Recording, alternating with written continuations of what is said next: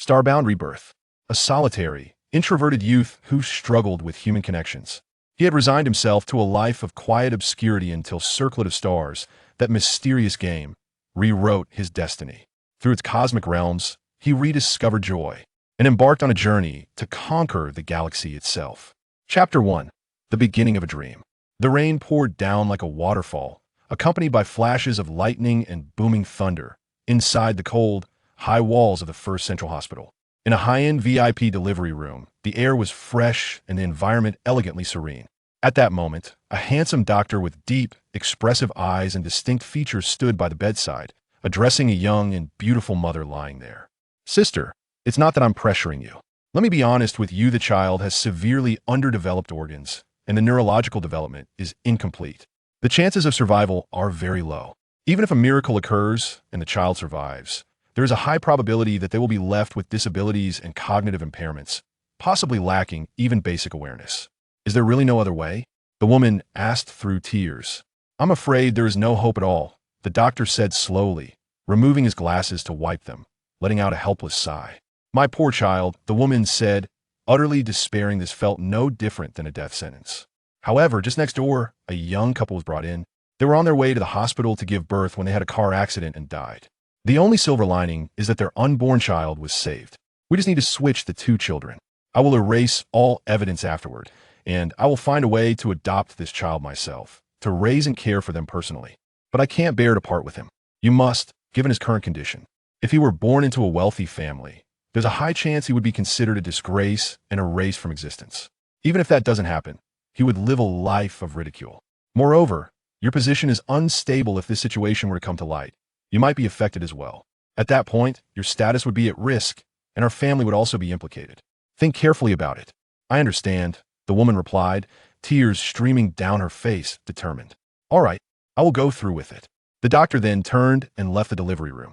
Shortly after, a healthy baby born from the accident was brought in by a nurse and placed beside the woman. She gazed at the infant beside her, tears falling one after another. When everything settled, the doctor walked toward the general ward, arriving at room A302. He pushed open the door, only to find it empty. He stood there in shock, calling out loudly, "Is anyone there? Dr. Shao, what's wrong?" Several nurses hurried over in a panic. "Where's the baby?" The family of the deceased took them away. 20 years later, outside the high walls of Modu, Z country, in a dimly lit, musty room, the flickering light bulb cast a weak glow, and the television emitted a crackling noise. At that moment, a shadowy figure sat up in bed, wrapped in blankets, slowly turning their head. A disheveled young man with a gaunt face came into view. Just then, the alarm clock went off. Buzzing, Suemo got up to turn off the alarm, dressed quickly, and walked into the kitchen to find an empty vegetable basket. He then opened the fridge, which was cleaner than his own face. With a sigh of resignation, he could only shake his head. "It's time to get to work again," he said to himself.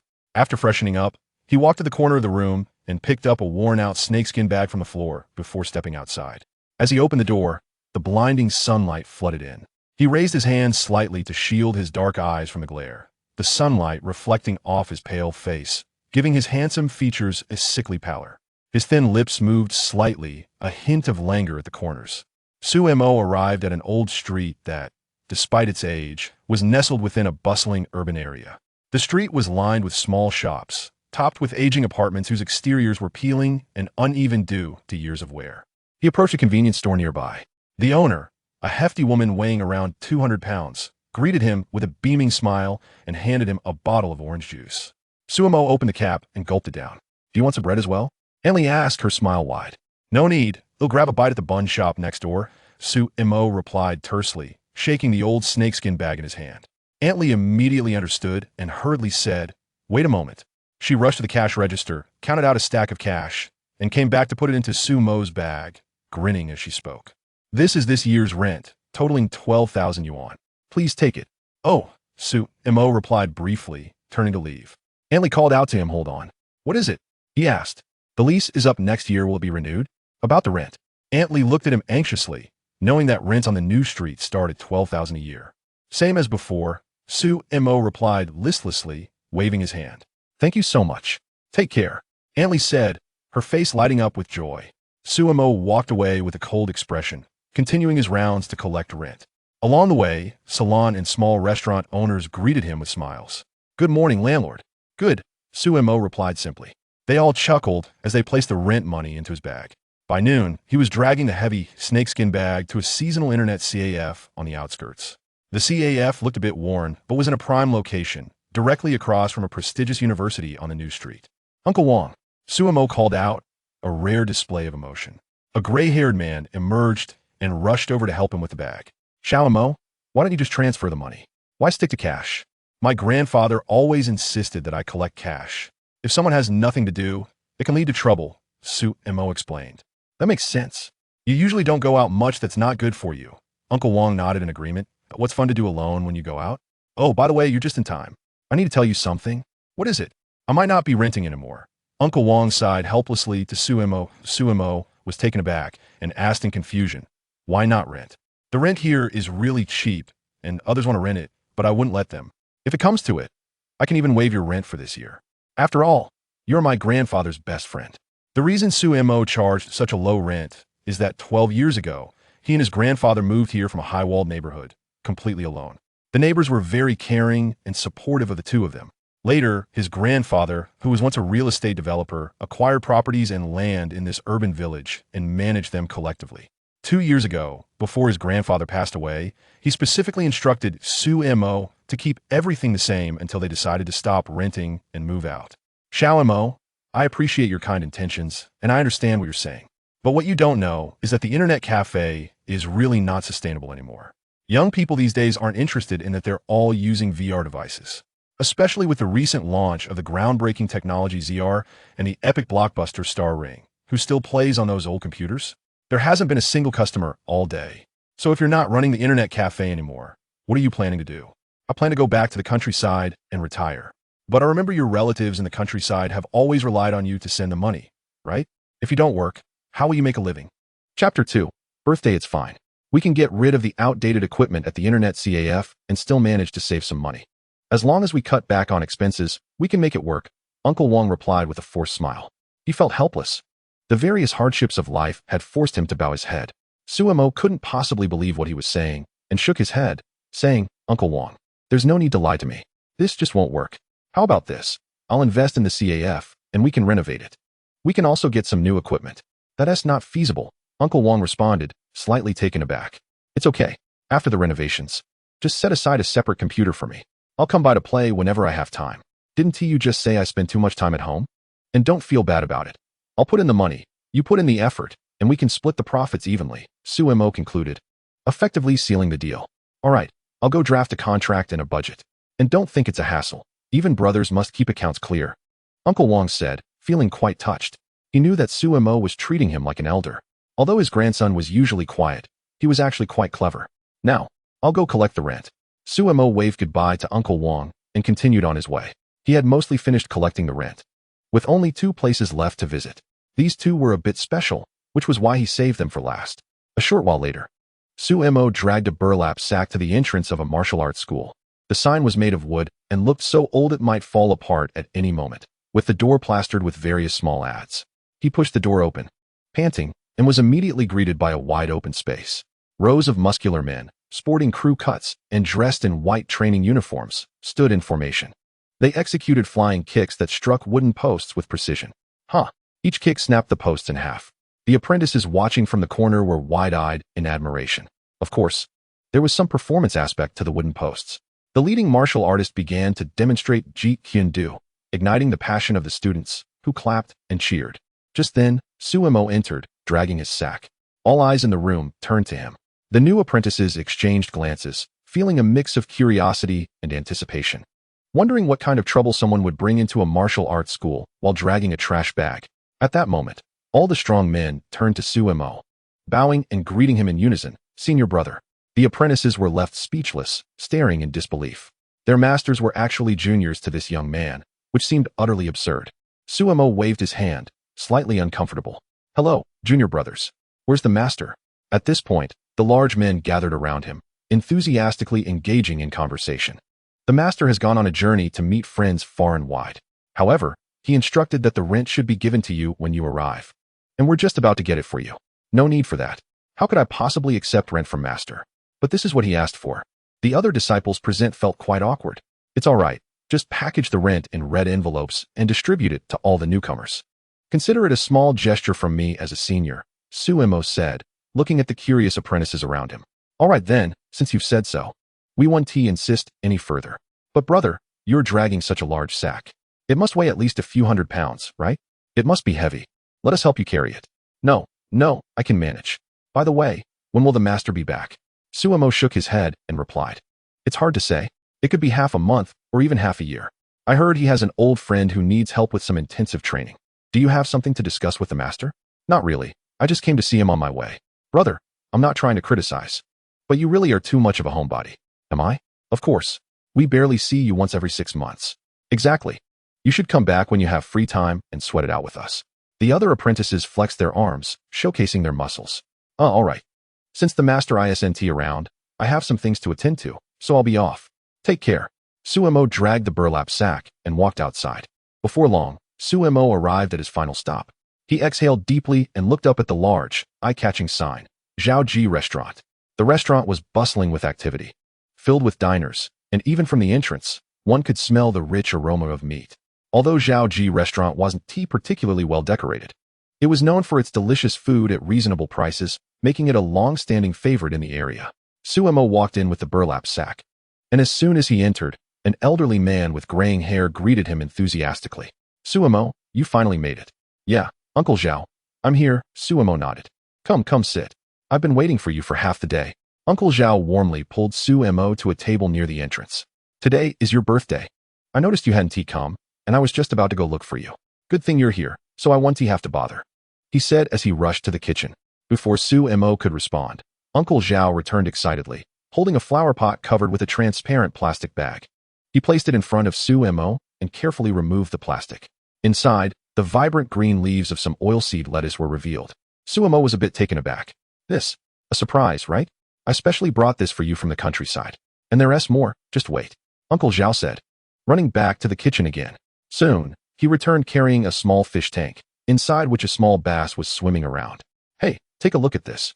Freshwater base. Suemo responded with a slight change in expression. Correct. This is quite hard to come by, all natural and pollution-free. And there's another highlight as well. Another one? Of course. Just wait a moment, Uncle Zhao said excitedly as he ran back. After a while, he returned holding a large rooster and happily said to Suemo, this is a 3-year-old rooster, and it's a capon. We'll butcher it later and cook you a delicious meal to help you recover. Uncle Zhao, you're being too kind. Not at all. With your grandfather gone, I have to take good care of you. All right. Thank you, Uncle Zhao. Suemo didn't insist any further. That's more like it. Just wait. Uncle Zhao cheerfully took the ingredients to the kitchen. Suemo rested his chin on his hand, gazing at the familiar restaurant, lost in thought. An hour later, Uncle Zhao brought out steaming stir-fried lettuce, scallion stir-fried rooster, and steamed base, arranging them on Suemo's table. The fragrant aroma made the other diners around them swallow hard. Eat while it's hot, Uncle Zhao advised with a smile. Suemo nodded and said, Uncle Zhao, could you please bring me another set of chopsticks and a bottle of liquor? Hearing Suemo's request, Uncle Zhao was momentarily taken aback, his eyes slightly reddening as he nodded. Sure, as he turned to get the chopsticks.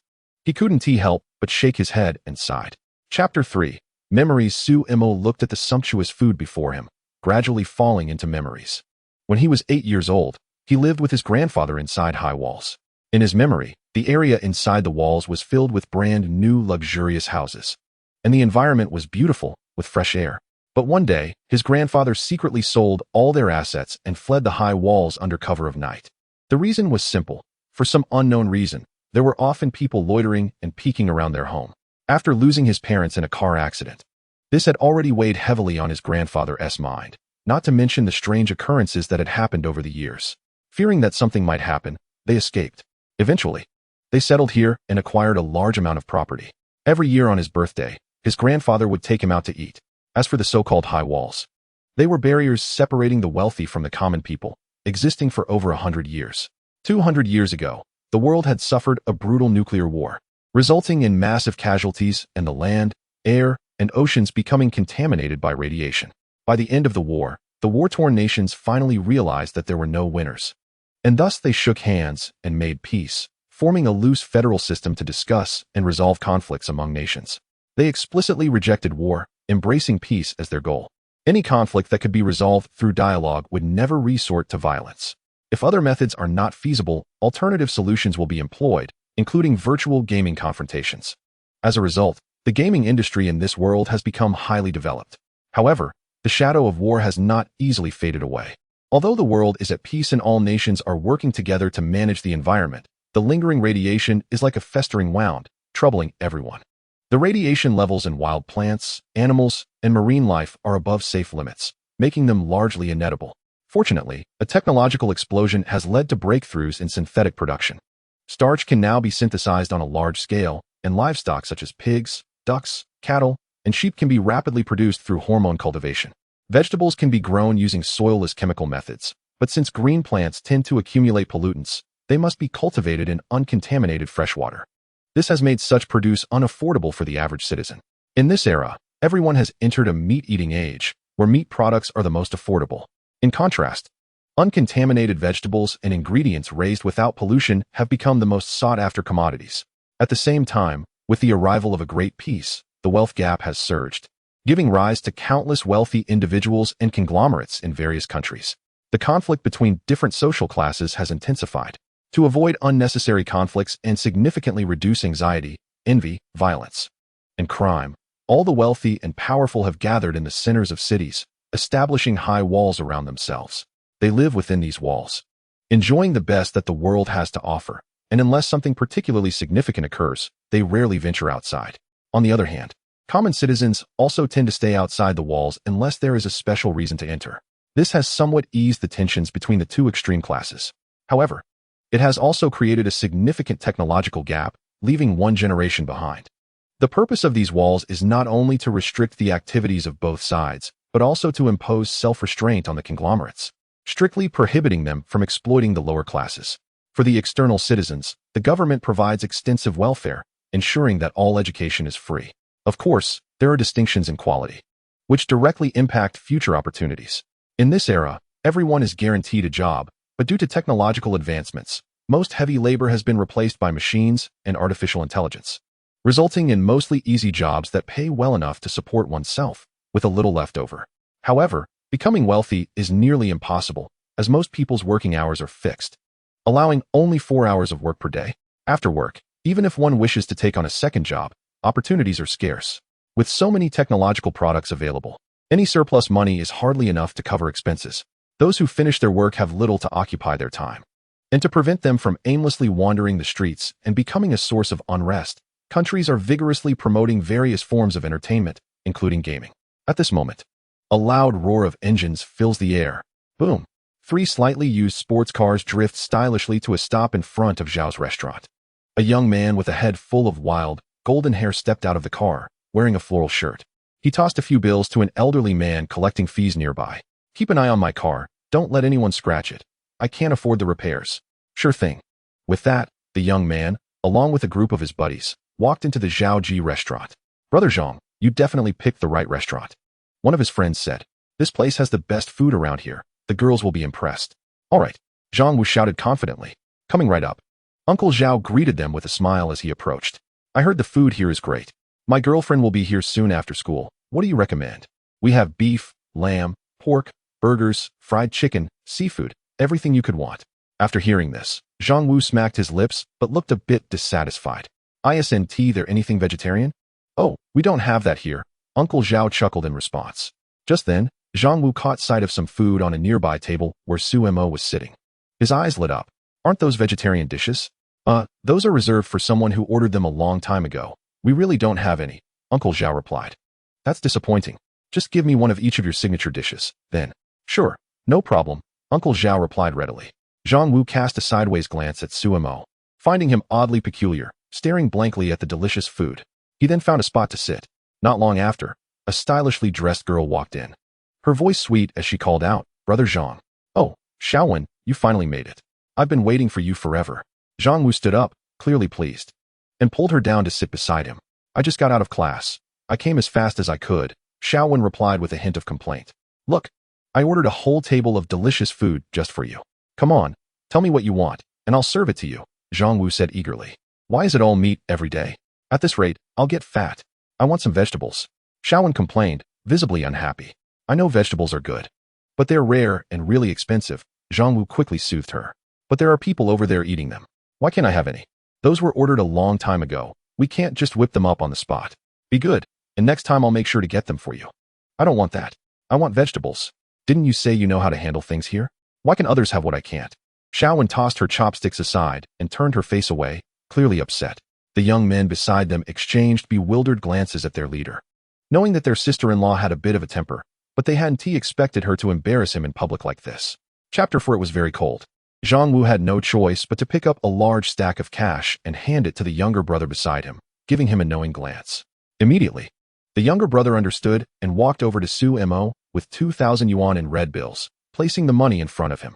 It's worth noting that the lavish spread of food his boss had just ordered wouldn't even cost 300 yuan. Let's discuss something, brother. Su Mo looked up at the young man in front of him. What is it?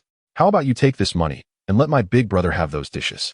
The young man said, I'm not short on cash. Su Mo paused for a moment before responding. The young brother thought Su Mo was dissatisfied with the amount of money, so he patted Su Mo on the shoulder and persuaded, Brother, this is a decent amount. Just do us a favor. Our boss Zhang Wu is a well-known figure around here. Think of it as making a friend. In the future, when we meet again, you'll have some leverage. Just then, Uncle Zhao walked out of the kitchen and quickly approached, asking, What are you guys up to? Su Mo had little appetite to begin with, and hearing this group talk was bearable at best.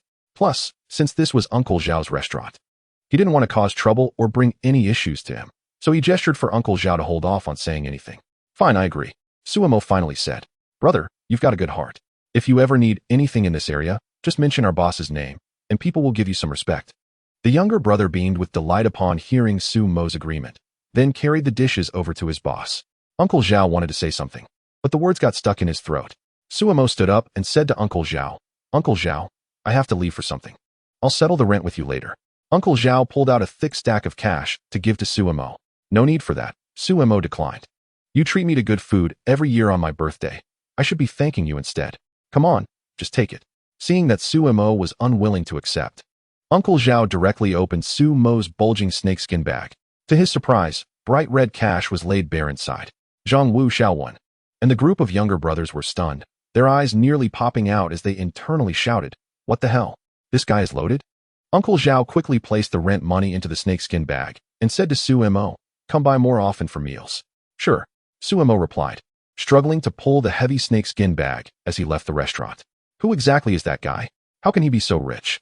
After Su Mo left, Zhang Wu couldn't help but ask. Meanwhile, the other diners in the restaurant were quietly chuckling.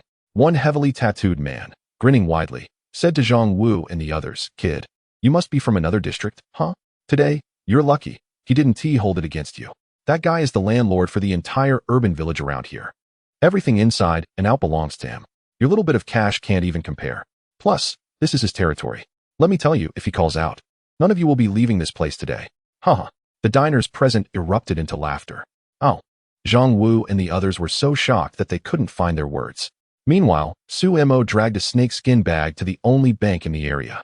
A round-bodied manager with small eyes, dressed in a white shirt, had been pacing back and forth at the entrance. The moment he spotted Su Mo from a distance, he rushed over with excitement, as if he were seeing a long-lost father. Mr. Su Mo, you finally made it. Let me help you with that. I can manage it myself. I'm just here to make a deposit, Su Mo replied, revealing that this wasn't his first interaction with the manager. This bank had earned a significant portion of its revenue from Su Mo, so the manager's enthusiasm was understandable. Don't worry, I'll take care of it right away. You all, why are you just standing there? Come help, he shouted to the employees at the back. Soon, several staff members hurried out to assist. The snakeskin bag was incredibly heavy, weighing at least several hundred pounds.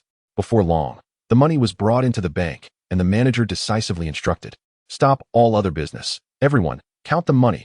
Yes, manager. The employees responded in unison. Su Mo walked straight to a corner and sat down. The staff poured him a glass of water and did not disturb him further. They understood that this young man preferred to avoid too much conversation with strangers. Rather than trying to win his favor, it was better to focus on counting the money, which would surely please him more. The collected rent was a bit disorganized, including denominations of 1,000, 500, and 100, and even some smaller bills of 10 and 50 cents. 2 hours later, the counting was complete. Su Mo's phone pinged with a message. Dear Mr. Su Mo, Your account ending in 245 has received a cash deposit of 186.32 million. After reading the message, Suemo picked up his phone and quickly transferred 15 million for property tax. In this world, all properties were required to pay a hefty annual property tax of 1%. However, since Suemo's area was designated for poverty alleviation, he enjoyed a 50 tax reduction. In reality, if Suemo charged normally, he could easily collect 70 to 80 million a year, even if it wasn't as high as what they charged in the new districts. But Suemo didn't care about that. He always remembered his grandfather's advice. A drop of kindness should be repaid with a fountain of gratitude. Although the remaining amount of money wasn't a lot, he felt quite satisfied regardless. Suemo's account balance displayed a staggering 133 billion. At such a young age, he had already become a billionaire, which left him somewhat helpless. It's worth noting that reaching a net worth of 10 million allowed one to apply for residency inside the high walls. At that moment, the manager respectfully handed the worn snakeskin bag to Suemo, rubbing his hands together with a smile and asking, "Mr. Suemo, would you like to grab a meal together?" "No, thank you. I'm leaving," Suemo replied. Suemo was in no mood at all. He stood up and headed for the door. "Let me see you off," the manager offered, not wanting to impose but warmly escorting Suemo out. As night fell, Suemo returned home alone. The faint moonlight illuminated the dimly lit 200-square-foot room, making the spacious area feel cold and uninviting, devoid of any warmth. He walked straight to the bedside, took off his shoes, and climbed into bed, sitting cross-legged under the covers. His gaze blankly fixed on a picture frame on the desk in front of him. Inside the frame was a photo of a kindly old man alongside Suemo, both of them beaming with bright smiles. That period was the happiest time in Suemo's life. Tick-tock, tick-tock. The alarm clock on the bedside kept ticking away as time slowly passed. After an unknown length of time, lost in memories, Suemo suddenly recalled his grandfather's words before he passed away. One cannot just sit idly. You always need to find something to do. Perhaps it was this very phrase that had continually motivated Suemo to keep going. He slowly got out of bed and reached for the main light switch, instantly brightening the large room. Looking around, he saw cabinets and bookshelves filled with various lifelike models, beautiful game characters, anime figures, futuristic sci-fi weapons, and mecha models. The bookshelves were crammed with collector's edition game boxes, covering a wide range of games, each worth a fortune. Suemo sat down at his computer desk and opened his laptop, planning to look up information about the recently popular game Star Ring. He wondered if it would be fun and if it could spark even a bit of interest to give him something to do.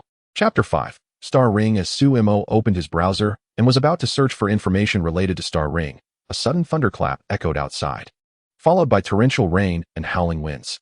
The windows of the room flew open with a crash and rainwater poured in. Suemo got up and walked to the window, glanced at the downpour outside, and quickly shut the window. He returned to his computer, but as he reached the chair, he was bombarded by a flood of advertisements on the screen. Experience the latest technology that immerses you in a whole new world. An epic masterpiece of the starry sea. Take you on a journey to discover the ultimate truth of life. Grand promotional trailers unfolded, showcasing desolate modern cities, raging seas, and ice ages. The images shifted to vast planets shrinking in size, dazzling stars appearing before his eyes, countless fleets, dark colossal cannons, and cold mechs, followed by the chilling shadows of monstrous beasts enveloping the fleets, a visually stunning spectacle that stirred his blood. When the promotional video ended, a line of text popped up, "The team is honored because of you." Seeing the word team piqued Suemo's interest. He wondered if this was truly a case of selling lamb while offering dog meat. From the promotional video, it looks incredibly impressive, and it seems that this game is designed for groups. He continued to browse related information and became increasingly astonished. This is actually the world's first global game, created and launched collaboratively by various federal governments. Moreover, it has no in-game purchases, making it a completely fair and just game. The game does not establish its own currency. Instead, players can choose and create their own currencies. The in-game gold and silver will be pegged to the current market rates based on different versions, but can only be withdrawn, not deposited. Additionally, the federal government has officially authorized the first Heavenly Cup competition. The ultimate winner of the Star Ring game, whether an individual or a group, will receive a cash prize of 10 trillion yuan, along with all operational earnings from the entire Star Ring. Upon reading this, Suemo was increasingly surprised, and an uncontrollable thought popped into his mind. Why does it feel like the rewards for the Heavenly Cup competition are so terrifying? It has a strong competitive vibe. Could it be that countries are preparing to resolve their conflicts within the game? Before Suemo could ponder further, countless pop-up ads appeared on his computer. Join the Bation Guild. Our guild has great perks and provides 5 insurances in one fund. We are actively recruiting top combat players, lifestyle players, and prioritizing real-life professionals like doctors, nurses, butchers, farmers, miners, and mercenaries. Brotherhood. Everyone who comes is a brother. Let's fight together. The boss promises compensation for every rejection. Come on. The dozens of ads that popped up were all recruitment messages.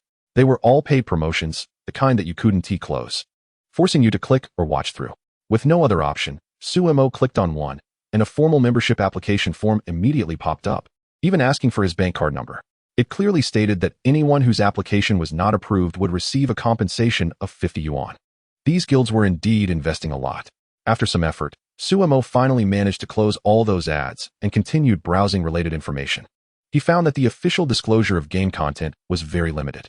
All he knew was that it was a futuristic sci-fi game, gradually opening up civilizations based on version levels.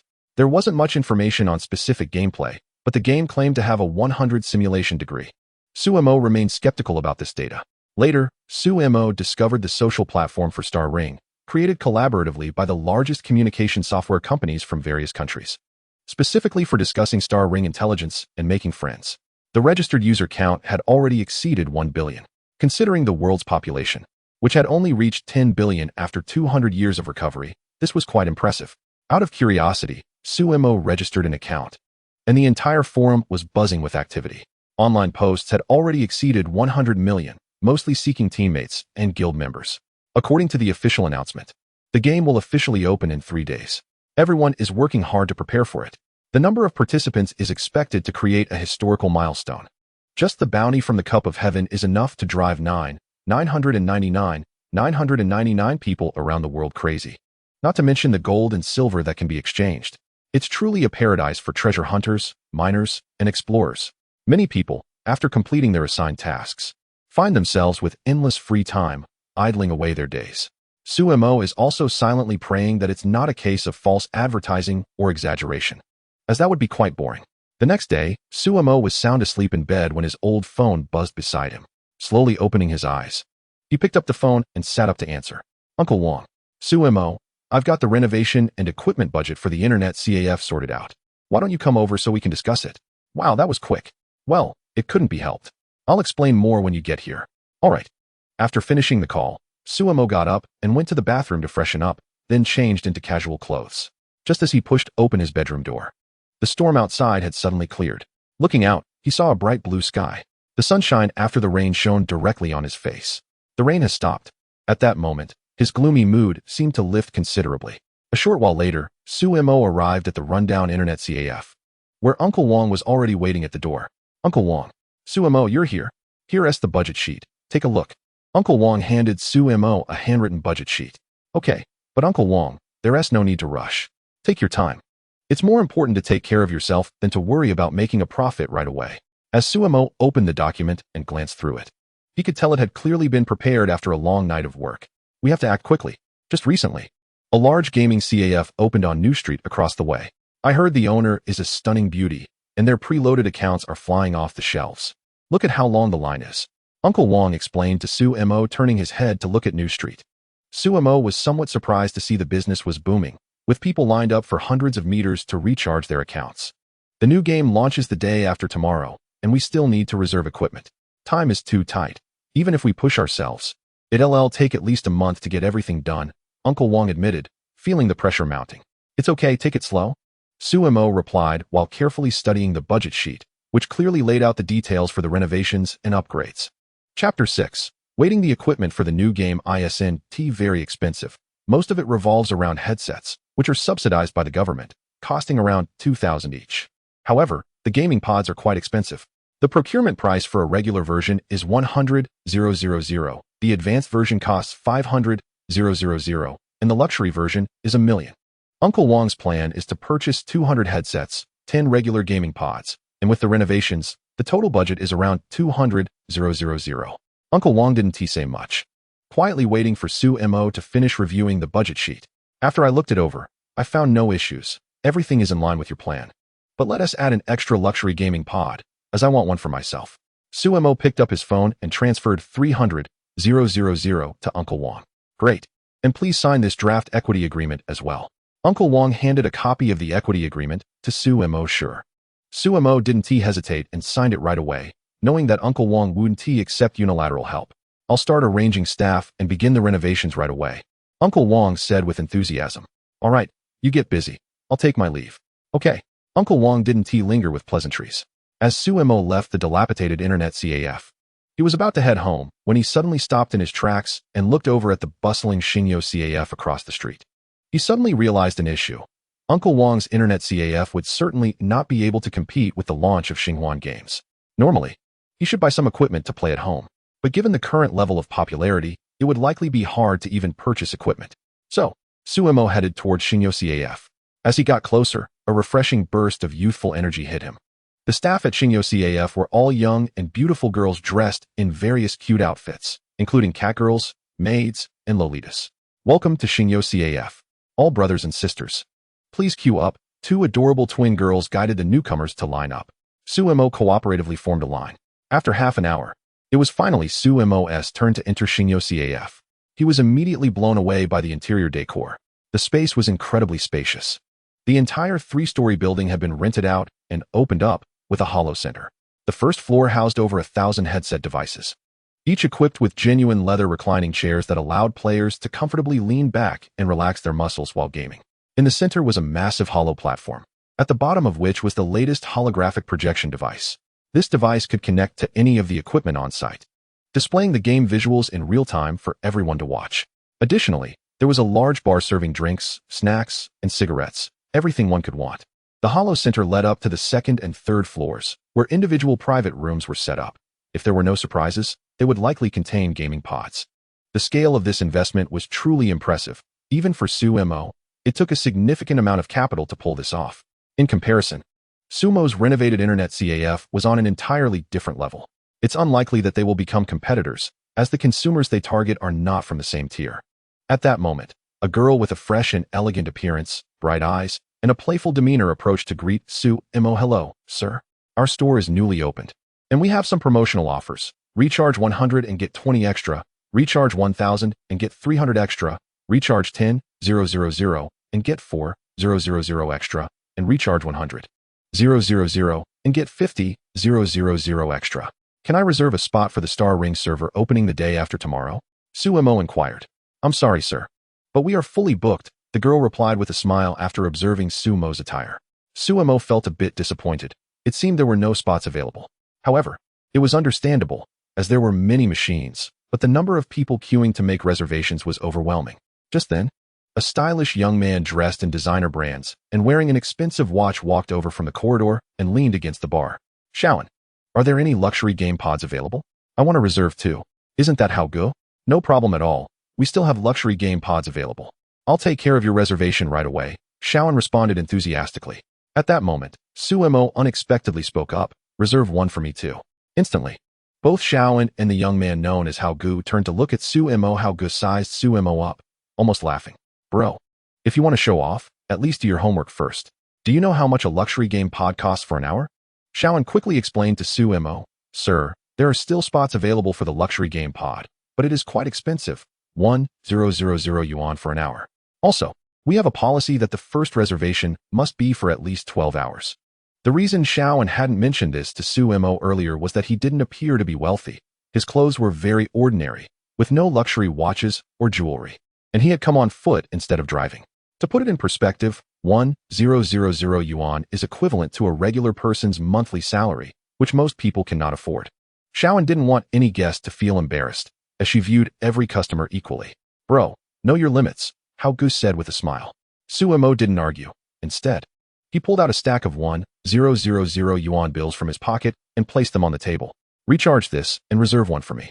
Shawan was taken aback. That stack must be at least 100,000 yuan. How could he be so wealthy? Hao Ji's smile froze for a moment.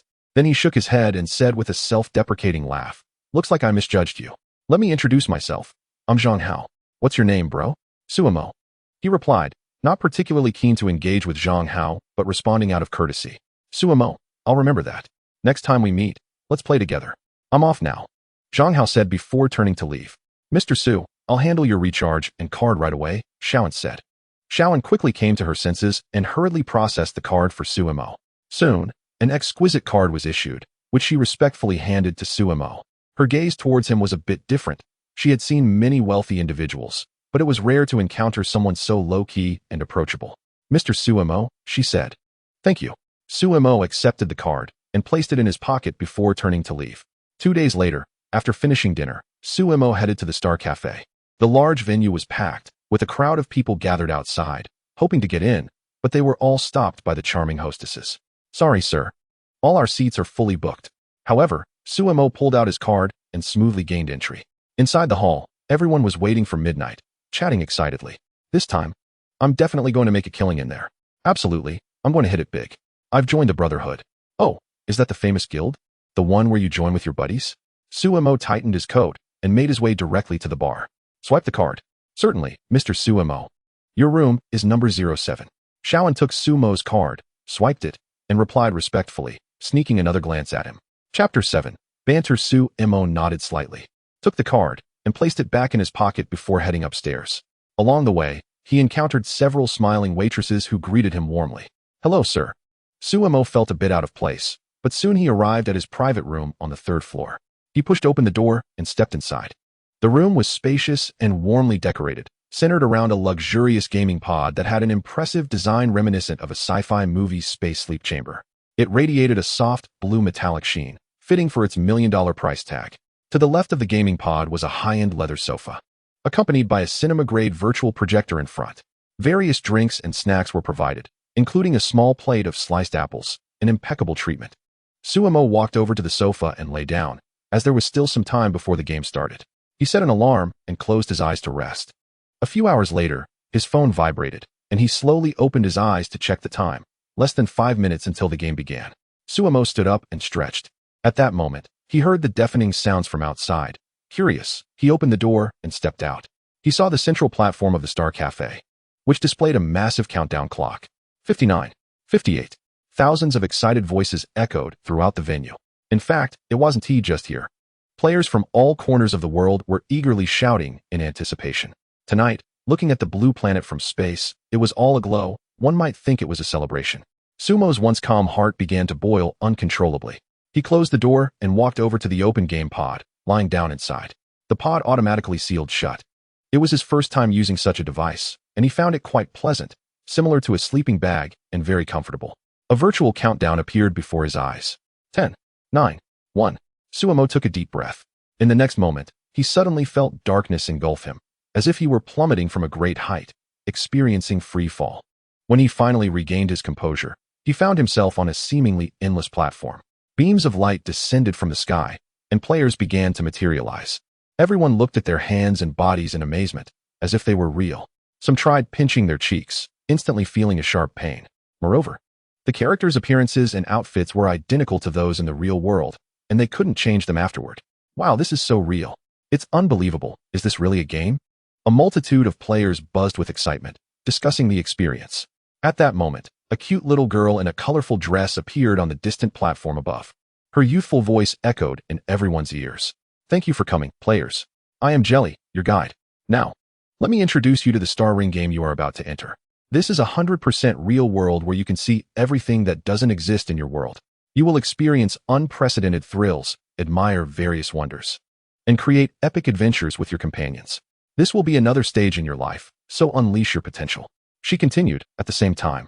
The time and sensory experiences in this world do not align with the outside world.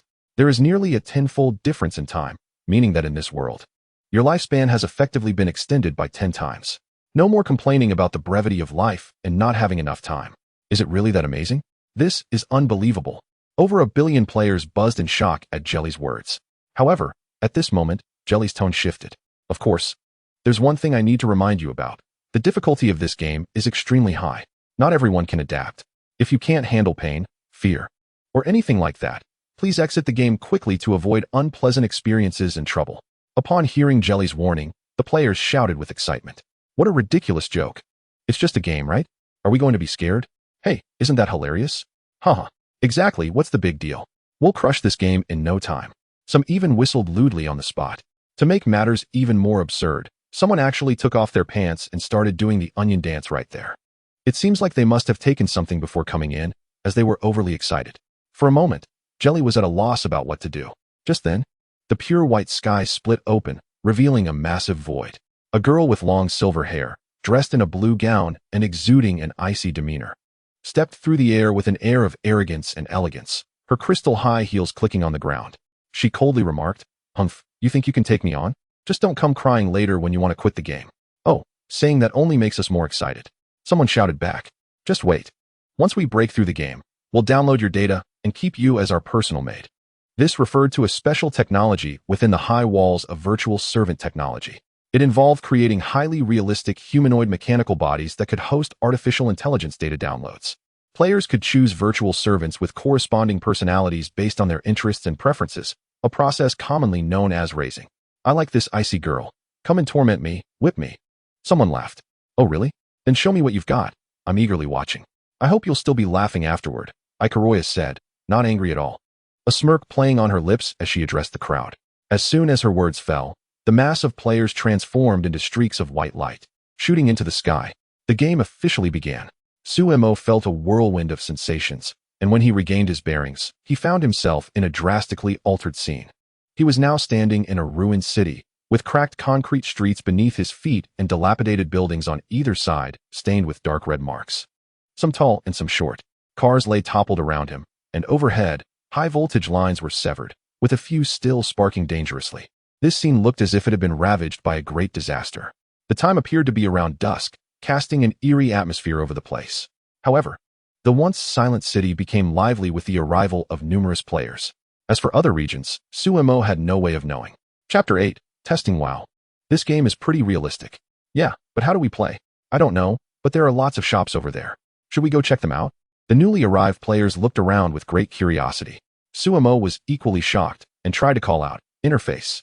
At that moment, a special metallic bracelet appeared on his left wrist, which he hadn't noticed before. It suddenly emitted a sound, projecting a virtual display screen. The display showed only two functions, a logout button and a task prompt box. There was nothing else, no character interface, no inventory. It was as clean as could be. And if it weren't for the logout button, Suemo might have even doubted whether he had entered a real world. In addition to these, Suemo also discovered a metal bracelet displaying the number 0, though he had no idea what its purpose was. Not wanting to linger any longer, he headed towards a nearby shop. He soon entered a small grocery store, where the shelves were askew and the scattered items were covered in dust, with some food even showing signs of mold. Suemo attempted to pick up a bottle of mineral water, checking to see if it was still drinkable. He twisted off the cap, sniffed it, and found no unusual odor, so he took a sip and swallowed it. The sensation was incredibly realistic, almost indistinguishable from reality. However, this striking sense of realism instinctively heightened Suemo's sense of danger. He began to look for a weapon for self-defense. As the saying goes, a cautious sailor can sail for 1,000 years. He walked over to the tools section, where he found a hammer, a kitchen knife, and a few small knives. Apart from those, he couldn't find anything more lethal. Suemo first opened the packaging of a small knife, then gently drew it across his fingertip. Predictably, it left a thin cut that started to bleed.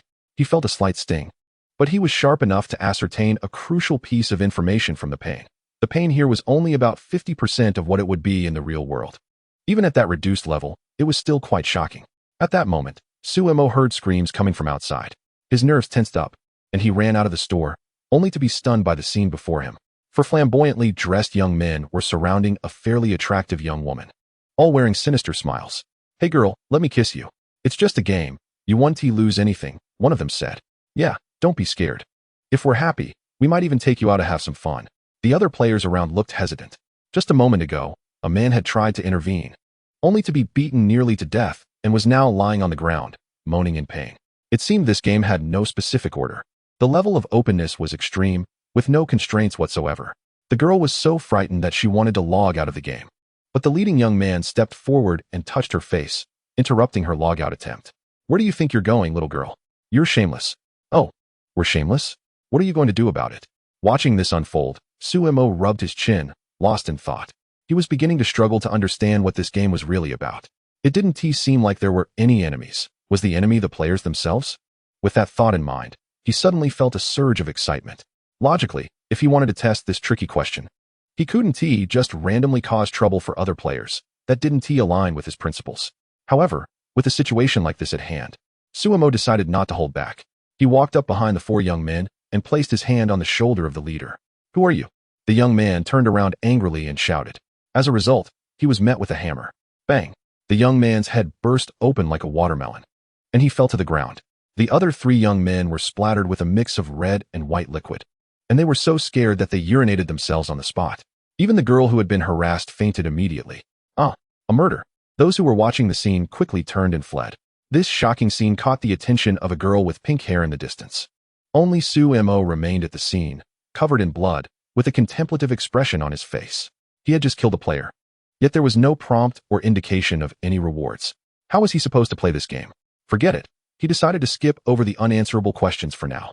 Suemo turned and left, intending to explore the surrounding buildings to see if there were any other discoveries to be made. He entered an apartment building and used the hammer in his hand to forcefully break down a locked door, stepping into a small apartment. A musty odor hit him as he entered. The space was cramped, with furniture strewn about haphazardly. Suemo didn't waste any time and began rummaging through everything to find something valuable. To his surprise, he actually found some special items, 2 gold necklaces and a men's gold ring. He weighed them in his hand. They had a decent heft. According to the official game mechanics, these items should be convertible into real gold, though he had no idea what the exchange rate would be. Just then, the gold necklace he was holding accidentally brushed against his wristband. A prompt appeared on the wristband. Would you like to convert the gold jewelry into gold points? Yes. Sumo's expression shifted slightly as he tapped the wristband. Instantly, the 2 necklaces and the ring vanished from his hand, replaced by a display showing his gold points changing from 0 to 1. Watching the change in value, he found a glimmer of direction. Since gold and silver could be exchanged, they must be important in this game. Moreover, if all went well, there was a chance of finding gold and silver jewelry in most residential homes. However, the search would be quite difficult, and the quantity would surely be limited. The only place where these items would be more abundant was a jewelry store. With this thought in mind, Suemo left the apartment. Half an hour later, he found himself inside a large shopping mall, having put in considerable effort to break through a small door. The entire mall was eerily quiet and dimly lit, giving off a creepy vibe. Of course, Suemo didn't care at all. He began searching for anything of value. However, to his surprise, many of the store counters on the first floor were empty or contained items of little value, such as appliances, luxury bags, cosmetics, and the like, which were of no use to him at all. The only good thing was that Suemo found a backpack in the middle of the room, which he could use to carry some items. Soon, he searched around and found a slightly ajar iron door in the corner. He slowly opened the door and cautiously stepped inside. It was quite dark, but upon closer inspection, he could see numerous shelves filled with various goods. Suemo walked in and began rummaging through the items on the shelves. There was a wide assortment of things. He then opened his backpack and started to pack some useful supplies: a small knife, a bundle of rope, a box of matches, and a bottle of alcohol. Just as Suemo was getting into the groove, bang! The door of the storage room suddenly slammed shut.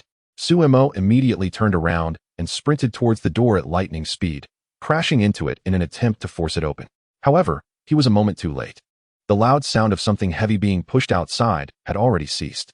Unsurprisingly, the door was blocked, and it opened outward. "Open the door," Suemo said in a low voice. At that moment, a female voice came from outside. "Do you think that's possible?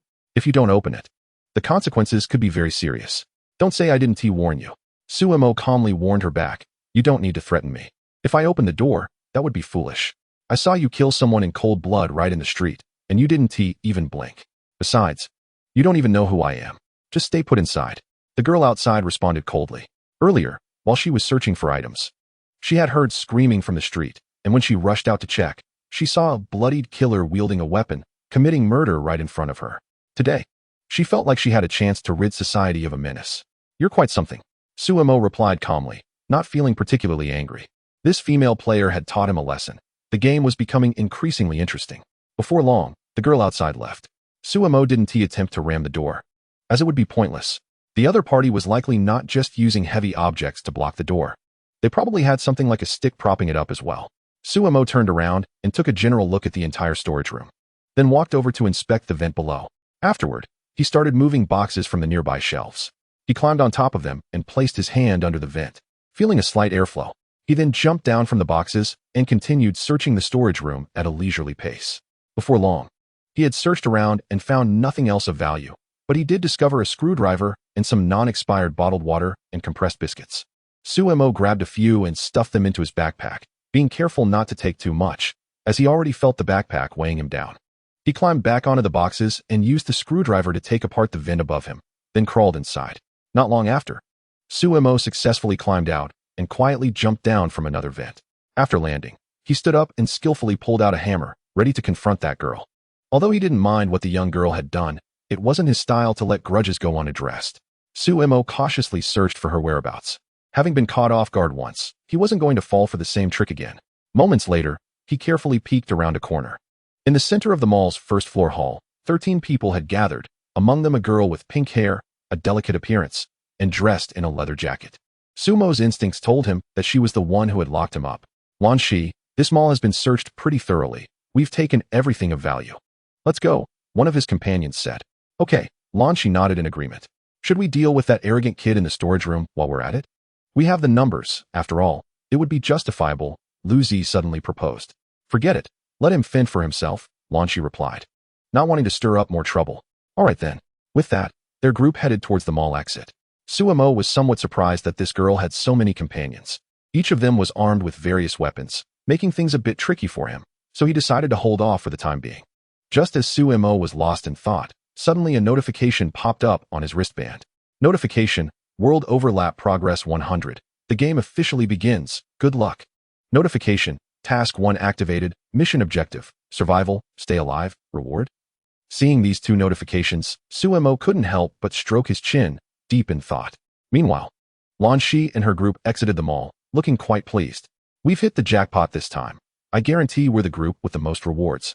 A young man with green-dyed hair exclaimed excitedly. Lu Zi, don't be too happy. This is just the beginning. As long as we work hard, with our skills, we can definitely stand out in the competition, replied a middle-aged man with a rugged face and a shaved head, who was leading the group. Changgu is right. Lan Shi agreed. At that moment, they noticed a large crowd gathered a short distance ahead, seemingly engaged in something. What are those people doing? I don't know. Lu Zi, why don't you go check it out? Chang Hua suggested, intrigued by the commotion. Sure. Lu Zi quickly ran over. Before long, Lu Zi reached the group and tapped one of the people on the shoulder, curiously asking, what's going on here? Brother, what are you guys doing? Suddenly, the person in front turned their head, revealing a half-rotten face, eyes nearly popping out, and chewing on disgusting flesh. Ah! Liu Zi screamed in terror, as if he had seen a ghost. Just as he was about to run, the group of grotesque zombies lunged at him, effortlessly knocking him to the ground. Big brother, help me. Unfortunately, before he could finish his sentence, he was drowned out, with only a desperate hand struggling in view. Run. Back to the mall. It's safe there. Xianghua and the others, witnessing such a horrifying scene, quickly reacted and cursed. Inside the mall, Suemo heard the sounds of terrified screams from outside and quickly ran to the second floor to look out. However, it was already getting dark and visibility was poor. He could only vaguely see a group of figures swaying, unable to discern what was happening.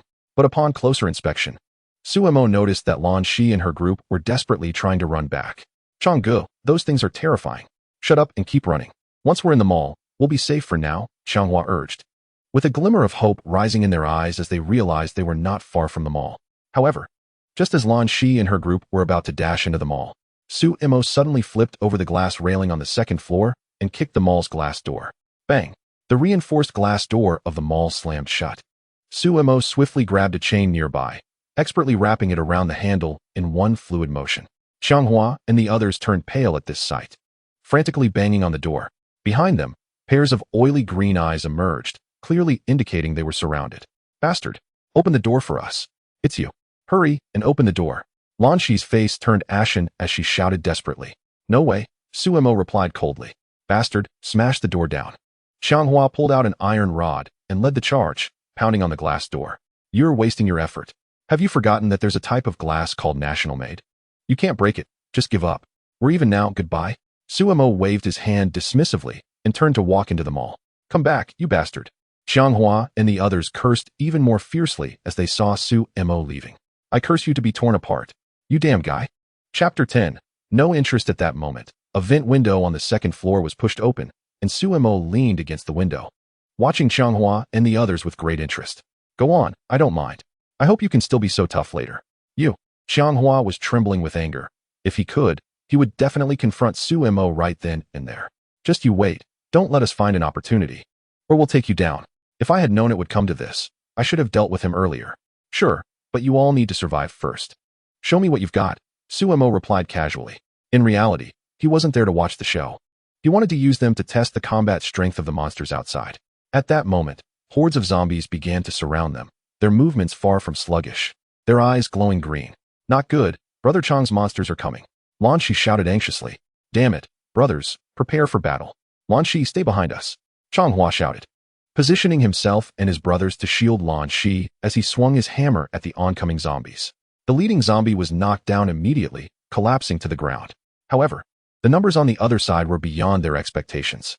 Just then, a zombie lunged from the side, biting down hard on Chang Hua's left arm. He felt a sharp pain and swung his hammer back, taking the creature out. But before he could even check his wound, one of his teammates was tackled to the ground. Help! Chang Hua turned to look, his eyes immediately reddening. Unfortunately, he felt powerless. As soon as someone fell, 5 or 6 zombies would pounce on them, biting whatever they could, and in an instant, that person would be dead. Bastard! He rushed toward the zombies in a fit of rage. Lan Shi trembled slightly, her delicate face tense, watching the battle below with great interest. Suemo turned to Lan Shi and said, not bad, your teammates are really fighting hard to protect you. Hurry, open the door and let us in. I'm begging you. Lan Shi raised her head, nervously biting her lip as she shouted back at Suemo. Opening the door now would mean my own death. Plus, there's no point in opening it. Your teammates are definitely not going to make it. No, you all want to survive. Suemo rationally analyzed the situation for Lan Shi. She turned back to look. Out of the 11 team members, 8 had already fallen, leaving only Chang Hua and 2 others. Even the bodies of the fallen teammates were starting to wobble, attempting to rise again. Surrounded, Chang Hua yelled to Lan Shi run, but he was soon overwhelmed, the scene as tragic as it could get. At this moment, some zombies began to fixate on Lan Shi, shuffling toward her. Suemo, now having a rough understanding of these monsters' combat abilities, said to Lan Shi, goodbye. But Lan Shi didn't want to die. She clenched her fists and gritted her teeth, holding back tears that were about to spill. With a strong will to survive, she shouted at the departing Suemo, you have to save me. Do you think hiding in the mall is safe? You don't understand this game at all. Suemo stopped in his tracks, his cold gaze fixed on Lan Shi below. Why should I believe you?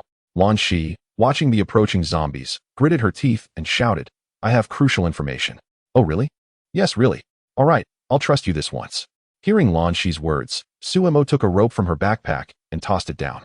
Lan Shi reached out eagerly to grab it, but Suemo pulled it back just in time, causing Lan Shi to grasp at nothing. You. Lan Shi was on the verge of tears. Suemo was also a bit surprised that she could push Lan Shi to such an emotional brink. So, she decided to stop teasing her and lowered the rope again. Lan Shi quickly seized it. Suemo began to pull her up, but at that moment, zombies lunged towards them. One of the zombies reached out and grabbed Lan Shi's leg, pulling her down. Lan Shi kicked her other leg up repeatedly at the zombie's face, but it had no effect. The zombie wouldn't let go. Seeing this, Suemo pulled out a small knife from her pocket and threw it. Thwack! The knife hit the zombie's head with deadly accuracy. Lan Shi quickly kicked the zombie away, and Suemo took the opportunity to pull Lan Shi up bit by bit. The zombies below were frantically reaching up, their grotesque faces reflecting primal hunger, sending chills down Lan Shi's spine. Soon, Suemo managed to pull Lan Shi up, and she was finally safe for the moment. Sitting on the ground, she gasped for breath, not from exhaustion, but from fear. She had never experienced anything this terrifying in her life. Suemo neatly put the rope back into her backpack and calmly asked Lan Shi, you've got quite the survival instinct. How can you say that? If it weren't for you closing the door, my teammates wouldn't have died. Weren't you the one who closed the door first? You were in danger. How could I not close it? What was so dangerous about me? I was just trying to save someone. Lan Shi was taken aback, feeling as if struck by lightning. This joke had gone too far. Besides, if you die, you die.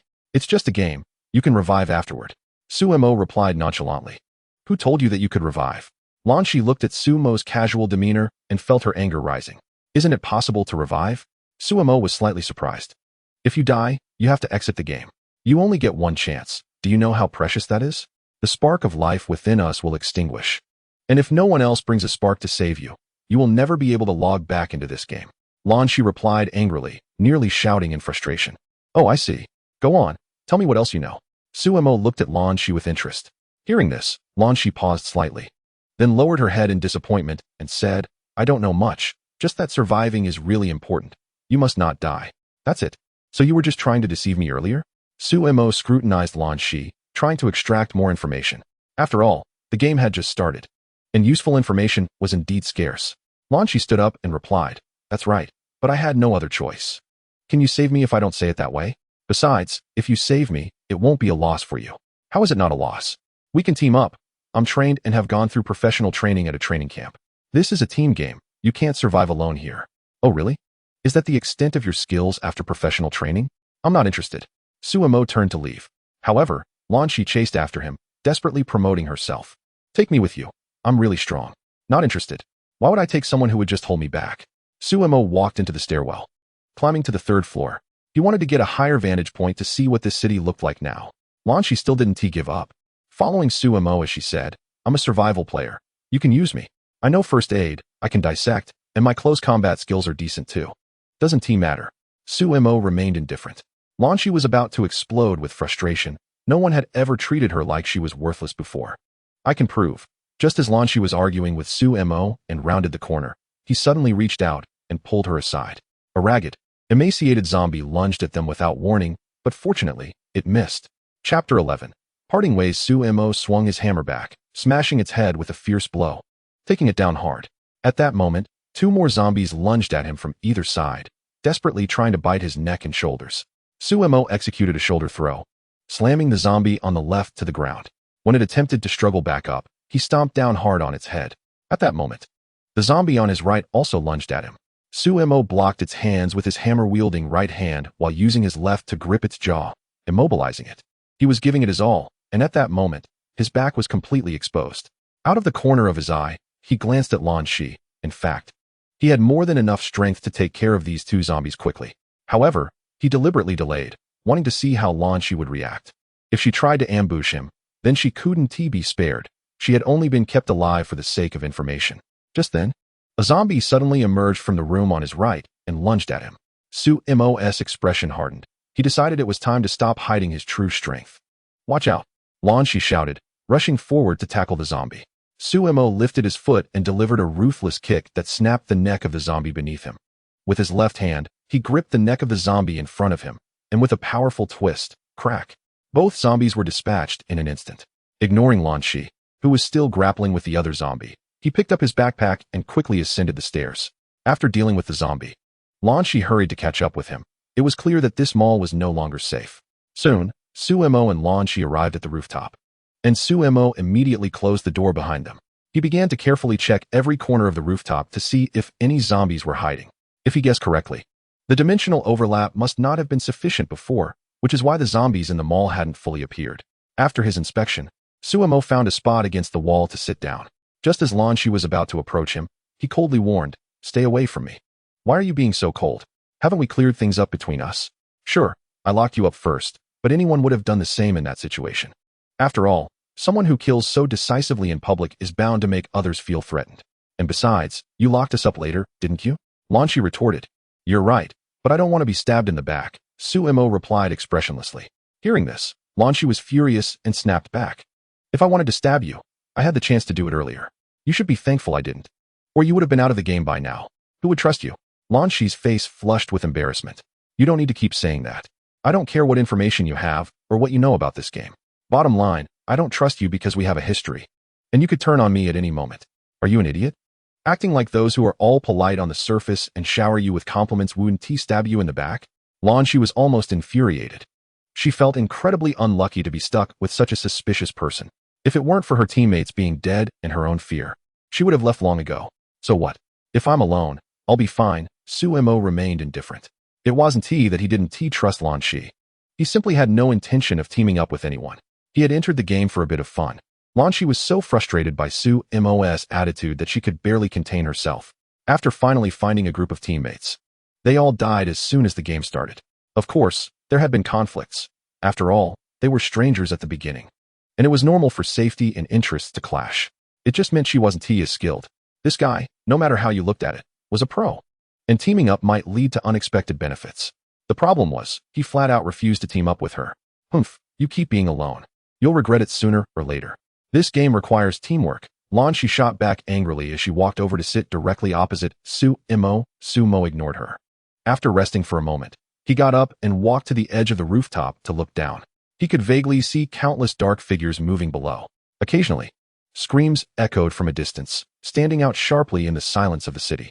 He fell into deep thought. Stop looking. If you go down now, you're definitely going to die.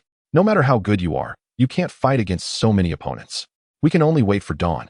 Maybe those monsters will retreat. Lanshi couldn't help but say, "Do you think this is a zombie from our country? These are foreign zombies. They aren't afraid of sunlight." Suemo replied. Lanshi was taken aback, momentarily unsure of how to respond to Suemo. It seemed to make some sense. She had thought that daytime was safe enough to allow people to log off.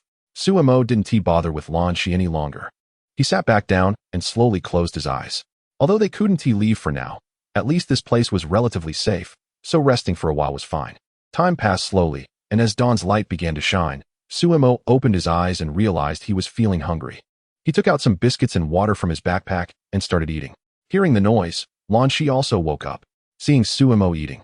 She rummaged through her backpack and pulled out some beef jerky, opened the package, and started eating. Before Lanshi could finish her food, Suemo stood up. She quickly packed away the remaining food and stood up as well. Suemo looked at Lanshi and said, "You don't have to follow me. We can part ways here. I've observed that this mall has 5 floors in total, and to the left and right at the back, there are 2 adjacent buildings, 3 and 4 stories high, respectively. You can use a rope to get down. Don't say I'm being unkind. You can choose which one to go to." Lanshi, trying to muster her courage, replied, "Fine, I'll choose the 4th floor. I'm not afraid." After hearing this, Suemo didn't hesitate. He walked to the left side, secured the rope, and slid down. Seeing Suemo leave, Lanshi felt a bit disheartened, but had no choice but to head to the right side. Since he had made his intentions clear, she couldn't just cling to him. After all, whether by knife or otherwise, death was death, right? At that moment, Suemo successfully landed on the rooftop of the adjacent building. The door on the rooftop was wide open. Holding his hammer, he walked inside. And as he reached the corner of the staircase, a zombie lunged at him. Suemo leaned back to dodge and smashed the zombie's head with a single blow. Just then, 2 more zombies charged at him. Sumo's expression was extremely cold, and his thoughts were calm as he confronted them. His strikes were quick, accurate, and fierce, 1 hammer for each. He was like a god of death. Chapter 12. Helpless, he descended the staircase to the 2nd floor. The entire 2nd floor was severely damaged, with several broken doors leaning haphazardly. Suemo searched through the rooms one by one, but found nothing useful. Until the last room. He discovered it was filled with pink stuffed toys, presumably belonging to a little girl. Then he found an old photograph on a cabinet. The photo depicted an elderly man in a white coat bending down next to a lively and cheerful young girl. For a moment, Suemo felt nostalgic and picked up the frame, studying it intently. After a long time, he slowly flipped the frame over and found a series of numbers and a sentence on the back. "Grandpa, I miss you so much. Forever loving you, Dandan." Suemo felt his eyes well up with tears as he stood dazed in place for a long time before carefully putting the picture frame back in its original spot. He then stepped out of the room, straightening the crooked door before closing it gently. With a heavy heart, he made his way downstairs. However, as he reached the 1st floor, he couldn't help but flinch slightly. In the hall, a group of mindless zombies with their heads tilted were staring blankly at Suemo. Without a second thought, he turned and ran back.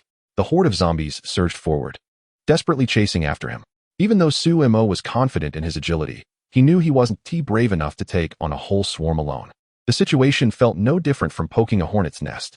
He dashed up to the rooftop, slamming the iron door shut behind him, and pressed his body against it with all his strength. Bang! The zombies clawed at the door with their bloody hands, showing no signs of giving up. Suemo's expression shifted. He realized he couldn't stay here any longer and decisively sprinted toward the adjacent mall building. However, just as he burst out, the iron door collapsed, and a horde of zombies came pouring out. Fortunately, the rope he had tied earlier was still there. He quickly grabbed the rope and climbed up. Phew! Suemo let out a long breath. At that moment, he heard panting coming from the other side. He instinctively looked up to see Lanshi returning, looking even more disheveled than him, with several tears in her jacket. "Don't look at me like that. You think I wanted to come back? I had no choice. Just like you." Lanshi spoke first, cutting off Suemo's words. "What is happening on your end?" Suemo asked directly. "Why should I tell you?" Lanshi replied, breathless. "If you don't tell me, how can I make a judgment? Our food supply is limited. If we stay here, we'll run out soon enough, even without those zombies." Suemo stated clearly. "Oh, I get it. You didn't find anything useful. So you're trying to pry information from me," she retorted. "As if you found something worthwhile." Suemo felt helpless. He didn't want to argue with Lan Shi, but he was getting annoyed and shot back at her. But then an unexpected scene unfolded. Lan Shi pulled a small drone out of her backpack, beaming with pride. Who said I didn't find anything? Look at this. A drone? Hand it over. Su Mo exclaimed, taken aback by her luck. No way. I found it. You're not teaming up with me, so I'm keeping it for myself. As she spoke, Lan Shi pulled out a remote control with a screen from her backpack. Su Mo was at a loss for words. Instead of rushing in to snatch the remote, he watched as Lan Shi fumbled with it. Soon, the drone slowly took off, then descended, swaying left and right. This girl clearly didn't know how to use it. Su Mo couldn't take it anymore and said, "Stop messing around. That drone is obviously a civilian model, not one of the advanced types. The battery won't last long. You're wasting power." Lan Shi, hearing Su Mo's words, quickly handed the remote control to him. He took it and expertly maneuvered the drone for a surveillance flight. How come you know how to do everything? Lan Shi asked. A bit surprised. Is there anything you can't do? Su Mo didn't respond to her question. He was focused on the screen of the remote control. The drone's battery was under 20%. It wouldn't be able to fly much longer, so he couldn't afford to waste a second. Seeing how serious Su Mo was, Lan Shi wisely kept her mouth shut and didn't disturb him. After about 10 minutes, Su Mo brought the drone back and handed it to Lan Shi. Put it away and find a backup power source. We need to charge it. How did it go? Did you find anything? Lan Shi asked nervously as she took the drone. Do you have a pen and paper? Su Mo asked succinctly. Yes. Lan Shi pulled out a notebook and a pen from her backpack, which was quite full of supplies. Su Mo opened the notebook and quickly sketched a simple map. Lan Shi was taken aback. The map he drew was incredibly detailed.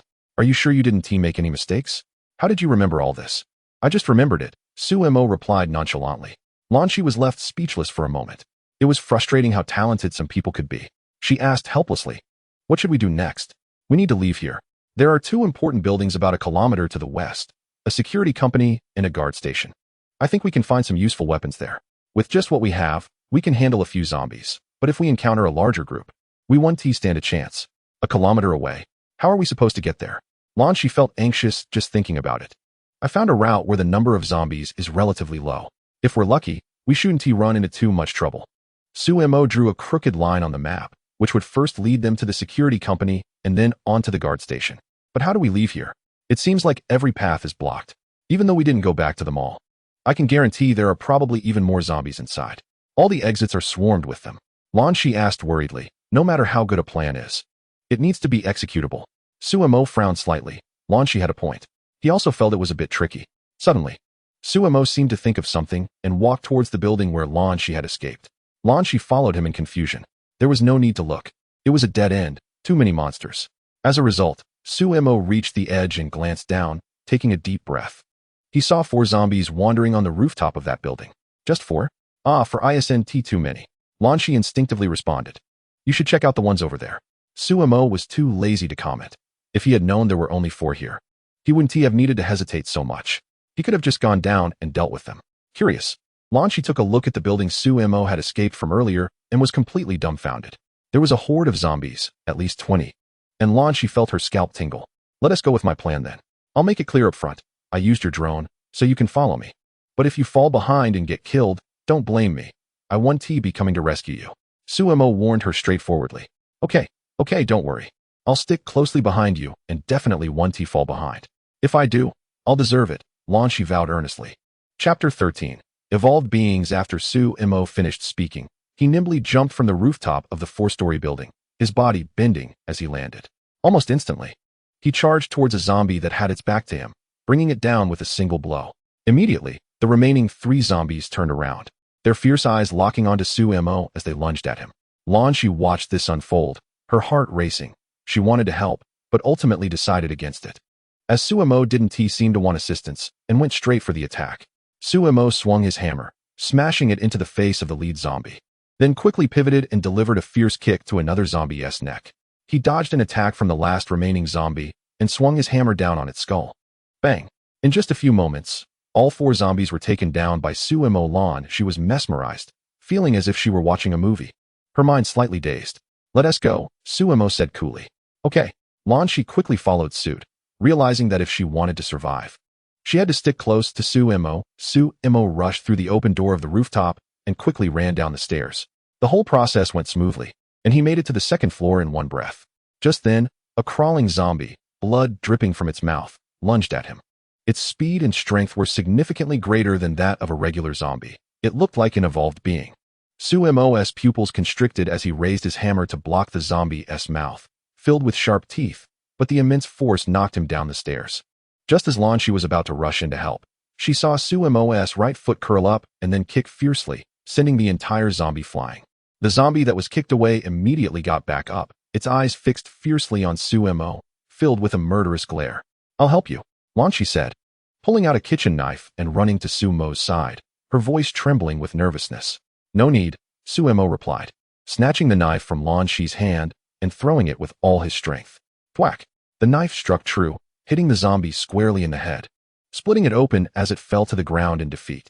Sumo stepped forward and yanked the knife out, tossing it back to Lan Shi. "Ah!" Lan Shi gasped, quickly dodging to the side, fearing that if she didn't catch it, she'd end up with a split head herself. As the knife clattered to the ground, she hurriedly picked it up. By this time, Sumo had already gone downstairs, and Lan Shi didn't have time to complain as she rushed to catch up.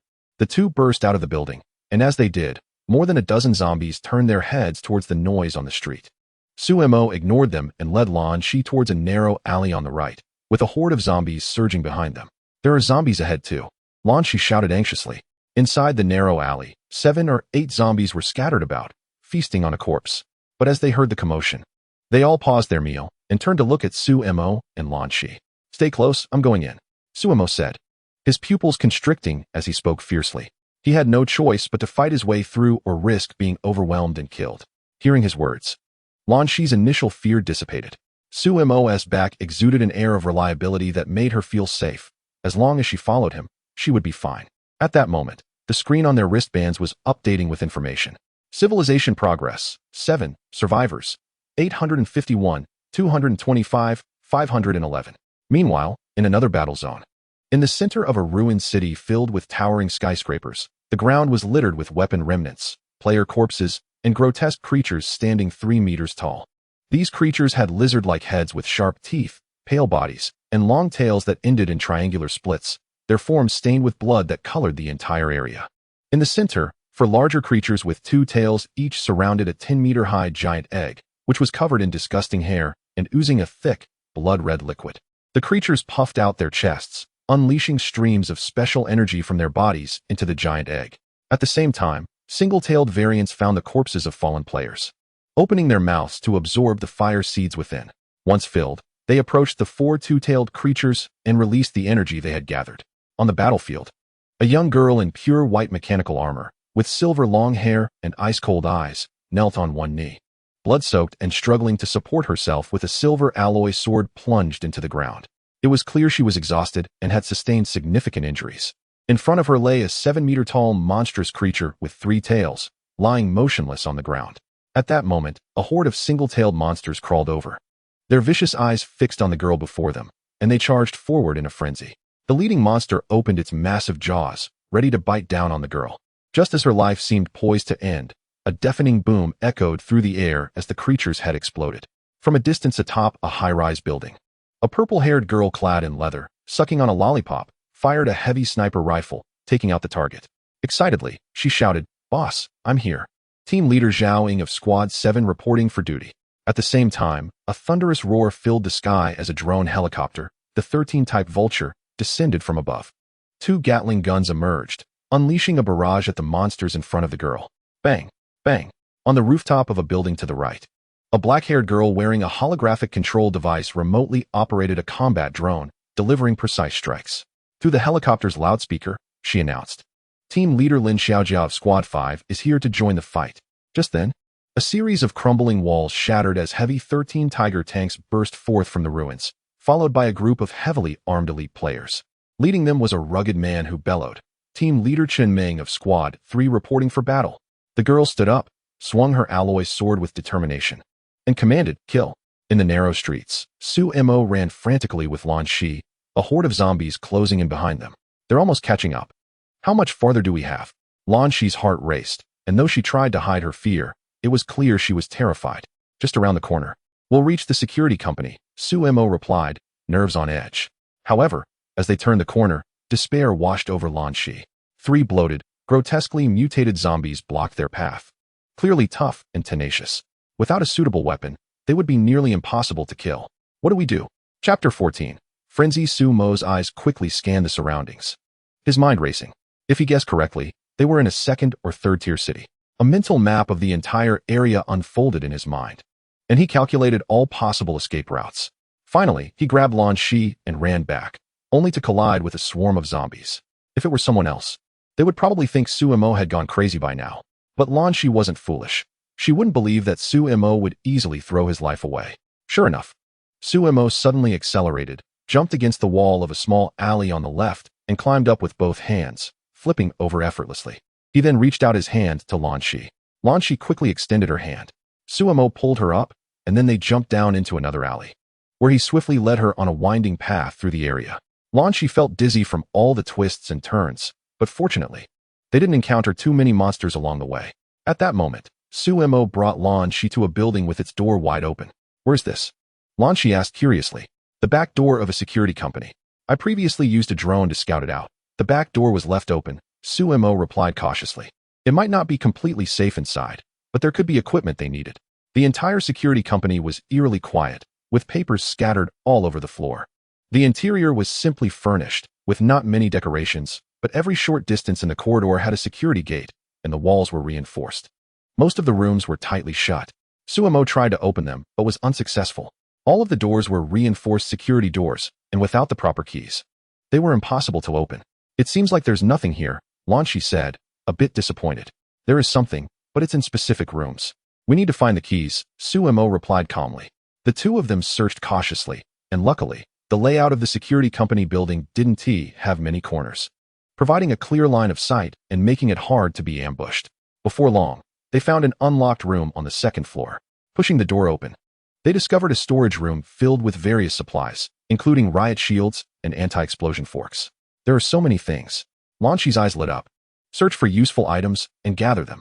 We should swap out our gear for whatever we can find here. The quality of these items will be better than what we found outside, Sumo said as he rummaged through the room. Got it, Lan Shi joined in. After a moment, they uncovered 2 sets of bulletproof vests, 2 riot batons, and 2 pairs of gloves and helmets. They ignored the other items as they were too heavy and of little value. There shouldn't be any guns here, right? Lan Shi said, feeling a bit let down. Guns are usually kept in a special armory. They wouldn't just be lying around like miscellaneous items, Sumo said as he began to take off his jacket. Wait, what are you doing? Lan Shi asked, taken aback. Change your gear. You don't really think you can just swap out your equipment and be good to go in this game, do you? Hurry up and change. Having a bulletproof vest is better than not having one at all. You go first, I'll change later, Lan Shi replied, looking a bit uneasy. Sumo quickly realized and changed into his bulletproof vest in just a few moments before heading outside. Lan Shi closed the door and started changing inside. After waiting for a while, Sumo frowned when he noticed Lan Shi still hadn't come out. Are you done yet? Almost. It's a bit tight and I can't fasten it. Just wait a moment. Came Lan Shi's anxious voice from inside the storage room. Sumo furrowed his brow, thinking how troublesome it was. Is putting on a vest really that difficult? Still, he patiently waited as time ticked by. Just when his patience was about to reach its limit, Lan Shi opened the storage room door. Sumo was about to say something when Lan Shi proudly held up a set of keys in front of him. Look, where did you find those? Sumo asked, surprised as he took the keys from her. I found them in a pile of dirty clothes in the wardrobe. They definitely haven't been washed much. I'm sure I'm right about this, Lan Shi said with a smug expression. Let us go? Sumo didn't waste any more time and headed back, ready to try each room. The security company building had a total of 4 floors, with 6 rooms on each floor, most of which were locked. With over 20 rooms, it wasn't going to be an easy task. Lan Shi followed closely behind Sumo, observing him as he searched diligently. By the way, I still don't know your name. You probably don't know mine either, right? How about we introduce ourselves? Your name is Lan Shi, Sumo replied casually. How do you know? Lan Shi looked at him incredulously. Your previous teammates were shouting it so loudly that even a fool would know your name. Then what is your name? Not telling you. We're just temporary allies. Once we're in a safe place, I'll ditch you, Sumo said without a second thought. Lan Shi felt like she just swallowed a fly. Taking a deep breath, she reminded herself not to get angry. After all, the temperament of a top player could be quite odd, and she needed to understand that. You're so skilled. Which major guild do you belong to? I don't belong to any guild. No way you don't have a guild? What is so strange about that? Who says you have to have a guild? Oh, then you must have been in the military? Nope. Then why are you playing this game? Most players are in it for the money. But you don't seem to be motivated by that at all. Lan Shi prided herself on her ability to read people. As she watched Su Mo search for items, it was clear that he was primarily focused on equipment, showing no desire to search for valuables. He obviously wasn't lacking in money. I don't know. Su Mo replied coldly. You're really cold, and you seem a bit distrustful of others. Have you been through some psychological trauma in the past? No. Su Mo replied coldly. You don't need to hide it. Your guard is so high that it's obvious you've been betrayed before.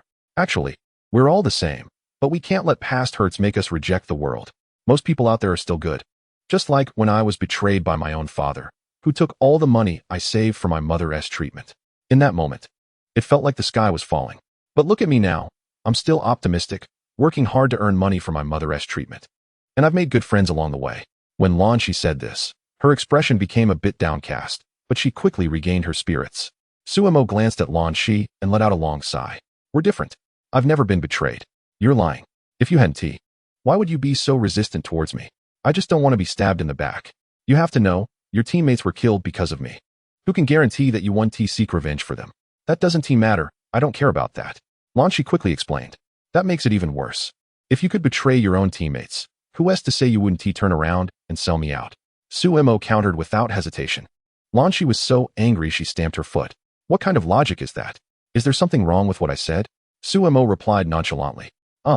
Wasn't this a misunderstanding since we didn't know each other before? They say you can't truly know someone until you've fought them. It's not like we have a life and death feud. Besides, if I were to die now, that would be even more disrespectful to them. Lan Shi tried to explain earnestly. Then I need to be even more cautious with you. You're living with their hopes on your shoulders. Right now, you're just quiet because you can't beat me. Once you have the chance, I'll be in even more danger. Su Mo analyzed confidently. Can you even hold a conversation? How can every word you say be so infuriating? Lan Shi was instantly exasperated. She had never felt so speechless before. In a fit of anger, she kicked the door beside her, and it swung open. Su Mo was taken aback. The door hadn't been shut tightly. Suddenly, his eyes narrowed as he noticed the dust on the floor had traces of footsteps, and he immediately became alert. The room was well lit by the morning sun, unlike the dark corridor, making it easy to spot. At that moment, a furious Lan Shi was about to say something when Su Mo raised his hand, signaling her to be quiet. He then stepped into the room, carefully observing every corner. But the room was empty, devoid of anything. There's no one here, Lan Shi said, puzzled by Su Mo's caution. Ignoring her, Su Mo focused on the marks on the floor. From the traces, it was clear someone had entered this room, but the footprints vanished in the center. Su Mo pulled Lan Shi to a designated spot in the middle of the room and instructed her to grip the riot baton tightly and get into position. What are we doing? Lan Shi asked. Nothing much, just hold that position and don't move. You'll find out soon enough, Su Mo replied calmly. With no choice but to obey, Lan Shi held the baton up. 10 minutes passed, then 20. Just as Lan Shi was starting to feel her arms go numb from holding the baton, a figure suddenly began to materialize before her. Startled, she instinctively swung the baton down. Ouch! A young man appeared, clad in a bulletproof vest and holding a shotgun, his expression one of pain as he groaned. You're asking for trouble, he yelled, raising the shotgun menacingly at Lan Shi. He was taken aback. He had just logged in and was immediately struck on the head, blood streaming down his face. At that moment, a hand pressed down on his shoulder from behind. The young man turned slightly, only to be met with a fist that slammed into his face, leaving him dizzy and disoriented. Time passed, and slowly he regained consciousness, only to realize he was tied up and stripped of all his belongings. Before long, he spotted the culprits, Su Mo and Lan Shi, standing before him. Who are you? He asked, confusion etched across his face. Why do you care? First, tell us who you are, Su Mo asked coldly. Hey, let us talk this over. I'm Sun Duoxiang, a member of the Wujigong Guild. The young man quickly introduced himself. Never heard of it, Su Mo replied dismissively. It's understandable that someone as impressive as you hasn't heard of a small-time player like me. You're obviously part of a bigger guild. Just let me go, and we'll forget this ever happened, Sun Duoxiang pleaded, desperately trying to flatter Su Mo. Lan Shi watched in disdain at his attempts to curry favor. Unexpectedly, Su Mo raised the shotgun and aimed it at Sun Duoxiang's head, looking ready to pull the trigger. Sun Duoxiang's face went pale with fear. Wait, I didn't mean anything wrong. You can tell me what I did wrong, or even insult me, but please don't be impulsive. Impulsiveness is a devil. Lan Shi was taken aback by Su Mo's actions, looking at him in disbelief. What are you doing? Nothing much, just getting rid of him. Didn't you say that people who seem nice on the surface are the ones who stab you in the back? If that is the case, why keep him around? Su Mo replied matter-of-factly. Lan Shi was left speechless, her mouth agape. Meanwhile, Sun Duoxiang's face turned even greener. What kind of bizarre logic is this? As he saw Su Mo about to pull the trigger, he trembled in fear and quickly exclaimed, "Please don't kill me. I can be useful." "What use could you possibly have?" "I have some heavyweight intel." Sun Duoxiang quickly revealed his most significant leverage to persuade the other party. As soon as he said this, Su Mo's murderous intent became apparent, and he replied, "You have heavyweight intel?" Sun Duoxiang was startled and quickly responded, "I'm not lying to you. I just went offline to gather intel from the guild." "Since that's the case, you can't be left alive," Su Mo said decisively. "What? Why?" Sun Duoxiang was bewildered. Unable to comprehend the situation, having intel seemed to make him more of a target. The person next to him had previously claimed to have important information, only to be misleading him. "Do you think I would fall for the same trick twice?" Su Mo replied coldly. Beside them, Lan Shi was twitching at the corners of her mouth, starting to suspect that Su Mo was intentionally mocking her. However, the most affected was still Sun Duoxiang, who felt like he was about to faint. "She lied to you. What does that have to do with me? I'm telling the truth." Looking at the tearful and snotty Sun Duoxiang, Su Mo pondered for a moment and then said, "All right, I'll give you one chance. But if the intel you provide is worthless, I want to give you a second chance to speak." Sun Duoxiang shook his head desperately, assuring him through tears, "Absolutely not. Listen, I just got the latest intel from the guild. There's a safe zone in our city. All the survivors are gathering there, and once we reach it, everything will be safe." "Where is it?" Lan Shi instinctively asked. "I can't pinpoint the coordinates, but tonight at 10 o'clock, players will create a signal, like fire or unusual sounds, to guide us to the exact location. Then we can team up and head to that area together," Sun Duoxiang declared earnestly. After hearing this, Su Mo replied with a blank expression, "Do you think I would believe you? There's no such thing as an absolute safe zone in this world.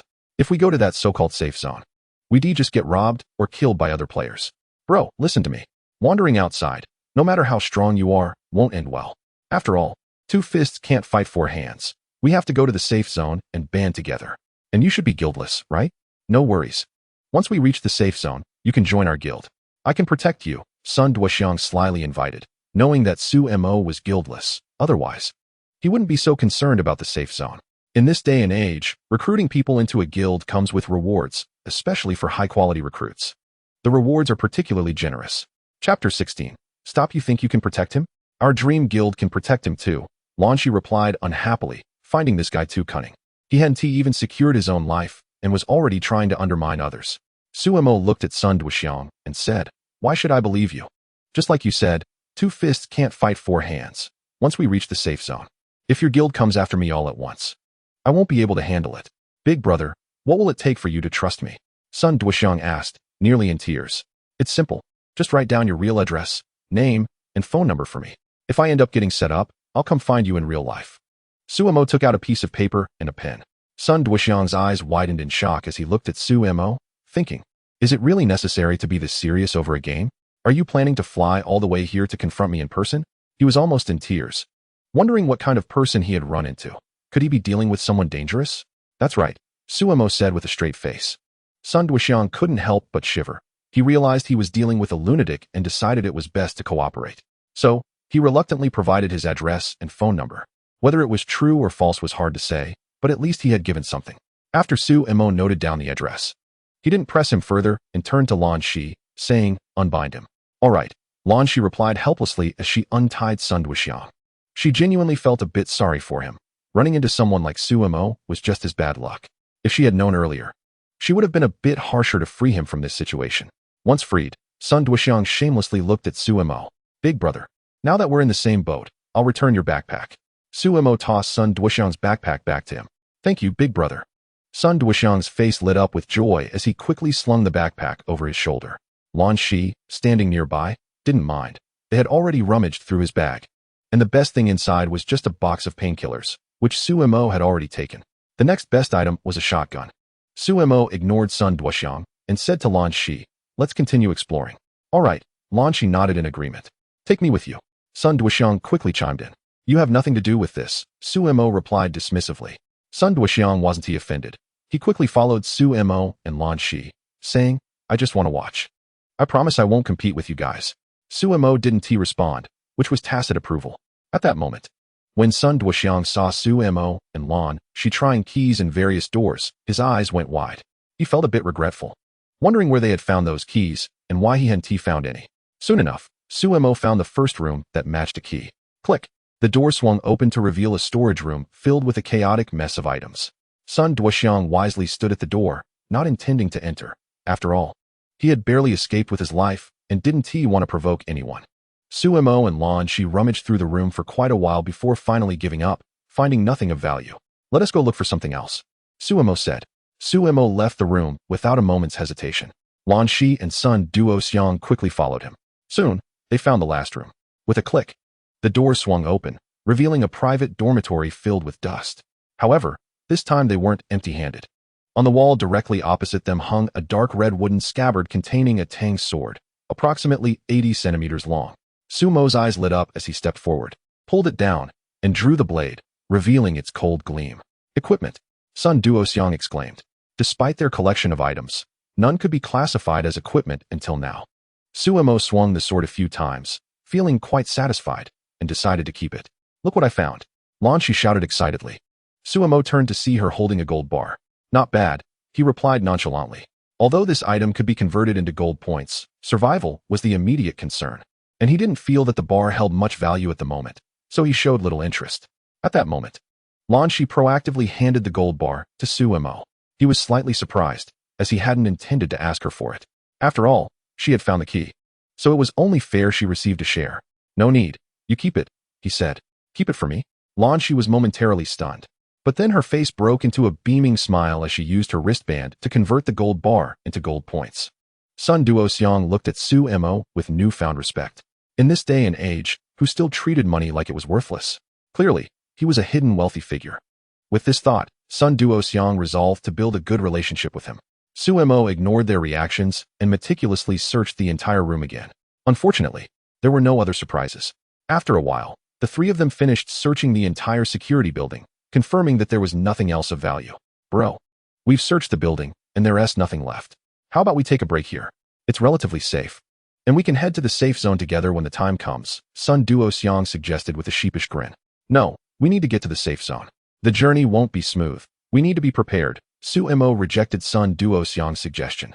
But you already have a knife and a gun. Isn't that enough? Lan Shi asked, looking puzzled.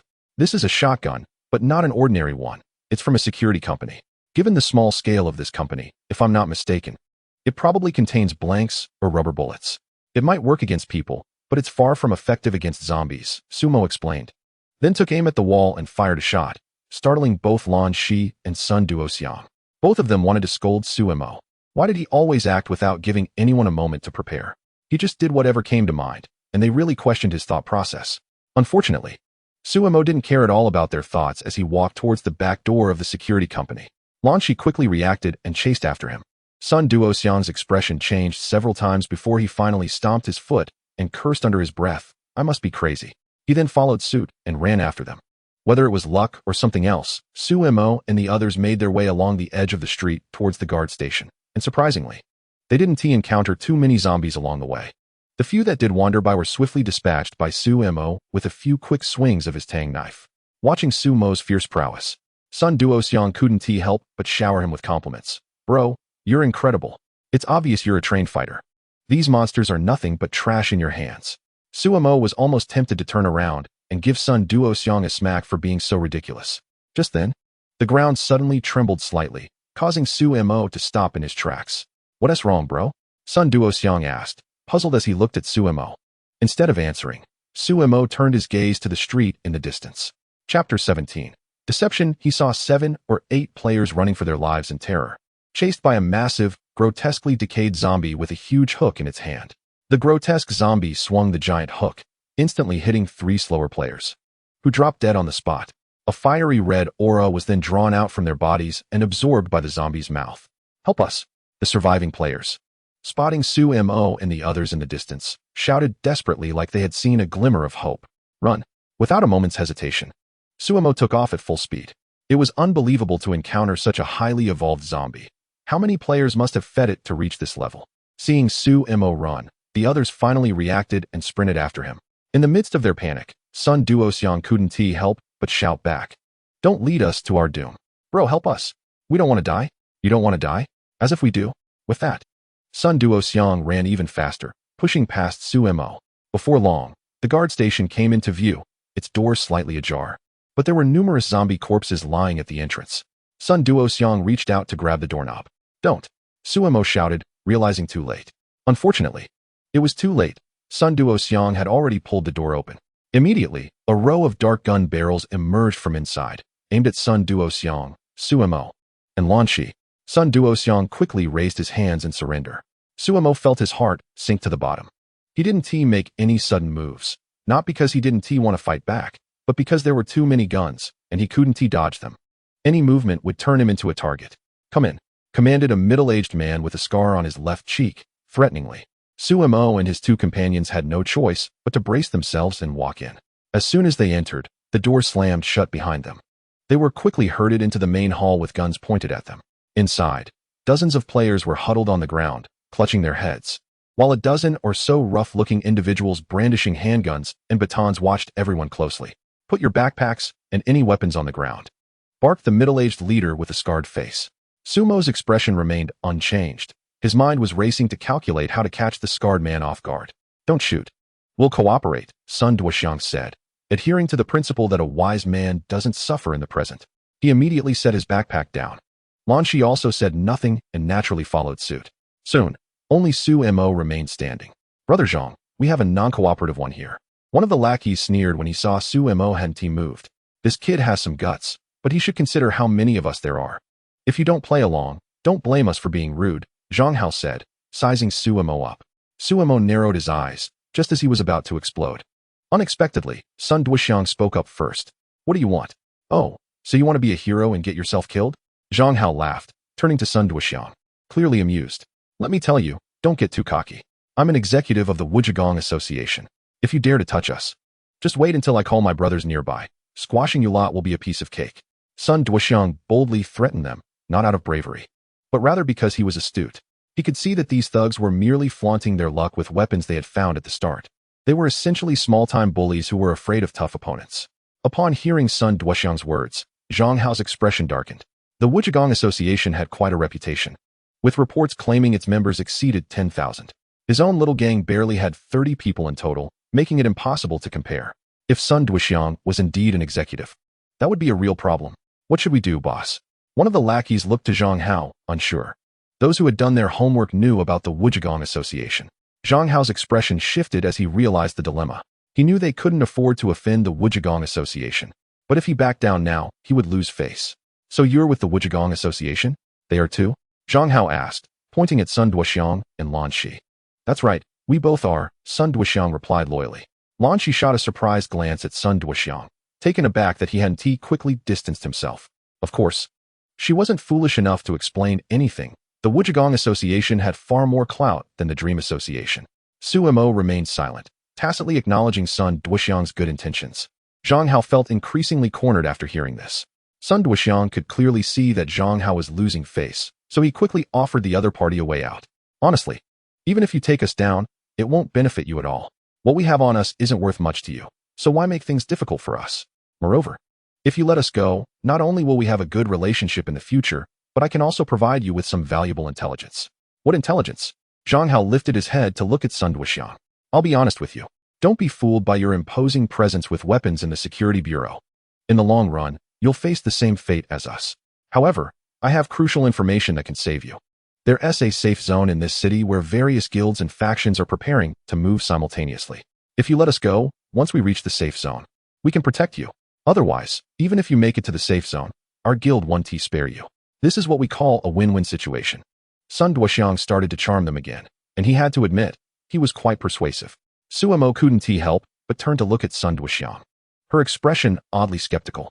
Didn't this guy just say the information about the safe zone was crucial? Now he's sharing it with everyone. How important can it be?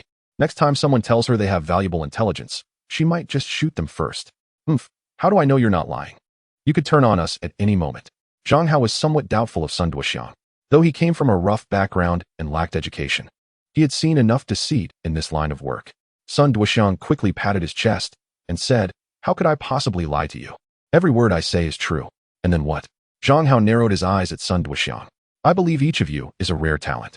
Being able to seize opportunities in such a dangerous city shows your exceptional abilities. Sun Duoxiang began his showy performance, showering them with extravagant compliments. Zhang Hao and his crew immediately looked much more pleased. Compared to Su Mo, they seemed much more approachable. Who would reject a little flattery? Of course, every one of my brothers is skilled. Zhang Hao responded confidently. Chapter 18. Preparation. I completely agree with that. However, it seems like none of you have joined a guild yet, right? No matter how strong you are, you can't face a group fight alone. You still need a solid backing. I feel a connection with you all. Why not join us in heading to the safe zone? I can introduce you to the martial arts guild, and I'll have your backs. Plus, there are plenty of benefits to joining our guild. Not only do you get the safety of a big tree to lean on, but there's also a salary, social insurance, and loads of girls. The more Sun Duoxiang spoke, the more excited he became, practically rallying people around him. Really? Zhang Hao was quite tempted and couldn't help but respond. Absolutely true. I guarantee it on my honor. Sun Duoxiang promised emphatically. This flashy performance left Lan Shi a bit speechless, and she secretly gave Sun Duoxiang a thumbs up. Even the usually composed Su Mo couldn't help but twitch the corners of her mouth slightly. No matter how you look at it, this Sun Duoxiang seems just like a pyramid scheme leader. Is he trying to recruit people? He sure knows how to talk. So, with that being said, from now on, our group is with you. By the way, how should we address you, big brother? Zhang Hao, true to his street-savvy nature, wasted no time calling Sun Duoxiang big brother. We're all in this together. You can call me Sun Gu, brother Sun. Don't worry, stick with me, and you'll definitely enjoy the good life. Sun Duoxiang, with an unshakable demeanor, continued to persuade without batting an eye. He thought to himself, these guys are armed and can recruit so many players. They should have some skills. If they bring back a few more recruits, they're likely to pass the guild's review, and soon he'll be counting money until he is satisfied. Brother Sun, you're generous. We're brothers now. Here, this is for you. As he spoke, Zhang Hao pulled out a Type 64 pistol from his waist and handed it to Sun Duoxiang. Too kind. I'll reluctantly accept it then. Sun Duoxiang took it, his face nearly beaming with joy. However, he noticed Su Mo staring at him, and his smile suddenly stiffened. He quickly handed the pistol over to Su Mo. This is for you. Su Mo didn't refuse and accepted it. Brother Sun, you're already a senior executive, so wouldn't he hold an even higher position? Zhang Hao suddenly realized that among the three, this guy seemed to have the worst temper, definitely indicating he was the highest in rank. He is my big brother. So he is definitely more impressive, Sun Duoxiang awkwardly replied. Oh, I see. No worries, brother Sun. We have several extra guns. I'll grab a couple more for you. Upon hearing this, Zhang Hao looked at Su Mo with even more respect. He had sensed that this guy was different from ordinary people and instinctively felt he was dangerous. All right. Sun Duoxiang was overjoyed. Zhang Hao turned and headed towards the corner where the backpacks were, preparing to grab 2 more pistols.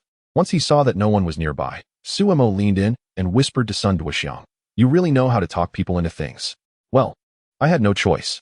Plus, I figured I could recruit someone and earn a little commission while we're at it. It's a win-win.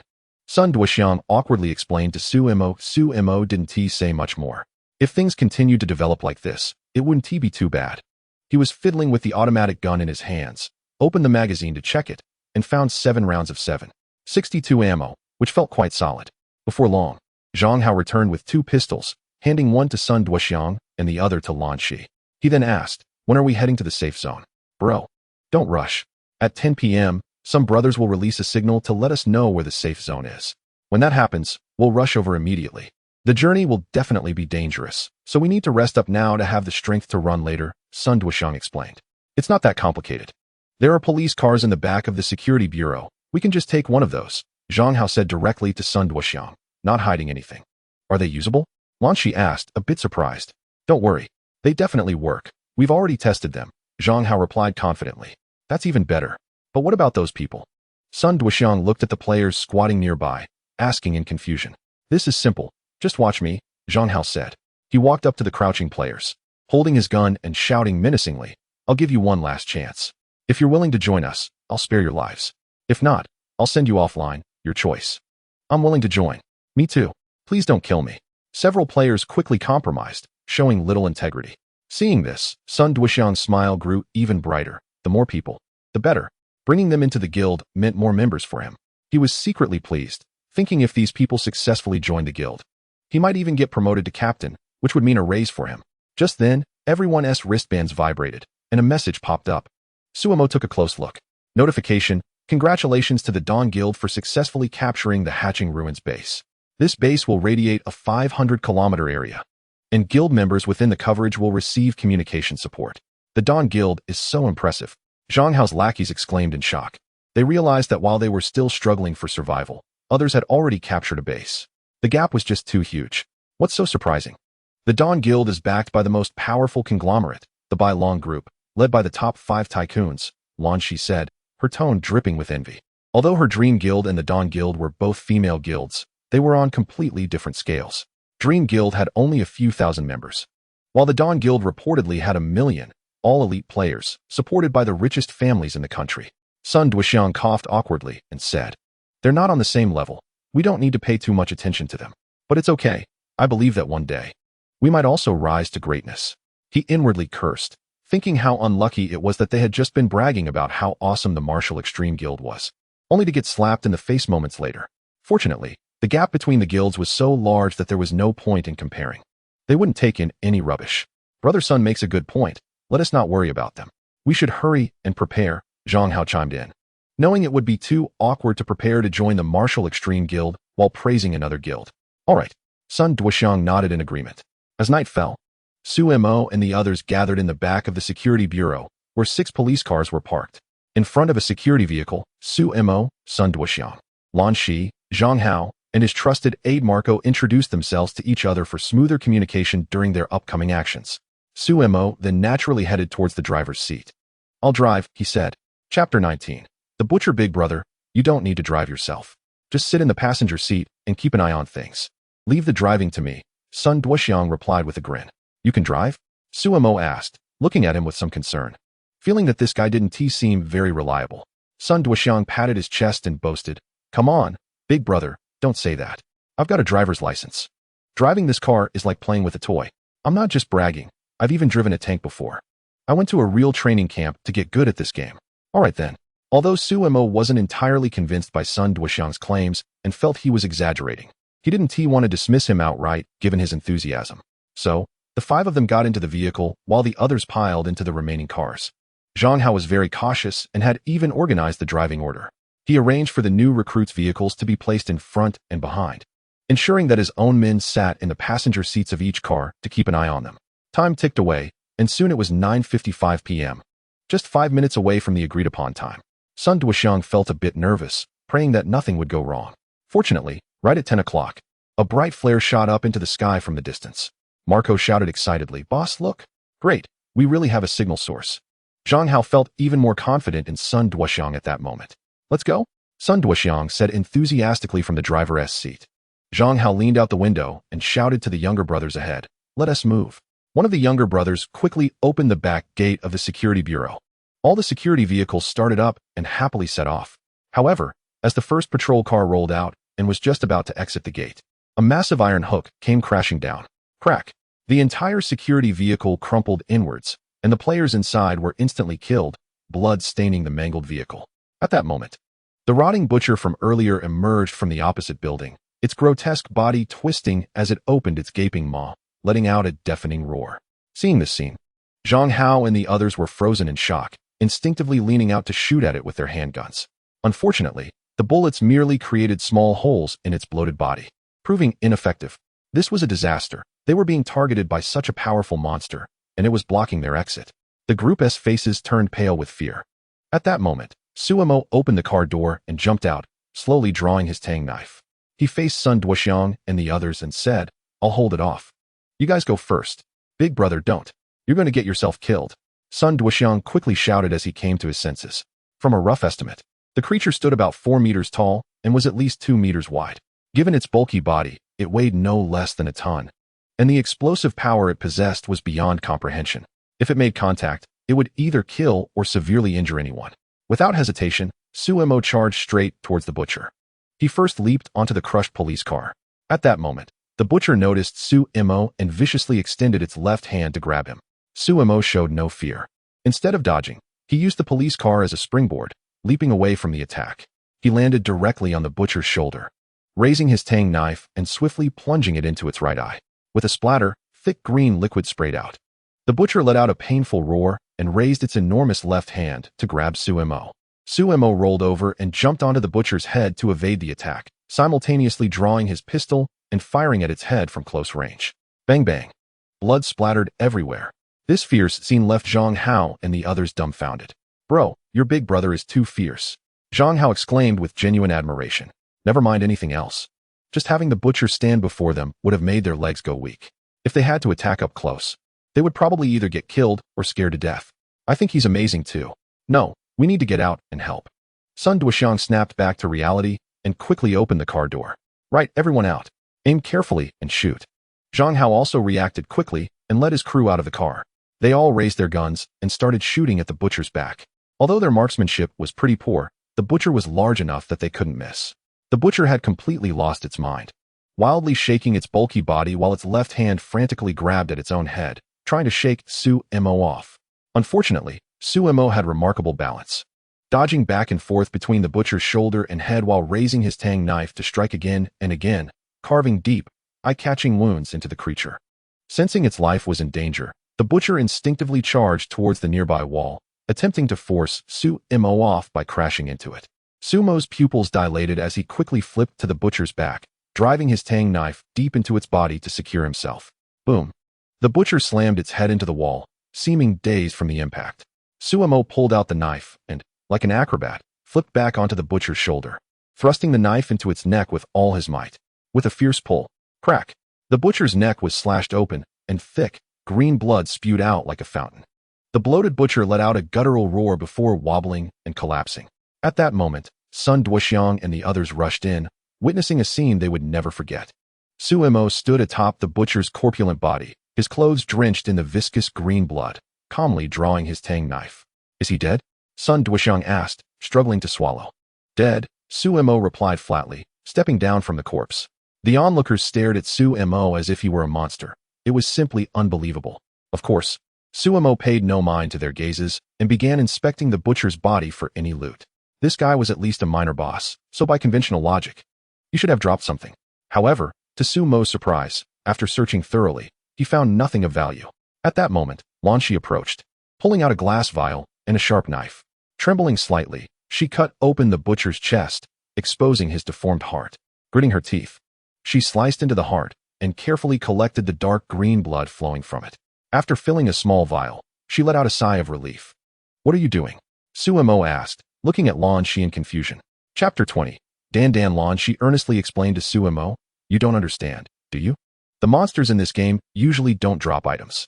Only special monsters like this one do. However, the way items drop is different from conventional games. You have to collect them yourself, just like in real life. The blood I've collected is valuable, and his weapon, the hook, is also equipment. But it seems to be of poor quality and incredibly heavy. After listening to Lan Shi, Su Mo appeared deep in thought, pondering something. Lan Shi then handed the collected blood to Su Mo. Here you go. Su Mo glanced at it, but showed no intention of taking it. He turned toward the vehicle, leaving behind a remark, we should go. Sun Duoxiang quickly caught on and chimed in, what Big Brother said is right. Let's go. Lan Shi looked at the materials in her hands, then at Su Mo's departing figure, feeling a slight tug at her heart before putting them away. Soon, everyone returned to the vehicle. Buckle up, get ready to charge. Sun Duoxiang rubbed his hands excitedly, eager to lead the charge. The intense battle scene from earlier felt like a shot of adrenaline for him.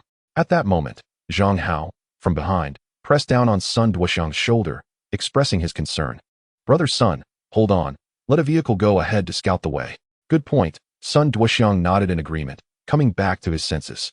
If another butcher suddenly appears, even if we don't get wiped out, it would scare the soul out of us. Before long, one vehicle after another surged forward, heading towards the distant flames shooting into the sky. The city streets were shrouded in darkness, with all the streetlights turned off, resulting in very low visibility. Turn on the headlights, Su Mo reminded. I can't. I've tried that already, and they don't work at all. They must be broken from years of neglect. But don't worry, my night vision is excellent. This won't be a problem for me. I've been driving since I was 16 and have never had any issues, Sun Duoxiang said, but suddenly slammed on the brakes. Release the brakes. Su Mo reacted immediately. Sun Duoxiang quickly let go of the brake. A zombie was sent flying by the impact. Lan Shi hit her head against the back of the seat and angrily exclaimed, What the hell are you doing, Sun Duoxiang? Looking a bit embarrassed, Sun Duoxiang hurriedly explained, Sorry. I'm just used to hitting the brakes when I see a shadow. I forgot this is a game. Su Mo then said sternly to Sun Duoxiang, Focus. Floor the gas and no matter what you encounter, just crash through it. Our car noise has already attracted a lot of zombies. Okay. Sun Duoxiang quickly pressed the accelerator to the floor. Soon, a mass of dark figures appeared ahead, clearly zombies, as the lead car barreled through. Let us go through, Sun Duoxiang said determinedly. With a loud bang, zombies were knocked aside, though some got stuck on the hood, and a few even crashed into the windshield. Visibility worsened instantly, and Sun Duoxiang struggled to see the road. The path was already difficult to navigate with too many obstacles, causing the car to sway as he occasionally jerked the steering wheel. Sitting in the back, Lanshi became even more anxious. She stood up and leaned over the seat. Addressing Sun Duoxiang, "Can you even handle this? Why are you swerving all over the place? Stop rushing me. I can't see clearly," he retorted. "Can't you see the windshield is not just cracked, but also dirty? Be careful. It looks like there's a shadow ahead." Lanshi spotted a figure ahead and quickly warned Sun Duoxiang. "It's not a big deal. Just hold on tight." Sun Duoxiang pressed the accelerator down hard. Meanwhile, on the street, a player saw the speeding convoy and excitedly waved his arms. Unfortunately, the lead car ignored him and sped past, causing the player to get angry and jump into the street, trying to flag them down. The outcome was disastrous. With a loud crash, came a scream as the player was knocked aside. Inside the patrol car, Sun Duoxiang froze for a moment and muttered to himself, "Looks like we hit someone. Who cares? Even if the king of hell came, we'd still hit him," Zhang Hao said nonchalantly. Just then, Sun Duoxiang showed a look of surprise and exclaimed, "Wow." After that crash, the headlights actually turned on. "All right, just drive properly," Suemo said in a low voice. "Big brother, no problem." Sun Duoxiang spoke more confidently. Just then, Marco glanced back and shouted in panic, "Hurry, hurry." "Hurry with what?" Sun Duoxiang asked, puzzled. "There are so many zombies behind us," Marco shouted in terror. Sun Duoxiang turned around for a quick look, nearly scared out of his wits. He slammed on the gas, and the car shot forward, racing to the front of the pack. From above, one could see several police vehicles speeding down the pitch-black streets. Simultaneously, the once silent city erupted into chaos as numerous players rushed from all directions toward the safe zone. Moments later, as Sun Duoxiang sped ahead, he glanced back and saw that the horde of zombies was falling behind. He couldn't help but breathe a sigh of relief. "That really scared the life out of me." "I told you, you need to be a bit bolder," Lanshi retorted, unimpressed. "You think your courage is enough? Isn't that enough? It didn't feel that big of a deal." "All right, enough noise. Just focus on driving. We have about a third of the way left to the safe zone. Let's not have any mishaps," Suemo interjected, effectively silencing the two. Sun Duoxiang immediately closed his mouth. Sumo's words were quite effective. Time ticked by, and everyone in the car was on edge, as no one knew if any monsters might suddenly appear on the road. Just then, the headlights illuminated the middle of the road, revealing a little girl in a red pleated dress, with a lopsided cross hanging from her chest and two pigtails. She stood there with her head down. Sun Duoxiang smacked his lips, pressed the accelerator, and said helplessly, "Another reckless player trying to stop the car. Sorry about that." Suemo squinted at the girl in the red dress, feeling an inexplicable familiarity. As the car approached and the blinding lights fully illuminated her, Suemo finally recognized her. His pupils constricting in shock as he shouted, "It's Dandan." "Break." "Who is Dandan?" Sun Duoxiang asked, bewildered. At that moment, the little girl in the middle of the street suddenly lifted her head. Her pale face was cracked with fissures, her eyes a murky green, and her mouth twisted into a sinister grin, revealing blood-red teeth. Suemo didn't answer Sun Duoxiang. Instead, he grabbed the steering wheel and yanked it hard to the right.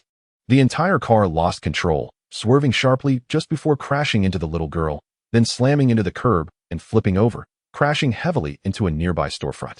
Meanwhile, the little girl swung a chain she held in her small hand, attached to a massive iron ball covered in sharp thorns.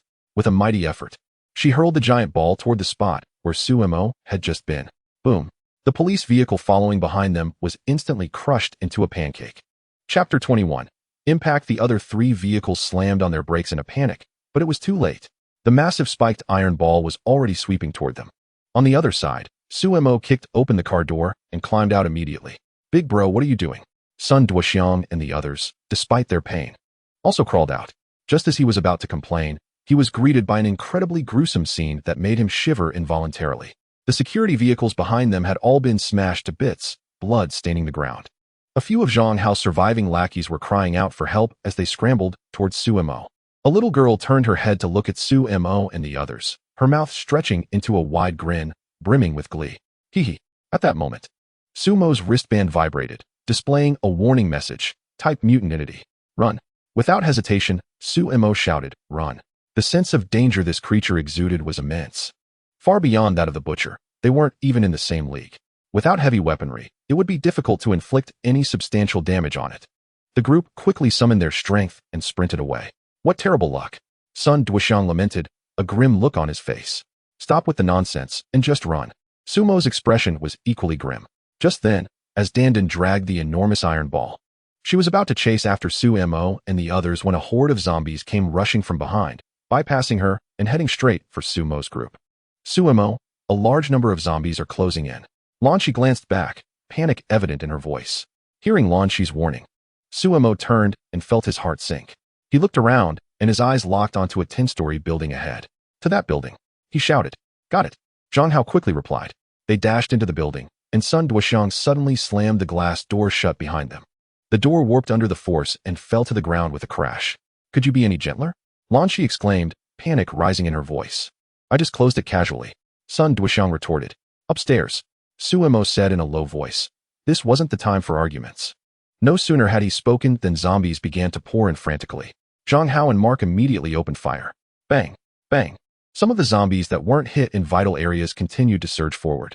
Su-Mo swung his Tang Dao, striking true, taking down one zombie with each swing. The 7 of them fought fiercely while retreating upstairs. They held their ground on the staircase, showing no intent to hide in rooms. With Su-Mo at the front, he exuded an aura of invincibility, taking down every zombie that charged at them without fail. Gradually, the number of zombies seemed to dwindle, and Lan Shi and the others couldn't help but breathe a sigh of relief, feeling as if they were temporarily safe. However, while the idea is beautiful, the reality is harsh. The bottom of the entire building was surrounded by countless zombies. Trapped in the middle, Dandan seemed furious. She swung a massive iron ball, clearing away the zombies that blocked her path as if they were leaves swept away by autumn winds. Then, pulling the iron ball along, she took a step toward the building. On the 6th floor, Su-Mo killed the last zombie with a single strike. Luckily, the ones chasing them were just these minions. Sun Duoxiang said with relief. What a relief. We're trapped too, Lanshi replied helplessly. Let's take a break and come up with a plan. Su-Mo responded in a low voice, feeling a bit flustered himself. However, based on his memory, they should not be too far from the safe zone. But the longer they delayed, the worse their situation would become. It was evident that a large number of people were moving towards the safe zone tonight, which would inevitably trigger a massive horde of zombies heading in that direction. Although the safe zone must have taken precautions, its perimeter would become increasingly dangerous. Suddenly, a loud crash echoed, and the entire building began to shake violently. What's happening? Sun Duoxiang asked in terror, gripping the handrail. I don't know, Zhang Hao replied, having never experienced anything like this. I feel like the building is tilting, Lanshi stammered. Sumo's expression changed dramatically as he realized. It's that mutated creature. It's tearing down the building. No way, that's insane. What do we do? Sun Duoxiang clung tightly to the handrail. To the rooftop. Su-Mo urged them as they sprinted upstairs. Okay. Soon, they rushed to the rooftop entrance. Just as Sun Duoxiang was about to open the door, Su-Mo stopped him. Don't open it yet. Huh, why not? The building is about to collapse. If we go out now, we might get thrown off. Everyone hold on tight to the handrail. We'll brace for impact. Once the building crashes onto the adjacent building, we can escape, Su-Mo said, trying to remain calm. He had observed the surrounding terrain when they entered the building. As long as the building didn't topple forward, there were buffer points on the other 3 sides. Now, all they could do was pray that the structure wouldn't disintegrate upon falling. All right, everyone, including Lan Shi, gripped the handrail tightly. With a powerful impact, the building tilted increasingly, ultimately toppling to the right. A deafening crash sent Sun Duoxiang and the others flying. Some slammed into the walls, while others rolled down, all letting out cries of pain. Fortunately, they instinctively protected their heads with their hands, so there were no casualties. However, even so, they all ended up with bleeding heads from the impacts. After stabilizing his body, Su-Mo approached the rooftop door, fearing that it might have warped and gotten stuck, which would have been a hassle. Fortunately, luck was on his side, and the door opened easily. He turned to Lan Shi and the others, shouting, "Get up! We need to move." Lan Shi and the others gritted their teeth and scrambled to their feet, ignoring their injuries as they followed him. Once they reached the rooftop, they found the entire building had toppled onto the rooftop of the adjacent building. Without hesitation, they rushed over. Boom! The fallen building shook violently again as Dan continued to smash into it, seemingly dissatisfied with its position, intent on bringing the entire structure down completely. Sumo and the others lost their balance, tumbling over like rolling barrels. Some of them crashed heavily against the cement guard wall of the rooftop. Ouch! Sun Duoxiang and the others clutched their chests, letting out pained cries, feeling as if they might die from the agony. Thankfully, the pain was somewhat dulled. Let us go. This building is going to collapse. Sumo pushed himself off the ground, flipped over, and jumped straight onto the rooftop of another 6-story building. Fortunately, the quality of these buildings was good, unlike shoddy constructions that would crumble easily. However, the areas that were hit had caved in by a floor. Then, Sumo shouted to Lan Shi and the others, feeling a strong instinct that this building was on the verge of collapsing. Lan Shi and the others shakily got to their feet and ran over, swaying unsteadily. Sumo reached out, pulling them one by one. Wait for me. Sun Duoxiang, who was trailing behind, shouted anxiously. Chapter 22. Cover. At this point, the building was shaking even more violently, nearing collapse, with large cracks appearing on the surfaces of both buildings. Let us go.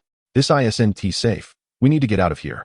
If that mutated creature finds us, none of us will survive. This is beyond anything we could have imagined, Sumo urged. After speaking, he pulled out a rope, found a secure anchor point, tied it off, and without hesitation, jumped down from the 6th floor. Sun Duoxiang and the others didn't waste time either, quickly climbing down the rope. They managed to escape from the building and ran away as fast as they could. They poured every ounce of strength into their escape, not daring to stop for fear of being caught by the mutated creature. As it turned out, the saying misfortunes never come alone held true. After they had run 2 blocks, although they hadn't been pursued by the creature, they unexpectedly collided head-on with a massive horde of zombies.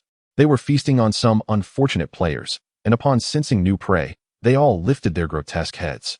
No way. Sun Duoxiang and the others looked dismayed, panting heavily. This way. Sumo immediately led Lan Shi and the others in another direction. With a rustling sound, the horde of zombies began to chase after them. Big brother, how far are we from the safe zone? If we keep running like this, even if the zombies don't get us, we'll die from exhaustion. Sun Duoxiang gasped, asking breathlessly. Not far. We just need to turn up ahead, and we'll be there. Sumo responded calmly. Don't be fooled by their constant fleeing. I've silently calculated every escape route in my mind, and none of them deviated significantly. Really? No wonder you're the big brother, Duoxiang and the others exclaimed, their spirits lifting instantly. They were in awe of Sumo, especially considering how dazed they had been during their escape. Even now, they felt groggy, their sense of direction completely muddled. Soon, they reached the end of the street, turning a corner to see a massive, nest-like stadium in the distance, with flames erupting from its center. However, before Sumo and the others could celebrate, their hearts sank. The enormous stadium was completely surrounded by zombies. At the entrance directly in front of them, there were already hundreds of zombies lurking. It's over, it's over. We wasted too much time on the road. The entrance is completely blocked by zombies. Sun Duoxiang collapsed onto the ground in despair. Lan Shi was gasping for breath, turning back to look anxiously at Sumo, saying, Sumo, the horde of zombies is catching up. We're going to be surrounded. Big brother, what should we do now? Zhang Hao was also at a loss, feeling that Sumo was their only hope. Sumo turned to Lan and said bandages. Although Lan Shi had no idea what Sumo needed the bandages for, she quickly dug them out of her backpack and handed them to him. After receiving the bandages, Sumo tossed his backpack to Lan Shi and began wrapping the bandages around the hand gripping the tang knife, tying it off with a tight knot. He then declared fiercely, let's charge in. Hearing Sumo's words, Lan Shi and the others were nearly speechless. What? Big brother, there are hundreds of zombies ahead. Zhang Hao exclaimed with tears streaming down his face. How can we possibly fight our way through so many zombies? So what if there are? We're dead either way. So we might as well give it our all. Cover me. Sumo shouted, and without hesitation, he charged forward. Let's go for it. Inspired by Sumo's determination, Sun Duoxiang and the others picked up their guns and rushed forward. The zombies at the entrance noticed them and surged toward them in a frenzy. Sumo's gaze sharpened, his eyes turning icy as his nerves tightened. At that moment, the world seemed to fall silent. With a swift motion, he struck. Crack! The head of the first zombie in front of him flew off. Like a wolf among sheep, Sumo swung his tang knife wildly, each strike landing precisely on the zombie's vital spots. He would then deliver a powerful kick to send them flying, ensuring he wouldn't be clawed by any missteps. Crack! Thick! Sticky blood splattered everywhere as zombies fell one after another. Behind Sumo, Lan Shi continuously fired her weapon, covering him and targeting any zombies that attempted to sneak up on them. Bang! Bang! It was true that Sumo and his group had managed to pierce through the horde of zombies, but more and more were gathering around them. As they pressed halfway into the crowd, the resistance they faced grew stronger. Sumo gritted his teeth, relentlessly swinging his knife at high speed, not daring to let his guard down. This was a severe test not only for his arms, but also for his mental fortitude. His whole hand was nearly numb from the effort. Lan Shi pulled the trigger, only to be horrified to find that there were no bullets left. No bullets. No need to check, they were all used up. Zhang Hao responded directly, I'm out too. What do we do now? Sun Duoxiang's face was close to tears. Let us fight them. At that moment, the fierce determination within Zhang Hao was awakened. He drew his baton and rushed to help. The situation was becoming increasingly dire, with more and more zombies gathering around them. They were finding it hard to move forward, even though the entrance was not far away. Above the Bird's Nest Stadium, a group of players from the Martial Extreme Guild lay prone with their firearms. Who are those guys? So fierce, they think they can force their way in. But too bad, they're going to get beaten to death, one of the players remarked dismissively. We're just here to wait and support our own people. What others do is none of our business, the leading captain, Wang Lei, said nonchalantly. He wasn't interested in playing the hero. Their own ammunition was limited and expensive. Hey, did I see that right? At this moment, one of the team members said with confusion. What is up? That shifty-eyed guy seems to be from our guild. I think his name is Sun Duoxiang. We signed up together. Are you sure? Captain Wang asked. Sure. Damn, that means he is one of us. Brothers, provide fire support. Captain Wang shouted immediately. Got it. The nearby team members quickly raised their weapons. At that moment, Sumo and his group were struggling to hold on. No matter how well Sumo could fight, he couldn't withstand the onslaught of so many zombies. Lan Shi and the others were feeling a bit hopeless. Just then, the sudden sound of gunfire erupted, and the advancing zombies fell one by one. The zombies that had surrounded them were also gunned down as soon as they got close. Sumo looked up toward the roof of the stadium and immediately spotted the reinforcements. With fire cover, let us push forward. Sumo's words acted like a powerful injection, instantly rekindling hope in the somewhat despairing Lan Shi and the others.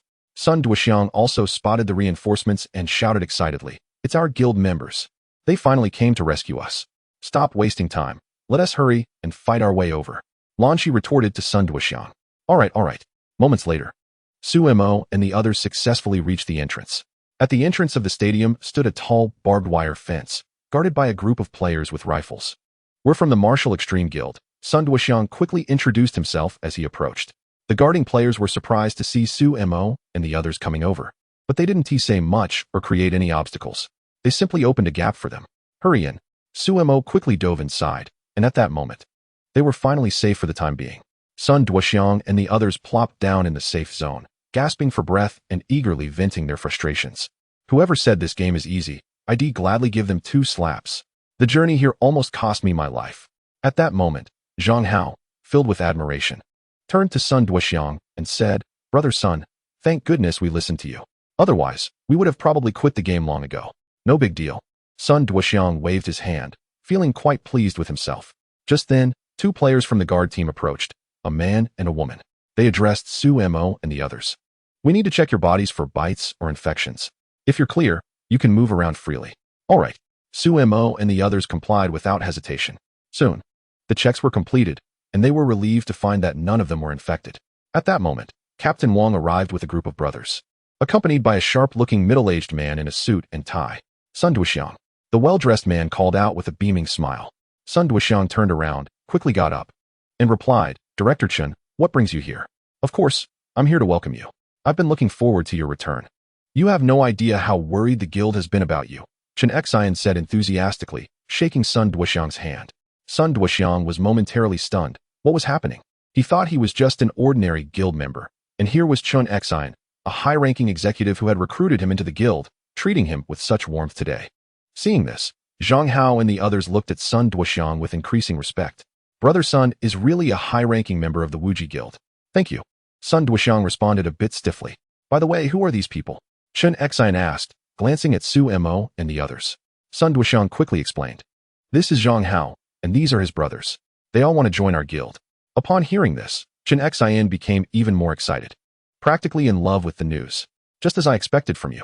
Not only did you make it back to the safe zone, but you also brought back so many members.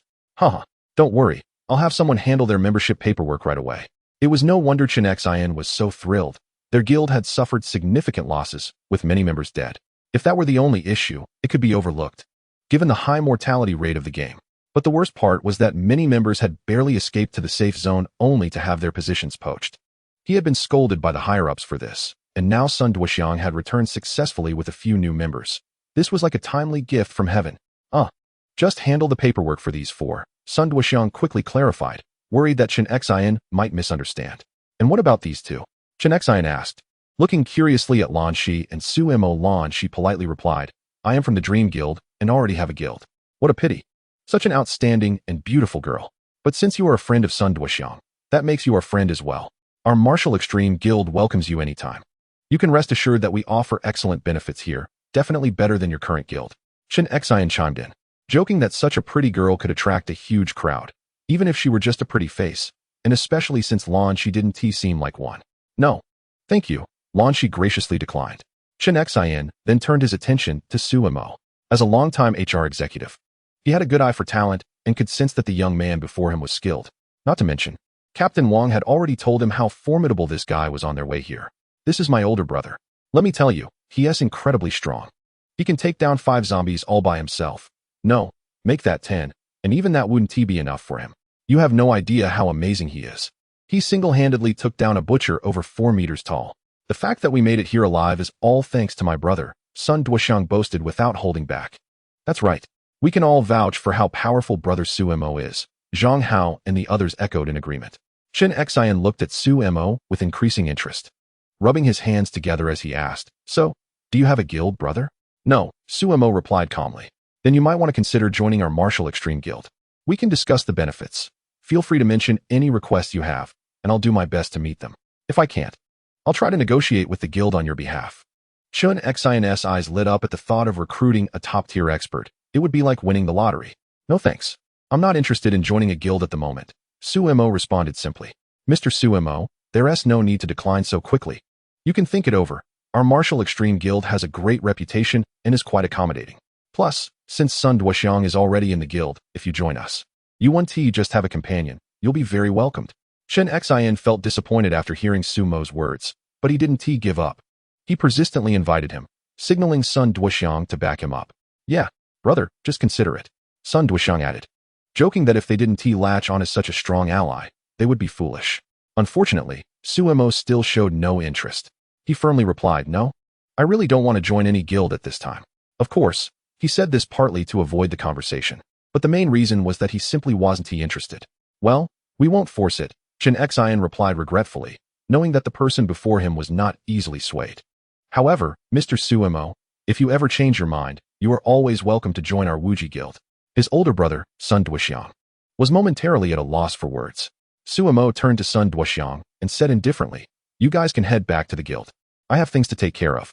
After saying that, Su Mo walked away directly, and Lan quickly followed him, leaving Zhang Hao and the others exchanging glances. Sun Duoxiang wanted to chase after them, but hesitated and ultimately gave up, feeling there was no real reason to follow. After all, they had come together by chance. And now that they were in a safe zone, parting ways was quite normal. So, he forced a smile and said to Zhang Hao and the others, Let's go handle the paperwork. They nodded in agreement, fully aware of their own limitations. Without Sumo's help, they wouldn't have made it to the safe zone. And they were already satisfied with the opportunity to join the Wuji Guild. Chapter 24, Transaction on the Other Side. Lan Shi caught up with Su Mo as they walked toward the center of the arena, where a large number of surviving players gathered in the safe zone, creating a lively atmosphere. Laughter and chatter filled the air as players boasted about their experiences. Su Mo glanced at Lan Shi, even in the safe zone. She still instinctively followed him. In fact, Lan Shi herself didn't even realize they had reached their destination. Just then, a shout came from a distance. Lan Shi. Lan Shi paused, slightly startled, and turned to look in the direction of the voice.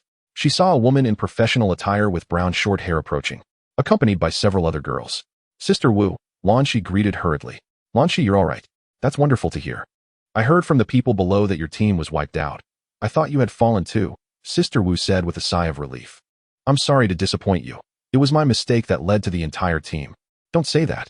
As a casual player, just surviving is already a stroke of luck, Sister Wu comforted her. Suddenly, a sharp voice interrupted. Oh, isn't that Lan Shi? I can't believe you didn't die. It seems the rumors were true. 3 stylishly dressed girls approached, led by a strikingly attractive woman with a curvaceous figure and voluminous waves in her hair. However, her words were far from pleasant. Tengji, what do you want to say? Lan Shi bit her lip and looked at her. I don't have anything specific to say. I just genuinely feel heartbroken. Someone, for the sake of survival, actually mingled with those who betrayed their teammates. What a moral failure. More seriously, isn't this selling out your team for personal gain?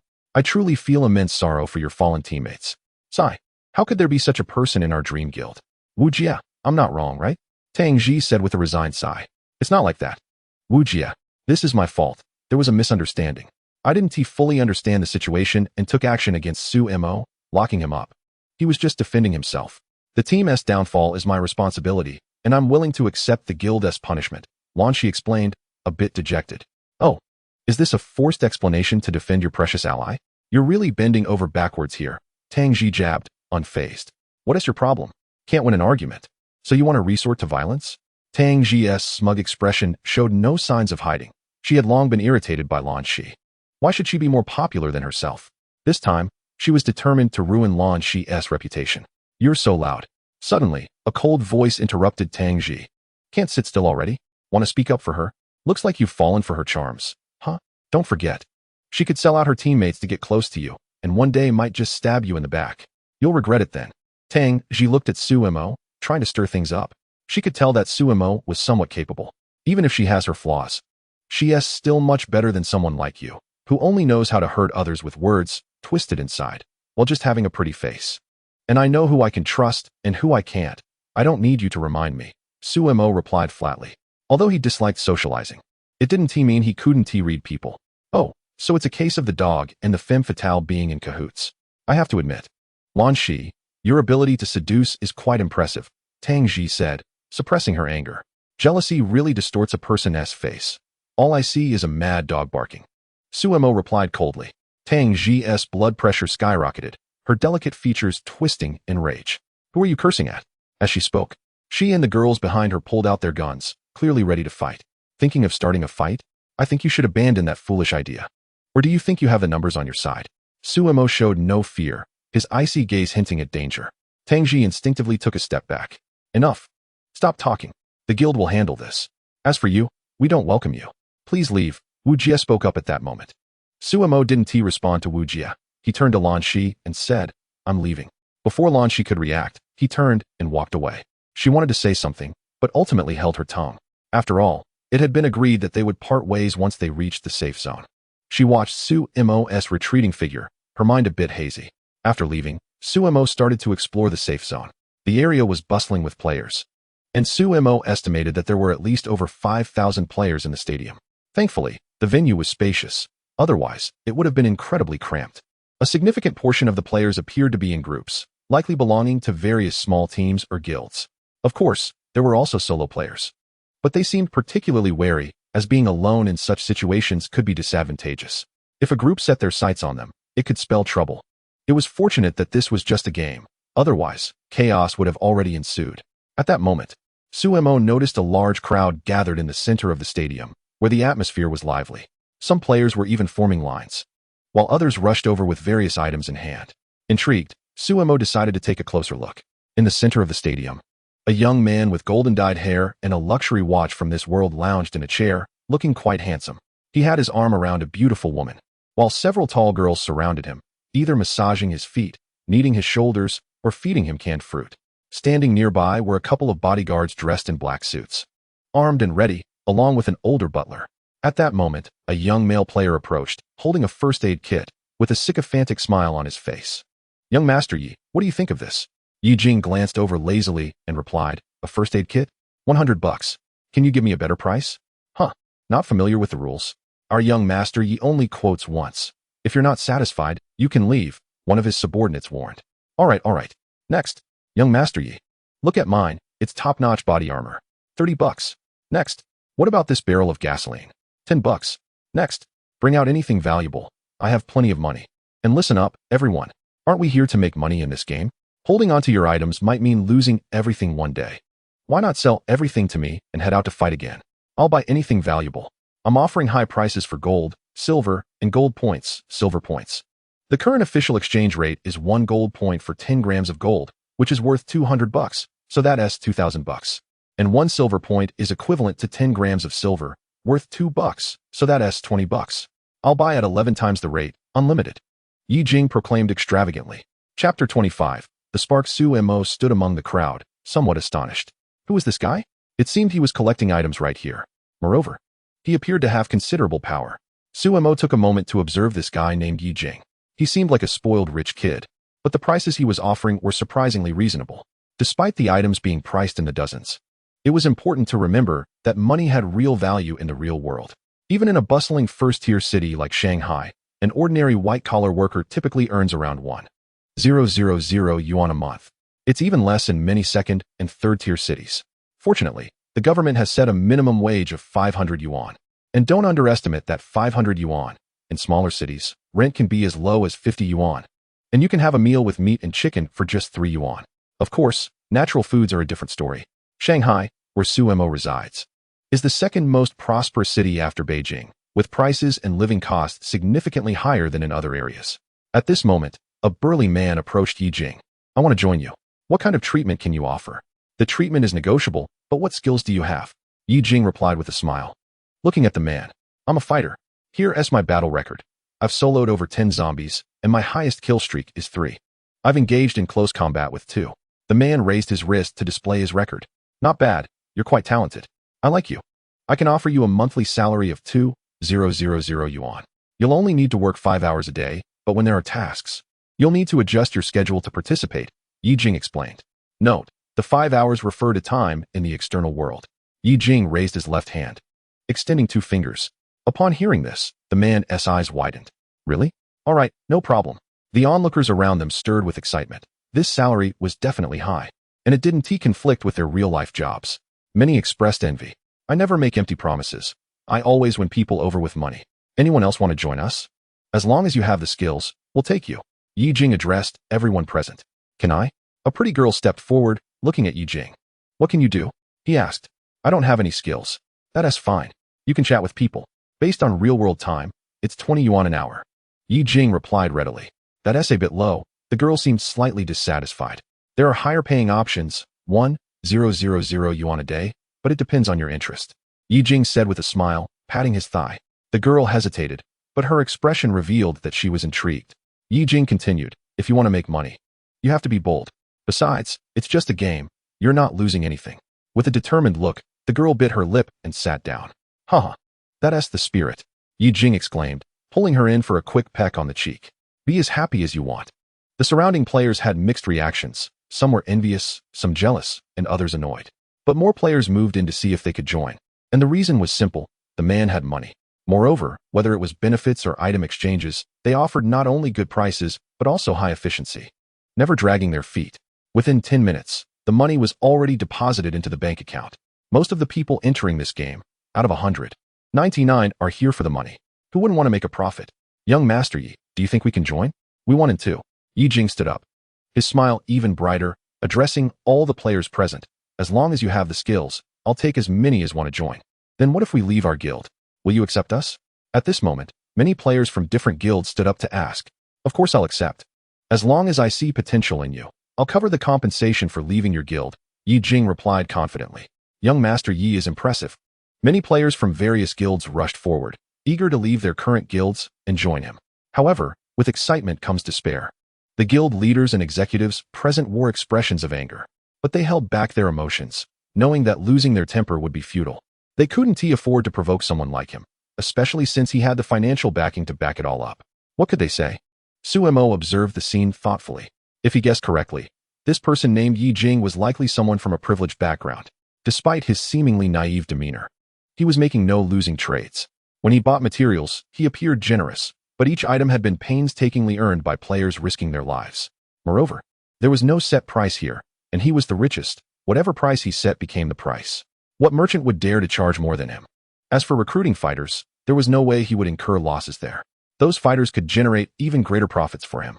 Of course, if they fell in battle. Yi Jing was no philanthropist and would certainly stop their wages. The reason was simple. If they couldn't create value, they were of no use. Capital has never been about sentimentality. After watching for a while, Sumo lost interest. He raised his hand and tapped a few times. Log out. Instantly, the world before him crumbled like snowflakes, and he felt himself falling into an endless darkness. When Suemo opened his eyes, he found himself lying inside the game pod. With a click, the pod door opened automatically, and he sat up. Checking his phone, he saw it was just past 4 a.m. He had only played for a little over 4 hours. Yet, in his subconscious, it felt as if he had been in the game for more than 2 days. The sense of time disparity was truly remarkable, to the point that he felt a bit disoriented now. At that moment, Suemo heard loud noises from outside the private room. The entire Star Gaming CAF seemed unusually lively. He exited the game, grabbed a bottle of water, and twisted it open as he walked out, intending to stretch his legs. Inside the large Star Gaming CAF, hundreds of players were taking off their gaming helmets, passionately critiquing the game. What the heck? I wasn't even ready, and monsters just spawned right in front of me. One player exclaimed. That's nothing. I was hiding in a narrow alley, and I got completely overwhelmed. Another chimed in. What the hell is this? Do you even know how I died? I ran into a towering mutant, over 10 meters tall, engulfed in green flames. I barely caught a glimpse of what that monster looked like before my wristband indicated I was hit by high-intensity radiation. Game over. What kind of ridiculous game is this? A young man cursed in frustration.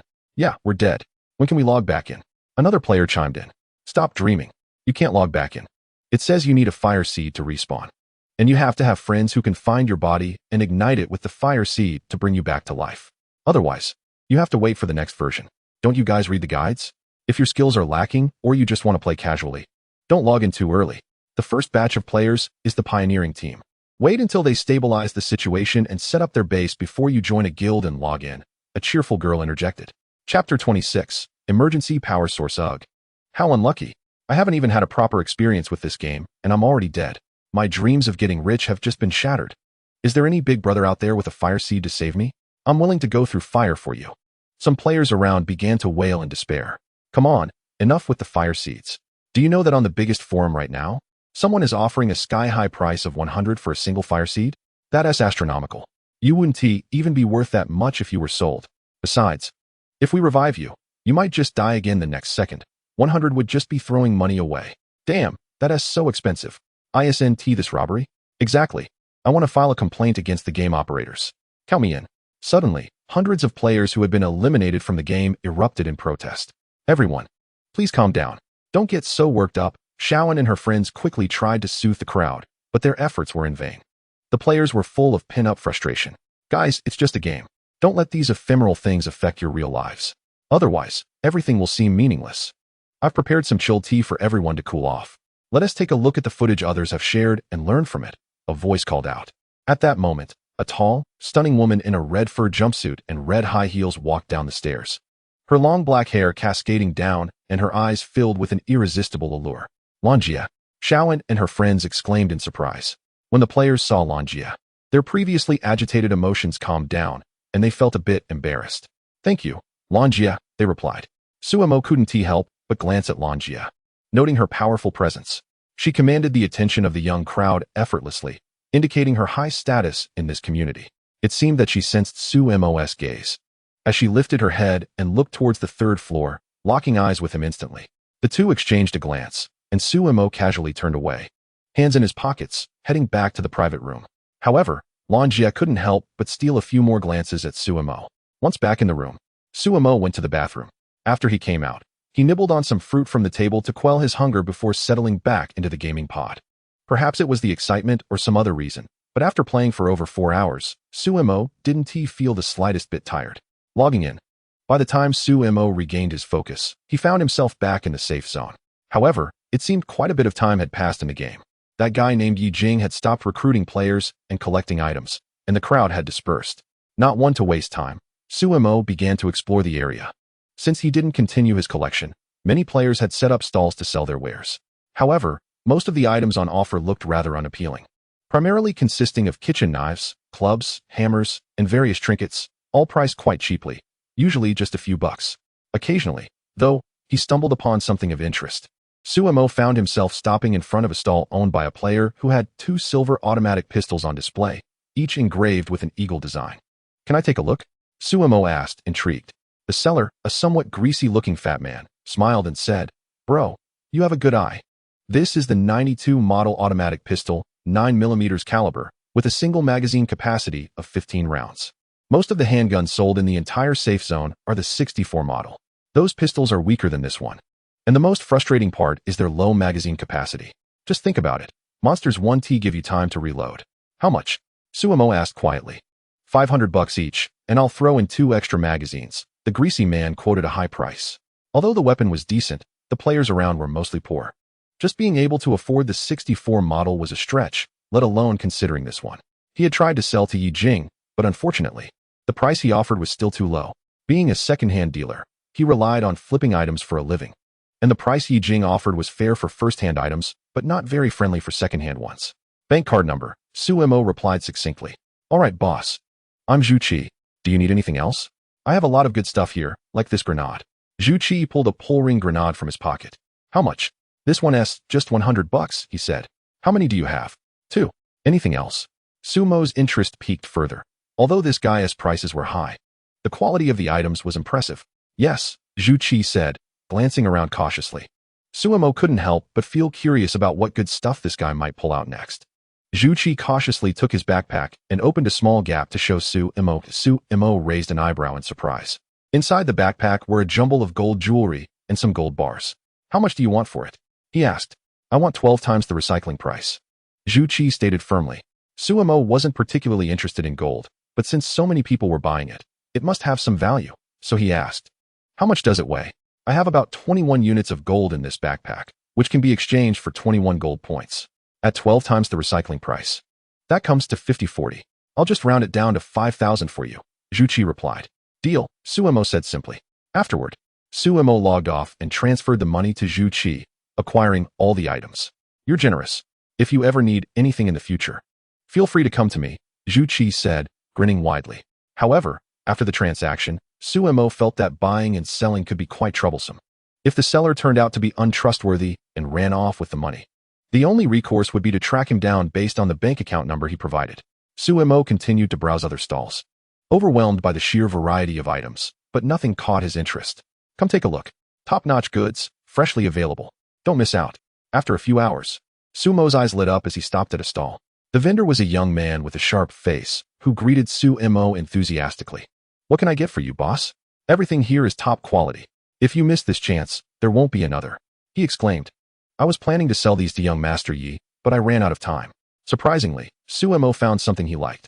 A black, square portable emergency power supply, equipped with several conversion interfaces to charge low-power devices. How much is this? Suemo squatted down, pointing at the portable power supply. Ah, you have a good eye, boss. You should know there's no electricity around here. This can charge regular devices, and my built-in battery is fully charged. The young man rambled on.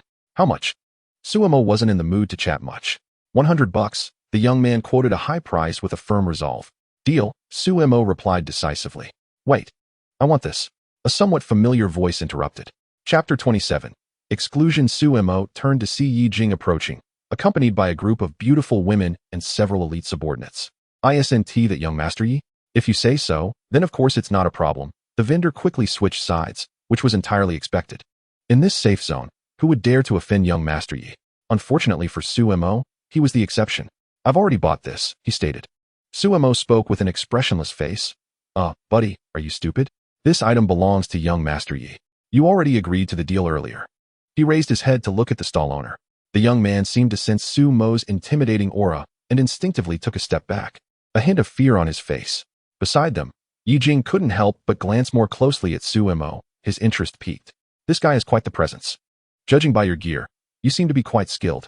Which circle are you from? We're not familiar, Suemo replied, not really interested in engaging with Yi Jing. Interesting. All right then, let's skip the pleasantries. Although you have your eye on the item and the boss has agreed, as the saying goes, you haven't paid yet. So it doesn't count. How about this? The highest bidder wins. That's true skill, winning people over with money. Yi Jing had never encountered someone so unyielding before. But he quite liked it. This was more entertaining. At that moment, the stall owner was more than willing to oblige. Who wouldn't he want to make a bit more money? So he directly said, I think young Master Yi has a point. Sorry about that, buddy. Although Suemo was quite displeased with the stall owner's behavior, he didn't want to escalate into a direct conflict. Even though this was a safe zone, it was still chaotic, and being alone put him at a disadvantage. If he could resolve the matter with money, then so be it. Okay. Upon hearing Suemo's response, Yi Jing's female companion covered her mouth and chuckled. In her eyes, Suemo must be a fool to think he could compete with young Master Yi in terms of money. $500, Yi Jing said, holding up a hand. The stall owner nearly burst into laughter upon hearing the price. $1,000. Suemo didn't give Yi Jing any leeway. Yi Jing was slightly surprised. $500 was already a sky-high price, as this item normally only cost around $70 to $80. If it weren't for its significant purpose, he wouldn't spend that much on it. $1,500. Yi Jing frowned and continued to raise the bid. $2,000, $2,500, $3,000. The two kept counter-offering, and soon Suemo had raised the price to $5,000. Yi Jing's expression had turned serious, and even his female companion fell silent. The stall owner also felt a bit uneasy, sensing he might have made a foolish decision. This young man seemed to be someone extraordinary. Just as Yi Jing was about to bid again, his butler spoke up in a low voice. "Young master, that's enough." Yi Jing suddenly came to his senses. Although this amount of money was nothing to him, spending so much on what was essentially a piece of junk wasn't appropriate. There had to be limits to their rivalry. They were wealthy, but not vulgar. So Yi Jing smiled and said to Suemo, "You win. May I ask how to address you? Do I need to tell you?" Suemo replied calmly. "All right, you're quite the financier. Hope to see you again," Yi Jing said with a smile as he left with his entourage, showing no signs of anger. Although he is arrogant, he has his own principles. A loss is a loss. At this moment, the vendor glanced nervously at Suemo, forcing a slight, awkward smile. "Brother, I'm really in a tough spot here. It's not like I can afford to offend young Master Yi. How about I lower the price a bit?" Suemo replied bluntly, "Just give me the account." After hesitating for a moment, the vendor eventually provided it to Suemo. Shortly after, Suemo completed the payment and left with his items, leaving the anxious vendor standing there. In a corner on the west side of the safe zone, around 70 or 80 members of the Dream Guild gathered together. Tang Ji was chatting with several of her female friends. "Let me tell you, Lan Shi has come back alive. Sister Wu is taking her to report to the higher-ups now." "Really? I thought all her teammates were dead?" A few girls nearby asked curiously. "That's right, they all died. And it was Lan Shi's fault," Tang Ji said seriously. "Really? Could there be some misunderstanding?" Some of the girls responded, surprised. "Whether there's a misunderstanding or not doesn't matter anymore. It's all trivial. Do you know how Lan Shi came back alive? Let me tell you. She latched onto the enemy who caused her teammates' deaths and shamelessly returned. Is that true? I'm not slandering anyone. If you don't believe me, you can log off later and ask in the Guild's logistics channel if she was the one who got her teammates killed. Plus, she even ran off with the enemy. Ugh, when a person's heart turns malicious, it's truly terrifying. I can't believe she is that kind of person." "Exactly. It's so shocking. You really can't judge a person by their appearance." The girls nearby all agreed. At that moment, a somewhat handsome young man chimed in. "I noticed it a long time ago. Back in the training camp, I felt something was off about her. Luckily, I didn't team up with her." "Zhou Ji, didn't you want to team up with her at first? You just weren't selected in the end," a girl nearby asked, puzzled. "What are you talking about?" "I was initially fooled by her facade. Later, I sensed something was wrong and backed off. Otherwise, I might have ended up getting sold out too. And now I'd probably be as good as dead." Zhou Ji quickly defended himself. "That makes sense." The girls all nodded in agreement. Just then, Sister Wu led Lan Shi over. They had already reported the situation to the guild's upper management. The guild decided to impose a 1-month fine on Lan Shi, and the matter was considered settled. Upon seeing this, Tang Ji and the others stopped their discussion. "Everyone is here," Sister Wu greeted. "Hello, Sister Wu." The girls responded cheerfully. "Sister Wu, what brings you here? Are you free now?" They all smiled. Sister Wu replied with a smile, "Free? The game has just started, and our guild is facing serious member losses. There is a lot to coordinate. I'm swamped. Thank you for your hard work, Sister Wu." "Yes, you're doing so much. Make sure to take care of yourself, or you'll age quickly." The girls all chimed in, showing their concern. Sister Wu smiled and said to the group of sisters, "All right, ladies, I'll make sure to get some rest.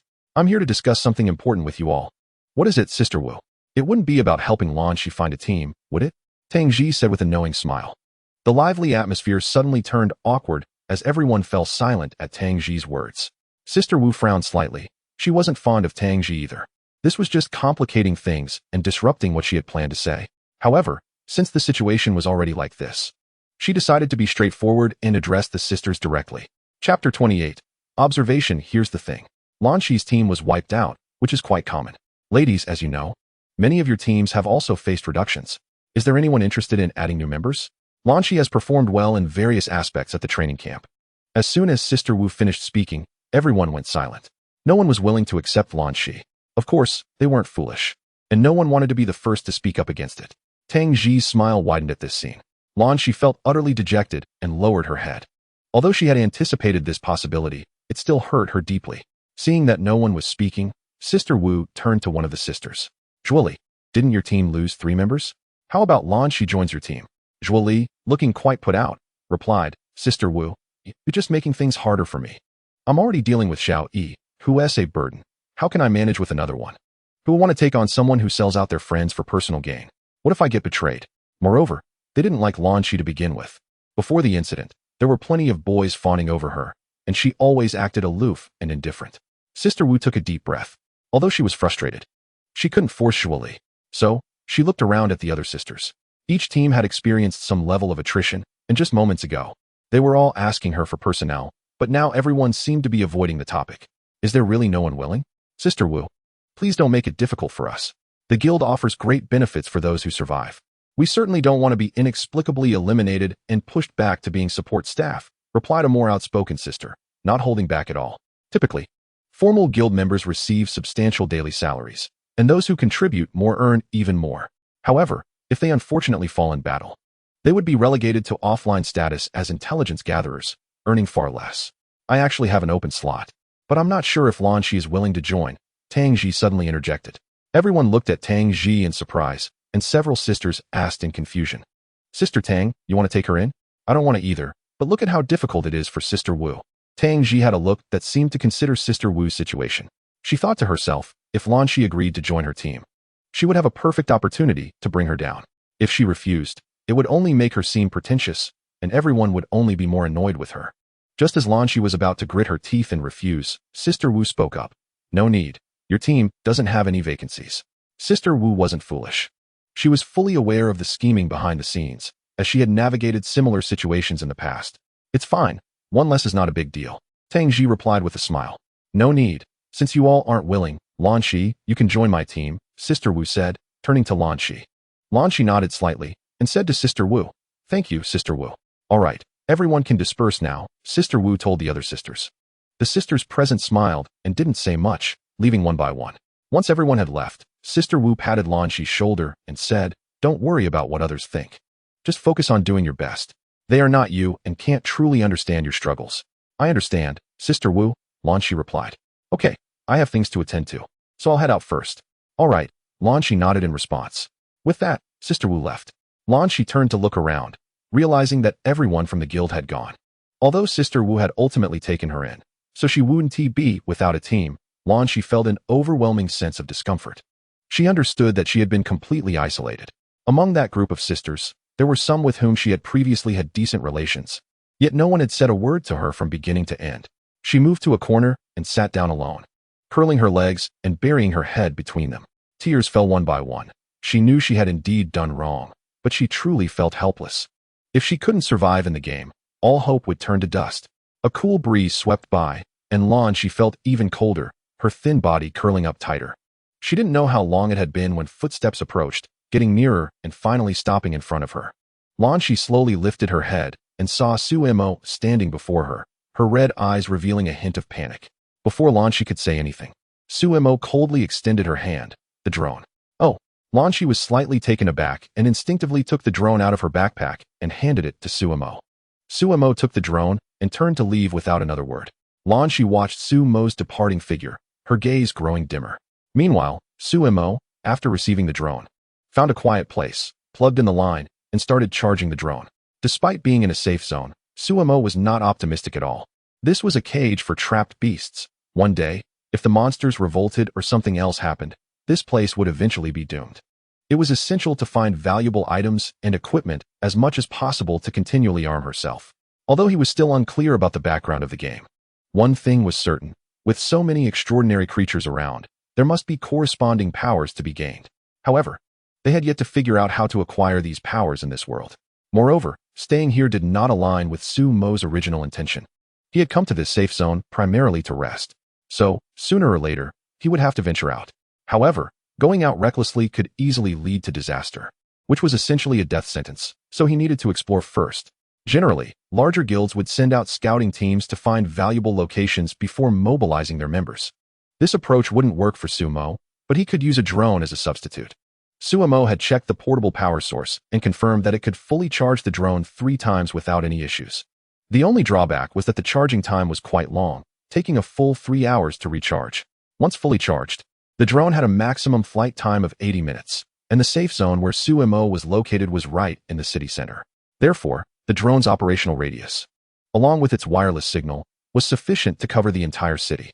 As time passed, Suemo patiently waited for the drone to charge, and once it was ready, he unplugged it and packed everything away. He looked up and surveyed the large stadium, appearing deep in thought. Moments later, Suemo was on the glass roof of the stadium, having chosen a relatively secluded corner where players below couldn't easily see him. Once everything was prepared, he took control of the drone and launched it into the air. Although the technology in this world didn't seem particularly innovative at first glance, the quality of its technological products was still quite impressive. Through the drone, Suemo began a comprehensive observation of the vast city. Chapter 29. Astonishment. The streets were filled with ragged zombies wandering about, and from time to time, he could spot players moving around. It was clear that beyond this safe zone, there were still many surviving players. However, this wasn't Suemo's main concern. He was currently searching for special buildings as his next exploration target. Soon, he found a hospital, a school, and an old administrative building. Unfortunately, all these places had been occupied by players, with debris blocking the entrances. Before long, the drone's battery level dropped to half, prompting Suemo to guide it back. After reconnecting the drone to the power source, he wore a contemplative expression. He was not satisfied with the outcome of this exploration. He hadn't discovered any high-value targets. However, Suemo wasn't frustrated. It was normal not to have a successful haul every time. After all, it was unlikely that luck would always be on his side. He sat in place and waited another 3 hours for the drone to recharge. Once it was fully powered, Suemo packed everything into his backpack and chose to log out. The world before him began to crumble like snowflakes, and he soon found himself falling into an endless darkness. When Suemo opened his eyes, he was inside a gaming pod, which automatically opened. He stepped out and glanced at his phone. It was almost 6 o'clock. Daylight had arrived. His stomach grumbled in protest. As he exited the private room, he encountered several young women dressed in various outfits, all with sweet appearances, carrying breakfast trays. Upon seeing Suemo, they greeted him cheerfully. "Good morning." Suemo nodded slightly in response and made his way down the stairs to the front desk. Shawan greeted him with a radiant smile. "Good morning, Mr. Suemo. Did you enjoy your time?" "Not bad. Please keep the machine as it is. Don't let anyone touch it," Suemo replied casually. "Of course." Shawan responded respectfully. Suemo placed his hands in his pockets and walked towards the door. Shawan watched his departing figure, momentarily entranced. Unsure why Suemo exuded such a unique charm that was incredibly captivating. "Shawan, what are you daydreaming about? Did you spot a handsome guy?" A cheerful girl in a maid outfit approached curiously. "Nothing, Xiaokuei." Shawan snapped back to reality and quickly said, "All right, even if you saw me, I wouldn't tell anyone. You should go take a break. It's time for your shift change," Xiaokuei teased. "By the way, the guest in room 07 has logged off, but he requested to keep the machine reserved. Please let someone in to tidy up and then close the door to prevent others from entering." Shawan instructed Xiaokuei. "Who's so wealthy to pay $1,000 an hour and just leave it like that?" Xiaokuei was quite astonished. "That's not our concern. We just need to do our jobs well." "Okay." Meanwhile, Suemo arrived at the old street breakfast shop across the street and called out to the owner, "Meat buns." "Coming right up." "Isn't this Suemo?" the breakfast shop owner exclaimed in surprise. 3 buns and a bowl of meat soup. Normally, they only saw Suemo when it was time to pay the rent, which had just been settled not long ago. "All right, I'll get that for you right away." The owner quickly prepared the buns for Suemo. After finishing his meal, Suemo placed the money on the table and left without a word. He needed to go home and rest for a bit. Although lying in the gaming pod kept his body in a dormant state, his brain cells were still highly alert.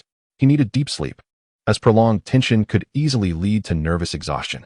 On his way home, Suemo noticed numerous promotional posters for the Star Ring game. Each poster featured pictures of different popular celebrities. It was practically an all-star campaign. He was a bit surprised at how popular the game had become. The promotional efforts are so intense, it feels like they want everyone to join in. "Hey there, why not join our Blade Master Guild and dominate the game together?" Just as Suemo was pondering this, a few youthful faces approached him, holding flyers and warmly inviting him. "No, thanks," Suemo replied coolly, heading straight home. By evening, Suemo returned to Star Gaming CAF. After resting for 8 hours, he made sure to work out and worked up a good sweat before taking a shower and coming back. The CAF was bustling with activity. On the first floor, a holographic projection of a player was being showcased. This player wasn't physically present at the CAF, but was streamed live from an online platform. A handsome young man was seen lying on a rooftop, gripping a heavy sniper rifle, taking aim at a crawling monster. The creature had a jet black, scaly exterior, a crocodile-like mouth for legs, and ruby-red eyes, moving as fast as lightning. The tension in the room was palpable, and everyone was on the edge of their seats. At that moment, the young man seized a fleeting opportunity. He opened fire, but just as he did, the rifle's barrel lifted slightly. Bang! Oh no, he missed. Players watching exclaimed, slapping their thighs in frustration. But then, in a shocking twist, the monster seemed to sense the danger and bolted forward just as the bullet whizzed past. In the next instant, its head was blown off. Incredible. So cool. No wonder he's called Brother High. The atmosphere in the CAF erupted. Suemo nodded slightly. This place was professional, not just skilled, but also good at predicting movements, though a bit of luck was involved. After landing the shot, the player known as Brother High excitedly slapped his thigh as well. Suemo decided not to watch any longer and made his way to his private room. Soon, he lay down in the gaming pod and logged into the game. As Suemo opened his eyes, he found himself sitting above a stadium.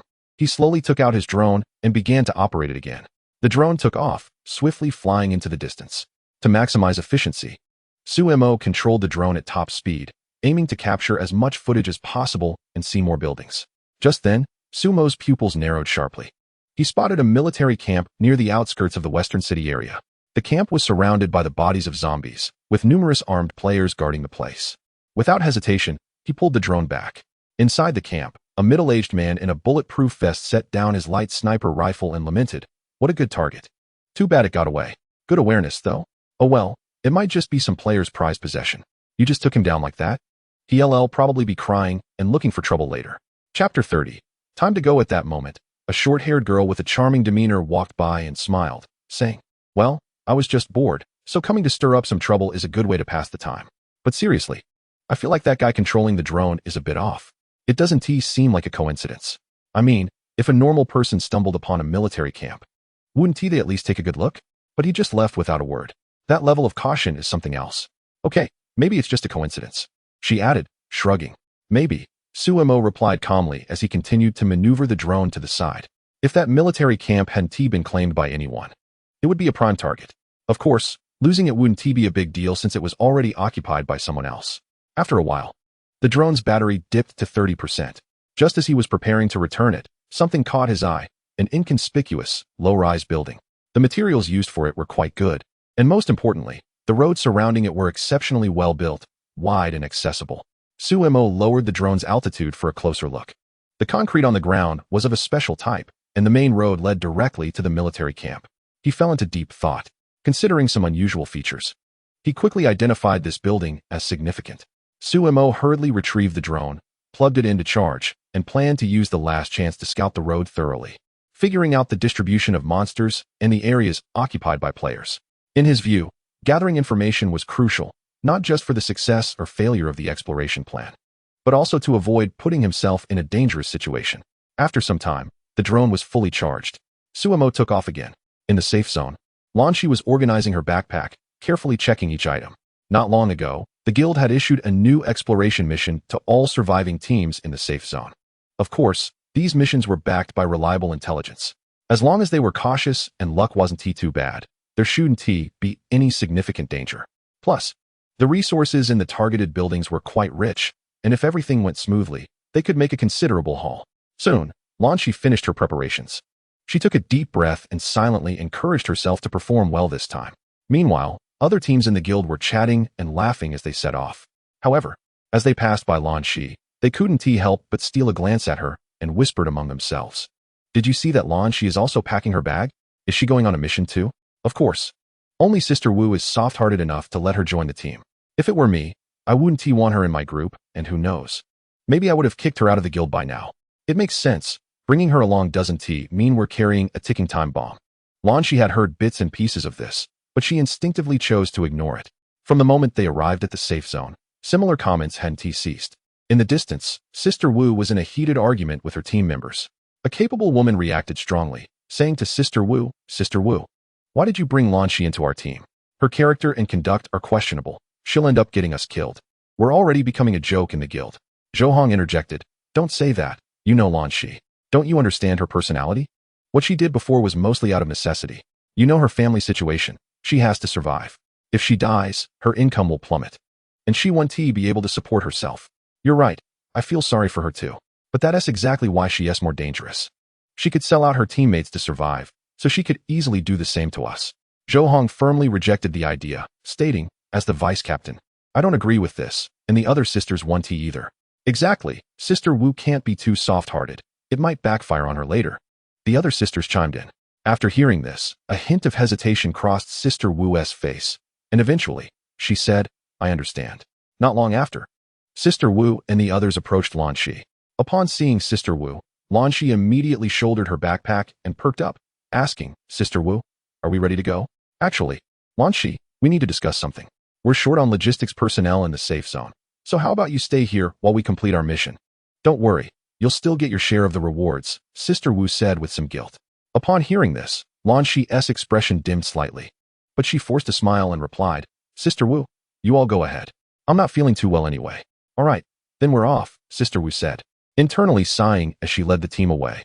She really wanted to take Lan Shi with them, but given the strong opposition from the other sisters, forcing it would only create unrest in the team, which could lead to problems during the mission. Watching Sister Wu and the others leave, Lan Shi grew increasingly silent. Hey, isn't that Lan Shi? Not leaving yet. If I'm not mistaken, it looks like Sister Wu's team has already set off. Tang Ji approached with a smile, teasing her. Of course, she was being deliberate. Just a short while ago, she had whispered in Sister Wu's team's ears.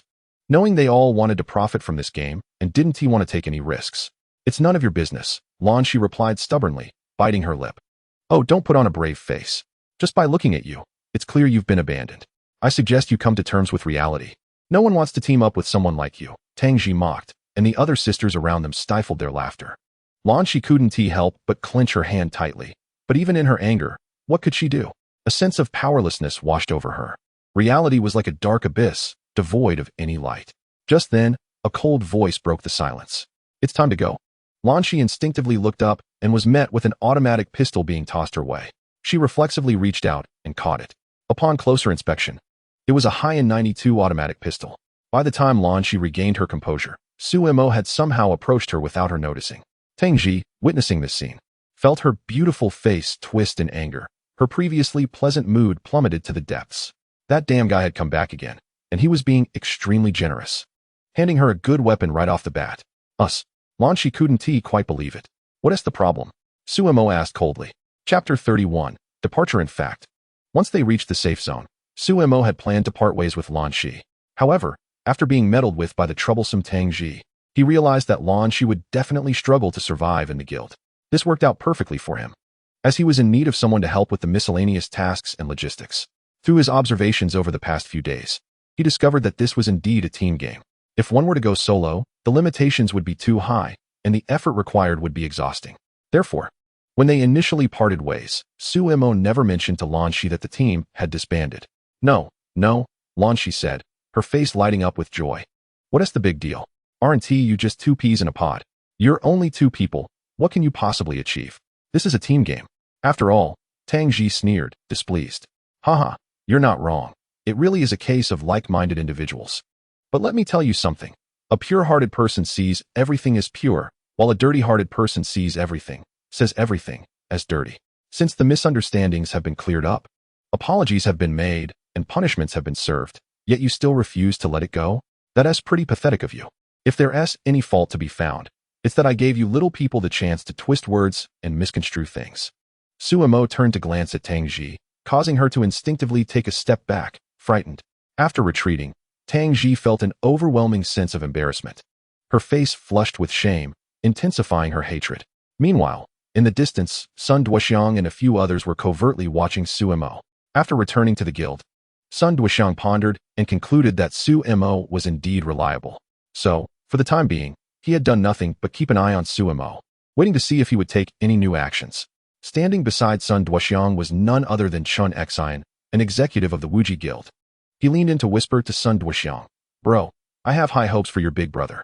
I know you want to team up with him, and I fully support you in that. Try to get close to him and see if you can pull him into the guild. If you can pull this off, the guild will definitely promote you and give you a hefty bonus. Really? All right, I'll do my best, Sun Duxiang replied, but inwardly he was scoffing. What a load of nonsense. Sure, the Martial Extreme Guild isn't bad, but that is only for regular folks. For someone as skilled as Suemo, no matter which top guild he joins, he would definitely be in high demand. There's no way he would just join casually, especially considering Sumo's cold personality. Go for it. I'm rooting for you. Chen Xin gave Sun Duxiang a thumbs up. Sun Duxiang then headed over to Suemo and Lan Shi with Zhang Hao and the others. Oh, what a coincidence. Sun Duxiang flashed a cheeky grin, pretending it was a chance encounter. Suemo couldn't be bothered to expose Sun Duxiang's act. He had noticed this guy following him around and creating these so-called coincidences long ago. There aren't that many coincidences in this world. Suemo asked coldly. What do you want? Oh, are you planning to go on an adventure? Take us with you.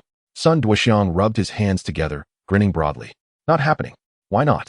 You guys are too slow and will only hold me back. Suemo shot back without a second thought. If anyone else had said this, Sun Duxiang and the others would have been furious. But coming from Suemo, it was different. Compared to him, they really were noobs, so they could only force a smile.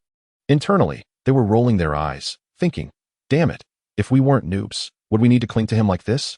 Tang Ji glanced at Sun Duxiang and noticed the Martial Extreme Guild emblem on their clothes. The design featured a martial arts figure, indicating they had all had their outfits custom-made before entering. A wicked smile spread across her face as she thought, how dare you insult someone from the Martial Extreme Guild? Let us see how this plays out. Compared to the Dream Guild, the Martial Extreme Guild was much more powerful. Even in this safe zone, the Martial Extreme Guild was quite reputable. What happened next shocked her. Sun Duxiang responded with a grin. Brother, we know we're noobs too, so just take us along. You can count on us. If you tell me to go east, I'll go east without hesitation. No way, you already have a guild. Just stick with your guild mates. Besides, didn't we agree that once we reach the safe zone, we'd go our separate ways? Suemo flatly refused. Sun Duxiang and Lan Shi were a bit different. This guy was from the Martial Extreme Guild and seemed to be doing quite well. It was clear he was trying to recruit him. In contrast, Lan Shi was purely marginalized and excluded. Sun Duxiang, sharp as ever, quickly picked up on Suemo's reasons for rejecting him. Just as he had suspected, Suemo didn't want to get too involved with the guild. So he smiled and pleaded, brother, those guys in the guild can't compare to you. Besides, following you is way more promising than the guild. Just take me along. I promise we can be of help. Suemo thought for a moment and, after careful consideration, realized that he did need some extra hands. Although Sun Duxiang and his crew weren't particularly skilled, they were obedient, and Suemo had a bit of familiarity with them, making them somewhat reliable. All right. Since you're so eager to join, I won't stop you. Suemo was too lazy to continue the banter. Thanks, he said. Sun Duxiang readily agreed without a second thought. Let us go, Suemo said decisively. The five of them happily followed Suemo and Lan Shi, leaving behind a furious Tang Ji and her group, though they had no choice in the matter. Soon, the seven of them arrived at a secluded corner of the safety zone. Suemo took a quick look at the makeshift team. Besides himself, there were Sun Duxiang, Lan Shi, Zhang Hao, Ma Ku, Lu Shi, and Qin. Our target this time is a building in the suburban southwest, about 10 kilometers away in a straight line. Suemo announced to everyone. That far? Are you sure, bro? Sun Duxiang and the others couldn't help but gasp. Most exploration teams venturing out of the safety zone typically wouldn't go beyond a 2-kilometer radius because the farther you go, the higher the risk of encountering trouble, making it difficult to return to safety. That's right. This building is quite special, and the rewards are expected to be good, Suemo replied confidently. It's not the rewards I'm worried about. The key is how we get there. Are we driving? Sun Duxiang asked, a bit bewildered. No driving. It's too dangerous. It can easily attract hordes of zombies and mutated creatures, so we have to go on foot. How do we walk there? As for the route, you don't need to worry about that. Just stick close to me. I've already planned a path that can avoid large zombie hordes, monsters, and heavily populated player areas as much as possible, Suemo answered casually. Impressive, bro. You really are something. Sun Duxiang grinned widely at Suemo's words. Exactly. With you leading us, we're feeling confident, Zhang Hao and the others chimed in. Chapter 32. Vision, don't celebrate too early. To minimize danger. The planned route is winding, and the total distance will be around 15 kilometers. If we make too much noise along the way, we might attract a lot of monsters. Or worse, run into hidden ones, which could lead to danger. There's a real chance we could end up in serious trouble. So you still have the option to back out now, Suemo explained, looking at Sun Duxiang and the others. Bro, are you insulting us? There's no way we're backing out. I'm saying it right here. Whether it's climbing a mountain of knives, or stepping into a vat of boiling oil. I'm sticking with you. Sun Duxiang patted his chest in assurance. Lan Shi and the others nodded in agreement, expressing their determination not to give up. All right, let me briefly outline the preparations before we set out. Make sure to pack plenty of food and water, as this mission may take longer than expected. Remember, no food with strong odors allowed. Additionally, prepare some strips of cloth to tie around your shoes to minimize the noise while walking. Most importantly, you will follow my lead. Under no circumstances are you allowed to use firearms, even if faced with a monster. You can only use batons or similar weapons to deal with any creatures we encounter along the way, keeping noise to an absolute minimum. Of course, as long as we don't run into a massive horde of zombies, I will handle any threats myself. Understood? Suemo stated clearly to Lan Shi and the others. Got it, they replied, nodding in agreement. But we don't seem to have any cloth strips. Should I go buy some now? Sun Duxiang volunteered. Go ahead. But be quick. We need to leave as soon as possible, Suemo instructed succinctly. Recently, several large guilds had been clearing out the zombies around the safe zone, creating a path for exploration. Many players were teaming up to venture out, making this a prime time for us to set off. Not a problem, just wait for me. I'll be back in a flash, Sun Duxiang said before taking off. In less than 10 minutes, he returned, arms full of dirty laundry. Bro, how about this? Let us get going. Suemo didn't waste any time with unnecessary words. A few hours later, Suemo and the others found themselves in a small alley within the city, moving cautiously. The entire alley was eerily quiet. Many players preferred to stick to the main roads rather than venture into secluded alleys for a simple reason. While there were fewer monsters in the alleys, they were also more susceptible to ambushes and blockages. Suddenly, they heard the sound of chewing coming from around the corner. Zhang Hao and the others tensed up, swallowing nervously, gripping their batons tightly. As they approached, they caught sight of a zombie, its skin hardened and claw-like hands tearing into flesh. The creature suddenly lifted its head and charged at Suemo and the others, with a sharp glint in his eyes. Suemo stomped his foot and surged forward with incredible speed, bringing his blade down to decapitate the zombie in one swift motion. A clean kill. The entire process was completed in the blink of an eye, making little noise. Afterward, Suemo raised his left hand, signaling Lan Shi and the others to follow. Lan Shi watched Suemo's back, her gaze filled with newfound determination. As night fell, they took shelter in a small house. Sun Duxiang carefully closed the door behind them. Once everything was set, everyone let out a sigh of relief.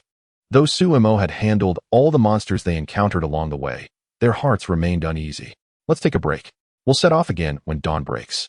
We've already covered nearly 2/3 of the journey. If nothing unexpected happens, we should reach our destination tomorrow. Suemo sat down on the ground, opened a bottle of mineral water, and took a sip as he spoke. Big brother, have some beef jerky.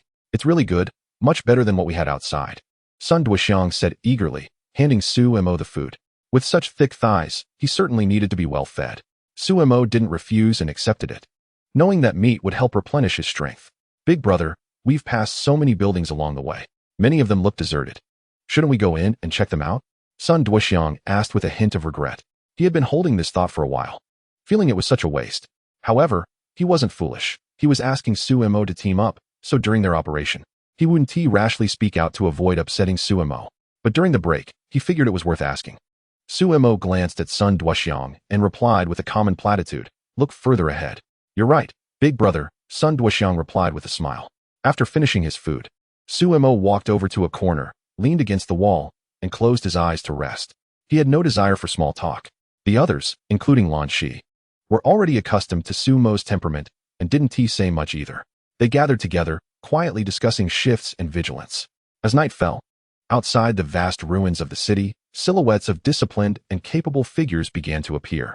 Upon closer inspection, it was a fully armed elite assault team of 25 members, equipped with 171 automatic rifles, wearing high-intensity first-generation mechanical armor, and donning black holographic combat assist helmets, with lightweight tactical backpacks slung across their backs.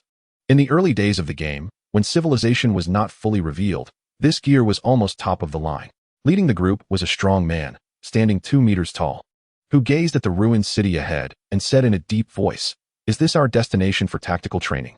"That's right, York. Our first target is a military camp located in the western area of the city. It's said to be occupied by a professional player team of about 300, replied a woman with a well-proportioned figure, though her face was hidden behind a combat assist helmet. Just a bunch of yellow monkeys. Some of the nearby team members responded casually in mixed languages. At that moment, York's expression turned serious. The zombie horde is coming soon. We need to complete our tactical training before that. Time ticked away, and the night grew darker. The once silent city began to buzz with activity. Distant gunfire and various sounds of chaos could be heard, even piercing screams of sheer terror. Lan Shi and the others gripped their batons tightly. But one thing was clear. They strictly followed Su Mo's orders and did not reach for their handguns. Sun Duoxiang and the others occasionally glanced nervously at Su Mo, who seemed oblivious to the surrounding noise, keeping his eyes closed the entire time. They couldn't fathom just how calm Su Mo truly was.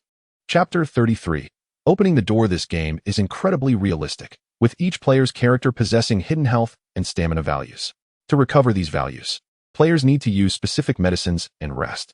If a player logs off, their character's stamina and health will not recover when they log back in and will continue to decline, leading to dire consequences. This is why Su Mo and the others chose to hide here and avoid logging off. After a night of silence, Su Mo opened his eyes and got up as dawn broke. Lan Shi and the others greeted him, looking somewhat lethargic. "You're awake," they said. They genuinely admired Su Mo. The commotion outside last night had them on edge, thinking monsters might attack, leaving them too tense to rest. In contrast, Su Mo remained completely unfazed, sleeping soundly. "Let us go," Su Mo said, pulling out his tang knife nonchalantly. "All right." Sun Duoxiang and the others perked up, quickly shouldering their backpacks. Su Mo opened the door cautiously, scanning the area for danger. Once he confirmed it was safe, he slipped outside, followed closely by Lan Shi and the others. The seven of them darted through the narrow alleys like mice. To be honest, Su Mo enjoyed moving through this small city. The buildings were chaotic, and the alleys interconnected in all directions, providing a significant advantage for someone with his exceptional memory. They were fortunate during this mission, encountering no formidable monsters along the way. By midday, they finally arrived at their destination. "Boss, is this the building we're supposed to explore?" Sun Duoxiang asked, staring at the unremarkable structure with confusion. "That's right. Split up and look for an entrance," Su Mo replied, raising his hand dismissively. Lan Shi and the others immediately scattered, searching for any possible entry points. After a short while, they regrouped, and Sun Duoxiang scratched his head, frustrated. "This is ridiculous. There aren't even any windows in this building, and I didn't see any ventilation ducts. Just 4 steel gates. What kind of building is this?" "Exactly. I checked too. And the walls are incredibly thick. Even the ground is reinforced," Lan Shi added, voicing her concerns. "This is a special storage facility, and it's very likely military grade," Su Mo replied succinctly. Upon hearing this, their hearts raced with excitement, but they were also worried. "So how do we get in?" "Through the front door," Su Mo instructed, leading Lan Shi and the others to the main entrance. The door was a heavy-looking gate, and there was a keypad on the right side. "It looks like we need to crack the code." A few people, including Lan Shi, were curiously gathered around the password lock. "How do we crack this thing?" Zhang Hao and the others were completely clueless. "Not sure, huh? Hee. When it comes down to it, you'll have to rely on me," Sun Duoxiang volunteered, stepping forward. "You think you can do it?" Lan Shi looked at him with a bit of skepticism. "Don't underestimate me. We've all had training. Just watch how I show off my skills," Sun Duoxiang replied confidently, pulling a spray bottle out of his backpack. He sprayed the buttons on the password lock, and to everyone's surprise, 6 out of the 9 buttons revealed fingerprints. These 6 digits are the password, but the tricky part is figuring out the combination order. Plus, you have to be careful. Most of these locks can only accept 2 wrong attempts. If you mess up a 3rd time, it'll lock us out completely. Sun Duoxiang analyzed the situation, looking quite serious. At that moment, Su Mo suddenly interjected. "Even if you crack it, it won't matter because it's out of battery." Upon hearing this, Sun Duoxiang's expression turned dramatic, resembling someone who had just bitten into a bitter gourd. However, he quickly regained his composure, showcasing his shameless spirit. "You're right, big brother. You hit the nail on the head. So what do we do now? My earlier performance was just for show. This type of password lock usually has a mechanical emergency switch," Su Mo replied casually. "But we already searched around and didn't find anything," Sun Duoxiang said. "It's right here."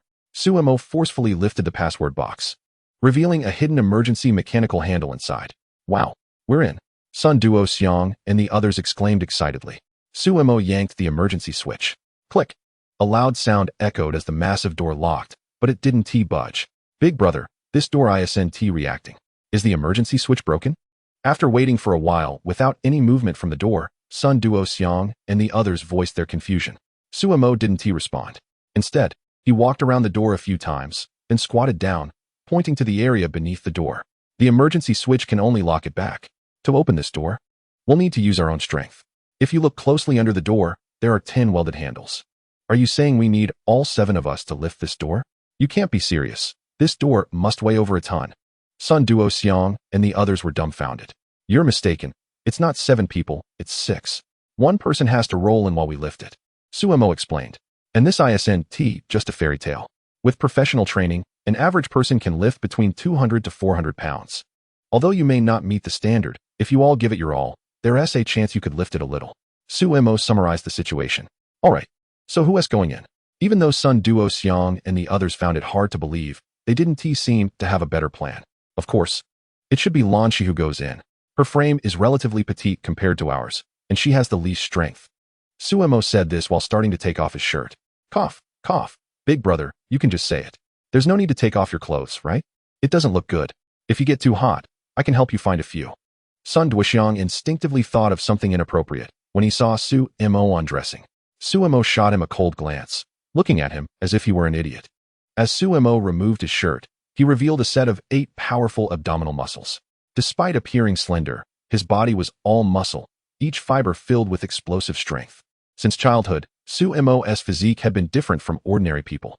Although he experienced slow development as a child, with various organs not meeting standards, as he grew older, his body seemed to be completely activated, with all aspects of his abilities skyrocketing. This granted him strength, speed, reflexes, and memory that surpassed those of ordinary people, allowing him to excel at everything he did. Consequently, his grandfather found many masters for him to undergo comprehensive training. However, the talent Suemo displayed increasingly shocked everyone. No matter what he learned, he mastered it in less than a year, often surpassing his teachers. Chapter 34. Getting rich. His instructors expressed their inability to teach him further. Even his combat instructor, who had boasted about how difficult it was to master his secret techniques, having spent over a decade learning them himself, was left astounded when Suemo mastered them in just a few days, nearly causing him to faint from disbelief. Lanshi was left speechless, maintaining a sense of awe towards Suemo. Now, regaining her composure, she realized he was actually quite handsome. Suemo squatted down and gripped the handles, turning to look at Sun Duoxiang and the others. What are you all waiting for? Come on. Got it, big brother. Sun Duoxiang and the others immediately rushed to grab the other handles. 1, 2, pull. Suemo adjusted his breathing and, at the last shout, unleashed his strength first. I can't do it, big brother. It's too heavy. Sun Duoxiang and Zhang Hao were pulling with all their might, but it felt incredibly heavy. Give it your all. Sumo's pupils constricted, revealing threads of bloodshot veins in his eyes as his muscles further expanded. I understand. Sun Duoxiang and the others gritted their teeth, almost biting through them, using every ounce of strength they had. With a creaking sound, the gate began to lift slightly under their combined effort, producing a sound that felt like it would make one's teeth ache. Lift it higher. Lanshi nervously reminded. It's still not high enough. I can barely hold on. Sun Duoxiang and the others were flushed, veins bulging on their foreheads. Suemo took a deep breath and shouted, using even more strength to pull. The gate lifted a bit higher, and Lanshi, steeling herself, did a somersault and rolled inside. Let go. Suemo shouted at Sun Duoxiang and the others before letting go. Bang. As they released their grip, the heavy gate crashed down again. Sun Duoxiang and the others lay on the ground, gasping for breath, their chests heaving and unable to calm down for a long time. Big brother. I don't really understand. What is the point of letting Lanshi in? Is she supposed to open the gate or something? Worst case, she is just going to see what's inside. And what if there are monsters in there? Lanshi would be in big trouble. If you all put in some effort, you could lift the gate completely. Do I really need her to go in? Well, you've got a point, big brother. Actually, it might be good for Lanshi to go in. Let us see if there is anything valuable inside. If there is, we can find a way to bring more people. Time passed minute by minute, and there was still no response from Lanshi after she went in. She hadn't even come back to report what was happening inside. Sun Duoxiang couldn't sit still any longer and began pacing back and forth, muttering. It's been so long. Is there anything or any monsters inside? Shouldn't we be getting some kind of feedback? What if something went wrong? Ugh, women really can't be relied on. Suemo remained calm, showing no signs of worry. Just then, there was a loud crack. The heavy gate slowly began to rise. Sun Duoxiang and the others were stunned. The door actually opened. I knew you were talking bad about me, Lanshi said with annoyance. No, I'm asking how you opened the gate. Of course, I didn't open it. I found the backup power supply. Hurry up and come in. What luck? There is such a thing here? Sun Duoxiang was also a bit taken aback. Go in and shut the door, Sumo instructed as he stepped inside. No problem, Lanshi replied cheerfully. In fact, she had been quite anxious about entering the storage facility, fearing she might mess things up, but fortunately, the outcome seemed acceptable. Wait for us. Sun Duoxiang and the others quickly rushed inside. Sumo moved quietly in the storage facility, carefully observing his surroundings. Since they were running on emergency power, only the emergency lights on the walls were illuminated. There were also many cameras on the walls, but they likely weren't functioning. Additionally, some shriveled corpses could be seen, all dressed in identical uniforms. Sumo crouched down to examine them closely and found no signs of mutation. Sun Duoxiang and the others followed closely behind Sumo, not wandering around. After Sumo finished his inspection, he stood up and looked around. The storage facility was square and had 2 levels, with a small lift platform in the center. There wasn't anything particularly special on the first floor, except for an emergency diesel generator in the corner. Seriously, there's nothing here, Sun Duoxiang said, feeling a bit deflated. After all that effort to come here, it seemed like they were going to leave empty-handed. Yeah, isn't this supposed to be a military storage facility? Zhang Hao replied, feeling quite disappointed. Let us go down and take a look. Sumo didn't respond to their words, but walked straight to the lift platform. Lan Shi and the others quickly followed, and Sumo pulled the mechanical switch beside him. With a click, the lift began to descend, and when it reached the second floor, rows of wooden crates and dust-covered leopard tanks appeared before Sumo and the others. Sun Duoxiang and the others were so excited that they could hardly close their mouths. Oh my god, this is truly an armory. In contrast to Sun Duoxiang's excitement, Sumo showed no signs of joy. Instead, a hint of disappointment flickered in his calm eyes. This world definitely had advanced technological products beyond comprehension, but the level of this military storage facility was far too basic. Boss, Sun Duoxiang and the others looked at Sumo with eager anticipation. Open all the crates, Sumo said calmly. Got it. Sun Duoxiang and the others were waiting for this response from Sumo. They quickly began to pull tools from their backpacks and pry open the crates. With a click, after a bout of rough dismantling, the crates were opened, revealing brand new 171 rifles. We're going to get rich. Sun Duoxiang and the others grew more excited with each crate they opened. Sumo leaned against the wall, arms crossed, quietly watching them work diligently, his heart completely unfazed. Soon, all the crates were opened. Sun Duoxiang eagerly rushed to Sumo and said, Boss, I roughly counted. There are 5 brand new tanks here. Although they're out of fuel, there are 20 crates of 171 rifles, with 5 in each crate along with corresponding magazines. And let us not even mention the bullets. There are over 100 crates. Okay, I understand, Sumo nodded slightly. At this moment, Lan Shi asked with some confusion, how come we couldn't find a single gun outside, yet there are so many here? It's simple. Can you see any guns outside? They're only found in specific places, right? Sumo replied calmly. I get it now. This destroyed area had a system similar to ours, Lan Shi realized. Exactly. Sumo confirmed with a nod. However, boss, what should we do with all this? Sun Duoxiang looked at Sumo with shining eyes, hesitating to speak. Just say what you want. Sumo sensed his hesitation. Rubbing his hands together nervously, Sun Duoxiang said, Boss, we can't use all these weapons. Why don't we keep some to arm ourselves and sell the rest? These weapons are worth a lot in the early stages, but their value will drop quickly as we progress. Who would we sell them to? We can sell them to the Wuji Guild. Our guild has a good reputation in this regard, Sun Duoxiang suggested. If he could sell this batch of weapons to the guild, it would be a significant achievement for him. Sure, Sumo agreed without hesitation. Chapter 35. Heartfelt words. Hey, big brother. I'll give you the contact information for Supervisor Chen Xin. You can go offline and talk to him. I've roughly estimated that each tank costs around 30,000 yuan. Those guns are about 1,000 yuan each, not to mention the additional ammunition. Altogether, it adds up to around 280,000 yuan. Of course, this is just my estimate. There's no standard price for this equipment right now, and there's still a lot of room for negotiation. The excitement on Sun Duoxiang's face was hard to conceal. When Lan Shi and Zhang Hao heard that these items were worth 280,000 yuan, they couldn't help but gasp, their bodies trembling slightly. They had never seen so much money in their lives. No need, you go ahead and negotiate. Sumo said coldly. That doesn't seem right. After all, I'm with the Wuju Guild. If I negotiate, it's like talking to myself. What if the price we agree on isn't suitable, and you're not satisfied? Sun Duoxiang was tempted, but still managed to hold back. No need, just go. I trust you. Sumo's words warmed Sun Duoxiang's heart, and he felt a bit moved. What a level of trust that was. Since you put it that way, I'll log off now and negotiate. Wait for my good news. Sun Duxiang hurriedly logged off. Suemo didn't stay idle either. He walked straight to the box, pulled out some rifles, and tossed them to Lan Shi and the others, while also putting several magazines on himself. Then he raised his gun and aimed at the wall, practicing a few movements, feeling that it was okay. About 2 hours later, Sun Duxiang logged back on, excitement evident in his voice. It's settled.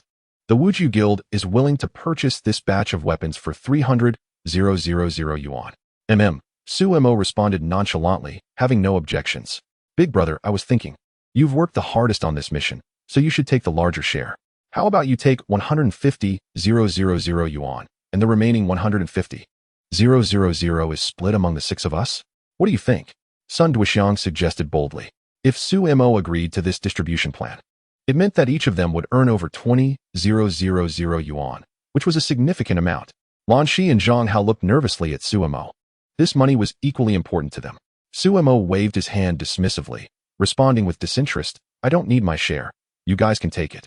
This statement was like a thunderclap, leaving Sun Duxiang and the others completely stunned. Big brother, you don't want it? I'm not really interested. Just give it all to you, Suemo replied, indeed showing little interest. Seeing Suemo's stance, Sun Duxiang felt deeply moved.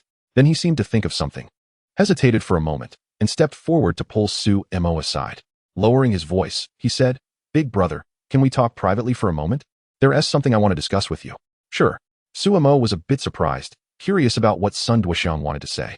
Big brother, if I may be so bold, at a glance, you strike me as someone who comes from wealth, someone who doesn't have to worry about money at all. And from what I've seen during our time together, if I'm not mistaken, you probably don't socialize much, or at all. You probably join this game just to pass the time and have some fun, right? Sun Duxiang said to Suemo in a low voice as he led her to a corner.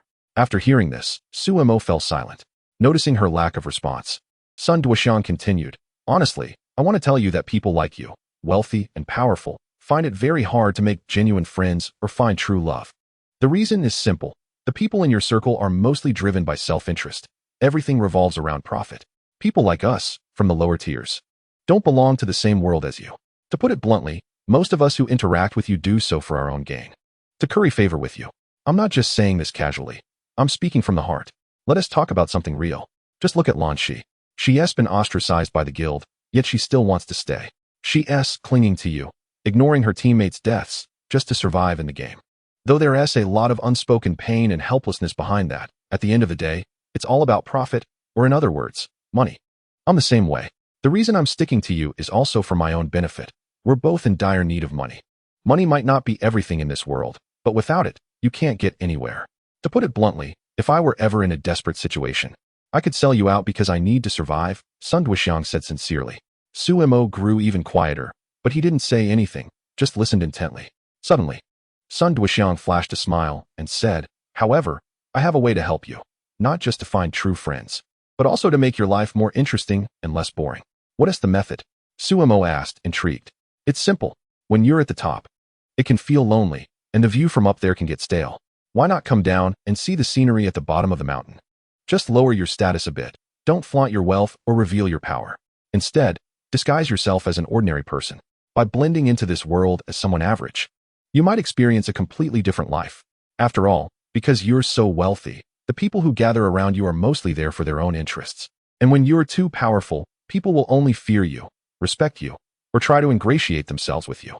Of course, you can't be too weak either, or you'll be bullied. Only by being on the same level as us can everyone treat you normally and accept you. This way, it'll be easier for you to find true friends. And you don't have to worry about what will happen if your identity gets exposed. This world is very realistic. Pretending to be rich is a sin that can't be forgiven. But pretending to be poor is different. No one will really get angry about that. Sun Duxiang offered Su a heartfelt suggestion. He could tell at a glance that Suemo was the kind of person who had already lost their life goals and joy. After some careful thought, Suemo seemed to find a hint of truth in what he said, and replied to Sun Duxiang, Why are you telling me all this? It's not that you're being too nice to me. I should at least share some honest thoughts with you. Well, since you have a bit of conscience and are speaking the truth, I suppose we can consider ourselves friends. Suemo responded lightly.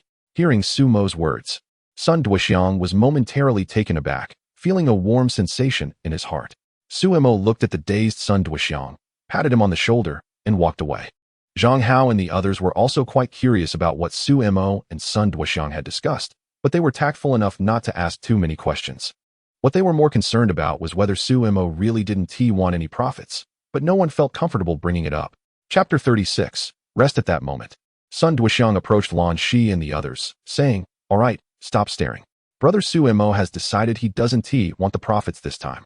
Everyone send me your bank account details, and once the transaction is successful, I'll distribute the money evenly to everyone's accounts." Sounds good, no problem. Zhang Hao and the others were grinning from ear to ear. They had originally joined the game after hearing that it could be lucrative, but they never expected to actually make money. Inside the military camp in the western part of the city, there were corpses of players scattered everywhere. Elite Special Forces soldiers were checking each body one by one to confirm there were no survivors. In the center of the camp, York stood with his foot on the neck of a resolute-looking man in a bulletproof vest, gun pointed at his head. "Who are you? Why did you ambush us?" The middle-aged man spat out blood, gritting his teeth in anger. "You don't need to know that. Goodbye." After York finished speaking, he pulled the trigger. Bang! Blood splattered everywhere. At that moment, a team member approached and reported, "Instructor, it's been confirmed that Target 1 has been dealt with. However, there are a few rats around. They seem to be seasoned professionals." York glanced at his wristwatch. "No matter, it's about time. We should prepare for the next target. Our next target is the central safe zone, which is the stadium. Let us go." Not long after, outside the military supply depot, a group of players from the Wuji Guild cautiously approached. Leading them was Chun Xin, his face beaming with barely contained excitement. Although some teammates had died along the way, it didn't matter. That guy named Su Mo was indeed impressive. Letting Sun Duoxiang follow him was truly wise. Spending that little money to secure such a large batch of equipment for the guild would surely earn him significant recognition later. Soon, Chun Xin arrived at the entrance of the supply depot. Click. The gate slowly rose. "Supervisor, you finally made it." Sun Duoxiang and the others were excitedly commenting that the flowers were about to wither. "Stop complaining. At least my speed is decent," he said. "We lost a few people along the way. Where are the supplies?" Chun Xin replied irritably. "Follow me," Sun Duoxiang said as he led Chun Xin and the others toward the lift platform. Soon, they arrived below and were greeted by a pile of weapons. Players from the Martial Arts Guild exclaimed in awe and rushed over to examine the gear. However, Chun Xin, upon seeing Su Mo, momentarily ignored the weapons and approached him, greeting him with familiarity. "Mr. Su Mo, we meet again." Su Mo replied indifferently, showing little interest in conversing with Chun Xin. Just as Chun Xin was about to speak again, Su Mo turned to Sun Duoxiang and the others and said, "Since the person collecting the goods has arrived, the matter is settled. I'm heading back to the safe zone. Do you want to come with me or stay?" "Brother, why not wait a bit longer and go back together? It's safer in numbers," Sun Duoxiang suggested, surprised at how quickly Su Mo wanted to leave. "No need." Su Mo declined simply. "I'll go back with you," Lan Shi stated, deciding it was best to leave now that the exploration task was completed. She wasn't sure when the Martial Arts Guild would return, and if Su Mo left, she might face difficulties getting back later if her group finished their exploration and departed. "Then we'll stay with the guild. You guys head back first," Sun Duoxiang replied after considering it. "All right, Lan Shi, let us go," Su Mo said, leading her away. Chun Xin wasn't upset by Su Mo's indifference. Once they were out of earshot, he patted Sun Duoxiang on the shoulder. "You did well this time. I've reported to the guild, and you'll receive credit for this. With these weapons, our guild can establish a foothold in this city." "Thank you. But there's a bit of a problem," Sun Duoxiang replied. "What is it?" "These tanks are out of fuel," he awkwardly admitted, having deliberately overlooked this detail during the price negotiations. Chun Xin sighed, feeling a bit of a headache coming on, but recognizing it wasn't a huge issue. "No worries. Just take the weapons and find some fuel." "Got it," Sun Duoxiang quickly agreed. The next day, Su Mo and Lan Shi returned to the gym safely, having encountered a monster along the way that Su Mo easily dealt with. Afterward, they arrived at a relatively secluded corner on the third floor of the gym, where Su Mo spoke up. "This mission ends here." That Lan Shi hesitated, unsure how to articulate her thoughts. "You don't need to say anything. What I said earlier wasn't meant to defend or justify you. You didn't do anything wrong. Get some rest." "Oh, okay." After Lan Shi finished speaking, she felt a strange emptiness in her heart, an inexplicable sense of unease, like a little girl lost and unsure of what to do. It was around 2 in the morning in real time, and she would log in again around 3 in the afternoon, when they would meet here once more. Su Mo simply said, "Okay." Lan Shi's eyes suddenly sparkled with a different kind of vitality. Su Mo tapped his wristband to log out of the game. After a dizzying spin, He woke up from the game pod, sat up, and took a deep breath. The game was so realistic that every time he entered or exited, he always felt a disorienting illusion, as if he were still in the game. Awesome. So cool. A deafening cheer came from outside the private room. Suemo stepped out and glanced down. A large group of eliminated players had gathered, watching a projection. In the footage, players were storming into a ruined city, crushing the monsters they encountered along the way with overwhelming force, igniting excitement among the spectators. Suemo glanced a few times, but lost interest and turned to leave the starry cafe. Later, Suemo returned home, washed up, and was about to go to bed when his stomach protested with a growl. After some hesitation, he ordered takeout on his phone. However, when he saw the estimated delivery time, he felt a bit frustrated. It would take over an hour. The reason was that there had been a surge in late-night orders, while the number of delivery personnel remained constant. Suemo could only accept the reality with resignation and casually ordered something. He sat down at his computer, opened it, and prepared to gather some information about Star Ring. As soon as he opened the official game forum, countless posts filled his screen, completely capturing his attention. Suemo quickly browsed through the information, but the more he read, the more his brows furrowed. Ultimately, he sighed deeply. Indeed, casual players could not compete with large guilds. Chapter 37. Kawaii. While he was struggling to survive in the game, large guilds were already occupying different regional bases, using them as strongholds to expand their territory. They had also begun implementing a plan called Hummingbird, deploying drones and erecting large land-based communication towers in various regions to achieve widespread signal coverage and facilitate communication within the game as soon as possible. However, it wasn't surprising. After all, large guilds had more players and resources. They had unified command and coordination, allowing them to concentrate a large number of personnel to tackle tough challenges, gather various weapons, and distribute them to the most skilled players. Suemo even saw a mech in a post from an elite player in a brotherhood. It was a proper mech, albeit a bit rough around the edges. It's a genuine and tangible presence, which makes Suemo feel a surge of excitement. Additionally, apart from discussing the progress of major guilds in the forum, the threads are flooded with recruitment posts. Every guild is frantically looking for new members. Some even spend a fortune to buy advertising space on the forum's homepage to promote their posts.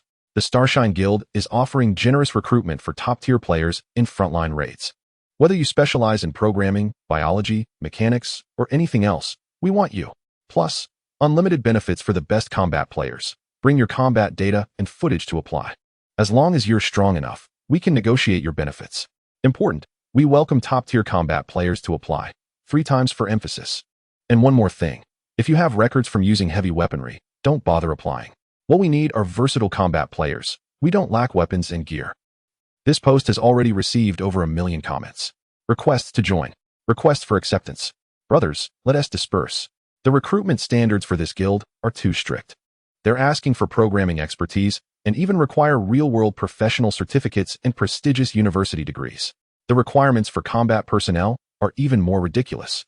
They expect someone to take down 2 or 3 zombies with melee weapons. If I see a zombie, my legs would be shaking.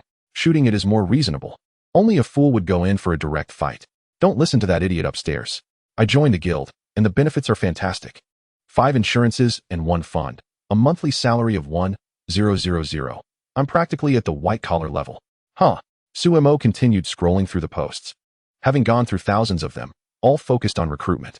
A strange expression crossed his face as he finally understood why Chen Xian from the Martial Extremity Guild had been so eager to recruit him. It wasn't just him. All guilds were hunting for top combat players. It seemed that the intense raid activities were not only causing rapid growth for the guilds, but also leading to heavy casualties among elite players, creating an urgent need for reinforcements. Suddenly, a crisp knock on the door interrupted Suemo's thoughts. He walked over and opened the door to find a delivery person. Panting, handing over the takeout. Sir, your delivery. Thank you. Suemo took the food, closed the door, and returned to his computer. As he ate, he browsed the forum, becoming increasingly intrigued. So far, he discovered that the strongest monsters were the mutated variants, which were said to exceed conventional understanding. These creatures emitted terrifying radiation, rendering conventional weapons useless against them. Some players were even paralyzed just by getting close. Their body tissue density was abnormally high, able to withstand extreme heat and heavy impacts. They also control the type of thermal radiation energy that could be released in various forms. They were essentially nightmare-level large biological weapon carriers. However, it was advised against mass extermination of these mutated beings. The crowd tactics that players pride themselves on would not only be ineffective, but could potentially lead to even worse outcomes. For example, in the post that Sumo is currently browsing, the leader of a small guild is lamenting on the forum about how foolish the members he recruited are. Their guild had taken over a small town, and there was a cute girl in the guild who led a group of older players to hunt down elite monsters. Unfortunately, the entire team was wiped out. Then this girl went back to the guild to recruit more players, leading them to their deaths in an endless cycle. To make matters worse, he wasn't online at the time, and by the time he logged in, most of the guild members were already dead. But that wasn't even the worst part. The elite monster, after absorbing enough power from the fallen players, evolved into a mutated form. The entire town was left in ruins, and he could only escape like a stray dog with the few remaining members. Attached to the post was a photo of a middle-aged man, looking haggard and unshaven, fleeing in distress. In the corner of the picture, a cute girl with big eyes was making a peace sign. Countless players responded to the post, confirming that she was indeed an adorable girl. If the poster doesn't want such a silly and cute girl, just let her come to me. Someone commented. Is this the beginning of the legendary love-hate Mary Sue drama? I'm in love. Sumo couldn't help but shake his head. When players are killed, the power of the fire seeds they possess is absorbed by the killer. The more the mutated monster absorbs, the faster it recovers from its injuries. And it may even evolve to become more terrifying. However, if there are too few players attacking, they might be easily defeated due to insufficient firepower. This leads to a rather frustrating issue. The choice of teammates is crucial. A strong combat team cannot afford to have too many weak players. Otherwise, they not only won't be able to carry the team, but might also end up dooming themselves. After browsing the forum for a long time, Sumo finally decided to take a break when the sky began to brighten. At 3 p.m., he returned to Shingyo CAF, feeling refreshed. Good afternoon, Mr. Sumo. Same spot as usual? Shaoan greeted him with a bright smile as he walked in. Yes, Sumo replied as he swiped his card and headed upstairs. Shaoan watched his retreating figure, somewhat entranced. Stop staring, he's already gone upstairs.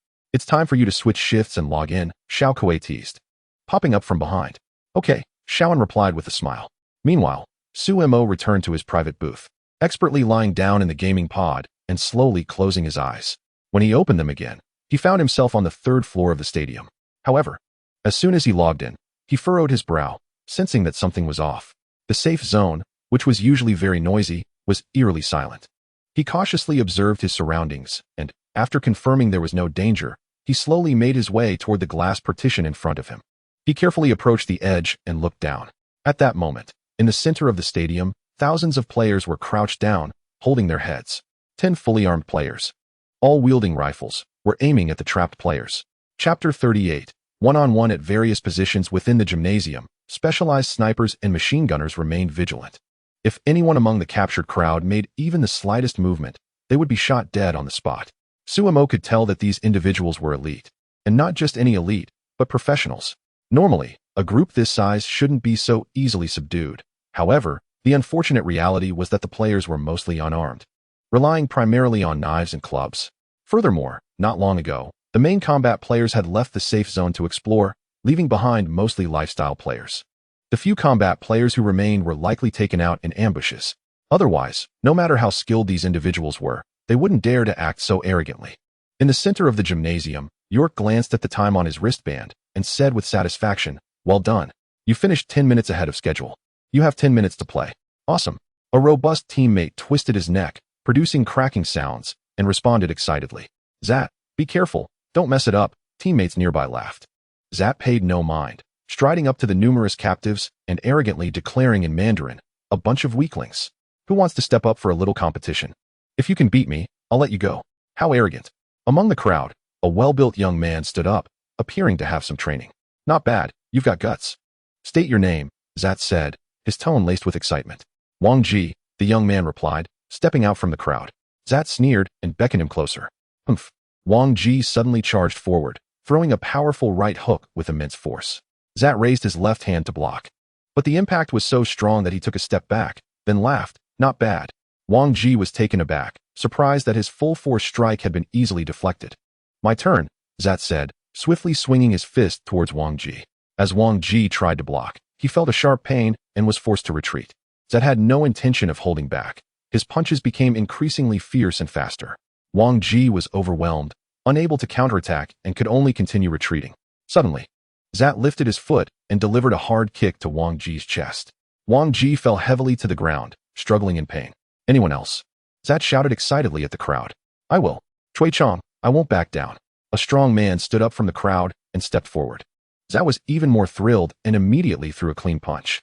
However, Chui Chong was not one to back down either and retaliated with a punch of his own. Their fists collided, and Zat felt a sharp pain, stepping back. After regaining his balance, Zat frowned and, filled with anger, stepped forward again, launching a left hook. As the opportunity arose, Chui Chong seized the moment, catching his opponent's punch and executing a shoulder throw that sent him crashing to the ground.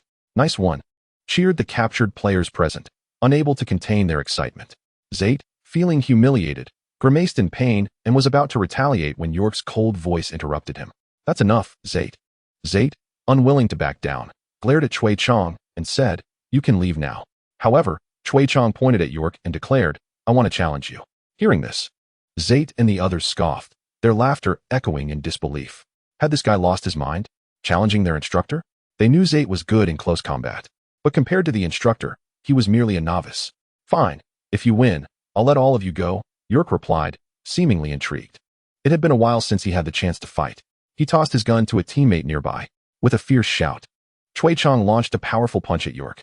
To everyone's surprise, York did not evade. His eyes sharpened, resembling a ferocious beast, sending chills down the spine of those watching.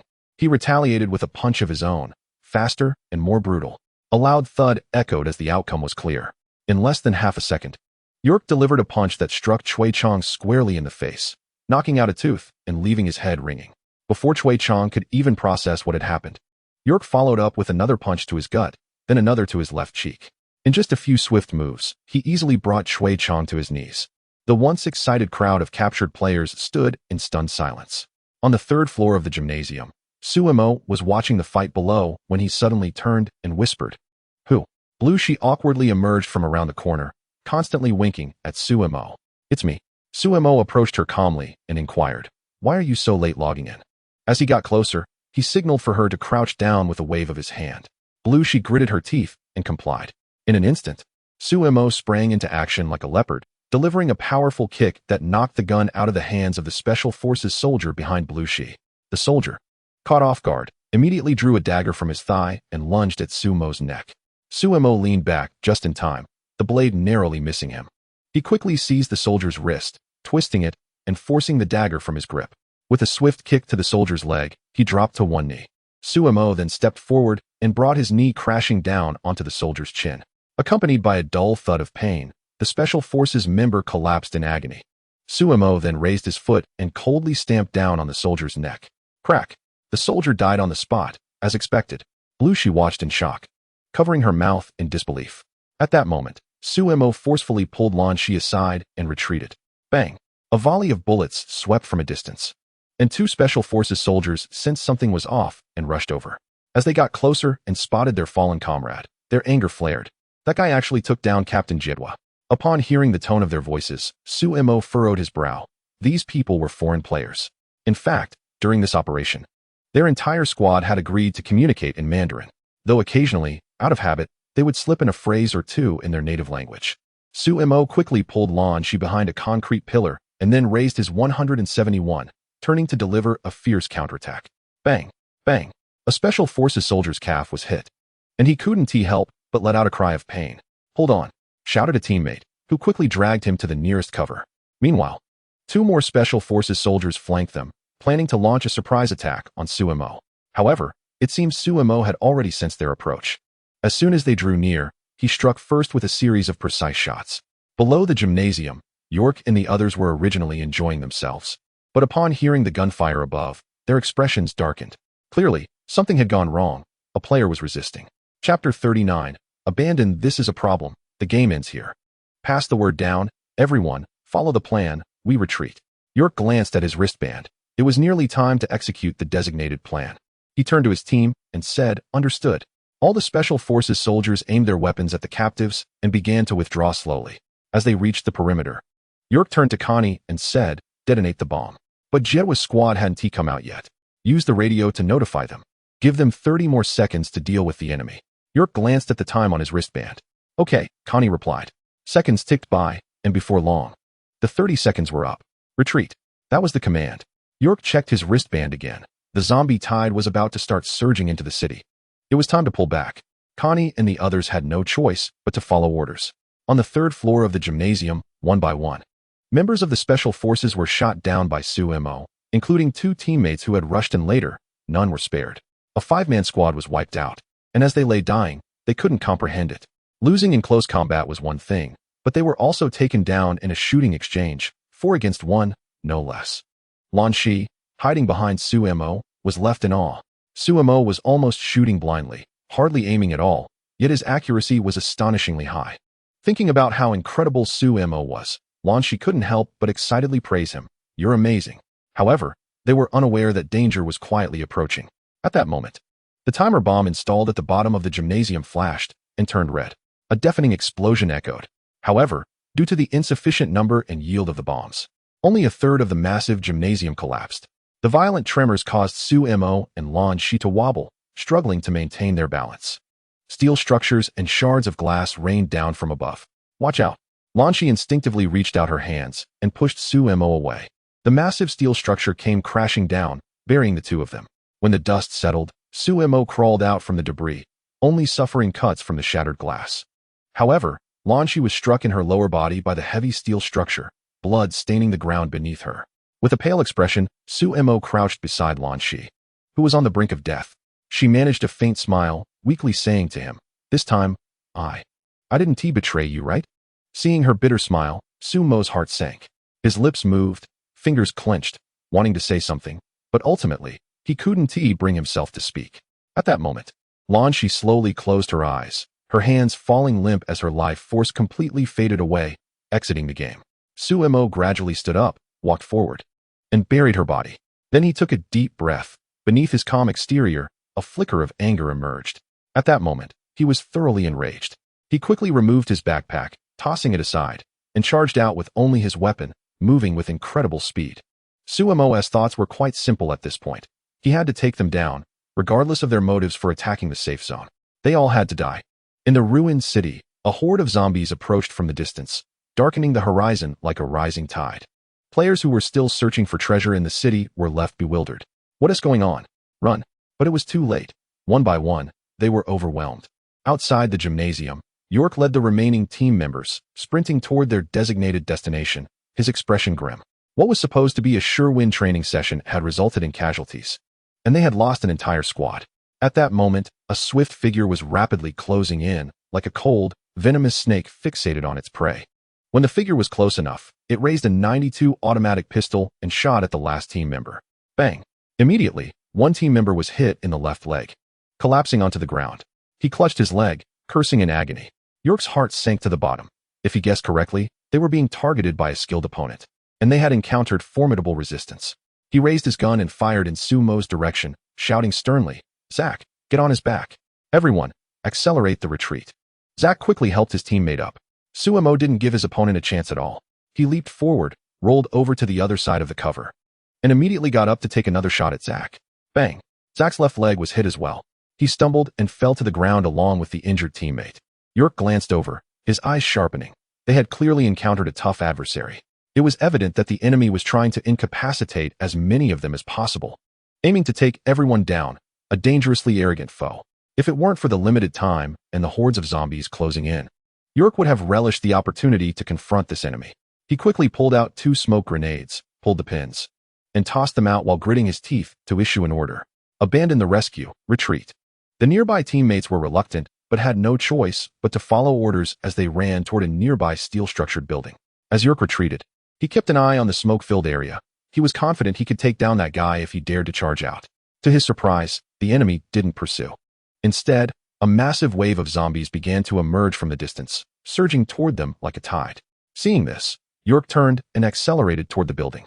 At that moment, helicopters thundered down from the sky, lowering rope ladders. York and his team climbed to the top of the steel structure, and one by one, the teammates began to board the transport helicopters. Before long, the first helicopter was filled and began to ascend into the sky. York urged his teammates to hurry up, but for some reason, he felt increasingly anxious, an unsettling feeling gnawing at him. Soon, the second helicopter also filled up. "Climb higher, go." Just then, Sumo suddenly appeared from the side of the steel framework. He raised his automatic pistol and fired fiercely at the connection point of the armed helicopter's rotor. Bang, bang, bang. Each shot found its mark. With a loud crack, the helicopter's rotor malfunctioned, losing control and swaying wildly before plummeting into the dense mass of zombies below. Boom. A massive explosion erupted, flames shooting into the sky. York's expression darkened further. He turned and began to fire wildly at Sumo's position to cover the remaining teammates' retreat. Soon, the last of his teammates boarded the final helicopter. "Instructor, we have to go?" Connie urged anxiously to York. Just as York reached for the rope ladder, bang. Gunfire erupted again, striking the ladder. York quickly withdrew his hand. He knew exactly what the enemy's intention was. They had every opportunity to shoot him down, but chose not to, clearly wanting to use him to keep everyone trapped here. Chapter 40. Evolution. York immediately threw the rope ladder aside and shouted to Connie and the others, "You go." "Instructor, that's an order." York issued an unequivocal command. Can and the others had no choice but to leave by helicopter. If they stayed any longer, they might not even be able to escape. At this moment, York spoke fluently in Mandarin towards Sumo's hiding spot. "Come out." Sumo emerged from his cover, coldly gazing at York. Below, the zombies had completely surrounded the steel-structured building, and it seemed they had caught the scent of humans, climbing up frantically. In that moment, the steel structure felt like an island on the verge of being submerged. York sized up Sumo, and to be honest, he was a bit surprised. He had always thought that the ones chasing them would be top-tier experts, but it turned out to be a young man he had never seen before. York twisted his neck and, right in front of Sumo, tossed his gun into the horde of zombies. He didn't want to resolve this fight with firearms because, in the end, it wouldn't matter who won or lost. The zombie swarm would soon climb up, and no one would be able to leave alive. Seeing this, Sumo showed no sign of backing down and also threw his gun down. York gave Sumo a thumbs up. "You've got guts." Sumo didn't respond, but slowly extended his right hand and gestured. Seeing this, York wasted no time and charged at Sumo, delivering a powerful right hook. Sumo reacted quickly, dodging to the side, while delivering a straight punch aimed at York's nose. Bang! York staggered back a few steps, blood streaming from his nose. He wiped it away, a grin spreading across his face. He had never taken such a hit before. Interesting. York roared like an enraged lion and charged again. Kicking towards Sumo raised his left hand to block the attack, while his right fist landed hard on York. York was tough, taking the hit without a grunt. He chose to retaliate, throwing punch after punch back at Sumo. Neither of them backed down. They exchanged blows, each hitting the other with solid punches, both forced to take a step back. At that moment, zombies were climbing up towards them. In the midst of their fight, York and Sumo seemed to have a tacit understanding as they dodged each other's attacks, delivering punches to the approaching zombies and taking them down. York quickly turned back and swept his leg towards Sumo. Sumo stepped back, grabbing York's leg and yanking it back forcefully. York instantly lost his balance. Sumo unleashed a flurry of punches towards York, who found himself unable to move, forced to raise his hands to block.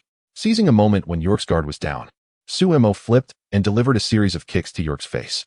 York's head spun, sending him flying several meters away, blood trickling from the corner of his mouth. He shook his head, wiped the blood away with his thumb, and said, "You've got me excited. Now I'm going to get serious." After York finished speaking, he removed his bulletproof vest and clothes, revealing a torso covered in muscles and veins. Sumo noticed that his opponent was serious now, and couldn't help but furrow his brow. Suddenly, York slammed his chest twice and charged at Sumo like a fierce tiger.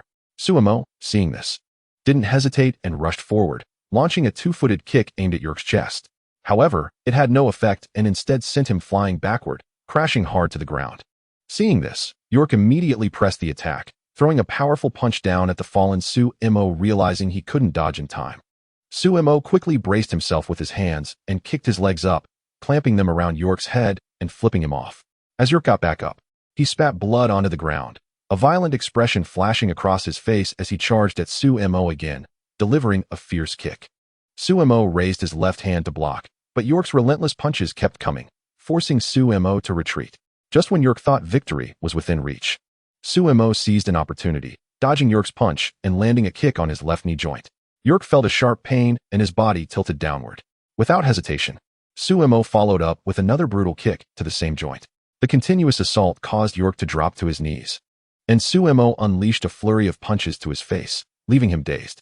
Then, Sumo turned and delivered a fierce kick aimed directly at York's head. However, York, enduring intense pain and dizziness, managed to grab Sumo's foot.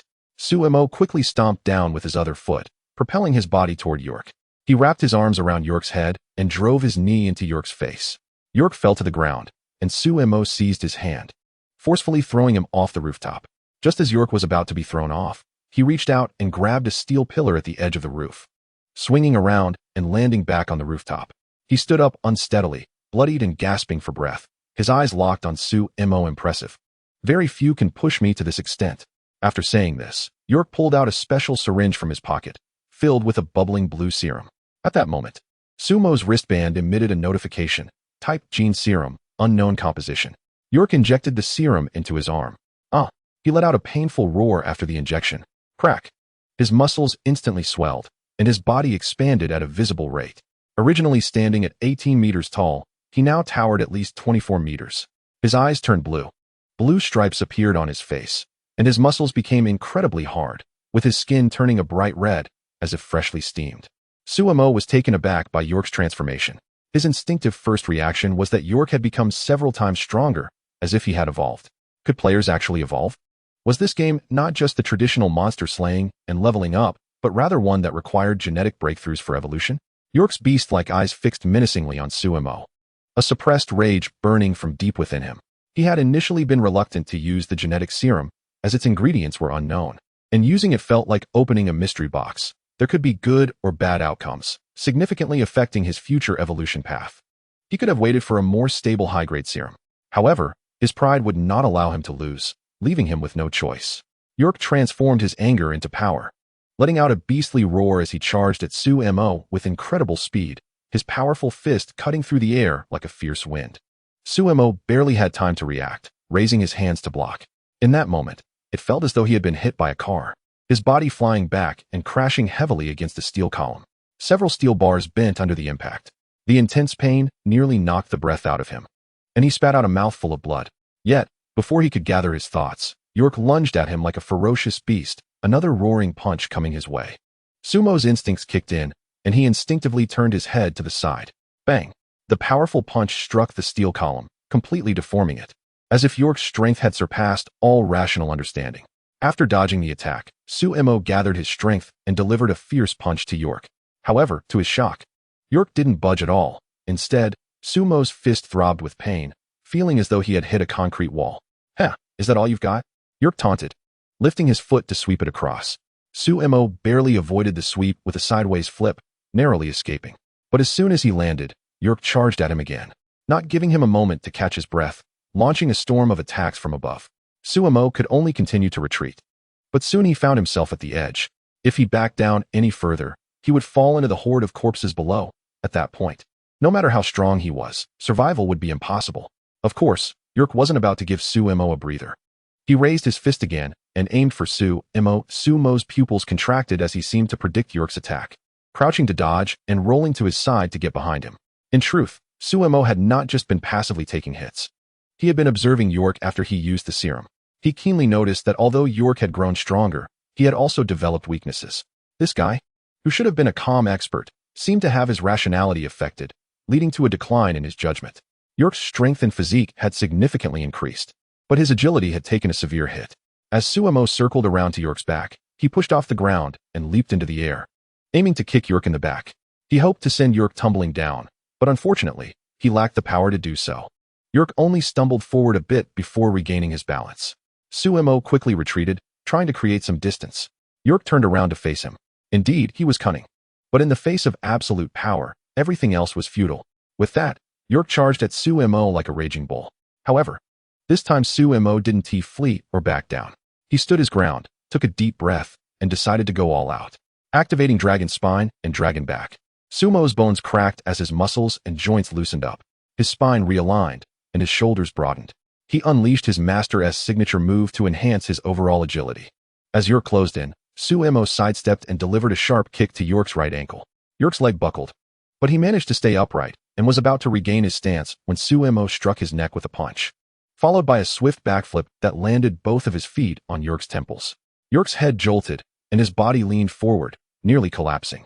He braced himself against the ground and stood back up, turning to unleash a furious assault on Sumo.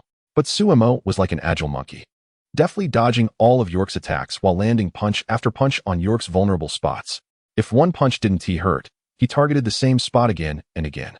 Even though York could take a hit, he was beginning to struggle and roared in anger. "Is that all you do, dodge?" Sumo didn't respond. Instead, he showed it through action.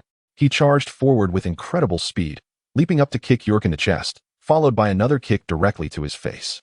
York staggered back, bloodshot eyes, breathing heavily, and a pained expression crossed his face, as if the side effects of the gene serum were kicking in. In the next moment, with nowhere to unleash his pent-up power, York charged toward a nearby steel pillar, effortlessly snapping off rebar with his bare hands and twisting it into a steel rod. York swung the makeshift weapon at Sumo. Sumo kept retreating, but at that moment, a horde of zombies began to crawl toward him. "Get lost." To York, the zombies were as annoying as flies, and in a fit of rage, he swung the steel rod, knocking the zombies aside and bending their bodies in half. Watching this scene made Sumo's heart race. If he were to be struck like that, he would surely be dead on the spot. Before long, Sumo found himself with nowhere to escape, pushed to the edge once again, gasping for breath. He was starting to feel the toll on his stamina. His whole body ached, and his movements began to slow down. It was only a matter of time before he fell. At that moment, York noticed that Sumo was on the verge of collapse and excitedly rushed over, swinging a steel rod down at him. "Die!" Sumo's pupils constricted as he faced the attack head-on. Just as York got close, Sumo executed a sliding tackle, slipping past York's legs. The iron rods in York's hands crashed violently against the ground. Immediately, Sumo got back up and charged toward York's back, leaping onto him, wrapping his left arm around York's neck while his right hand pounded mercilessly on the pressure point at the back of his head. One punch after another. York, in pain, thrashed his body in an attempt to shake Sumo off. Unfortunately, Sumo clung on like a leech, refusing to let go, and his punches became increasingly brutal, his knuckles starting to bleed. York's head spun, and his entire body began to tilt toward the edge. Sumo quickly released his grip on York's neck and landed at the edge. He watched as York fell, his eyes filled with overwhelming resentment. But it was futile. He plummeted into the horde of zombies below, which swarmed over him in an instant, engulfing him completely. Sumo stood up unsteadily, gasping for breath, feeling no joy in his victory. He had taken down his opponent, but he too was at the end of his rope. The area below was packed with zombies, and they continued to climb up. The whole city must have fallen. Under these circumstances, his chances of survival were nearly non-existent. Moreover, the wristband indicated that he was in combat mode and could not log out. More and more zombies crawled up to the rooftop, surrounding Sumo. Taking a deep breath, he prepared to face reality. Suddenly, a tremendous roar echoed from the distance. Sumo glanced over to see a tank plowing through the zombie horde, crushing everything in its path. With a loud bang, the zombie crowd below was blown apart. As the tank reached the building, the hatch opened, and Sun Duxiang excitedly waved at Sumo from the rooftop. "Big brother." Upon seeing Sun Duxiang, Sumo felt a mix of surprise and a slight joy. He took a deep breath, punched down a nearby zombie, and descended to join the fray. In a simple office in the capital, an elderly man with white hair and a spirited demeanor stood by the window, hands clasped behind his back, gazing at the scenery outside with deep-set eyes. At that moment, a woman in a crisp white shirt, exuding competence and grace, approached with a cup of freshly brewed tea and respectfully addressed him. "Chairman." The chairman slowly accepted the cup of tea, taking a gentle sip while still looking out at the distant lights. "Chairman, do the civilizations of the world truly exist?" Tang Xin certainly knows what the council leader is thinking, and then curiously asks, "I believe it exists, but their civilization is facing a test, just like ours. What if civilization really perishes? If civilization is lost, then let the embers ignite it again." "You're right, but I don't quite understand. Why should everyone participate? They are just ordinary people. Can they really be useful? They might even lose control," Tang Xin asked with some concern. "You've forgotten one thing. Igniting the embers requires kindling, and those ordinary people are just that, kindling," the council leader replied with a meaningful expression. After hearing this, Tang Xin was somewhat taken aback. "Go on, what is it?" the council leader asked calmly. Tang Xin quickly snapped back to reality, replying, "Council leader, everyone has arrived and is waiting for you. Let us go," the council leader said, turning to place his teacup on the table, his expression serious. The two then left the office and arrived at a grand and imposing doorway, which opened slowly. On the left side, a group of stern-faced, sharp-eyed generals stood at attention. On the right, a group of composed council members also rose, led by 5 elderly men dressed in luxurious attire, their deep-set eyes revealing wisdom. with dragon emblem designs in various colors embroidered on their chests. Under the gaze of everyone, the council leader stepped up to the podium and asked solemnly, "What is the progress?" Council leader, according to the feedback from below, the expansion progress is quite unsatisfactory and the difficulties are high, causing significant obstacles in various aspects. However, these challenges can be overcome, but there is one thing that is difficult. As you know, those competitors are quite troublesome. No one wants to back down. So let us have a good contest with them. Let us see who the final guiding light truly is. Yes. With a swish, everyone present stood up in unison, their expressions solemn as they responded loudly. The council leader is wise. Outside the ruins of the city, Suemo sat in the cramped tank. Sun Duxiang, while driving the tank, kept lamenting to Suemo, "Big brother, I'm in such a terrible situation." "All right, stop complaining. How did you end up here?" Suemo asked. Puzzled. "This is a long story," Sun Duxiang said, preparing to explain as soon as Suemo showed interest. "Make it short," Suemo replied, feeling a bit of a headache. Okay, here's the thing. We were just fine in the storage depot. I had just found a barrel of oil and was refueling the tank when a horde of zombies charged in, and there were so many it was terrifying. My guild members were taken out right away. I was almost frozen in shock. Luckily, I'm quite lucky and managed to climb into the tank just in time and drove out. However, all those weapons are gone. And I guess Chen Xian is probably dead too," Sun Duxiang said, tears streaming down his face. He had finally managed to make a name for himself in the guild, only to have everything fall apart. "Why is my life so hard?" "Focus," Suemo said, rubbing his temples. "Oh, I forgot. Since the guild members were all wiped out, I thought about heading back to the safe zone, so I just drove my tank through the horde of corpses. You know, that thing actually worked pretty well. Those worthless zombies couldn't stop me at all. When I got close to the safe zone, I saw you chasing someone from a distance. So I turned around and chased after you," Sun Duxiang explained simply. After hearing this, Suemo didn't say much. He could only think that they were lucky. Sun Duxiang, feeling a bit confused, asked, "Big brother, where do we go now? This city seems to be done for. Let's head south and get out of here." Suemo replied thoughtfully, "Sure thing. By the way, why were you chasing those people? Who were they?" Sun Duxiang asked curiously. "Don't ask what you shouldn't." Suemo replied curtly, not in the mood to elaborate. Okay then. By the way, where's Lan Shi? I didn't see her with you," Sun Duxiang inquired, puzzled. "She's dead," Suemo said, his expression darkening. He planned to find a chance to get a fire source and revive her later. Sun Duxiang was taken aback. He had wanted to express some sympathy, but seeing Suemo's serious demeanor, he quickly zipped his lips. In the capital city, in a 23-story building filled with futuristic technology, Lan Shi slowly opened her eyes and took off her helmet. She bit her lips slightly, her delicate features showing a hint of sadness. It was over. Her character in the game had died. She knew very well that her gaming career had come to an end. At that moment, the sounds of girls crying could be heard all around. Due to the zombie horde and the collapse of the safe zone, many players had fallen. In front of the hall, there was a holographic projection screen displaying the avatars of various girls in the guild, and many of them had turned gray. "Hey, Lan Shi, you logged out too? You didn't die, did you?" Tang Ji and a group of her friends approached, pretending to be concerned. Lan Shi was feeling very down and didn't respond to Tang Ji. "Oh, come on. You were clinging to someone strong. How did you end up dead? They didn't abandon you, did they?" TSK, that's just too pathetic," Tang Ji teased, blinking her eyes with a look of mock pity. The girls beside her stifled their laughter, clearly enjoying the drama. Lan Shi felt a pang in her heart, and her hands, which were resting on her legs, curled into fists as she tried to hold back her emotions. "What are you all doing here?" At that moment, Sister Wu walked over, her expression not looking too good. "Oh, nothing. We were just checking in on her," Tang Ji replied with a smile, looking at Sister Wu. Inside, she sneered. Thinking how lucky Sister Wu was to have survived, it would have been even more exciting if she had perished as well. Of course, Tang Ji wasn't foolish enough to reveal her thoughts, considering that Sister Wu held a high position. She decided to focus on her own responsibilities. Sister Wu wouldn't buy into Tang Ji's nonsense anyway. Not caring much, Tang Ji led her sisters to a corner to watch the unfolding drama from a distance.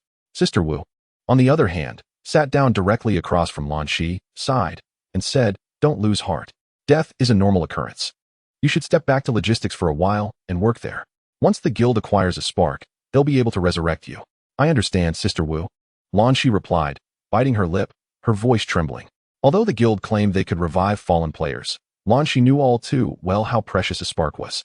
There were reports of people offering $1 million for one on the forums, so how could the guild possibly use a spark to bring her back? Chapter 43. It's so hard on the north side of the outskirts of Dawn City. In the defensive area of the 12th group of the 10th team of the Dawn Guild, remnants of battle were still burning everywhere, with corpses of zombies and mutated creatures scattered across the ground. A group of female and male players were busy loading the bodies onto garbage trucks for disposal. Many repair specialists were swiftly fixing the trenches and barriers in the area. In the center of this defensive zone, a girl with bright, expressive eyes, long black hair cascading down to her waist, and a gentle face looked somewhat fatigued as she instructed her fellow brothers and sisters beside her. Everyone, let's work hard to clear the battlefield of corpses. Otherwise, the smell of blood will easily attract new monsters. We also need to repair the damaged defense lines and re-establish our weapons. Sister Zhaohan, you don't need to worry. Just leave this to Sister Lin Xinyuo. You've been commanding for so long. You should log off and take a break, suggested a burly man with dark skin. Uncle Li sure was right. The nearby sisters chimed in. Sister, I can handle the rest. I promise to get it done well. A petite girl with long black hair, a lowly face, and an unusually mature figure assured them earnestly. I'm quite reassured with Xinyuo handling things, so please, everyone, assist her as much as possible, Zhaohan replied with a smile. Feeling a bit exhausted. She had already been online for over 18 hours straight in reality, and her body was starting to give in. It was time for her to log off and rest for a while. Besides, this wave of monster attacks seemed to be over, and there shouldn't be any more issues for the time being. Meanwhile, in the desolate wilderness, a tank was navigating through the muddy road. Inside the cockpit, Sun Duoxiang's lips were dry, and his stomach growled. He stopped the tank and turned to Su Mo with a frustrated expression. Brother, do you have any food or drink? We've been driving for a whole day, and the spare fuel is running low. Su Mo opened his previously closed eyes, glanced at Sun Duoxiang, and replied, Do you really think I might have any? When I came in, I had nothing in my hands. Didn't you bring any food with you? Oh, I wish I had. At that time, I was busy fueling the tank, and the fuel barrel was so heavy that carrying a backpack would have just gotten in the way, so I left it behind. When the attack happened, there was no time to think about grabbing the backpack. I was just trying to escape. Sun Duoxiang replied with a mournful expression. Keep moving forward and see if we can find something, Su Mo responded in a low voice. Okay. Sun Duoxiang steeled himself and continued driving forward. He didn't know if it was bad luck or something else, but along the way, they only encountered scattered zombies and didn't see any decent buildings. Even Su Mo's stomach began to protest. After the intense battle, he had used up a lot of energy. Although he had rested a bit, it had been too long since he had eaten. Sun Duoxiang hesitated and rummaged through his pockets. Finally, he found a snack bar. He unwrapped it, broke it in half, and handed one part to Su Mo. Brother, this is my last possession. Take it. No, I don't need it, Su Mo directly refused. All right. Sun Duoxiang didn't push the matter. He somewhat understood Su Mo's personality. Usually, once he said something, he rarely changed his mind. So he ate the snack bar himself. After that, the tank continued moving forward, and after a long while, they arrived next to a small grove. Suddenly, Su Mo said, Stop. Although Sun Duoxiang was a bit confused, he followed Su Mo's instructions and brought the tank to a halt. Su Mo simply told Sun Duoxiang, Stay here and keep an eye on things. I'm going to look for some food. Okay, just be quick about it, Sun Duoxiang said anxiously. I know. Su Mo didn't say much more and climbed out after lifting the hatch. Once on the ground, he headed straight for the small grove ahead. The trees in this grove looked sparse, with their foliage a grayish-white color. Su Mo cautiously moved deeper into the woods. Although the outskirts were relatively safer than the city, where monsters were less frequently seen, the downside was quite obvious. There were hardly any resources. They had seen some buildings on their way, but those structures were in ruins and contained nothing. The most critical point was that they didn't have a map of this area, so they were essentially moving forward blindly. While he could manage to hold on without food, going without water was far more dangerous. Su Mo didn't refuse the little food Sun Duoxiang offered. He was just afraid that eating would make him thirstier, which would only worsen his discomfort. After about 10 minutes, Su Mo spotted a large lake in the grove. He was a bit surprised. He had expected to find a small stream, but instead, there was such a large body of water. He crouched down at the edge of the lake, scooped some water with his hands, and carefully examined the water quality. Meanwhile, in the depths of the lake, a massive dark shadow was stirring. Su Mo gazed at the relatively clear lake water, preparing to take a sip when he suddenly caught sight of his reflection in the water. Instinctively, he withdrew his hand and stood up to look at a large tree on the right side of the lake. He noticed that the tree was bearing grayish fruits. After a few seconds of silence, Su Mo realized that the trees near the lake were polluted, which meant the water was likely contaminated as well. If he guessed correctly, it would be unsafe to drink. Hey, big brother. At that moment, Sun Duoxiang's voice interrupted Su Mo's thoughts. and he quickly ran over. What are you doing here? Didn't I tell you to keep an eye on the tank? Suemo asked indifferently. There's no one around here, and the tank is fine where it is. I'm dying of thirst. Let me just have a sip of water. Sun Duoxiang squatted down, ready to drink from the lake. Suemo reached out and grabbed the collar of Sun Duoxiang's shirt, pulling him back up and warning him, you can't drink that water. Just look at the vegetation around. If I'm right, this world is filled with monsters because of widespread pollution. Only a few places have clean water, like bottled water. Come on, you drank some too, didn't you? Sun Duoxiang struggled to rationalize. I didn't drink any. Believe it or not, it's up to you. Suemo was too lazy to argue further. Sun Duoxiang swallowed hard, his rational mind telling him that Suemo was likely telling the truth, but the problem was that he was incredibly thirsty. Wait, why did the water turn black? Just as Sun Duoxiang was caught up in his thoughts, he noticed that the originally clear lake water had suddenly turned dark. Hearing Sun Duoxiang's words, Suemo glanced over, and his expression changed drastically as he abruptly yanked Sun Duoxiang's arm. Run! In an instant, the previously calm lake erupted, and a massive, gaping maw lunged at them, filled with sharp, jagged teeth and exuding a foul, toxic stench. What kind of monster is that? Why am I so unlucky? Sun Duoxiang nearly wet himself, crying out as he ran alongside Suemo. Suemo glanced back, his heart sinking. Emerging from the lake was a creature towering 5 meters high, over 20 meters long, covered in greasy black skin with glowing red spots scattered across its body. It had an ugly, crocodile-like head, 8 thick legs, and a long tail. At that moment, Sumo's wristband vibrated. He looked at it, and sure enough, a notification appeared on the screen. Type: Mutated Elite Variant, Eritith Beast. Seeing the notification, Sumo's face turned grim. Given their current state, encountering a creature like this was going to be a disaster. They were no match for it at all. Run to the forest. Suemo shouted firmly. Got it. Sun Duoxiang didn't have time to complain and followed Suemo closely as they sprinted away. Unfortunately, they still underestimated the monstrous creature behind them, which charged forward like a bulldozer, knocking down trees along its path. No way, it's gaining on us, Sun Duoxiang thought as he ran, glancing back. The trees around them were no obstacle. It was too ferocious. Split up, Suemo shouted before darting to the left. Sun Duoxiang hurried to the right, thinking, surely luck wouldn't be that cruel. However, a frustrating scene unfolded. The creature seemed to have fixated on Sun Duoxiang and continued its relentless chase. His face turned pale with fear, pushing him to tap into his hidden potential and run even faster. Big brother, help! Suemo glanced back at the pursued Sun Duoxiang and quickened his pace toward the tank. The creature became increasingly agitated, clearly capable of swallowing its prey in just a few bites. Yet, the trees around it significantly slowed it down. But soon, Sun Duoxiang could barely continue.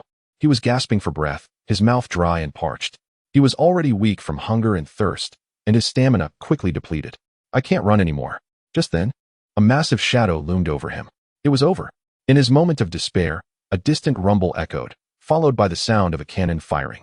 A shell struck the creature squarely on the head. Boom! A deafening explosion erupted, leaving a cloud of smoke and charred remains in its wake. The creature, hurt and enraged, turned its gaze toward the tank in the distance and angrily changed direction to pursue it. Suemo immediately swerved the steering wheel and accelerated, clearly aware that the attack had not been very effective. To make matters worse, Sun Duoxiang was still outside the tank. There was no way to reload for him, so the attack didn't inflict any serious damage, leaving their situation precarious. Meanwhile, Sun Duoxiang, having narrowly escaped, plopped down on the ground, watching the tank speed away. Big brother, wait for me. My tank. He felt utterly hopeless. His luck had truly run out. His superior was gone, all his teammates were dead, their weapons cache had been raided, and now his big brother had left him behind, along with the tank. Who could possibly be more unfortunate than him? It wasn't that Suemo was ignoring Sun Duoxiang. He simply couldn't afford to. Suemo was barely managing to escape himself, with the creature closing in rapidly. His mind raced as he sought a solution. Just then, he spotted the approaching creature in his rearview mirror, its long tail sweeping toward him. Suemo quickly turned the steering wheel and slammed on the gas, maximizing the tank's power. The result? The creature's lengthy tail grazed over the top of the tank. Bang! The hatch above them was flung wide open. Suemo felt the looming presence of death even closer, yet strangely, he felt no fear at all. Instead, he was filled with an inexplicable thrill. At that moment, he drove the tank out of the thicket from the other side, with a highway ahead and a deep ravine to the right. Seeing the ravine, Suemo immediately began to devise a plan. Just then, the monstrous creature also charged out. Its speed increased without the obstruction of trees. It opened its massive jaws, revealing teeth capable of crushing steel, ready to tear him apart. Suemo remained unusually calm as he drove the tank recklessly towards the edge of the road. He focused intently on the approaching guardrail, his lips moving slightly as he calculated, completely ignoring the creature that was closing in behind him. 3, 2, 1. In an instant, Suemo made his move, sharply turning the steering wheel, pulling the control lever, and lightly tapping the brakes. The entire tank made a rapid turn, almost brushing against the edge of the road. Behind him, the monstrous creature, unable to stop due to its massive inertia, plunged straight into the ravine, letting out an enraged roar as it fell. Roar! Of course, Suemo acted as if he hadn't heard it, and sped back into the thicket. In the forest, Sun Duoxiang squatted on the ground, looking utterly despondent, his heart feeling cold. No one was worse off than him. Just then, Suemo stopped the tank in front of Sun Duoxiang, kicking up dust and dead leaves all over him. What is up? Sumo's head popped out of the tank as he looked at Sun Duoxiang and asked. Hearing Suemo's voice, Sun Duoxiang looked up in surprise, shouting excitedly, Big brother, you're back. I thought you abandoned me. Are you an idiot? How could I pick you up without shaking off that monster? Suemo was too lazy to comment on this guy. Suddenly, a thunderous roar echoed from a distance, followed by a massive explosion. Sumo's heart sank as he shouted to Sun Duoxiang, Get up here quickly. That monster is coming after us. But big brother, didn't you say you shook it off? Sun Duoxiang scrambled to climb onto the tank, his voice trembling with fear. Less talking, load the ammo. Suemo's heart sank. This really was a mutated creature, absurdly powerful. Okay, Sun Duoxiang hurriedly replied, flustered as he began to load the ammo. Suemo then accelerated the tank to escape the area. However, they hadn't gotten far when Sun Duoxiang's terrified voice rang out, Big brother, hurry. That monster is chasing us from behind. Its mouth is glowing red. Hearing this, Suemo abruptly turned the steering wheel. A searing energy beam shot from behind, striking the ground next to the tank with a loud boom. Although it missed, the explosion's shockwave lifted the entire tank and slammed it back down hard. Inside the cockpit, Sun Duoxiang was jolted, feeling dazed. My back. Suemo quickly steadied himself and controlled the turret's movement, aiming at the approaching abyssal tooth beast before firing a shot. It hit precisely. Boom. Unfortunately, the effect wasn't great. The abyssal tooth beast burst through the smoke, only slightly slowed down but not halted. Reload. Suemo shouted to Sun Duoxiang, who was still groaning. Okay. Sun Duoxiang hurriedly got to his feet to load the shell. Soon, he stuffed the round into place and eagerly called out to Suemo, Big brother, it's loaded. Stick your head out of the cockpit and keep an eye on that monster. If it charges up its thermal attack, let me know immediately. Suemo instructed while operating the controls. He noticed that the camera on the back of the tank was damaged and yelled to Sun Duoxiang. How do we know if it's charged up? Just go by feeling, Sun Duoxiang replied. What if we misjudge it?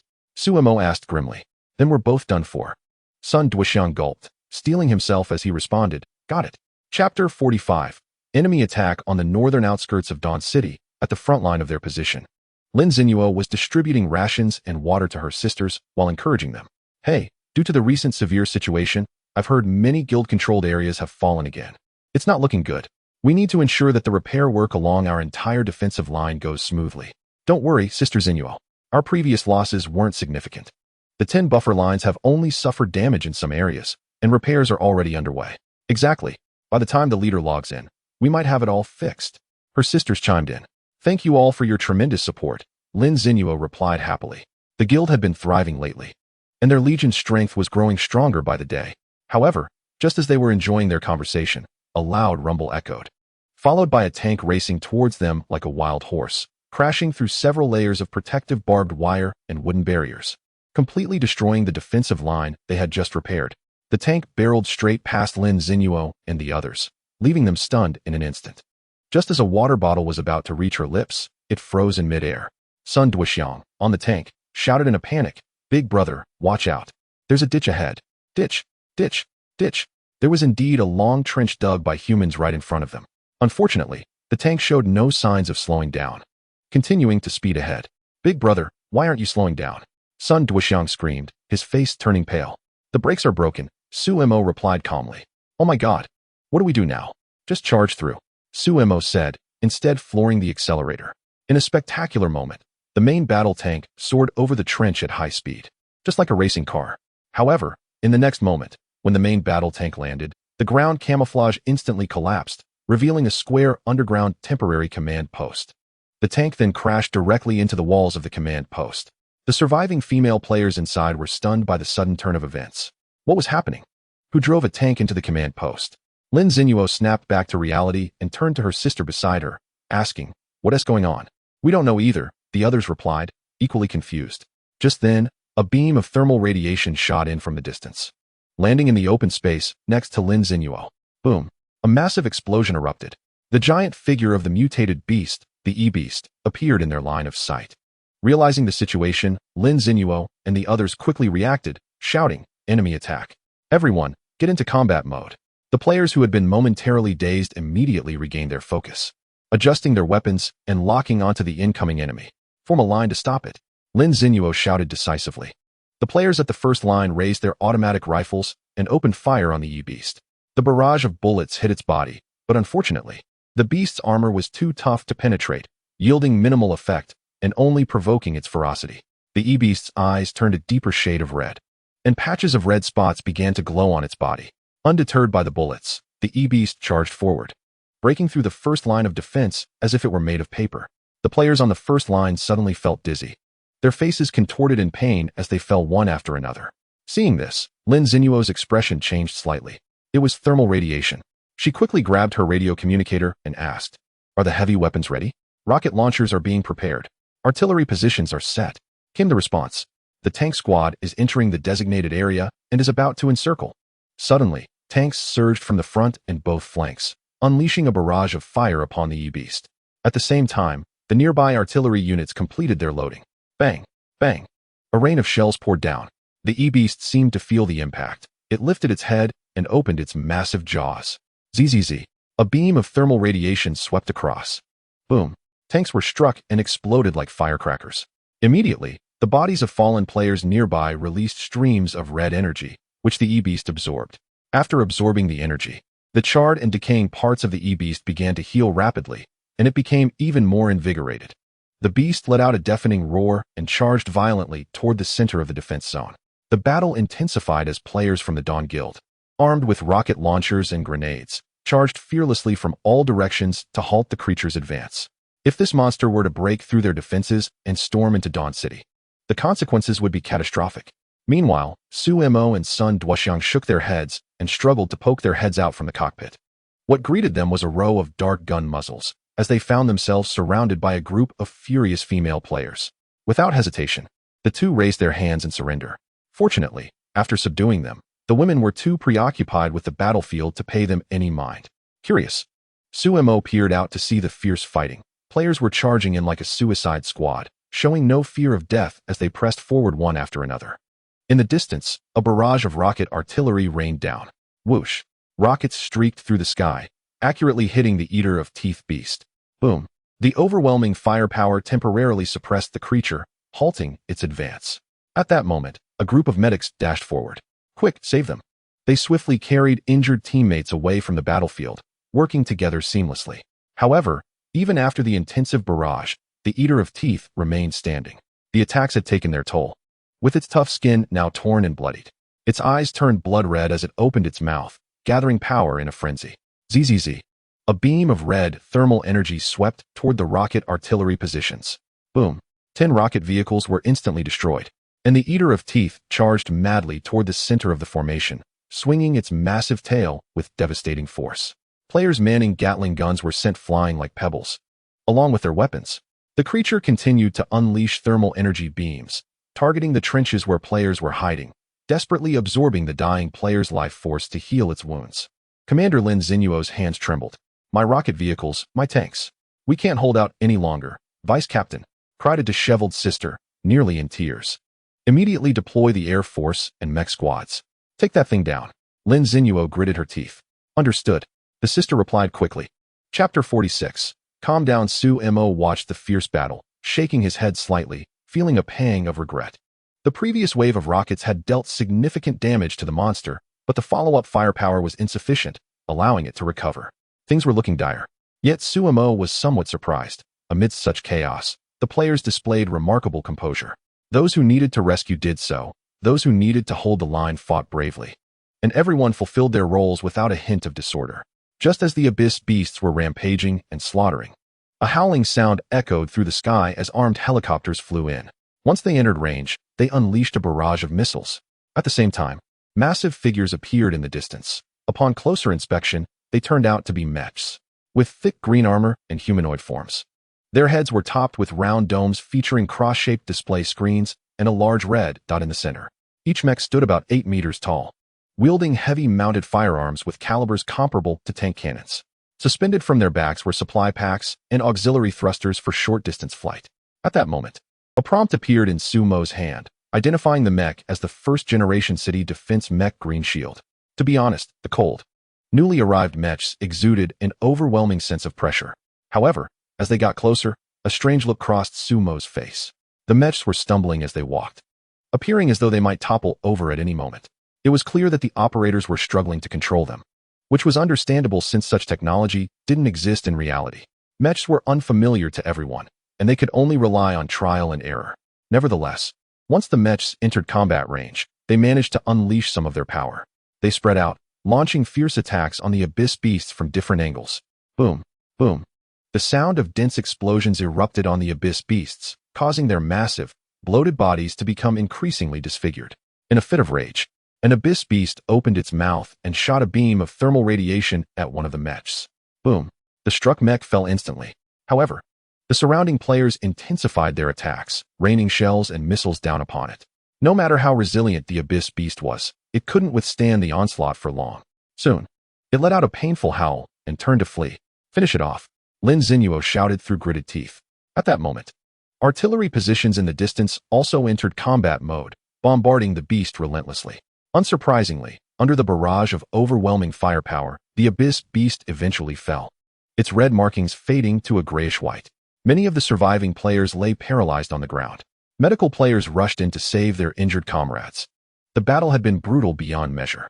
Lin Xinyuo stared at the devastated battlefield and the wounded brothers and sisters, unable to utter a word for a long while. Just then, Li Shi approached, looking helpless as he reported to Lin Xinyuo. The initial count from below shows over 500 brothers and sisters have perished. More than 200 are injured, 1 mech has been destroyed, 13 tanks have been wrecked, and 10 rocket artillery vehicles are out of commission. Upon hearing Li Shi's report, Lin Xinyuo instantly lost his composure. Where's the culprit? Over there. The nearby sisters trembled slightly and pointed towards Su Mo and the others in the command center. Lin Xinyuo gritted his teeth and charged over with a group of sisters. Sun Duoxiang looked at the furious Lin Xinyuo and trembled as he spoke to Su Mo. Big brother, it seems we've gotten ourselves into big trouble. Now you realize it? Su Mo replied, his face twitching slightly. Do you have any good ideas, big brother? Those girls look really angry, as if they want to eat us alive. I have no idea, Su Mo replied in a low tone. He wasn't joking. Although it wasn't intentional, they were just trying to escape. However, the monsters they attracted had truly caused havoc for this group. Don't, big brother. Sun Duoxiang was almost in tears, fearfully leaning towards Su Mo.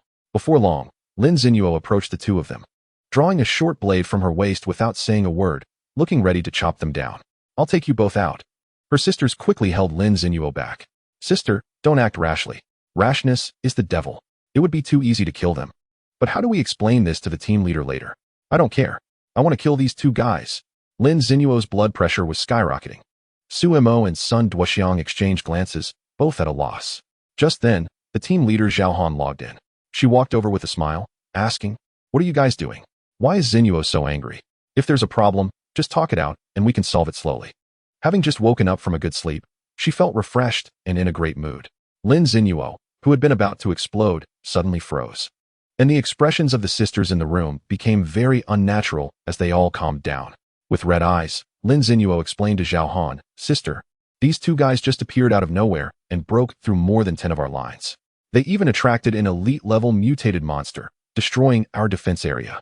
Over 500 brothers and sisters have fallen, and we've suffered heavy weapon losses." Upon hearing this, Zhao Han's smile froze on her face as she turned to survey the surroundings. It was then she noticed the flames burning everywhere, the wreckage, and the bodies of fallen team members. The entire defense area was in shambles, and in the distance lay the corpse of a mutated monster. Zhao Han's sister? Team leader? The nearby brothers and sisters cautiously asked as Zhao Han remained silent for a while.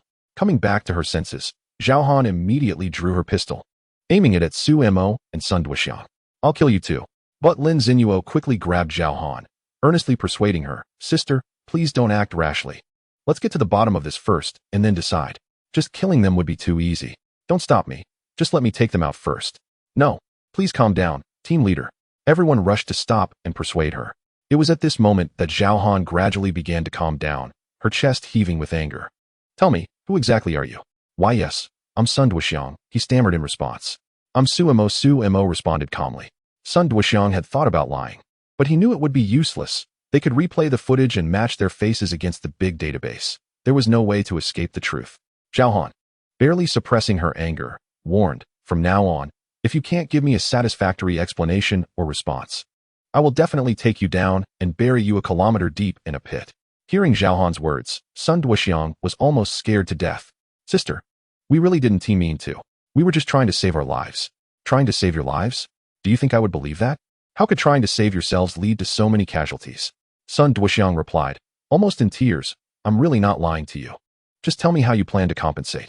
We lost over 500 elite players, not to mention the destroyed weapons. All of that adds up to at least 20 million, right?" Zhao Han questioned through gritted teeth. Sun Duoxiang nearly fainted at her words. But to be fair, Zhao Han wasn't exaggerating. With over 500 elite players lost, each one worth at least 20 to 30,000, plus the cost of the destroyed weapons, the price she quoted was indeed reasonable. "We were wrong. We truly can't afford that." Sun Duoxiang felt like he wanted to die. Chapter 47. Selling out. You have to pay up, whether you can afford it or not. Don't think you can weasel out of this. It's your responsibility to bear the consequences. Let me tell you this. Even if you log out of the game, we will still track you down to your doorstep in real life. Zhao Han was furious enough to want to strangle the two of them. She belonged to the Broken Guild's 10th Legion, 12th group, which consisted of 15,000 players, with 3,000 elite combat players. Losing over 500 of them in one go left her at a loss for how to report to the Legion commander. "Sister, this guy seems to be from the Martial Extreme Guild. He has their emblem on him," a woman next to her pointed out sharply. "Even better. Let the Martial Extreme Guild pay," Zhao Han said fiercely. "Please spare me. I'm just a small team leader in the Martial Extreme Guild. They could never afford to pay that much for me," Sun Duoxiang replied, tears and snot streaming down his face. "I don't care. It's your fault. Neither of you is getting away." Zhao Han was unmoved. Sun Duoxiang kept pleading for mercy, shooting desperate glances at Suemo, thinking, "Brother, if you don't speak up, we're done for." At that moment, Suemo remained calm, seemingly lost in thought, completely oblivious to Sun Duoxiang's desperate looks. Sun Duoxiang's expression shifted, and finally, he steeled himself, thinking, "Brother, I'm sorry, but I have to save myself." He then shouted innocently, "I'm wronged. I'm truly innocent. This has nothing to do with me. I'm a victim too. Do you think I would believe you?" Zhao Han shot back, "I really am innocent. I didn't drive that tank. I was just hitching a ride. If you want someone, go after him." Sun Duoxiang decisively threw Suemo under the bus to save himself. "Just kidding. These guys are so impressive that they could definitely find the Wujigong Association. By then, I would definitely get expelled, and once reality hits, I would be completely done for. I can only apologize to my big brother." "Nonsense. You all are in this together. Do you think I would believe you? Do you take me for a 3-year-old? Zhao Han didn't believe it at all. "I'm not lying to you. I'm part of the Wujigong Association. He isn't. He's just a solo player. I hitched a ride while fleeing, and he drove the tank the whole way." "I'm really being wronged here," Sun Duoxiang said, sounding quite convincing. At this moment, Suemo, who had been silent, looked up at Zhao Han and the others and said, "I drove the tank. It has nothing to do with him. Each person is responsible for their own actions." Sun Duoxiang looked at Suemo with tears in his eyes, deeply touched. Zhao Han was also taken aback as she looked at Suemo. "Do you know what you're saying?" "I'm very clear. This was indeed an accident. We were being chased by monsters and had no choice but to flee. We didn't have time to pay attention to the direction and accidentally crashed in here." Suemo explained briefly. "You seem quite responsible, but can you afford to pay?" Zhao Han asked. Suemo maintained a calm expression, thinking it wasn't a big deal. After all, he had put someone in a tough spot, even if unintentionally, so he could just compensate them. Just as Suemo was about to speak, Duoxiang, noticing Suemo's expression, immediately guessed that this guy was about to offer to pay. Suddenly thinking of something, he nudged Suemo with his elbow, signaling him not to do so. "This isn't small change. Don't act on impulse and promise to pay, or it'll end badly. They might actually come to your doorstep." Suemo was slightly taken aback, showing a hint of confusion. He thought, "Is this guy suggesting I shouldn't be so high profile?" So he changed his tune and said, "I can't afford it. Just take him out." Zhao Han was furious, but also laughed. Can I say something? Actually, this guy is pretty impressive. At least he drives a tank really well. It'd be a shame to just kill him. Sun Duoxiang felt a bit guilty and spoke up for Suemo. I almost forgot. We should just bury him alive too. Zhao Han snorted coldly. Spare me. I told you, I'm being wronged. Why is my life so miserable? Sun Duoxiang said despairingly. Big sister, don't be impulsive. Killing them won't solve anything. Why not just have them work off the debt? Lin Xinuo quickly stepped in to suggest. Zhao Han was so angry her face turned green, but it seemed there really was no better solution. Such a huge loss, and no one could afford to cover it. Regardless, these two guys should have some skills. I'm giving you both a chance now. Join the Dawn Association and work to pay off the debt, or face the consequences. That's fine, but I signed a contract with the Wuzhigong Association, and withdrawing requires a hefty compensation. Can you help me pay it? I can't afford it. Sun Duoxiang quickly replied, knowing Suemo well. This guy's thought process is completely different from normal people. He would never join a broken guild and would definitely refuse. If the other party gets angry, it would be disastrous for them. You're useless. Drag him out and deal with him, Zhao Han ordered angrily. Normally, recruiting members from other guilds requires paying a penalty, but this guy can't even afford compensation and expects them to pay. It's simply a huge loss. Spare me. Sun Duoxiang was in despair. I'll agree to your terms, but I have one condition. You have to release him. Suemo suddenly interjected. Sun Duoxiang was utterly stunned by Suemo's response. Did this guy actually agree? This was completely out of character for him. In fact, under normal circumstances, Suemo would never have agreed and Wu Ti even considered joining. However, after hearing Sun Duoxiang's warning, he suddenly found it quite reasonable. And wasn't this the perfect opportunity? All right, let him go. Zhao Han thought for a moment and ultimately decided to release Sun Duoxiang. Given the current situation, since one was a casual player and the other belonged to a guild, he really could be collateral damage. The martial arts guild was under the martial god guild. Killing him wouldn't look good for them either. Plus, this guy was so timid that she couldn't possibly spend money to recruit him. So it was better to let him go. After all, debts are owed to the right people. Everything could be blamed on Suemo. Can I leave? Sun Duoxiang asked. Somewhat surprised. Or do you want to stay and die? No, I'm leaving right now. Without another word, Sun Duoxiang turned and bolted away, running faster than a rabbit. Afraid that this group of women might suddenly change their minds. Zhao Han walked around Suemo, and after her intense anger subsided, her thoughts began to calm down. The reason she wanted to recruit Suemo was due to several considerations. First, the situation had already escalated. Killing this guy wouldn't reverse the losses, and it would serve no purpose. On the other hand, this guy named Suemo managed to escape right under the nose of formidable monsters, so he must be quite skilled at driving a tank. He could be considered a talent, at least meeting the standards for recruiting members into their elite team, which could help mitigate some losses. Of course, that wasn't the most important factor. The key reason was that so many people had died. And if the commander blamed them later, at least they could throw someone under the bus to shield themselves. Otherwise, they would just end up pitifully facing the consequences. Suemo felt a bit uncomfortable under Zhao Han's gaze and asked, "What's wrong?" "Nothing. Since you've agreed to join us, let me briefly explain the situation. Our guild is the Dawn Guild, one of the top guilds in the country. We belong to the 12th group of the 10th Legion of the Dawn Guild. Since you're joining us, I want to take advantage of you. Given the losses, you definitely can't afford to pay up. So we'll set the limit at 1 million, which is just the cost of a fire seed. As long as you repay that amount, we can consider this matter settled. There's no need to feel disheartened or resistant. Join our guild. The benefits are numerous. We offer standard social security and housing funds. Plus, the salaries in the elite team are quite high, reaching up to 500 yuan a month. If you perform well, there are bonuses too. Even if you fall in battle, it's not a big deal. We're different from other guilds. In other guilds, if you fall, they might say they'll move you to logistics, but really, it's just a way to marginalize you, giving you a meager subsidy of around 100 or 2 yuan. But with us, your base salary continues every month even if you fall. And if you have made significant contributions, the guild is even willing to use resources to revive you. Don't worry about exploitation either. I want to take all your salary. You'll only need to contribute 500 yuan from your 500 yuan salary, and the rest is yours for living expenses. Zhao Han enthusiastically shared all these benefits with Suemo, trying to alleviate any feelings of reluctance. In reality, the salary Zhao Han offered Suemo was a bit on the high side. The normal salary would be around 2,000 yuan. She was offering more to help him pay off some debts. Suemo wasn't too concerned and nodded slightly. I accept. Great. Where are you currently living? Zhao Han suddenly asked. In the Magic City, Suemo replied, slightly surprised. Tomorrow, you need to come to the capital city, to report at 342 Green Avenue building. Zhao Han gave Su Mo the official notice. Su Mo, who had been calm until now, suddenly looked a bit uneasy. He hesitated and replied, I can join the guild. But is it possible not to go? Su Mo was clearly uncomfortable with the idea. Despite having a high IQ, his emotional intelligence was lacking. He was fluent in 18 languages and skilled in fighting, swimming, mechanics, programming, and more, but he had learned all that just to play games from different countries. Moreover, he hadn't interacted with many people throughout his life, having lived in the old district, with the farthest he had traveled being to a nearby street. He felt a strong aversion to the outside world, making the prospect of going to the capital city quite challenging for him. Zhao Han was taken aback and said, no, that's against guild rules. If you don't come, how can we coordinate as a team? Many battle plans are discussed in person. In her mind, she thought, if I don't bring you in, what if one day you suddenly chicken out and run away? Where would I find a scapegoat then? No. It should be the mastermind running away, leaving me as the scapegoat. We can communicate in-game, and if that doesn't work, we can always talk on the phone. Su Mo hesitantly responded.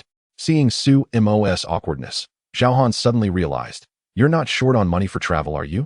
If that's the case, it's no problem. I can advance you 1,000 yuan. Plus, don't worry about food and accommodation. The guild covers that. After hearing Zhao Han's words, Su Mo became even more conflicted. You're not having second thoughts, are you? Zhao Han frowned and looked at Su Mo with suspicion. Su Mo remained silent, taking a long time to respond to Zhao Han. Oh, I see. You must be one of those mama's boys who listens to everything their family says, right? Or have you never stepped outside before? Are you really that timid? Zhao Han asked with growing interest, her guesses flowing freely. Unfortunately, all she received in response was silence, leaving her at a loss for words. Annoyed, she said, why don't you say something? Su Mo hesitated and asked, what if I don't want to go? That is not an option. I won't waste time discussing it. This matter is non-negotiable.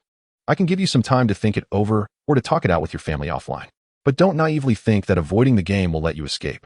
If your game character stays offline for too long, it will starve to death. And one more thing. Even if you really decide to stop playing, this issue 1T just go away.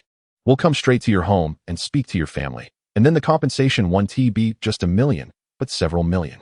Think it over carefully. If you come to terms with it, just let Deputy Leader Zinua know. She'll take it from there. Zhao Han stated seriously, mostly to intimidate Su Mo. Now it was Su Mo's turn to be confused. It was the first time he had heard that playing a game could lead to real-life debt collection. It left him questioning the game itself, which had already been filled with bizarre occurrences since the start. Don't worry, Sister Han, I'll handle this. Lin Zinua replied with a nod. By the way, Zinua, make sure to register his basic information as well. Also, start the onboarding process and quickly pull him into the guild, giving him a brief introduction about it. Zhao Han instructed, completely taking charge of the situation. Got it. Lin Zinua quickly replied, realizing that this mess was indirectly her doing, and Zhao Han was mainly cleaning up after her. Zhao Han then turned to the other team members present and said, clear the battlefield and repair the defense zone as quickly as possible. Also, dismember that monster to maximize our recovery of losses. Understood, everyone replied in unison, quickly getting to work. This left Lin Zinua and Su Mo alone. Su Mo stood there, looking uncertain, as if he were facing an enormous dilemma.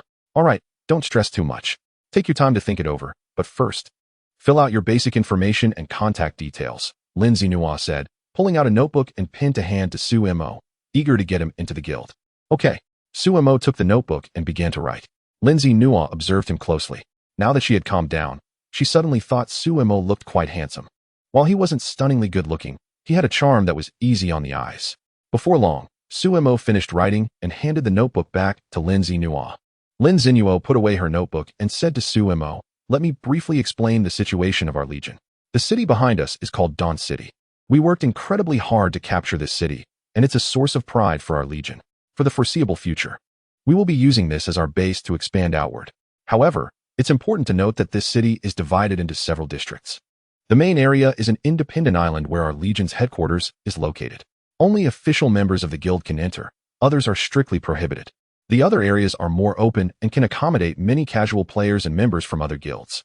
But one thing to keep in mind is that although we own this city, the legion leader has made it clear that bullying casual players and members from other guilds is strictly forbidden.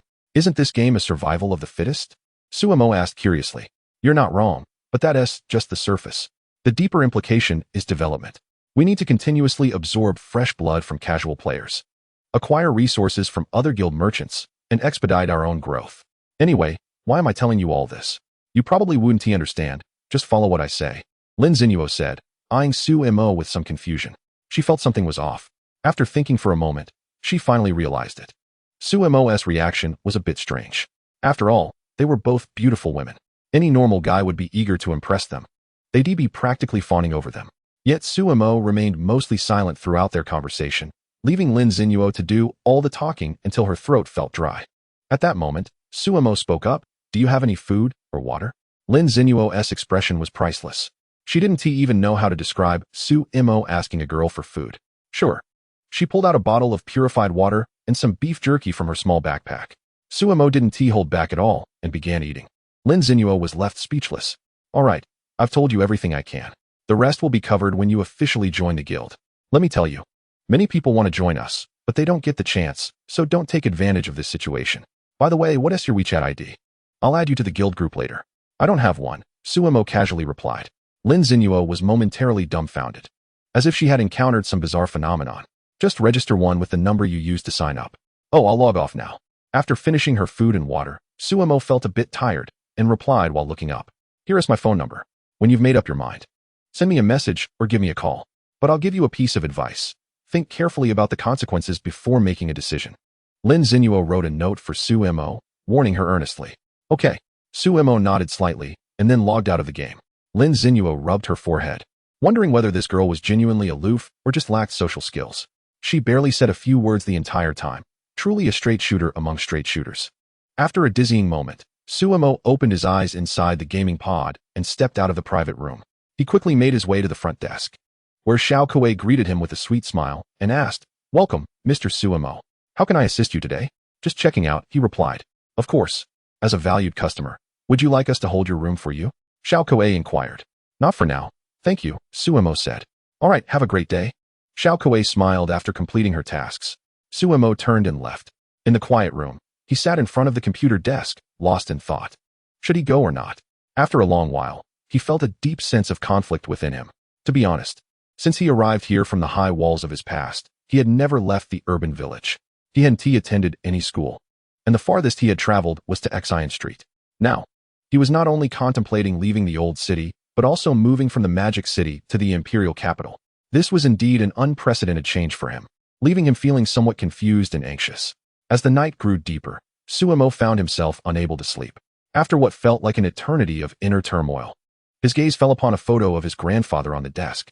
Memories flooded his mind, recalling a question his grandfather had asked him before he passed away. Su Mo vaguely remembered that scene under the moonlight, where his pale-faced grandfather, Su He, held his hand and gazed at the sky, asking, "Su Mo, do you know what one pursues in life?" Without thinking, Su Mo had answered, "Wealth, power, beauty, glory." But his grandfather had simply turned to him, looked deeply into his eyes, and smiled slightly, saying, "You're right, but also not quite right." Confused, Su Mo had asked, "Then what is it that we pursue?" His grandfather, after a moment of thought, gently patted Su Mo's head and laughed. "Silly child, everyone in this world is different, and so are their pursuits." Curious, Su Mo had pressed on. "Then what have you pursued, Grandpa?" His grandfather had fallen into deep contemplation at that question. After a long pause, he sighed and, tenderly holding Su Mo's hand, replied meaningfully, "In my life, I have pursued two things, a sense of value and a sense of belonging. The sense of value comes from the affirmation of loved ones, while the sense of belonging comes from being loved and wanting to be cared for by family." Oh. Su Mo felt a wave of emotion and instinctively tightened his grip on his grandfather's aged hand. At that moment, his grandfather suddenly asked, "Child, what do you seek in your life?" The question took Su Mo by surprise, leaving him momentarily speechless. Seeing this, Grandfather Su, he simply smiled lovingly, choosing not to press further. Haha, at this moment, Su Mo recalled the words that Sun Duoxiang had said to him. If he didn't want to be isolated and closed off, perhaps he really needed to make a change. No matter how resistant he felt inside, it was unavoidable. Sigh. Well, since that's the case, let's go for it. Su Mo took a deep breath and finally made up his mind. He picked up his phone and sent a text message to Lin Zinuo. And then he also sent one to Uncle Wang.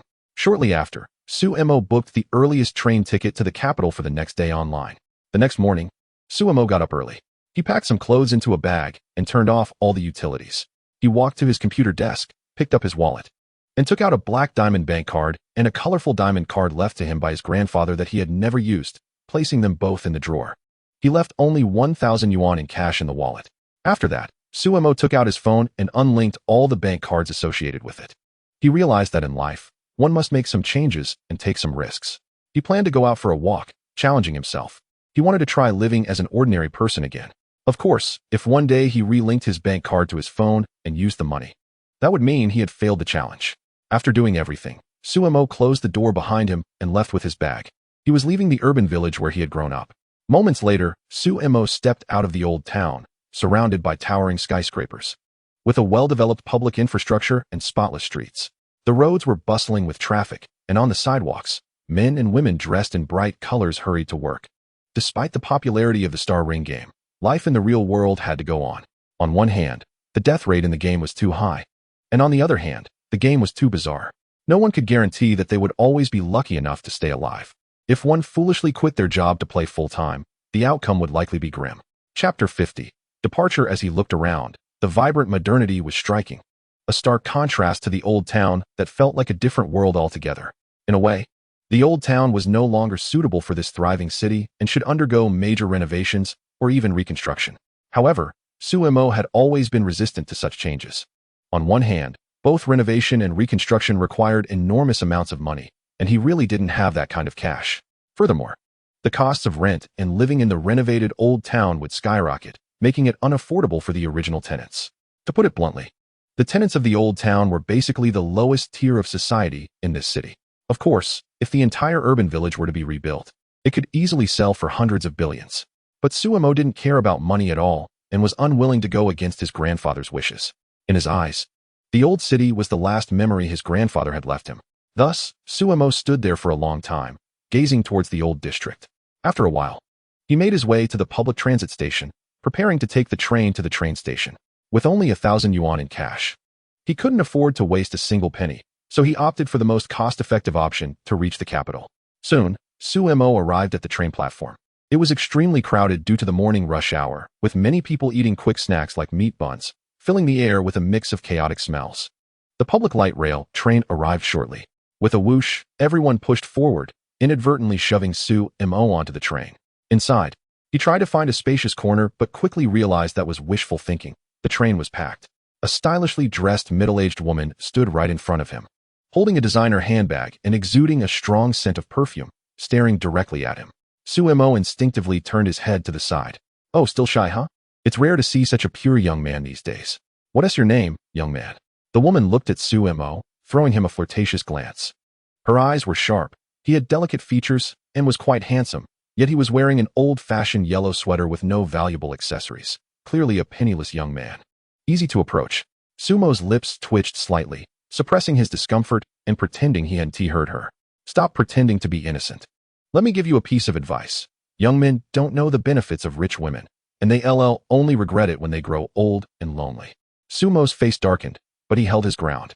Unfortunately, the wealthy woman showed no signs of backing off. In fact, she seemed even more intrigued as she leaned closer to him. Suddenly, a girl in a blue turtleneck, wearing headphones and holding an ice cream cone, stepped between the two, blocking the wealthy woman.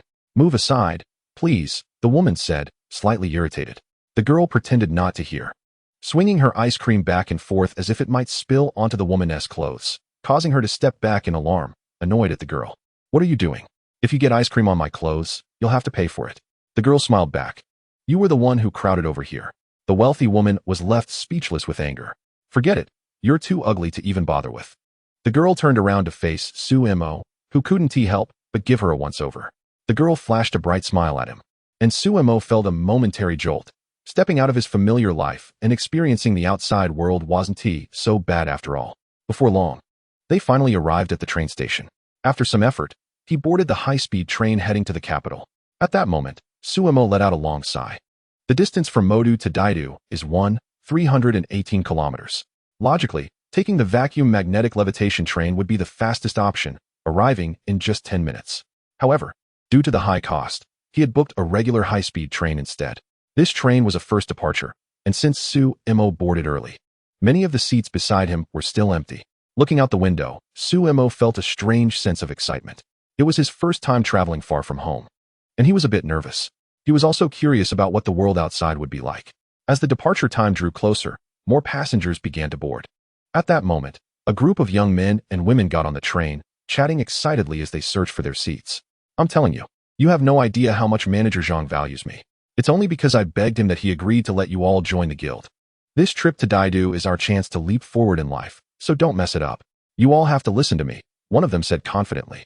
Tian, don't worry, we'll definitely listen to you. Is the treatment really that good? One of his friends replied excitedly. Of course. This is the giant guild, which has over 100,000 members. They wouldn't deceive us. Plus, they provide food and accommodation. So many people want to get in, but can't. Once we arrive, we'll have to sign contracts. Even if we die in the game, we'll still receive compensation, Tian explained. That is amazing. Just look at the guild we got into, another chimed in. At this point, Suemo noticed that most of the passengers on the train were discussing matters related to the GameStar ring, and many were heading to Daidu for training. It seemed they were all elite players who had been recruited. Tian and his group then walked over, and after checking the seats, they sat down next to Suemo. Suddenly, the quiet atmosphere became a bit noisy. Suemo glanced at them but didn't say anything. Just then, his phone vibrated, and he instinctively picked it up to check. He saw notifications from the chat app he had registered for. Notification: would you like to join the Dawn Guild's 10th Legion chat group? 183, 923 members? Notification: would you like to join the Dawn Guild's 10th Legion group, 12 chat group, 15, 023 members? Notification: Lin Xinyuo has sent you a friend request. Suemo was a bit surprised and quickly agreed to all the requests. Just as he finished, messages from Lin Xinyuo flooded in like bullets. Have we set off yet? When will we arrive? As Suemo looked at the barrage of messages, he fell into silence, questioning whether his decision to join had been a bit hasty. It felt like he was being chased, as if they were afraid he might run away. He replied, "We set off," and then silenced his phone. At this point, the train had left the station and, barring any delays, would reach Daidu in 3 hours. Suemo leaned against the window, quietly admiring the scenery outside. He watched as the towering buildings of the metropolis receded behind him, and soon the train was speeding out of the magical city. At this moment, the landscape underwent a dramatic transformation. The buildings in the distance began to shrink, and they were no longer as densely packed. After a while, fields and forests came into view, although most of them were in a desolate state. This wasn't a waste of land and resources. Rather, over 70% of the world's land was affected by radiation from the last war, rendering it nearly unusable. While crops could still be grown through sheer force, they were often edible but came with significant side effects. As a result, most people had abandoned these heavily polluted areas. Chapter 51, the Imperial Capital. For a moment, the view seemed quite bleak. Hey, do you play Star Ring? Tian suddenly asked Suemo from the side. Suemo looked at Tian with some confusion. Yeah, I do. You play too? What a coincidence. Do you have a guild? Tian continued to chat with Suemo as if they were old friends. Yeah. Suemo replied curtly, then turned his head to gaze out the window again, not wanting to engage in further conversation. Suemo thought that would be the end of it, but to his surprise, Tian didn't give up. How much do you earn in a month, bro? Not much. Suemo replied patiently. Since we can hang out together, it must be fate. How about I show you a bright path? Bright path? Suemo felt a wave of confusion. This guy seemed a bit too enthusiastic. He instinctively felt a strong aversion. That's right. Want to earn 3,000 a month. With 5 social insurance and 1 housing fund. Even if you die, you'll still get a salary. Tian said eagerly. Are you sure there is that much salary? Sumo's expression turned strange. Zhao Han was only paying him 500, and that was for an elite combat team. The Dawn Guild was one of the top guilds in the country. It seemed unlikely that anyone would be offering such a high salary just like that. Of course, you just have to quit your current guild, and I'll help you join the giant guild to get those benefits. I'm telling you, many people are begging for such an opportunity, and I'm only offering it to you because I feel we're fated. Tian patted his chest to assure Suemo. Upon hearing this, Suemo immediately realized that this must be the infamous recruitment tactic. No way. I'm not interested in switching guilds. Suemo replied directly. Don't mind him, Chenggu. You can tell he lacks ambition. A few young people sitting in the back chimed in. Suemo couldn't be bothered with them and turned his head back to look out the window. Seeing that Suemo wasn't biting, Tian stopped trying to persuade him and shifted his attention to other passengers sitting alone in the carriage before getting up from his seat. Suemo looked out the window for a while, and feeling a bit idle, he took out his phone to check the news. However, most of what he found was related to the giant guild. Out of curiosity, he did a quick search on the guild and was quite surprised by the information he found. The giant guild had an enormous number of members, and it was quite different from other guilds he knew of. This guild constantly promoted how wealthy they were and the great benefits they offered. They even published their daily in-game profits in real time, branding themselves with a slogan about getting rich through gaming. Furthermore, the giant guild bizarrely sought out investors and strategic partnerships with other guilds. It all felt a bit off. Not like a serious guild, but more like a pyramid scheme or fundraising effort. Meanwhile, in a 500-meter-tall building in the capital city, Lin Xinyuo was rubbing her forehead with one hand while asking her sisters nearby, "A new member is coming to the capital later. Does anyone have time to pick them up at the train station? I have a lot going on right now and can't leave. Pick someone up? Wait. It's not that player known as the Team Wipe engine, is it?" One of the sisters responded, suddenly curious. "What Team Wipe engine? Don't talk nonsense. They'll be one of us from now on," Lin Xinyuo replied with exasperation. "No way, we don't have time for that. They've caused so much trouble for our brothers and sisters. Why should we go pick them up?" Another sister chimed in. "Exactly. My sister even got knocked out by them. She keeps asking me if the guild's embers can be used for her." The group of sisters collectively expressed their disapproval. Lin Xinyuo felt a headache coming on, not because her sisters didn't want to help, but because of the strong aversion they felt. That kid, Suemo, had put too many team members in a tough spot. It seemed like life wouldn't be easy for him moving forward. Following the usual procedures wouldn't work out well.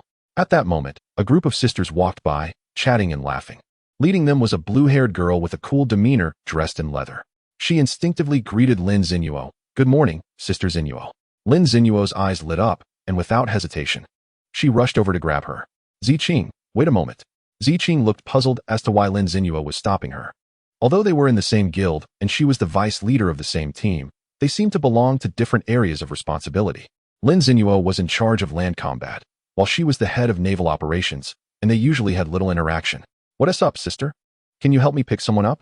I'm a bit busy right now, and for something like this, you could ask someone else." Ziqing diplomatically declined, not naively believing it was just a simple pickup. If it were that easy, anyone in the guild could do it. "Sister Xinyuo, just because we seem free doesn't mean you can drag us into work." The sisters beside Ziqing complained. "He is a handsome young guy." Lin Xinyuo replied with a smile. "Really? Oh, I see. We're free." The sisters around Ziqing erupted in excitement. Ziqing cleared her throat and cleverly asked, "Sister Xinyuo, you don't need to beat around the bush. What is it? Is it really just to pick someone up? Nothing escapes from you, little Ziqing. Suemo has reported to the guild, and I was thinking of having you pick him up and arrange for him to stay with you.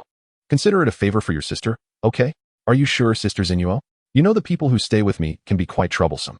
"Oh, it's nothing to worry about. It's settled then." Xinyuo had no choice in the matter. On the high-speed train, Suemo was browsing through the information on the giant guild when suddenly his phone vibrated with a message from Lin Xinyuo. "After you get off the train, head to exit 14. There will be someone waiting for you. Just look for the girl with blue hair and black clothes. She will take care of everything." Suemo read the message but didn't think much of it. A few hours later, the high-speed train swiftly entered the capital, and towering steel buildings came into view. The distance between each skyscraper was quite close, creating a dense skyline. Under the sunlight, the metallic surfaces of these structures shone brightly. Above, twisting and winding elevated expressways snaked through the city, with countless holographic advertisement projections playing in the golden spaces. Suemo found the city fascinating, and his interest grew even more. Moments later, the train pulled into the station and gradually came to a stop. Following the crowd, he stepped off the train, greeted by a sea of travelers, resembling an anthill. A sweet welcome message echoed through the speakers. "Welcome to the capital center station." Standing still for a moment, Suemo took in his surroundings before following the directional signs toward exit 14. Along the way, he spotted numerous intelligent robots. These robots had unique designs, some resembling animals, while others were cylindrical in shape, all enthusiastically promoting various products and offering convenient services.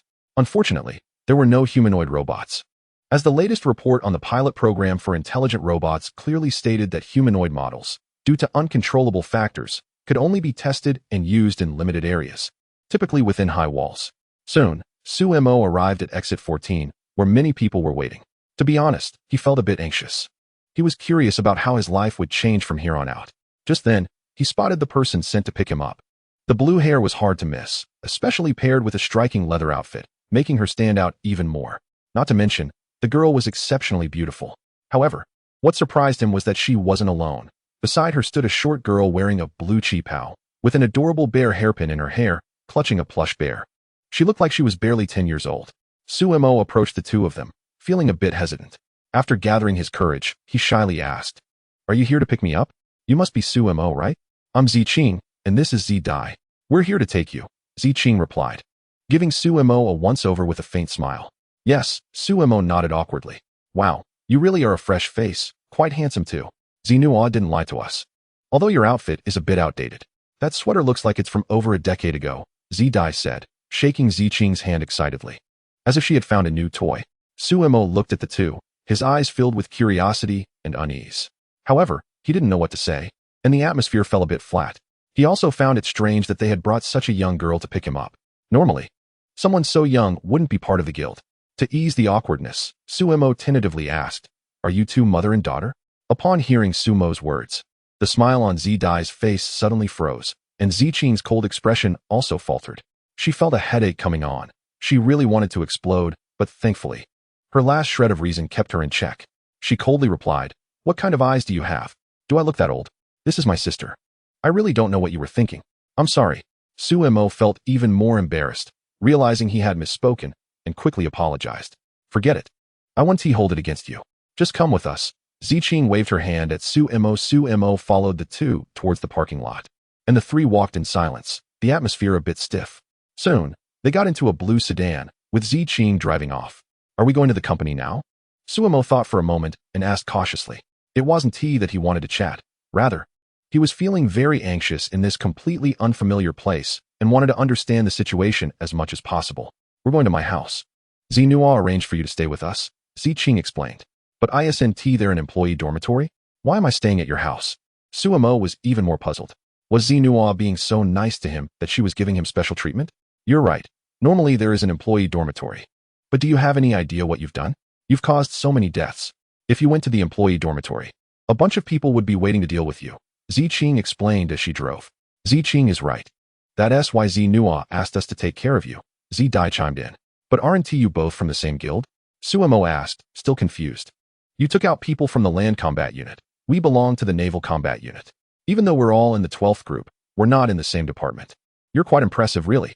Our 12th group only has a bit over 3,000 elite members, and you managed to take out over 500 in one go. Surprisingly, Han Jie didn't tear you apart. It seems your identity is quite impressive." At the end of her sentence, Ziqing couldn't help but glance sideways at the rearview mirror. Stealing another look at Su-Mo, Su-Mo also felt awkward, unsure of how to respond. Logically speaking, this situation was indeed quite absurd. Noticing Su-Mo's silence, Ziqing decided not to dwell on the matter any longer and began to explain. "Let me give you a brief overview. The Imperial City is divided into 10 rings, with a permanent population of around 50 million.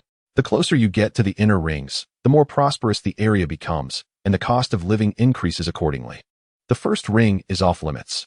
In simple terms, that's inside high walls, and you shouldn't go near it during your free time, or you might get caught with no one to bail you out."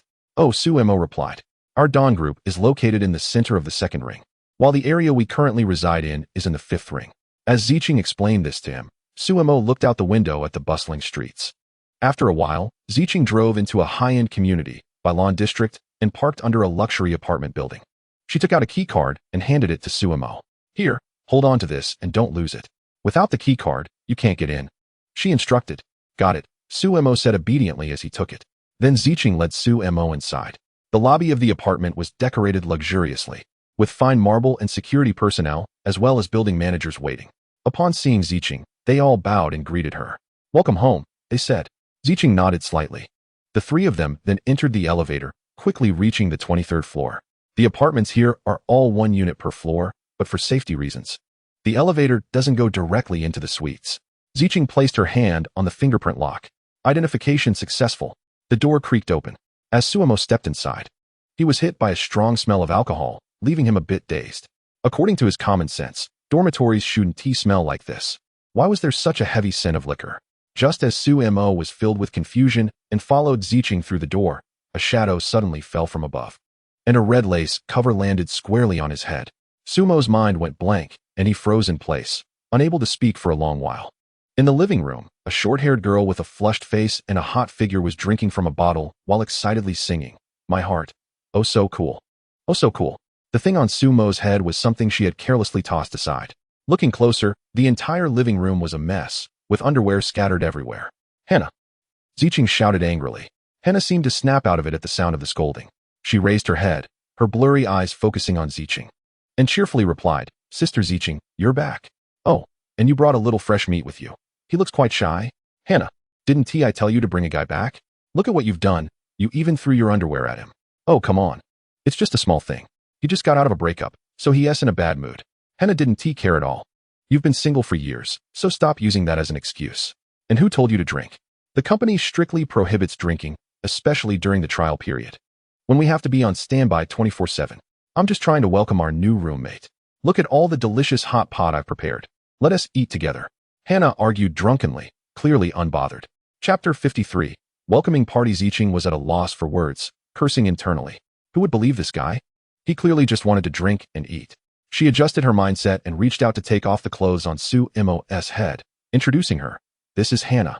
A bit of a drunkard, so you might want to be cautious." Su Mo replied stiffly. Just then, a calm girl with her hair tied up, wearing a thin t-shirt and a bit of baby fat, put down her book and said unhappily to Ziching, "Where are you going? You brought back another troublemaker." Su Mo felt increasingly awkward and confused upon hearing this. "Let me introduce you. This is Zhang Wenjing. And by the way, don't provoke her. She is a bit off." Ziching seemed used to Zhang Wenjing's way of speaking and directly ignored what she said, continuing to introduce Su Mo. "No way. She seems pretty normal," Su Mo replied, somewhat unconvinced. Although the other person didn't have the best way of speaking, it didn't seem necessary to say that about her. "I'm not joking. Just because she seems normal doesn't mean she is. When she loses it, she is no different from a maniac." Su Mo's head buzzed at this point. "In short, everyone in this dorm, aside from me, seems to have issues." Ziching seriously warned Su Mo. "What about Ziti? Does she have problems too?" Su Mo asked, bewildered. "I'm perfectly fine. I'm really happy to have you, big brother," Ziti said with an innocent and lively expression, making anyone doubt that such a cute child could have issues. However, her little hands were squeezing the neck of the teddy bear in her arms, as if she were about to strangle it. Su Mo's mouth twitched slightly, wondering what kind of people he was dealing with. Ziching noticed Su Mo's confused expression and said, "All right, as long as you have a general idea of the situation, you don't need to complain, because you're not exactly normal either. To put it bluntly, I'm here to keep an eye on you problematic people. If anyone has the right to complain, it's me." After hearing Ziching's words, Su Mo was momentarily speechless, realizing she wasn't wrong. Compared to her, he wasn't that normal either. The truth was, Ziching didn't have a problem with Su Mo. She was just frustrated with being stuck with him. She has been dealing with continuous troubles, and now there's an additional hot potato. The main issue is that Ziching cannot refuse Lin Xinyuo because she owes her a significant favor. As the saying goes, money can be repaid, but a favor is hard to repay. Lin Xinyuo's intention behind this is straightforward: to help Su Mo minimize unnecessary conflicts while maintaining the tranquility of the team.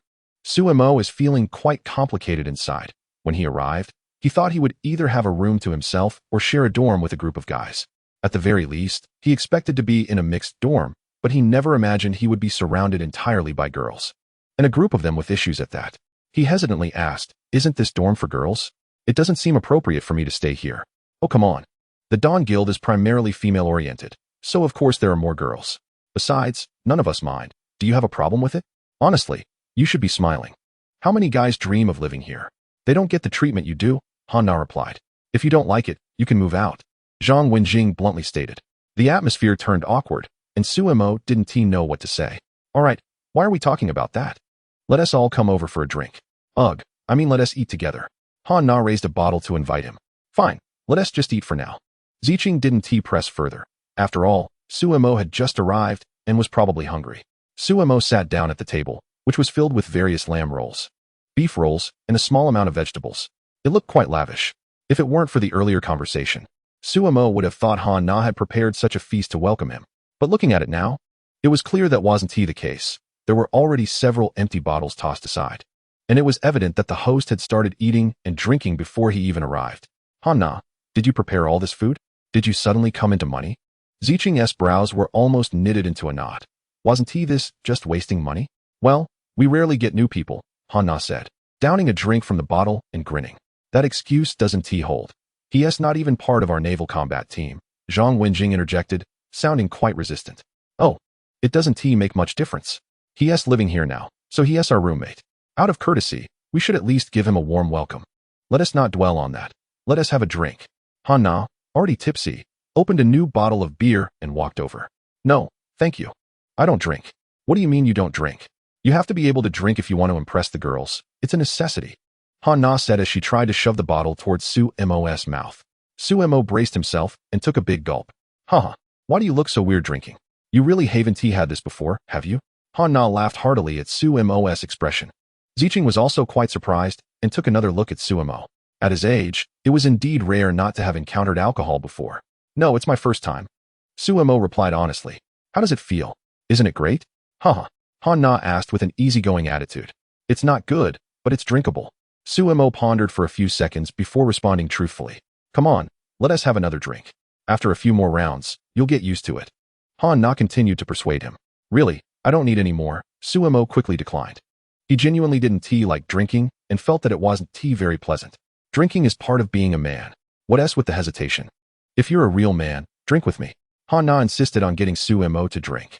With no other option, Su-mo reluctantly downed another glass. That's more like it. Today, we won't stop until we're drunk. Han-na exclaimed as she pulled out a large box of high-alcohol beer from under the table.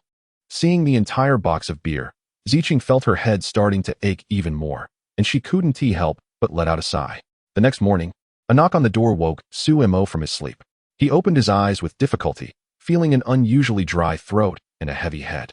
I'm coming, he hoarsely replied. He walked to the door and opened it to find Ziqing standing there in a white blouse with a diagonal neckline, a blue skirt, white floral stockings, and high-heeled shoes. The outfit seemed to be a standard uniform, as there was a pattern of crossed swords and shields on the chest. Chapter 54. Risks. Ziqing handed Su-mo a set of white dress shirt and black trousers. This is the company uniform. There's a rule that you must wear this during working hours. Change into it, and I'll wait for you in the living room. Okay. Su-mo replied wearily as he accepted the clothes. A moment later, after washing up and changing, he walked out. There's a saying that goes, clothes make the man. After changing out of his shabby clothes, Su-mo looked quite handsome, at least meeting the minimum standard for someone who relies on others. The only downside was that Su-mo still looked a bit sluggish, and his head was still heavy. She said to the somewhat listless Su-mo, There's some congee for breakfast. Come and have a bit before we head out. I need to talk to you about something first. Thank you. Su-mo said politely as he sat down at the dining table. On the table was a bowl of steaming porridge, along with some meat soup and a bit of pickled vegetables. After eating a little porridge, Su-mo immediately felt much better in his stomach, and his mind became clearer. Ziqing sat across from Su-mo, tapping her fingers on the table. With a serious and earnest expression, she said, From now on, don't be so honest. If Han-na offers you a drink, just drink. That girl is a bottomless pit when it comes to alcohol. Very few can outdrink her. But I must say, your tolerance is pretty good since you managed to keep up with her. To be honest, Ziqing was quite surprised that Su-mo, who was drinking for the first time, almost knocked Han-na down. All right, I understand. Su-mo nodded in response. Ziqing then said to him, Since you're new here, if you need any daily necessities, there's a large supermarket at the entrance of the community where you can buy what you need. Thank you, Su-mo replied gratefully. Don't thank me just yet. I still have some things to discuss with you, Ziqing continued. You can go ahead, he said. You've seen that there are 4 of us girls here. Although the other 3 are a bit eccentric, they are still girls. Having a guy move in all of a sudden can be a bit inconvenient. So let's agree on a few things. In principle, you can't enter our rooms. If there's something to discuss, do it in the living room. Ziqing said seriously to Su-mo. Okay. Su-mo didn't mind this at all. He thought of bedrooms as personal spaces and preferred not to have others in his room. So he fully accepted this point. Ziqing continued. Also, all areas outside the bedrooms are considered common areas, and we take turns cleaning. Since you're here now, you'll be part of that. As for meals, we share the costs, and everyone contributes to the grocery fund. If you want, you can join in. How much is it? Su-mo asked, looking up. Although Ziqing seemed a bit hard to approach, she was actually being quite considerate of him. It's 200 yuan a month. You can start eating, and we'll collect the money at the end of the month after payday, Ziqing said, noticing that Su-mo was dressed in somewhat worn-out clothes, which led her to guess that he might not have much money, so she decided to collect the money later. All right, Su-mo nodded in agreement. Also, no bringing people home, regardless of gender, unless you have my permission. This isn't a dormitory. This apartment is mine. I'm letting you stay rent-free out of respect for Xinyuo. Otherwise, with your salary, you probably wouldn't be able to afford it after deductions for damages, she explained. I understand, Su-mo replied. Other than that, there's nothing particularly special. Later, you'll come to the company with us, and someone will help you with the onboarding process and arrange your work. My personal advice is to keep a low profile and avoid making any mistakes that could be used against you. I don't think I need to elaborate on the reasons, right? I understand. Suemo humbly accepted Ziqing's advice. Once Ziqing finished her instructions, she stood up and walked towards the doors of Zidi and the others' rooms. She knocked on each door and called out, "Time to get up." Before long, Hanna appeared, her eyes puffy and dressed in her uniform. Due to her curvy figure, her clothes were nearly bursting at the seams. She complained, "Why are we getting up so early?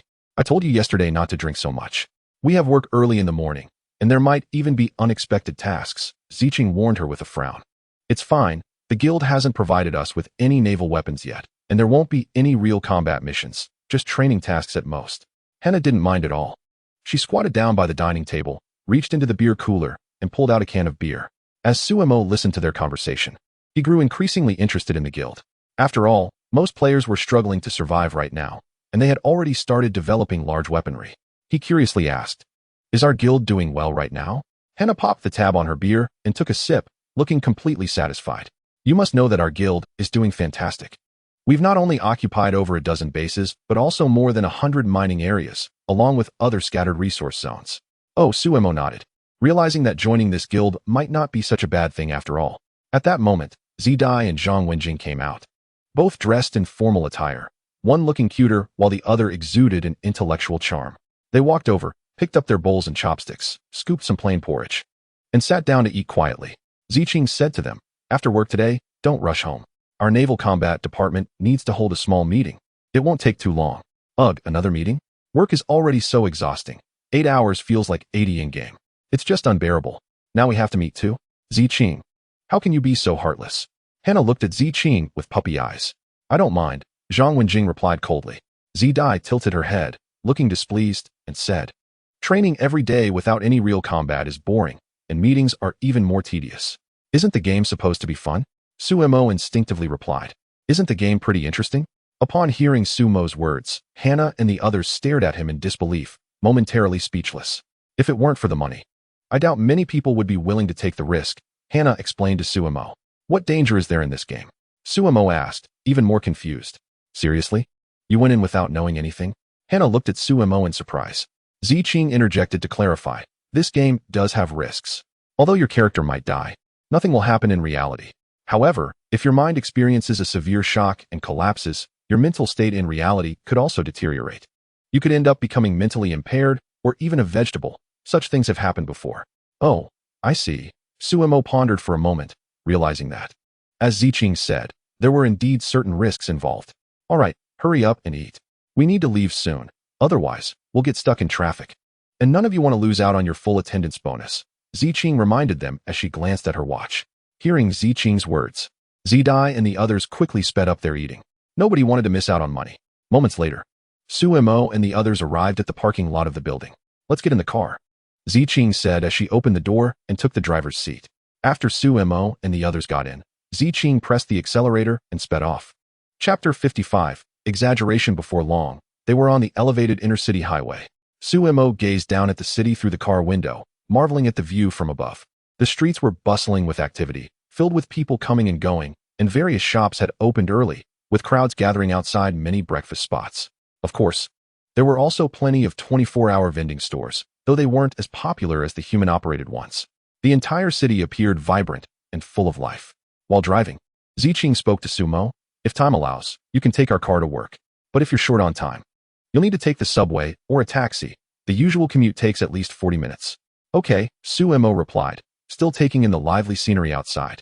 "You must be from a small town," Ziqing remarked casually, noticing how captivated he was by the view. "Yeah," Suemo replied, not elaborating further.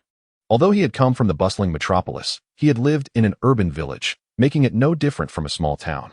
The capital city was unlike any other place. It was prosperous and filled with various temptations. However, the cost of living here was also high, and not everyone could survive. Yet, it was a land of opportunity, where many had found chances to change their lives, though countless others had faced setbacks and failures. Ziqing subtly warned Suemo, but he seemed unresponsive, perhaps not fully grasping her words. Soon, Ziqing drove the car to the headquarters of Dawn Group, and Suemo was struck by the sight of the building, left momentarily dumbfounded. In the capital, where land was incredibly valuable, the headquarters of Dawn Group occupied a surprisingly large plot, featuring a circular design with 14 skyscrapers. The tallest one soared to nearly 1,000 meters. And behind it stood an egg-shaped building. As they drove, they passed through numerous security checkpoints, all manned by guards dressed in black suits, wearing sunglasses and earpieces. Ziqing entered through entrance 3 and quickly parked the car.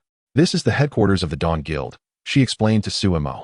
The 600-meter-tall building ahead is the headquarters of my 10th Legion, where we work.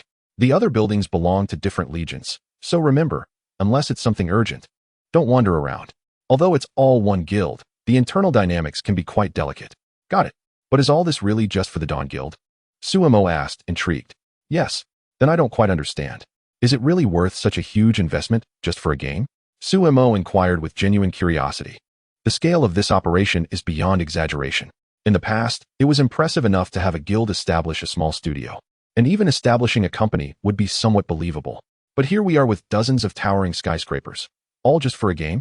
It's truly mind-boggling. Soon, they arrived at the front of the building, where a girl with pink curls, wearing a guild uniform and chewing on a lollipop, was already waiting at the entrance. Zhou Qian, Ziqing greeted her. Ziqing, you finally made it. I've been waiting for ages. Just hand the newcomer over to me, Zhou Qian replied. All right, Suemo, this is your colleague. Just follow her, Ziqing said, turning to Suemo. Okay. Thank you, Suemo nodded. Come with me. Here's your ID card. You should wear it around your neck. Remember, you can't take it off during work hours. Without this card, you won't get far here. Zhou Qian said as she led Suemo into the building, handing him the ID card. Suemo accepted it, looking at the card with his photo and finding it increasingly interesting. At the entrance of the building, there were special turnstiles for employees. Each employee swiped their ID card to enter. Once inside, Zhou Qian took Sumo to an elevator and began introducing the work environment. This building has a total of 200 floors. The higher you go, the higher the status of the employees working there. You belong to the Marine Elite Corps, which allows you access up to the 30th floor. Beyond that, you won't be able to go. After entering the elevator, you need to swipe your ID card on the sensor area above the floor buttons. The 210th floor is the United Front Hall, and the 1120th floor is the employee cafeteria. If you get hungry, you can come down for a meal anytime. The company provides meals during work hours. Got it. Suemo nodded. Zhou Qian pressed the button for the 22nd floor. The elevator ascended rapidly, reaching the 22nd floor in no time. When the doors opened, numerous employees holding various documents were bustling about. Most of them were young and vibrant women, although there were a few men, albeit in smaller numbers. Upon seeing Zhou Qian, they greeted her enthusiastically. Sister Qian, you're here. However, when they noticed Suemo, their expressions changed. Some reacted with indifference, while others shot him glares of annoyance. In short, they were very dismissive of Suemo. Zhou Qian sensed this, but said nothing, as she harbored her own reservations about Suemo. Thanks to him, several of her sisters had been eliminated. Fortunately, everyone managed to contain their discontent. Suemo noticed the tension as well, but he said nothing, having mentally prepared himself for this. Zhou Qian led Suemo into a spacious office where a group of young men and women were chatting and laughing. When they saw Zhou Qian entering with Suemo, their laughter abruptly ceased. Everyone was working in perfect harmony. Each focused on their own tasks without even glancing at Suemo. It was a subtle form of exclusion, but surprisingly, Suemo didn't feel out of place at all. In fact, he preferred the feeling of being overlooked. Zhou Qian said to him, "There's a fingerprint scanner over here. You'll need to register your fingerprint shortly. From now on, when you come to work, you'll use this scanner. That empty workstation in the corner is yours. So you'll be working there." Okay. Suemo glanced at the vacant spot in the corner and felt quite satisfied. It was nice and quiet. Follow me, Zhou Qian said as she walked ahead, and Suemo hurried to catch up. This is the gaming machine room for Star Ring. All the machines are open for use, and there are no assigned spots. However, you need to be aware that the room is divided by gender, so don't go into the wrong one. Of course, if you get promoted to a senior position, you'll have a private room. Listening to Zhou Qian's introduction, Suemo looked into the machine room, where all the gaming helmets were paired with space massage chairs, similar to the ordinary machines at Star Game CAF. Zhou Qian led Suemo back to the elevator, and they got in, with her pressing the button for the 26th floor. Where are we going? Suemo asked, a bit curious. Chapter 56, Introduction. I'm taking you to see the training facility. The 26th floor is home to various training areas. Oh, Suemo replied, intrigued. Before long, they arrived at the 26th floor, which had a unique layout with transparent, high-strength glass dividing it into individual training rooms. As Suemo and Zhou Qian walked down the corridor, He could clearly see that each training room was filled with many elite individuals. Some were running on professional treadmills, others were lifting dumbbells, while some were practicing martial arts and boxing. There were even people wielding swords and other cold weapons. In one training room, there was an arena set up for sparring, where many gathered to engage in duels and combat. The atmosphere was quite positive and energetic. Of course, these training sessions were relatively standard, focusing on physical fitness. As they continued walking, Suemo began to hear gunshots. He saw young men and women in the shooting range, holding real firearms and practicing their aim on specially set moving targets. This surprised Suemo, as he remembered that gun control was very strict in his country. At that moment, he noticed a group of girls surrounding a muscular young man in the center of the shooting range.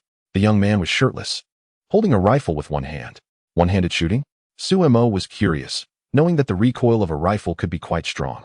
Typically, it required two hands to stabilize, adjusting one's shooting stance and bracing the shoulder against the weapon. However, a shocking scene unfolded as the young man focused on the target, extended the rifle straight out with one hand, and pulled the trigger. Bang! Bang! In no time, a whole magazine of bullets was fired. The muzzle of his gun hardly wavered, showcasing just how strong his arms were. The onlooking girls erupted in excited screams. Wang Lei, you're so strong and handsome. Is everyone on our team that strong? Suemo couldn't help but praise. He thought to himself that he might not be able to be that steady. Ahem. He's not on our team, Zhou Qian replied somewhat awkwardly. Then who is he? He's from the elite squad. Our 10th Legion is divided into 12 groups. And the higher the ranking, the stronger the squad. The first group is the personal guard of the Legion commander. Our group's ranking is flexible. The stronger we are, the higher our ranking. I remember we seem to be in the 12th group, so that means. Suemo suddenly realized. Ahem, that was an accident. No need to dwell on it. Let me take you to see other training rooms. Zhou Qian quickly changed the subject, having inadvertently included herself in her earlier slip. What other training rooms are there? Suemo asked, growing more curious. Plenty. Our facilities here are super comprehensive. I remember you're a tank driver, so I'll take you to see the training room for that. Zhou Qian suddenly recalled Suemo being assigned to the tank team. Are there tanks here? Suemo's eyes widened in disbelief. This was definitely a top-tier forbidden item. It's a tank simulation training device. Oh, I thought there were real ones. You mean real tanks? Of course, we have them, but tanks are too heavy to fit inside a building. We have a practical shooting range in the suburbs where many are parked. If you're interested, you can apply to drive there. It's no problem. Zhou Qian explained to Suemo responsibly. Suemo was left speechless for a while. Seeing that Suemo was silent, Zhou Qian thought he might have been startled. She patted Suemo on the shoulder and said meaningfully, you just joined the guild. It's normal to be a little overwhelmed. You'll slowly realize how strong the guild is. At that moment, Suemo asked, I'm a bit confused. Isn't this just a game? Why is everyone so serious? Zhou Qian was taken aback by Suemo's question and was at a loss for words for a while. It seemed Qian really considered that question. However, she quickly regained her composure and replied, what's so strange about doing it for money? Don't overthink it. We just need to do our jobs well and collect our pay. Oh, Suemo replied, not probing further. Soon, Zhou Qian led Suemo to the tank training room on the 27th floor, where several simulation machines were set up. You can come here to train whenever you have free time. Training both in-game and out-of-game can significantly improve your skills. Suemo nodded. All right, we've seen enough. It's time to head back. Aren't there more training rooms above? Suemo asked curiously. Floors 28 and above are for biochemical laboratories, material distribution rooms, and mech simulation training rooms, among other things. The training rooms are generally not open to everyone below. You need to apply for access, but you probably won't need it anyway. As for the floors above the 30th, those are restricted to other teams, so don't go up there. My team, Team 12, is located on the 2130th floor. Zhou Qian advised Suemo got it. Suemo replied without adding much more. They then returned to the 22nd floor, where Zhou Qian continued. We operate on a 3-shift schedule. The first shift is from 8 a.m. to 4 p.m. The second shift is from 4 p.m. to midnight. And the third shift is from midnight to 8 a.m. Generally speaking, the first shift is the most comfortable, but to ensure fairness, we rotate shifts. For now, you're on the first shift, but when it's time to switch, someone will notify you. Of course, if you do well, you can request a shift change to whatever you prefer. Okay, Suemo said, not too concerned about it. By the way, you should have access to the guild chat group, right? Yes, Suemo nodded in response. Good. Since you just joined the guild, if you have any questions, feel free to ask your colleagues nearby. If that doesn't work, you can always ask in the group chat. As for which team you'll join, Sister Xinuo will confirm that further, so just be patient. Just as Su Mo and Zhou Qian were talking, an urgent announcement echoed through the building. Emergency broadcast. The city of Dawn is under attack by a horde of zombies moving southward. All standby combat teams. Please log into the game immediately and prepare for defensive operations. Upon hearing the announcement, Zhou Qian immediately said to Su Mo, "No time to chat. It's game time." "Okay," Su Mo replied calmly.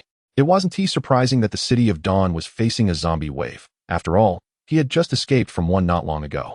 Considering the timing, it made sense that the horde had reached them. Soon, Su Mo followed the crowd into the machine room. He found a device in the corner, sat down, and put on the helmet. A virtual prompt appeared in his vision. "Do you wish to log into the game?" "Yes," Su Mo mentally confirmed. After a flash of brilliant white light, Su Mo opened his eyes to find himself back in the northern defensive area of the city of Dawn. The entire defensive zone was bustling with activity, with players rushing toward the front lines. Chapter 57. Team Su Mo recalled the situation and decided to head toward the rear. If his memory served him correctly, when the Eater Beast attacked this area, all the heavy weaponry had come from the back, indicating that there was likely a military camp situated behind the front lines. As it turned out, Su Mo was right. Near the outskirts of the city of Dawn, there was a massive camp. As he approached, he was stopped by a group of guards, led by a middle-aged woman with short hair. "Are you with our guild? You look unfamiliar." "I'm new," Su Mo explained after a moment of thought. The guard captain pulled out a device and said to Su Mo, "Show your wristband." Although Su Mo wasn't quite sure what they wanted, she still raised her left hand. "Name, Su Mo. Identity, 10th Legion, 12th Group of the Dawn Guild, ID 54288. Part of the Tank Division." "Su Mo, are you the one responsible for the total annihilation of the engine?" asked a middle-aged woman at the forefront. Her brow furrowed in concern. Su Mo felt a bit awkward as well. It was true what they said. Good news travels slowly, but bad news spreads like wildfire. "Li Jia. Zinua Jia has instructed not to make things difficult for her," a sister beside her reminded. "Forget it. Just let her in," Li Jia said, somewhat frustrated, waving her hand dismissively. "Thank you." Su Mo quickly ran inside. At that moment, a player logged into the military camp, and they hurriedly made their way towards the supply depot. Each area of the camp was marked with distinctive flags, and Su Mo quickly found the section for the tank division. She rushed over, but unfortunately, she was still a bit late. With a roar, tanks drove past her, and the area became empty, with not a single tank in sight. Su Mo stood there, feeling a bit of a headache. Just then, a maintenance worker, holding a cigarette in his mouth, walked out from inside. After sizing Su Mo up, he blew out a smoke ring and said, "You must be the new arrival." "Yes." "Is there any tank left here?" Su Mo asked. "Tanks? There aren't any spare tanks for you. You should head back and rest," the worker said as he turned to leave, clearly not interested in engaging with her. It wasn't that he meant to make things hard for Su Mo. It was just that guild weapons were usually assigned one per person. Even though Su Mo was part of the tank division, she needed new weapons to be stored in order to be allocated one. At that moment, a burly man ran past, and then backed up to take a closer look at Su Mo. Noticing she didn't even have a backpack and was just standing there in a daze, he said, "Hey, you're new, right?" "Uh-huh," Su Mo nodded, not thinking much of it. "Here." The man took off a scope Type 99 sniper rifle from his back and tossed it to Su Mo. "Wait, what?" she exclaimed, surprised. "Grab the weapon and follow me. You look like a total newbie who doesn't know anything." "No worries, I was just like that when I first arrived," he said, leading her towards the side supply depot. Then, the straightforward man took Su Mo to pick up a supply pack containing basic survival materials and a radio communicator. After that, he guided her towards the front defensive position. Although Su Mo felt a bit out of place, she made an effort to adapt. Before long, the two of them arrived at the frontline battlefield. Trenches were dug everywhere, and in the distance, a horde of zombies was charging towards them, creating an incredibly impressive sight. If ordinary players and small guilds encountered this situation, they would probably be so scared that they'd run away. However, what they faced were players from the Dawn Guild, who were no pushovers. They quickly showcased their strong teamwork. One could see them setting up Gatling guns, unleashing a barrage of fire, and hordes of zombies were continuously falling. Although the zombie swarm was vast in number, they were no match for the Dawn Guild, who had received early warnings and were well prepared, coordinating their firepower effectively. Some of the more powerful zombies managed to break through the fire blockade, only to be immediately met with heavy weaponry. Shells rained down, tearing them apart. There's a saying that all fear stems from insufficient firepower, and this couldn't be more accurate. Dahan and Su Mo crossed over several fire points and entered an adjacent trench. "Brother, I'm Jean Coe. What is your name?" Jean Coe asked casually, in a good mood, while chatting with Su across the trench. In fact, he had joined the Dawn Guild by chance, not long before Su, and didn't know many people. His somewhat clumsy behavior and the fact that the guild was predominantly female didn't help him make good friends. Su-mo replied briefly. That name sounds familiar. Did you offend someone when you joined the guild? How come no one is mentoring you? Normally, veterans should guide newcomers. Zhang Kuei rambled on. Su-mo didn't respond, but instead lay in the trench, shooting at the distant zombies. Bang. One shot, one kill, just like target practice. Seeing how seriously Su-mo was shooting, Zhang Kuei thought he was nervous and tried to reassure him. Brother, no need to be so tense. This zombie wave is nothing for us. The reason they urgently gathered us is more about training us. Let me tell you, when the number of zombies is high at the beginning, we should let those with heavy weapons handle them while we rest here. Our main role is to wait until the zombie crowd is thinned out before we take action. After pondering for a moment, Su-mo found some truth in Zhang Kuei's words and stopped shooting. That's right. Let me tell you, the Dawn Guild is really great. The benefits are top-notch. Especially the cafeteria. If you get there early, you might even get to eat some low-pollution vegetables. You know how precious those are. Zhang Kuei got more and more excited as he spoke. It was understandable that Zhang Kuei was enthusiastic. For someone like him, who was struggling at the bottom, it was hard to come by such things. The pollution levels were calculated on a scale from 0 to 10. Level 0 is the most expensive, starting at thousands per pound. Level 1 to 5 is slightly polluted, costing hundreds per pound. Levels 6 to 10 are low pollution, still costing tens per pound. Anything above 10 is considered moderately polluted and is inedible. Consuming too much could lead to cell necrosis, organ failure, and various complications and terminal illnesses. It is evident how precious and sought-after unpolluted things are in this world. Zhang Kuei chatted aimlessly with Su-mo for quite a while. Su-mo listened quietly throughout, not saying much. After a long time, Zhang Kuei seemed a bit tired from talking. He yawned and said to Su-mo, Brother, keep an eye on things for me. I'm going to take a nap. I worked late last night. Sure, Su-mo replied tersely. Thanks, Zhang Kuei said before closing his eyes. And soon he was fast asleep. Chapter 58. Hard work. Su-mo leaned back in the trench, feeling idle, and picked up a piece of compressed biscuit to replenish his energy. At that moment, his gaze fell on his wristband. He suddenly realized that his wristband seemed to have unlocked several functions, the most noticeable being the addition of a guild feature. He tried tapping on it, and instantly a series of virtual interfaces popped up. The most striking was the bounty taskbar for the guild, which displayed a large number of tasks, including resource collection, rescue missions, and so on. The rewards were quite generous, starting from hundreds to sometimes over 10,000. However, very few people were taking on these tasks. It was clear to anyone with common sense that the difficulty of these tasks was quite high.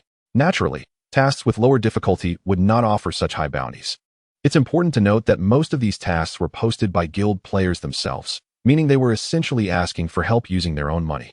Each task was accompanied by the name of the person who posted it, along with their legion and rank. As Su-mo continued to browse, his expression suddenly changed. He found a wealth of shared information in the guild channel, covering a wide range of topics.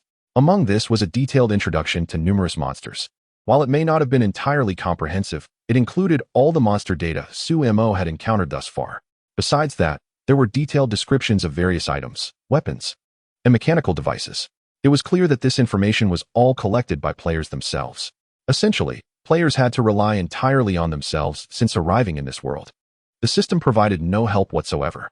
Even this wristband was like a blank device, offering only a logout function and nothing more. This led Su-mo to ponder. Were they really playing a game, or had they been thrown into another world? However, it could also be that this is the brilliance of the bionic world, as it was advertised to be 100% realistically simulated. At that moment, Su-mo came across a piece of information that caused a subtle shift in his expression. It was about a genetic evolution potion. According to the literature he had obtained, it could be determined that the genetic evolution potion would play a crucial role throughout the entire Star Ring game, holding immense significance. It could fundamentally alter a player's genes, resulting in a qualitative change, which depended on the quality and composition of the genetic potion. It was also related to the player themselves. The higher the grade of the genetic potion, the more powerful the effects it would bring. However, most gene serums show unknown components, which means that their use can lead to unpredictable consequences. Additionally, it's rumored that different players using the same gene serum may experience varying degrees of deviation based on their compatibility. So far, the highest level gene serum obtained by players is the type. It is said that those who use it undergo significant physical changes, becoming a hybrid of human and monster. But at the same time, they gain powers that rival those of mutant types. This information perfectly explains York's rampage at that time. Suemo felt a bit relieved, as that guy had only used a type gene serum. Otherwise, it might have been him lying down instead. However, there was one thing Suemo found hard to gauge. Was York's use of that gene serum a success or a failure? His strength did indeed surge, but there was something about his appearance that seemed mutated. Never mind. Suemo continued to browse through the materials, becoming increasingly engrossed. It was evident that the major guild had too many advantages that casual players couldn't compete with. Just these materials alone were something casual players would find hard to access. As time passed, the sky gradually darkened, and the fierce firepower from the front line began to dwindle. At that moment, the walkie-talkie Suemo carried crackled to life with Li Shi's voice. As of now, the zombie tide has been effectively contained. According to feedback from the armed helicopters, there are no signs of subsequent large-scale assaults, and all heavy weaponry is to be withdrawn. Additionally, to prevent sporadic and small-scale zombie attacks on the defense line, all companions are requested to hold their positions and engage in counterattacks. Suemo glanced at Zhang Kuei, who was still sound asleep, hesitated for a moment, but ultimately decided not to wake him. He began to look for targets to shoot at. Under the tranquil, starry sky, the stars twinkled, and the moonlight enveloped the vast land like a hazy veil. A gentle breeze swept by, brushing against Suemo's heart. He felt an unprecedented calmness, and he gently squeezed the trigger. Bang! A distant zombie crawling silently fell to the ground, and viscous liquid splattered everywhere. After taking it down, Suemo put away his gun, leaning back against the edge of the trench, quietly gazing up at the starry sky above. Occasionally, he could hear a shot or two fired not far from him. He felt unusually relaxed, and it felt good. Could this be considered a sense of belonging to the team? Suemo's thoughts drifted, but whenever he heard faint sounds of zombies approaching in the night, he would turn, raise his sniper rifle, and take a shot. Time flew by quickly. Before he knew it, the dawn sunlight began to spill over the land. Zhang Kuei, who had been sound asleep, groggily woke up, wiped the corner of his mouth, and asked, "Brother, how long did I sleep?" "A while. No high-ranking officials came down, right?" Zhang Kuei asked, a bit nervously. "Nope. Phew. Thanks a lot, brother. Want to smoke a cigarette?" Zhang Kuei let out a long breath, then pulled a small pack of cigarettes from his pocket and offered it to Suemo. "No thanks," Suemo replied naturally, showing little interest. "You don't smoke? That's a shame. You know, these things are ridiculously expensive in real life. They're only cheap in the game, and they taste pretty decent. I'm telling you, a lot of people play this game just for a few puffs," Zhang Kuei said with a cheerful smile. Suemo responded briefly. "Bro, you seem like you're not much of a talker." Zhang Kuei continued. "Let me tell you, communication is essential between people, and language is the best way to communicate. I've suffered quite a bit because I'm not great at talking. You'll end up at a disadvantage if you keep this up." "I understand," Suemo replied calmly. Zhang Kuei didn't mind Suemo's indifference. In fact, he found it refreshing. At least someone like him felt more genuine. After years of struggling at the bottom, Zhang Kuei had a good eye for people. "Hey, have you eaten yet?" Suemo looked at him with a helpless expression. 2 days later, Suemo was lying in a trench, holding his gun and resting his eyes for a moment. Next to him, Zhang Kuei was chattering away. "Looks like the guild intends to train our endurance this time. We've been online for almost 8 hours without any break or notice to grab a bite. It feels stricter than before." Suemo remained completely unfazed, as if he hadn't heard anything. Just then, his communication device buzzed with Li Shi's voice.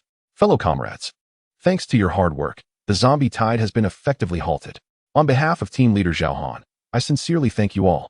The guild will tally all participants through the wristbands, and everyone will receive a point.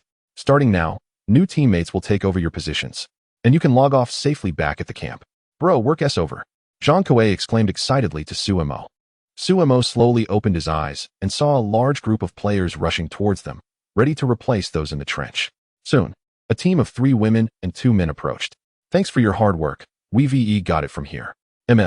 Suemo replied casually as he climbed out of the trench and headed back. "Wait for me. Don't walk so fast. Let us grab a bite after we log off. I'm telling you, the clay pot meat soup on the 13th floor is amazing. You can't go wrong with it."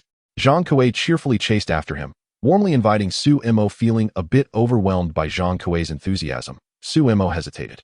He was about to decline, but the words got stuck in his throat. "All right, you'll definitely feel your decision was wise." Zhang Kuei beamed. Before long, Suemo and Zhang Kuei returned to the camp safe zone and logged out of the game. In the Dawn Group's server room, Suemo slowly opened his eyes and was greeted by the sight of a beautiful figure standing in front of him. He looked somewhat surprised. "What's wrong? Do you not recognize me?" Lin Zinuo remarked with a hint of annoyance. No, Suemo quickly calmed his fleeting emotions. Honestly, I have nothing to say to you. Everyone in the guild gets so excited to see me, eager to chat and build a connection. But talking to someone as dense as you seems pointless. Oh, is there something you need? Suemo asked casually. Lin Zinuo immediately lost her desire to chat and pulled out a thick contract, handing it to him. This is your contract. Sign it. As per our usual practice, I need to inform you of a few things. From now on, you will be an official member of our Dawn Guild, no longer just representing yourself, but representing us. If anyone bullies you, it's like they're bullying the Dawn Guild, and we will stand up for you. But if you go around causing trouble and bringing issues to the guild, that would be a breach of contract. At that point, not only will the guild not help you, but we will also impose penalties. If it's serious enough, your contract could be terminated, and you would be liable to pay a hefty penalty fee. How much is the penalty fee? Suemo asked curiously. About 2 million. It's not much different. You wouldn't be able to pay either way, Lin Zinuo replied nonchalantly. Oh, Suemo responded without much reaction, picking up on the implications. According to Lin Zinuo, a 2 million penalty was on the lower end, suggesting that others might face even higher compensation fees. This hinted that the Dawn Guild was likely concerned about losing members. One more thing, the Guild's orders must be absolutely obeyed. Defying the Guild's commands will result in disciplinary action, and accumulating enough violations could lead to automatic contract termination. However, it's also possible that you might run into bad luck and offend a superior who could make things difficult for you. In such cases, you can appeal to the military discipline department. As for other important matters, you can read through the contract yourself. It's all clearly outlined there. Lin Zinuo briefly explained to Suemo. Suemo quickly flipped through the contract, skimming it, as if he were just browsing. Lin Zinuo rolled her eyes at him. Who reads a contract like that? She felt it was her responsibility to remind him. Take it home and read it carefully. Once you're done, sign it and bring it back to submit. No need. Do you have a pen? Suemo simply asked Lin Zinuo, having already glanced over the entire contract. He found the terms quite favorable, with good benefits and no apparent traps or loopholes. If he had to sum up the contract in one sentence, it would be, employees are like my own children. But there was one clear point, prominently highlighted in bold red text. In the game, all earnings belong to the guild, with a particular emphasis on technical materials and large weaponry. Of course, the guild will also provide benefits such as equipment, bonuses, promotions, and salary increases based on individual performance and contributions. Suemo wasn't too surprised by this. After all, the guild invests so much real money and effort into training its members, so it clearly has its agenda. The objective is quite obvious, the technical materials and large weaponry in the game. As for the smaller items, it's likely they aren't even worth their attention. Lin Zinuo shrugged and helplessly handed a beautifully crafted pen to Suemo, which looked like a collectible. It's up to you. Suemo took the pen and signed his name without batting an eye, then promptly handed the contract and pen back to Lin Zinuo. As Lin Zinuo took the contract and prepared to leave, she paused and turned back to Suemo, saying, Our group's equipment quota is a bit tight right now, so we can't allocate a tank to you for the time being. If there are no special tasks, feel free to move around. I'll apply for equipment from the Legion as soon as possible. Oh, and there's one more important thing I almost forgot to mention. All information and materials within the guild are classified and must not be leaked under any circumstances, or the consequences will be severe. It could even lead to imprisonment. I'm not joking, you understand? Yeah, got it, Suemo replied casually, which was within his expectations. As for the tank, if he didn't have one, he could always get it himself. However, when it came to obtaining equipment, Suemo wasn't particularly interested in tanks. He was more intrigued by the mechs. In the last battle, he felt that the pilots had performed poorly and hadn't truly tapped into the mech's capabilities. Lin Zinuo didn't linger, as she still had a mountain of issues to deal with. Recently, Xiaohan was busy writing a self-criticism letter, and she was quite irritable, leading many of the sisters to bypass the team leader and bring all their troubles to her. Suemo left the control room alone and encountered several teammates along the way. They deliberately kept their distance from him, but fortunately, no one approached to cause trouble. The rules within the Dawn group were quite strict. Internal conflicts without cause could lead to reprimands or even job loss. Suemo entered the elevator and pressed the button for the 13th floor. The elevator descended quickly. As the doors opened, he saw Zhang Kuei already waiting at the elevator entrance. Bro, why are you so slow? Come on. Zhang Kuei enthusiastically pulled Suemo along to the spot he had chosen. The restaurant on this floor was particularly lively, filled with employees chatting and laughing over their meals. It was shift change time, so it was quite crowded. Suemo glanced around and noticed a few unfamiliar faces. They were likely from other teams. Of course, There were also many familiar faces from his own team, and he could clearly feel numerous eyes deliberately watching him from various directions. Here, I've already gotten your meal ready. Dig in before it gets cold. Zhang Kuei pushed a standard meal towards Suemo. The tray had rice, a large pork chop, strips of beef and pork, and a small clay pot filled with meat soup that smelled quite good. Thank you, Suemo said politely. Don't mention it. It's no big deal, Zhang Kuei replied. Besides, it's rare to have someone eat with me. But why did you come down so late? He asked curiously. Oh, I was just signing a contract. Suemo answered while eating with chopsticks. Chapter 60. Borrowing money. Upon hearing this, Zhang Kuei looked at Suemo with a different expression. He chuckled and said, Nice one. Brother, we all joined the guild after signing contracts, but you seem to have jumped on board and paid the fare later. You're not involved with some executive, are you? No, I accidentally caused quite a few talented people to leave the guild, and that's why I joined. To pay off debts. Suemo shook his head. Zhang Kuei's smile immediately froze at Suemo's words. He looked at Suemo in disbelief, then swallowed hard before stammering. You can't be that infamous team wipe engine, can you? Sort of, Suemo replied seriously. So it's best if you keep your distance from me, otherwise, people might distance themselves from you too. Zhang Kuei snapped back to reality, looking earnestly at Suemo. Brother, you're looking down on me. I, Zhang Kuei. Maybe a rough guy, but I have my principles. I'm not a superficial person. Suemo didn't respond further, but a moment later, Zhang Kuei picked up his tray and lowered his voice, saying, But I'm sorry, brother. I'm still single and need to find a girlfriend. I'll keep my distance for now. Privately, I still think highly of you. Good luck. With that, Zhang Kuei hurriedly moved his tray aside. Suemo had a strange expression. It wasn't that he couldn't handle Zhang Kuei's behavior, but rather he found the guy quite interesting. Suemo. A warm voice called from behind him. Suemo instinctively turned to look back and saw Han Na approaching with a tray, cheerfully calling out to him. Before Suemo could react, Han Na sat directly across from him. There's no one sitting here, right? No, Suemo replied, feeling a bit awkward. Suddenly, many eyes in the vicinity turned towards them. Some girls, upon seeing Han Na sitting in front of Suemo, wore expressions of schadenfreude and whispered among themselves. Are you here to eat too? Suemo scratched his head, trying to ease the awkwardness with a question. Isn't that obvious? What else would I come here for? I'm alone, so it's just right to eat together. After we finish, we can head home together, Han Na said warmly, engaging in small talk with Suemo. Suemo thought about taking a stroll home alone, but since Han Na had said it, he felt he couldn't refuse. By the way, Suemo, I heard you guys went on a zombie shooting mission. How tough was it? Han Na asked while eating, gossiping with Suemo. It wasn't difficult at all. Just target practice, Suemo replied casually. How lucky. You actually get to shoot targets. Unlike us, we're stuck training on a fishing boat every day out at sea. Han Na sighed, looking thoroughly bored.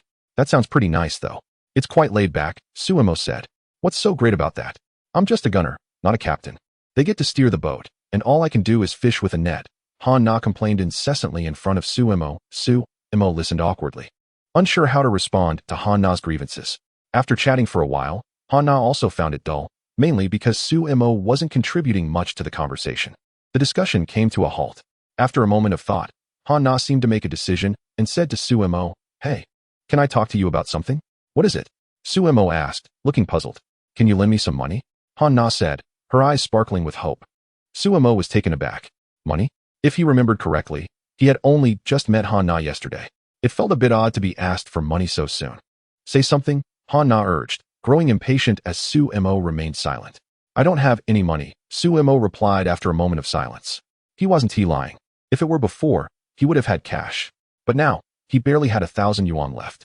Plus, they weren't close enough for him to lend money. Suemo might have low emotional intelligence, but he wasn't lacking in common sense. Oh, come on, don't be so stingy. We're in the same dorm, after all.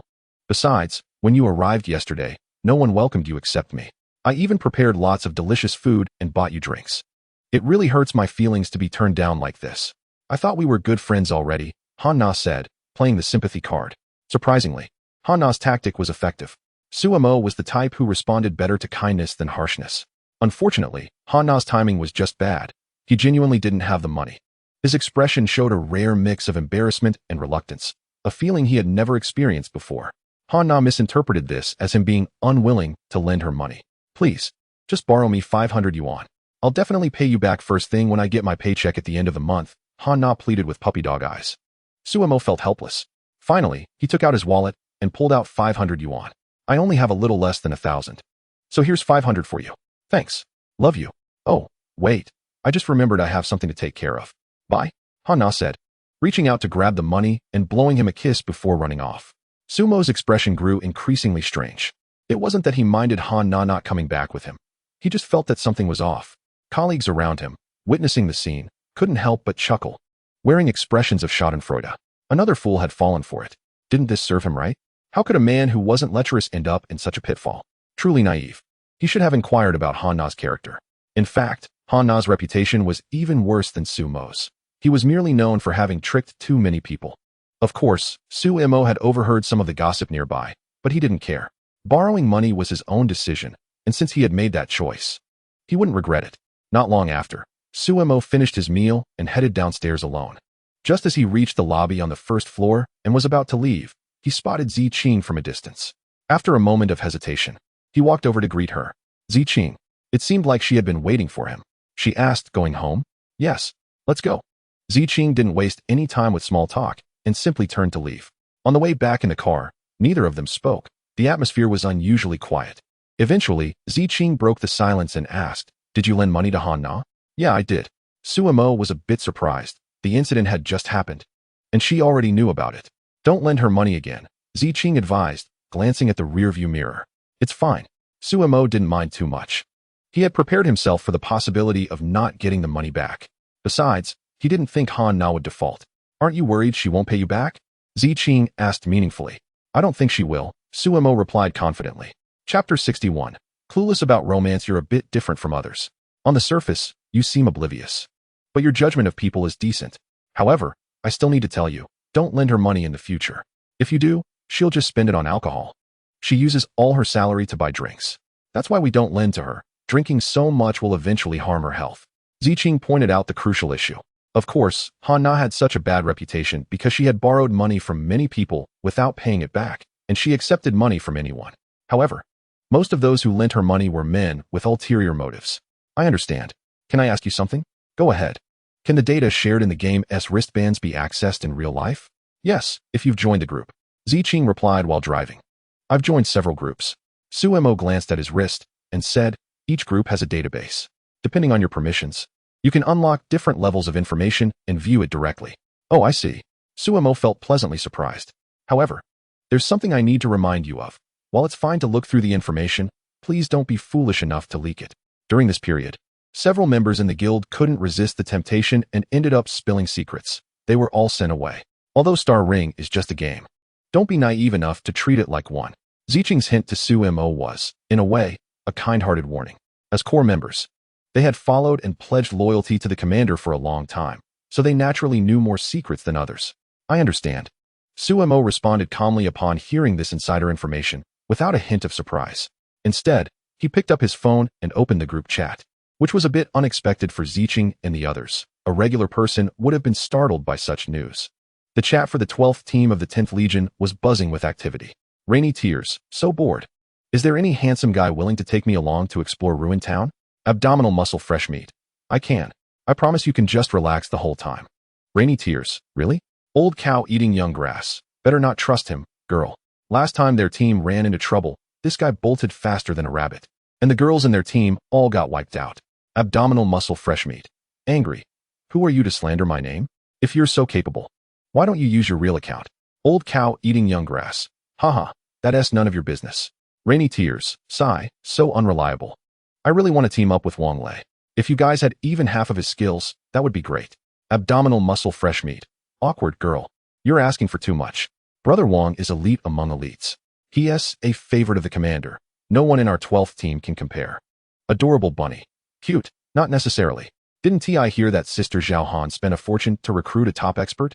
Rainy tears. Shush. Old cow eating young grass. Shush. Abdominal muscle fresh meat. Grandma, hurry and retract that message. There's no expert, just a team wipe engine. That's just the team leader covering for the team. If the commander sees it, we're done for. Abdominal muscle fresh meat retracted a message. Old cow eating young grass retracted a message. Adorable bunny retracted a message. Sumo watched as the messages were retracted one by one, his lips twitching slightly. For some reason, his mood felt a bit complex, yet there was a hint of amusement. Late at night, after freshening up, Suemo lay on his bed in his room. Zicheng's place was quite spacious, at least 160 square meters. However, the layout was a bit unreasonable. With 5 rooms, but only 1 bathroom, and the kitchen was open plan. Thankfully, the living and dining areas were quite large. Suemo's room was located at the innermost part. It had only a simple wardrobe, a desk, and a bed. There wasn't much space left. But Suemo didn't mind. At that moment, he was flipping through information on his phone. After a long while, he finally put down his phone and rested his chin on his hand, lost in thought. He realized a troublesome issue. Although the information available to him from the guild was quite comprehensive, it lacked detailed content from start to finish. Moreover, higher-level information required higher permissions, and some of it even needed contribution points. Additionally, Suemo discovered another problem. His permission level in both the Legion and the 12th group was at level 1, while the highest level was 7. If Suemo guessed correctly, this level corresponded to the civilization level of the information. From what Suemo knew, civilizations were categorized into 7 levels. In the game, the forms of monsters might also be classified according to this system. The so-called forms corresponded to the first and second civilization as creatures, which perfectly explained why ordinary artillery was so ineffective against them. Suemo pondered that if there was a chance in the future, he should aim to increase his permissions a bit. But never mind that for now, it was time to rest. The next morning, Suemo arrived at the company on time. He clocked in and headed to his desk, only to find Zhou Qian sitting in his chair, chewing on a lollipop. Huh. Suemo looked at Zhou Qian with a puzzled expression. What are you staring at? Never seen a girl before? Zhou Qian teased him playfully. You're sitting in my spot, Suemo replied, completely missing the flirtation. Zhou Qian found it both amusing and infuriating. She stood up and said to him, Here, it's yours. Suemo didn't hesitate and simply sat down. Zhou Qian rubbed her forehead and shook her head. This guy really had zero emotional intelligence. She then said to Suemo, Come with me to the game room. Sister Zinua is waiting for you at the camp center. Suemo stood up and walked outside. Zhou Qian hurriedly followed and curiously asked, Aren't you going to ask me why Sister Zinua is looking for you? I'll find out when I meet her, Suemo replied casually. Zhou Qian fell silent, realizing there was no point in trying to chat with him today. After a moment, Suemo logged into the game and headed toward the camp center. From a distance, he saw Zhou Qian, who had already logged in, complaining to Zinua. Oh my god, I've never felt so exhausted chatting with a guy. He has no charm at all. Well, I just asked you to notify him, not to flirt with him. Never mind that, he's here, Lin Zinua said with a smile. Zhou Qian pouted and stopped talking. You were looking for me? Suemo approached and asked. Yes, you're in luck. Our legion recently cleared out and secured a hidden wilderness base. Since our group was previously weakened, Sister Zhaohan fought hard for it, and we got the base. It has a lot of equipment we need, including tanks. So, I'm planning to take you with me, and you can drive back in your personal tank. Lin Zinua briefly explained the situation to Suemo alright. Suemo was also a bit surprised that they could get assigned equipment so quickly. Chapter 62. Clean up on the side. Zhou Qian curiously asked, Sister Zinua, why isn't Sister Zhaohan leading the team? She can't get away. So this task fell to me. And Zhou Qian, you don't have to hold back with me. What do you want to do? Lin Zinua smiled at Zhou Qian. Our group's weapons are quite outdated. Why don't you take us along? Let us get some weapons too. Zhou Qian asked eagerly. I can take you. But I can't take your whole group. The weapons left at that base aren't many, and most of them are already assigned to someone. Lin Zinua shook her head. Alright, then how many of us are going this time? Zhou Qian wasn't one to push her luck and decided to take what she could get. About 60 people, including 5 mecha reserves, 10 tank driver reserves, and 2 armed helicopter pilot reserves. The rest are mostly support players who will drive and transport supplies, Lin Zinua replied. Mechas? Zhou Qian was a bit surprised. Yeah, the most expensive ones are those mechas. Sister Zhaohan really put her foot down for those few mechas, Lin Zinua said helplessly. Hearing this, Suemo was also a bit tempted, but he didn't say anything. Although he liked them, they weren't assigned to him. And he could get his own later. Sister Zinua, with our good relationship, shouldn't you get me one? Zhou Qian asked with a grin. We can talk about it once you pass the mecha training. Alright, it's almost time. We should get going. Lin Zinua raised her wrist to check the time, estimating that the others should be arriving soon. Soon, the 4 of them arrived at the west side of the camp, where 5 green pickup trucks were parked, each filled with a small team. Lin Zinua turned to Suemo and asked, You can drive, right? Wait, that's a bit silly. You can drive a tank. So driving a car should be no problem. Get in and drive. Okay. Suemo climbed into the driver's seat of the same green pickup truck as Lin Zinua. Follow the route I point out. First, drive out of the camp and head west on the road. Lin Zinua indicated the direction with her hand. Suemo started the vehicle and led the way out. Lin Xinuo leaned back in her seat, pinched her shoulders, and sighed. Suemo, can I ask you something? Just tell me the truth. What is up? Suemo asked, focusing on driving. The matter with the Urchi beast, was it really not intentional? And that person from the Martial Extreme Guild, was he really just a bystander? Lin Xinuo asked with a relaxed expression. It wasn't he intentional. But that Sun Duoxiang is not just a bystander, Suemo replied honestly, as the matter was already in the past. I always said that guy was smooth talking. He doesn't look like a good person at all. And he actually turned around and sold you out. You really shouldn't have helped him clear his name. Are you really that naive? Lin Xinuo was increasingly intrigued by Suemo. Normally, when someone finds themselves in a situation like this, they would want to drag as many people down with them as possible. But this guy, instead of being upset about being sold out, is actually taking the blame for someone else. It was indeed my doing, and I don't think he did anything wrong, Suemo explained seriously. Lin Xinuo rubbed her forehead and sighed helplessly. She really had no words for him. At that moment, the convoy was moving steadily along the desolate highway. And soon they entered the mountains. Their destination was a military base located over 300 kilometers away from Dawn City, nestled within the forest. Though the road was winding and treacherous, it was all paved with concrete. If all went well, they would reach their destination in just over 5 hours. Lin Xinuo, dressed in black stockings, had her long, beautiful legs crossed in the passenger seat. With one earphone in, she closed her eyes and hummed a tune contentedly. She was in a great mood. This mission was actually quite easy and even a lucrative one. However, just as she was starting to relax, Suemo suddenly slammed on the brakes, and the car came to a slow stop. What's wrong? Lin Xinuo opened her eyes, puzzled, and asked Suemo.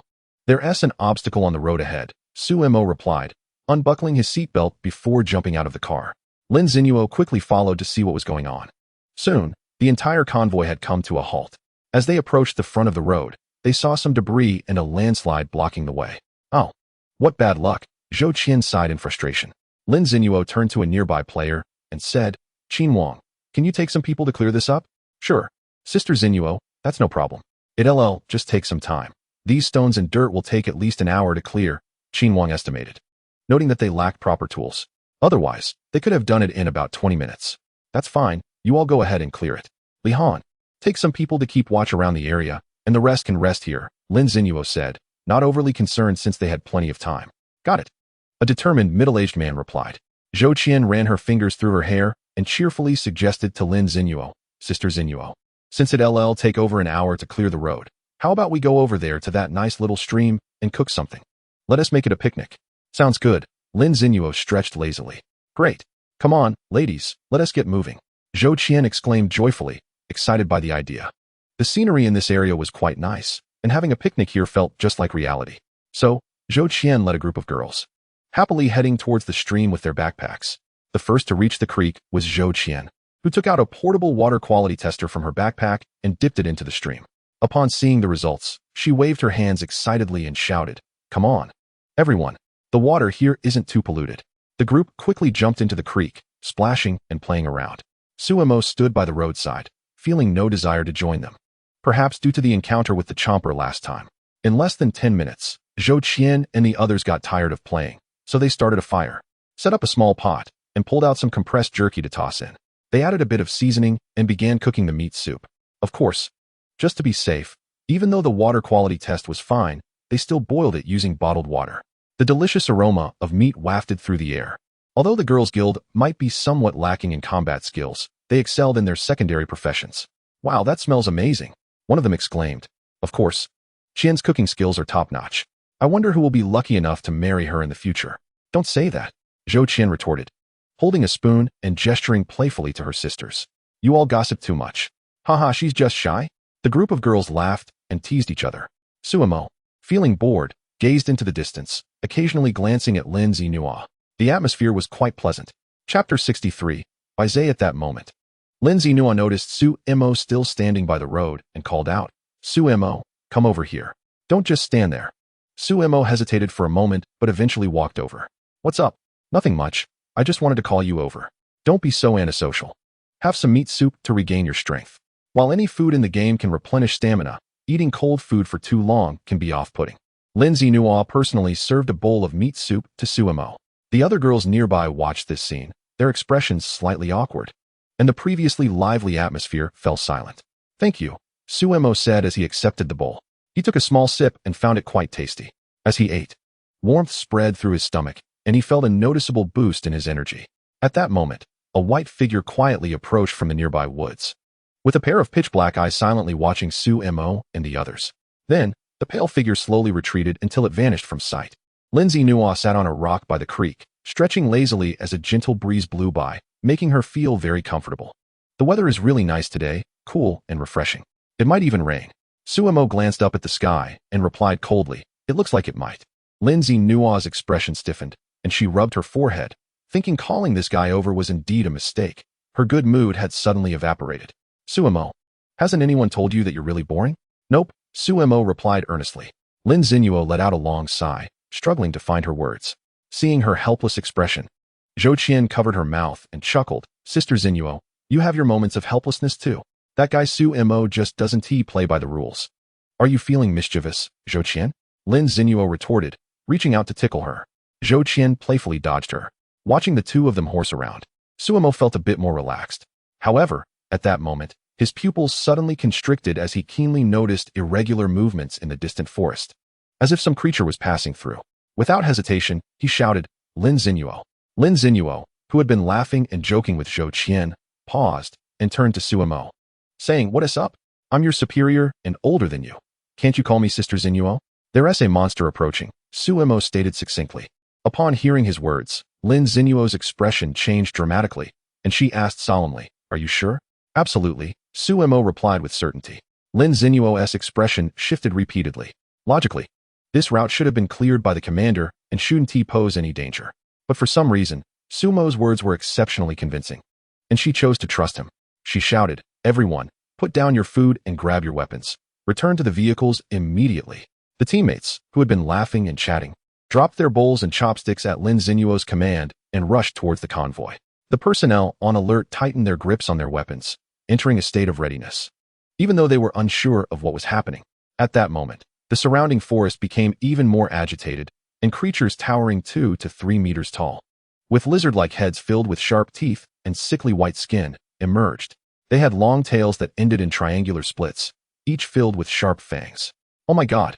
It's a Baizhe!" One of the players screamed in terror. Lin Zinhuo's face paled. Back when they attacked Dawn City, they had encountered these monsters multiple times, and their grotesque nature was well known to them. Under normal circumstances, fully armed, she wouldn't feel so intimidated. But the problem was, they were there to collect equipment and only had light weapons on them. Dealing with these Baizhe monsters would be far too challenging compared to the sluggish zombies they could normally handle. Suemo glanced at the monsters rushing out and quickly recalled information about Baizhe in his mind. Baizhe are alien creatures that mutated after being infected by viruses and radiation upon arriving on Earth. Their skin is extremely tough, they possess incredible speed, and their teeth can shred through steel. Generally, even the juvenile forms are over 1 meter tall, growing to 2 meters in their developmental stages, and can reach up to 3 meters when fully mature. During their early developmental stage, young Baizhe are vulnerable to light weapons, which can easily inflict fatal injuries. As they grow, their skin hardens to some extent, allowing them to withstand small caliber gunfire, and their vitality becomes further enhanced. At this stage, Baizhe possess significant lethality. In their mature phase, they become even more formidable. Their skin is exceptionally tough, their bones are hard, and their life force increases exponentially. Ordinary light weapons can no longer deal fatal damage to them unless they hit critical areas. Additionally, mature Baizhe exhibit remarkable speed and strength, capable of easily overturning cars. Of course, this description applies to regular Baizhe. Even in maturity, they can continue to grow. A key sign of their growth is the splitting of their tails. Baizhe with 2 tails evolve into a variant type, while those with 3 tails represent a higher form. Depending on their level of evolution, they can gain varying degrees of power.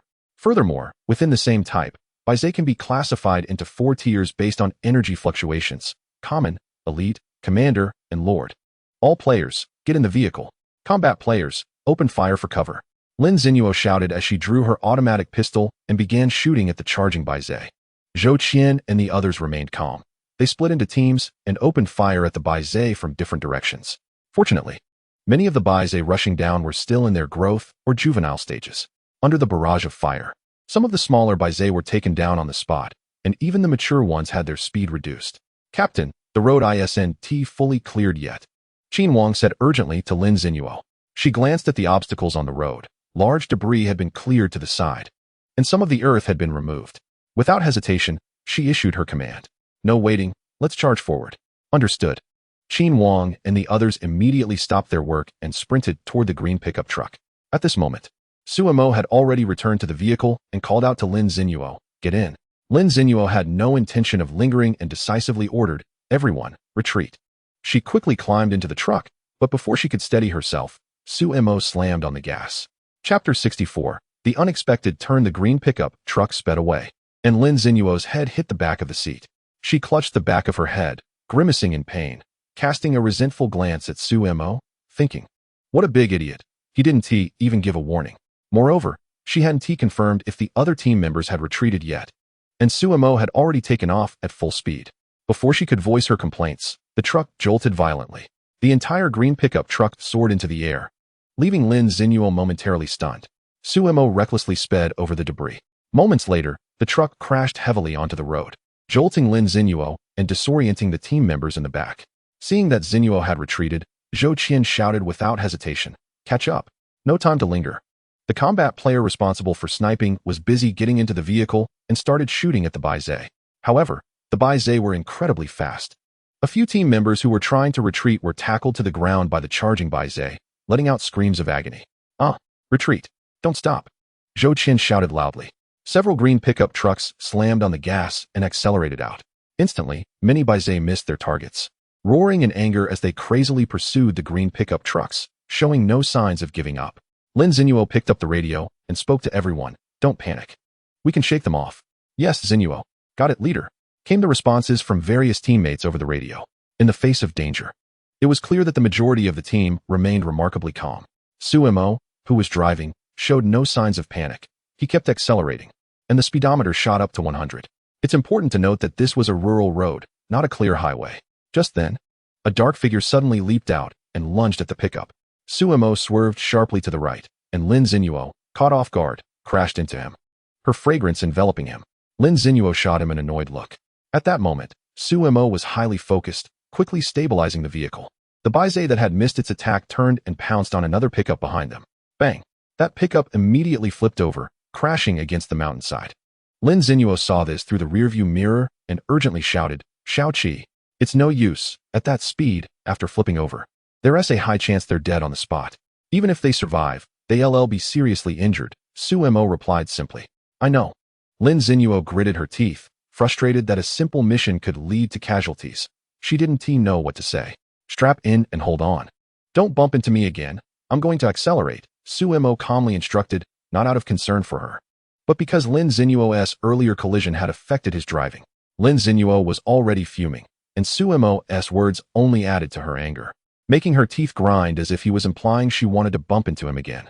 However, reason told her that this wasn't the time to argue about it, and she kept glancing in the rearview mirror. The Baizé were still hot on their trail, determined to catch up, while the last green pickup truck's sisters were unable to retaliate effectively. So, Lin Xinyuo grabbed the radio and said to Zhou Qian, find a way to intercept those Baizé. Understood, leave it to me, Zhou Qian replied decisively. Suemo listened to Lin Xinyuo's words and felt a bit curious about how Zhou Qian was going to intercept those Baizé. He glanced at the rearview mirror now and then.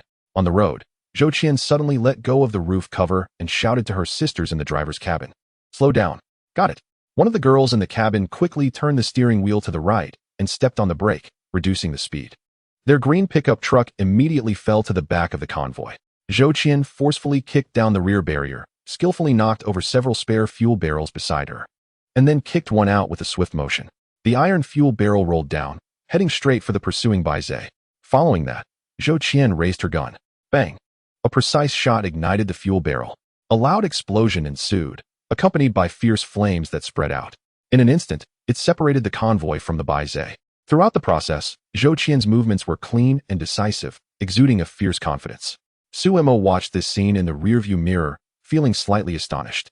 These girls were incredibly strong fighters, not at all inferior to the boys, and in fact, they were even stronger than most of them, definitely not just pretty faces. At that moment, on the right side of the mountains, stood a Baizé with two tails, towering at 7 meters tall, with a pattern crack on its chest that burned with a special flame, exuding a dangerous aura. Its eyes were fixed on the fleeing green pickup truck. and then it turned and ran down another path. Moments later, the remaining 4 pickup trucks finally managed to temporarily shake off the pursuing Baize. Sumo gradually reduced the speed of the vehicle, as the road here was not in good condition and unsuitable for fast driving. It was just as likely to crash as it was to be killed by a monster. Lin Zinuo communicated with Zhou Qian and the others via radio. "How are you guys doing? Is the situation okay?" "It's fine, but their truck flipped. They should have all perished," Zhou Qian replied, her tone somewhat downcast. "I understand," Lin Zinuo said, rubbing her forehead, feeling a headache coming on. Just then, a series of chaotic noises came through the radio in her hand, mixed with a fragmented, urgent voice. "This is the Greystone base. Emergency call. Are there any members of the Dawn Guild nearby?" Lin Zinuo's heart sank instantly. Wasn't the Greystone base the one they were heading to? "I'm Lin Zinuo, Vice Captain of the 12th Group of the 10th Legion of the Dawn Guild. What happened? Hurry over. The Legion commander has already taken the troops to the next development area. The base we're holding is under attack by monsters. Hurry. We can't hold out much longer." Then, a scream echoed through the chaotic noise. The radio only transmitted more chaotic sounds. "Hello? Can you hear me?" Lin Zinuo tried to contact them, but unfortunately, it was in vain. If nothing unexpected happened, they had likely perished. Her expression grew increasingly tense. Now they were in trouble.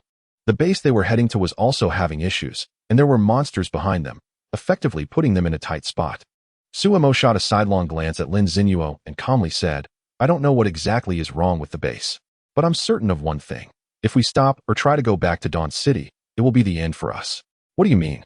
Lin Zinuo asked. "Since we have no choice, let's head to the base. At least we know there are weapons there, and it's not entirely hopeless," Suemo advised steadily. Chapter 65. The base. Lin Zinuo's expression shifted, and she quickly made a decision, preparing to fight to the death. She picked up her communicator and addressed her subordinates behind her. "Brothers and sisters, this is Lin Zinuo. I have some very bad news to share. The Greystone base we are heading to is under attack by monsters. We have no way to retreat and can only proceed to our destination for support. From now on, whether you are a casual player or a combatant, everyone must enter combat mode." "Understood. Got it," came the responses from the communicator. Members of a formal guild have the advantage of excellent discipline, making them far less likely to falter at the last moment compared to loosely organized groups. When evening fell, Suemo, under Lin Zinuo's command, drove deep into the mountains and arrived at their destination. Everyone jumped out of the vehicle, and Zhou Qian and the others raised their handguns, keeping a vigilant eye on their surroundings. To their surprise, it was eerily quiet nearby. The Greystone base they were searching for stood right in front of them.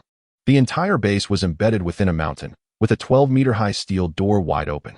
In the entrance area of the base, they could see remnants of weapons and scorched earth, but not a single body, neither of players nor monsters, was in sight. The surroundings were unnaturally quiet, so quiet that it sent chills down their spines. As the sky grew darker and the wind picked up, the nearby forest began to sway, heightening the tension among everyone present. "Zinuo, I have a bad feeling about this. Why does this base feel so strange? The door is wide open, and there's no one around. Not even a corpse," one of her sisters said, her nerves on edge. "I know," Lin Zinuo replied calmly. She then took out a wireless communication device, switched it to all channels, and lowered her voice. "This is Lin Zinuo, Deputy Leader of the 12th Group of the 10th Legion of the Dawn Guild. If any players from the Dawn Guild receive this, please respond immediately." Unfortunately, there was no reply, as if the communicator were broken. Lin Zinuo continued to repeat her call, and everyone anxiously watched the wireless communicator, hoping for a response. Sadly, as time passed, no miracle occurred. Lin Zinuo finally stopped expecting any replies and put away the communicator. "What should we do now?" Zhou Qian anxiously asked Zinuo about entering the base. Lin Zinuo gritted her teeth and said they certainly couldn't stay outside.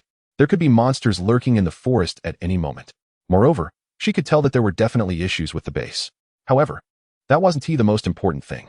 The most crucial point was that their mission this time revolved around this base, and all their equipment and weapons were inside. No matter how dangerous it was, they had to go in. With a mix of apprehension and unease, the group slowly approached the entrance. Before long, they entered the base and first found themselves in a dimly lit corridor. Although there were some emergency lights flickering on the steel walls, the visibility was still poor. At this moment, Lin Zinuo stopped in her tracks. Instantly, everyone felt their hearts leap into their throats, nervously gripping their weapons and scanning the surroundings. "What's wrong, Sister Zinuo?" Lin Zinuo turned to Luo Jia and Zhao Yang, saying, "You two stay by the entrance. If anything happens, notify us immediately." Understood, Sister Zinua. They replied promptly. Qian, give them your communicator, Lin Zinua added, feeling a bit uneasy. Okay. Zhou Qian handed over her wireless communicator to the two of them. Meanwhile, outside the base, in the surrounding forest, a two-tailed mutated creature, elite level, known as Baizhe, had already arrived. Behind it followed a multitude of Baizhe, who remained still as Su Mo and the others reached the entrance of the base, not attacking right away. Instead, they quietly watched as the group entered, only beginning to stir once they were inside. They were like patient hunters, waiting for their prey to enter the trap before making their move. Back inside the base, Su Mo and the others walked cautiously through the dim, cold corridor. They tread softly, fearful of making any noise that might alert the monsters inside. The deeper they went, the lower the visibility became, and the air was filled with a musty smell. The atmosphere grew increasingly eerie and tense. Suddenly, one of the cute girls from the life sciences department, walking in the middle, felt as if she had stepped on something soft and sticky. Instantly, goosebumps covered her body, and she couldn't help but scream. Suemo was startled and instinctively turned around, aiming his weapon at the girl. The others were equally startled, their already tense nerves almost snapping. They quickly shifted their weapons toward her as well. Lin Zinua nearly pulled the trigger but found nothing amiss. She turned to the girl and asked, Xiaoju, what happened? I think I stepped on something, the girl said, nearly in tears. Lin Zinua took a closer look and realized the girl had stepped on some sort of internal organ remains. Letting out a resigned sigh, she addressed the group, everyone. Be careful, don't panic. If there is no danger, try to keep quiet. Understood. Everyone in the vicinity lowered their voices in response. Following that, Lin Zinua led the group cautiously forward. Soon, they exited the passageway, and the scene before them opened up dramatically as they arrived inside a steel base. The overall space was very spacious, with some boxes placed in the central area and independent rooms lining the walls on either side. Once inside, the combat personnel immediately split into 3 teams, weapons drawn, and stood guard in different directions, their eyes scanning rapidly for any suspicious enemies. However, the base was eerily quiet. Not a sound could be heard, and there were no signs of any monsters. Instead of feeling relieved, the group became even more uneasy. It was important to note that this base was originally manned by members of the Dawn Guild, so it shouldn't be this quiet. Suemo observed carefully. There were still fresh bloodstains on the ground, and they were not limited to just one spot. It was evident that a brutal fight had recently taken place here. Yet, the entire base seemed unusually empty, with a decent line of sight, and no traces of monsters could be seen. Suemo remained vigilant. After all, creatures like the Baizhe were not comparable to mindless zombies. In terms of both combat power and intelligence, they were on a different level entirely. The most unsettling aspect was that they exhibited pack behavior similar to wolves, and the more of them there were, the higher the likelihood of encountering a powerful individual among them. Chapter 66. Ambush everyone. Try not to spread out too much. Form small teams and be cautious as we search, Lin Zinhuo commanded with utmost care. Understood, the group replied in unison. They advanced slowly, but still found no signs of monsters. They eventually reached the wooden boxes. Each of these boxes was well sealed and bore dangerous warning signs on their surfaces. Zinhuo, what about these? Zhou Qian asked tentatively. Prise them open. Lin Zinhuo shouted directly at Qin Wang. Got it, leave it to us. Qin Wang and a few other players quickly took out small crowbars and approached the boxes. However, the seals on these boxes were exceptionally tight, making them difficult to open. Qin Wang and his companions strained with their faces turning red as they gritted their teeth and attempted to pry them open. At that moment, pairs of blood-red eyes slowly opened above them in the dimly lit steel beams, and pale figures stealthily began to reveal themselves. The predatory gazes and sinister mouths slowly stretched into grins. Standing beside her, Zhou Qian whispered to Lin Zinhuo, Zinhuo, this base is only so large. We've probably searched most of it and haven't seen any signs of monsters. Could there be something unusual going on? What are you trying to say? Lin Zinhuo asked. I'm not doubting the comrades who stayed behind. They have undoubtedly sacrificed themselves. However, the original monsters in this base were definitely eliminated by the Legion commander. It must be that other monsters later ran in from outside and killed them. But is there also a possibility that you want to suggest? Lin Zinhuo voiced what Zhou Qian was hinting at. Yes, that's what I think. Because we approximately checked the area, and indeed, we didn't find any monsters. Normally, if there were monsters in the base, they would have attacked us long ago. I believe we should take control of this base and quickly close the open gate. Zhou Qian nodded in agreement. What you're saying does make some sense. It is possible that such a thing could happen. Lin Zinhuo didn't completely dismiss the idea, but she also didn't let her guard down entirely. Boom. At that moment, sealed wooden crates were pried open, revealing brand new 171 automatic rifles and grenades before their eyes. Weapons. We hit the jackpot. Qin Wang and the others shouted excitedly. Lin Zinuo glanced at the weapons. They were indeed the light arms they were supposed to receive, and at that moment, her previously tense heart eased significantly. Since no monsters had appeared, it seemed that Zhou Qian's guess might be correct, that the monsters had killed the people and left. If that were true, it would be incredibly fortunate. They would reclaim the base, and she could successfully receive all the weapons, effectively completing their mission. Thinking of this, Lin Zinuo felt a surge of joy, but she didn't let her guard down completely. She turned to everyone present and said, "Everyone, count the number of weapons and load the magazines to prepare for any unexpected situations. Li Han, take your team to secure the mechs." "Yes," Li Han replied, leading 2 team members away. Originally, there were 5 drivers, but on the way here, 2 team members had tragically lost their lives in the attacked vehicle. Meanwhile, the others who had received the weapons began to discuss among themselves. With so many weapons, you have to consider how much influence Sister Zhaohan has. Do we even need to question Han Jie's abilities? True, with this batch of weapons, we can train and arm a new group of elite team members, which will help make up for the previous losses. Keep it down. Sister Zinuo said not to bring that up. I was just saying, it's not a big deal. Su Mo stood silently, having overheard Lin Zinuo and Zhou Qian's conversation. However, he didn't agree with Zhou Qian's perspective. It was too idealistic. After his brief encounter with Bai Zhe, he instinctively felt that these monsters were a bit too intelligent. Would such smart monsters really leave? But he couldn't voice his concerns. After all, given the current situation, it did seem like there wasn't much danger. Suddenly, a drop of blood fell from above Lin Zinuo's head. Su Mo caught sight of it accidentally, his expression tightening as he quickly grabbed the back of Lin Zinuo's collar, pulling her back. At that moment, a growing Bai Zhe couldn't contain its impatience and lunged forward, its sharp claws swiping at nothing but air. Su Mo raised his Type 99 sniper rifle and fired at point-blank range, hitting the Bai Zhe squarely in the head. Boom. Blood splattered everywhere. Lin Zinuo was stunned. Everything happened too quickly for her to react, and she found herself pressed against Su Mo's chest. Her heart raced as she realized she had almost met her end just moments ago. Of course, for someone of her caliber, the chances of revival were quite high. But the consequences were severe. She would have to pay half of the revival fee herself. She felt as if she had danced on the edge of bankruptcy. Just then, on the steel beams above the base, more than 20 fully grown Bai Zhe jumped down with lightning speed. Players from the Dawn Guild didn't have time to react before they were knocked down, and the Bai Zhe opened their massive jaws to bite down. The sound of screams accompanied the splattering of blood as players fell. Everyone, fight back. Don't panic. Non-combat players, fall back. Combat players, protect them. Lin Zinuo immediately issued commands while rushing to a nearby weapons crate to grab a weapon, and the others quickly focused their fire, shooting back at the Bai Zhe. A hail of bullets rained down on the Bai Zhe, but most of the shots didn't hit vital spots, only barely breaking through the skin. The intense pain only incited the Bai Zhe to become more ferocious, charging at Zhou Qian and the others. The massive shadow loomed over Zhou Qian, who gritted her teeth to suppress her fear and stood her ground. If they retreated, the surviving non-combat players hiding behind them would be doomed. That would leave them even less capable of resisting. Zhou Qian could only fire desperately, trying to fend off the incoming Bai Zhe, but her efforts seemed futile. Just as despair began to set in, bang, bang, a series of shots rang out, striking the Bai Zhe in the neck, one shot after another. The Bai Zhe that had charged and crashed to the ground right in front of Zhou Qian. In disbelief, she turned her head toward the sound of the gunfire and saw Su Mo pulling the trigger of his semi-automatic sniper rifle, firing without a scope, shooting blind. Bang, bang.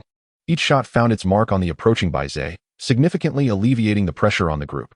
However, his actions drew the attention of the enemies, and a fully grown Bai Zhe leaped down from above Su Mo, revealing its toothy maw as it lunged for his head. Su Mo, watch out. Zhou Qian couldn't help but shout. Just as Su Mo was about to be bitten, he jumped back at the last second, narrowly avoiding the attack. He quickly steadied himself, raised his gun to shoot, but clack, he was out of bullets. This scene startled Zhou Qian greatly. At that moment, the fierce Bai Zhe controlled its tail to pierce through. Su Mo immediately knelt on one knee, leaning back so that the incoming tail almost grazed his face, ultimately crashing into the weapon box behind him. Crack!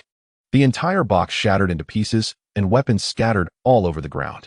Without hesitation, Su Mo discarded his sniper rifle, rolled over, and picked up a fully loaded 171 automatic rifle from the ground, pushing off the ground with his left hand. He leaped up and aimed the gun at the growing Baize in front of him, unleashing a barrage of shots. Bang bang. At such a close distance. He didn't even need to worry about accuracy. Every bullet found its mark, hitting the target in the head. Thick, sticky blood splattered everywhere as Baize let out a wail, its massive body swaying before it finally fell, unwilling to accept its fate.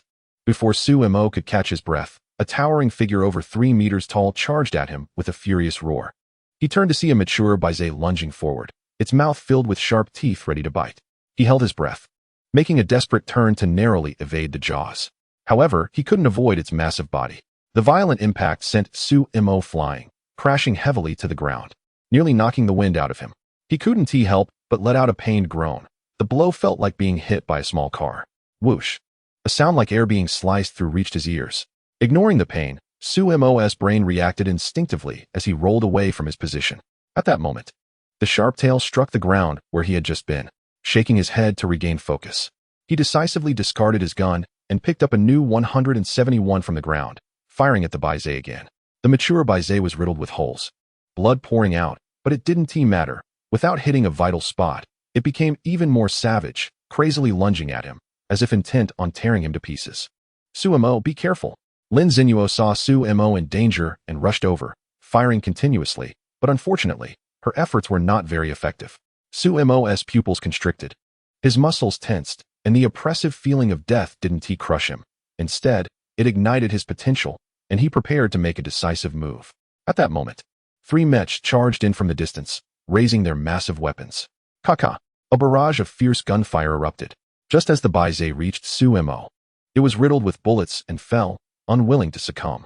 With the 3 8-meter-tall, heavy green mechs joining the fight, the precarious situation was instantly stabilized. The charging mech brought down one Baize with a few shots and kicked another away. Seeing the tide turn, Sumo let out a sigh of relief. Suddenly, a wave of pain swept through his entire body, causing him to grit his teeth and prepare to stand up. Are you okay? Lin Zinuo approached him, extending her hand with a concerned expression. If it weren't for Sumo saving her earlier and quickly supporting the others, she might have met a dire fate today. Sumo was momentarily taken aback, but eventually reached out to shake Lin Zinuo's hand. To his surprise, her hand was exceptionally soft. Lin Zinuo then helped him to his feet. Are you really okay? If you're hurt anywhere, you need to tell me. Hidden injuries can be fatal over time, she asked. Still somewhat worried. I'm fine, Sumo replied hoarsely. He turned his head to look around. The battle was nearly over, and the ambushing Baize had been eliminated. However, the cost had been steep. Including himself, only 24 people remained alive, with many players having met a tragic end. They were fortunate to have opened the weapon crates and received assistance from 3 mechs that arrived later. If they had still been armed with the weapons they had before, they would likely have been completely wiped out. Moreover, Sumo felt a sense of disbelief. These creatures called Baize had an alarming level of intelligence, knowing how to use bait and set ambushes. Just then, Zhou Qian approached, panting as she asked Lin Zinuo, Sister Zinuo, it's all cleared up. If there aren't any unexpected casualties among those left behind, it should just be these monsters. How are the casualties? Lin Zinuo asked, her head aching. Very bad. The attack came too suddenly, and we still don't know if there are any hidden monsters left in this base. I was too naive before, Zhou Qian said uneasily. Looking up, unfortunately, the steel beams above the base crisscrossed, and with the dim lighting, it would be hard to spot any lurking monsters. Everyone gathered together, armed with mechs. As long as they weren't ambushed, they should be able to handle small groups of monsters. Don't blame yourself. No one could have predicted an ambush. Even if they did, it wouldn't guarantee they could evade it. Lin Zinuo comforted Zhou Qian. Zhou Qian forced a smile. Just then, Lin Zinuo's communicator suddenly crackled with static, followed by Zhao Yang's urgent voice. Enemy attack. Ah! A scream followed, and the communication cut off. Lin Zinuo's expression changed dramatically as she immediately shouted to everyone. Everyone, head to the entrance right now. Li Han and the others piloted their mechs and rushed ahead, setting their weapons at the tunnel entrance in preparation to confront the enemy. To their surprise, they were not met with foes, but a familiar figure running toward them in fear. It was Luo Jia, terrified as she sprinted inside. Upon seeing her fellow mech pilots, Li Han shouted, quick! Luo Jia, spotting her comrades in their mechs, felt a glimmer of hope in her previously despairing eyes. Just as she was about to rush in with a sharp snap, a pointed tail pierced through her chest, and her eyes quickly lost their vitality. A massive shadow emerged from behind, revealing a 7-meter-tall, elite variant of Baize, with two tails and hardened gray-white skin, complete with a circular crack on its chest, where a unique flame flickered ominously. Following closely were two shorter, standard variants of Baizé, also with two tails. The remaining minions were countless, stretching beyond sight. The elite Baizé swung its tail, violently tossing Luo Jia's corpse in front of the crowd, a clear act of provocation. Damn it, we will avenge Luo Jia. Li Han's eyes turned red with rage as he pulled the trigger, unleashing a torrent of gunfire. His teammates wasted no time joining the attack. However, the elite Baizé moved like lightning, charging through the hail of bullets towards Li Han. As it drew near, its twin tails struck like sharp spears, instantly hitting the left side of Li Han's mech chest, avoiding the hardest central area. The solid armor crumpled in an instant, causing the entire mech to stagger backward and crash heavily to the ground. Captain. Chapter 68. Rapid familiarization. The other team members were equally shocked and furious.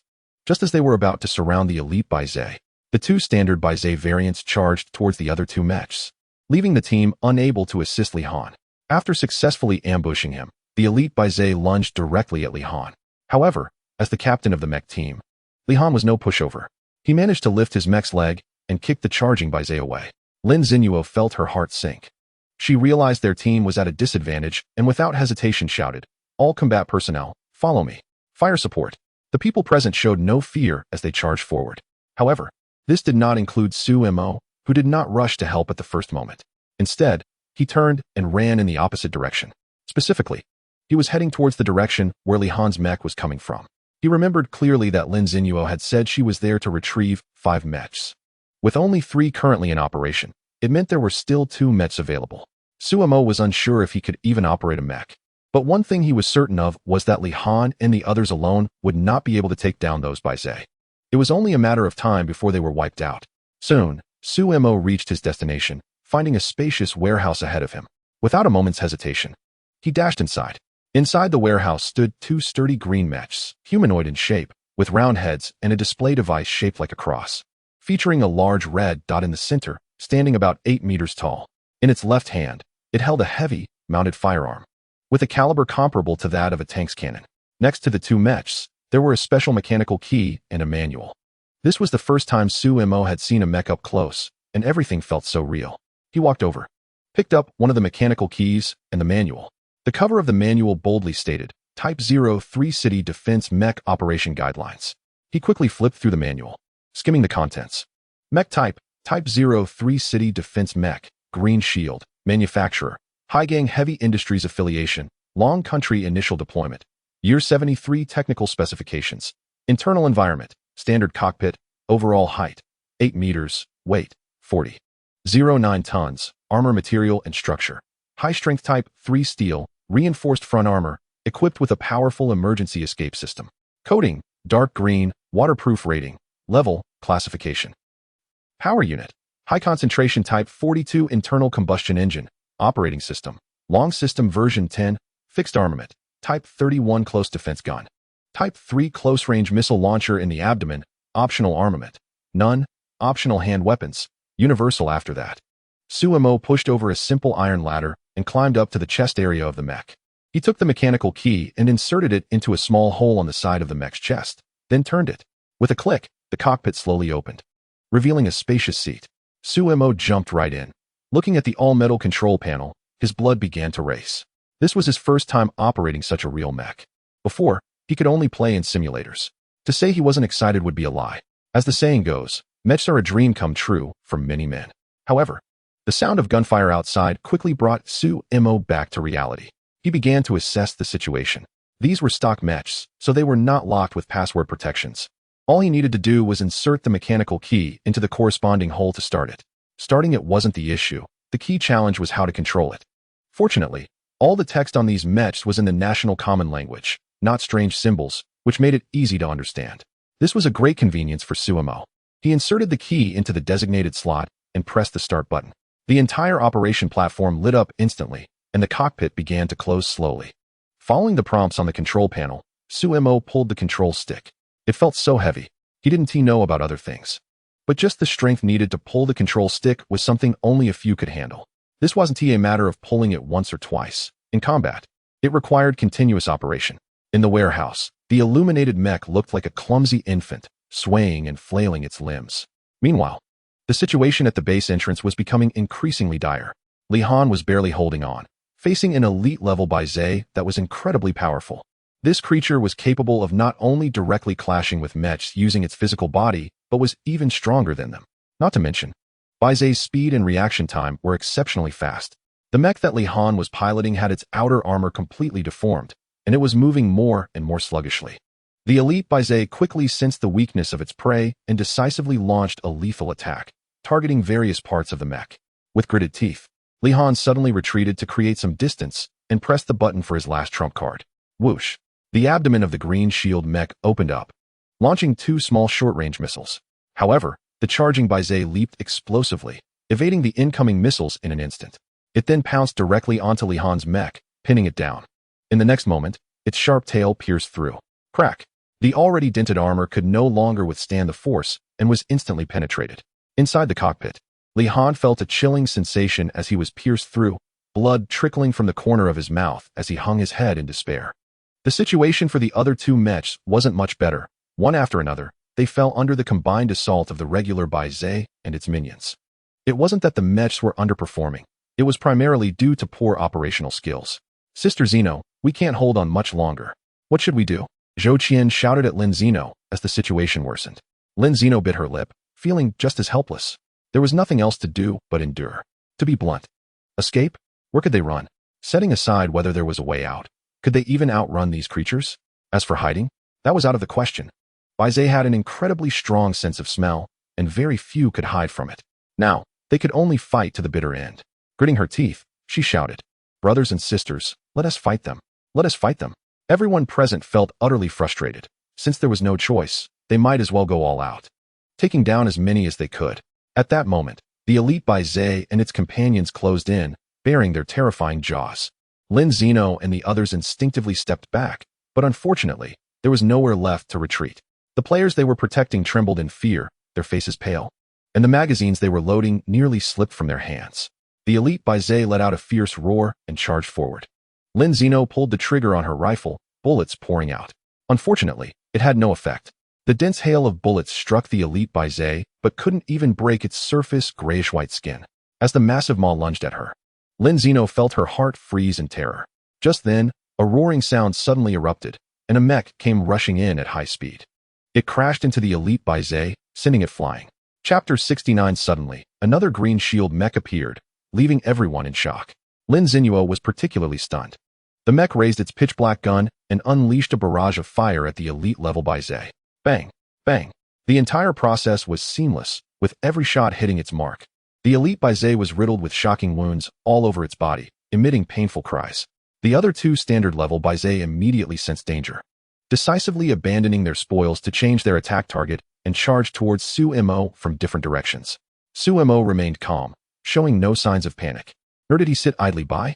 He pushed the joystick to maximize power output, and the entire mech surged forward, darting right between the 2 standard-level Baizé. In an instant, the 2 Baizé missed their targets completely. Su Mo then executed a sudden stop and sharply turned the mech around.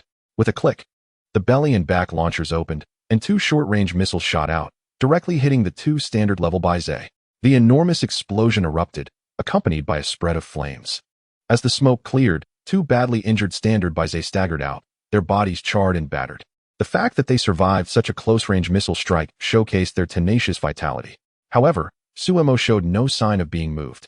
Coldly, he raised the gun in his mech and unleashed a volley of fist-sized bullets that struck the heads of both Baizé, killing them instantly. Other mature Baizé, seemingly crazed, charged at him one after another. Su Mo pulled the trigger, only to realize he was out of ammo.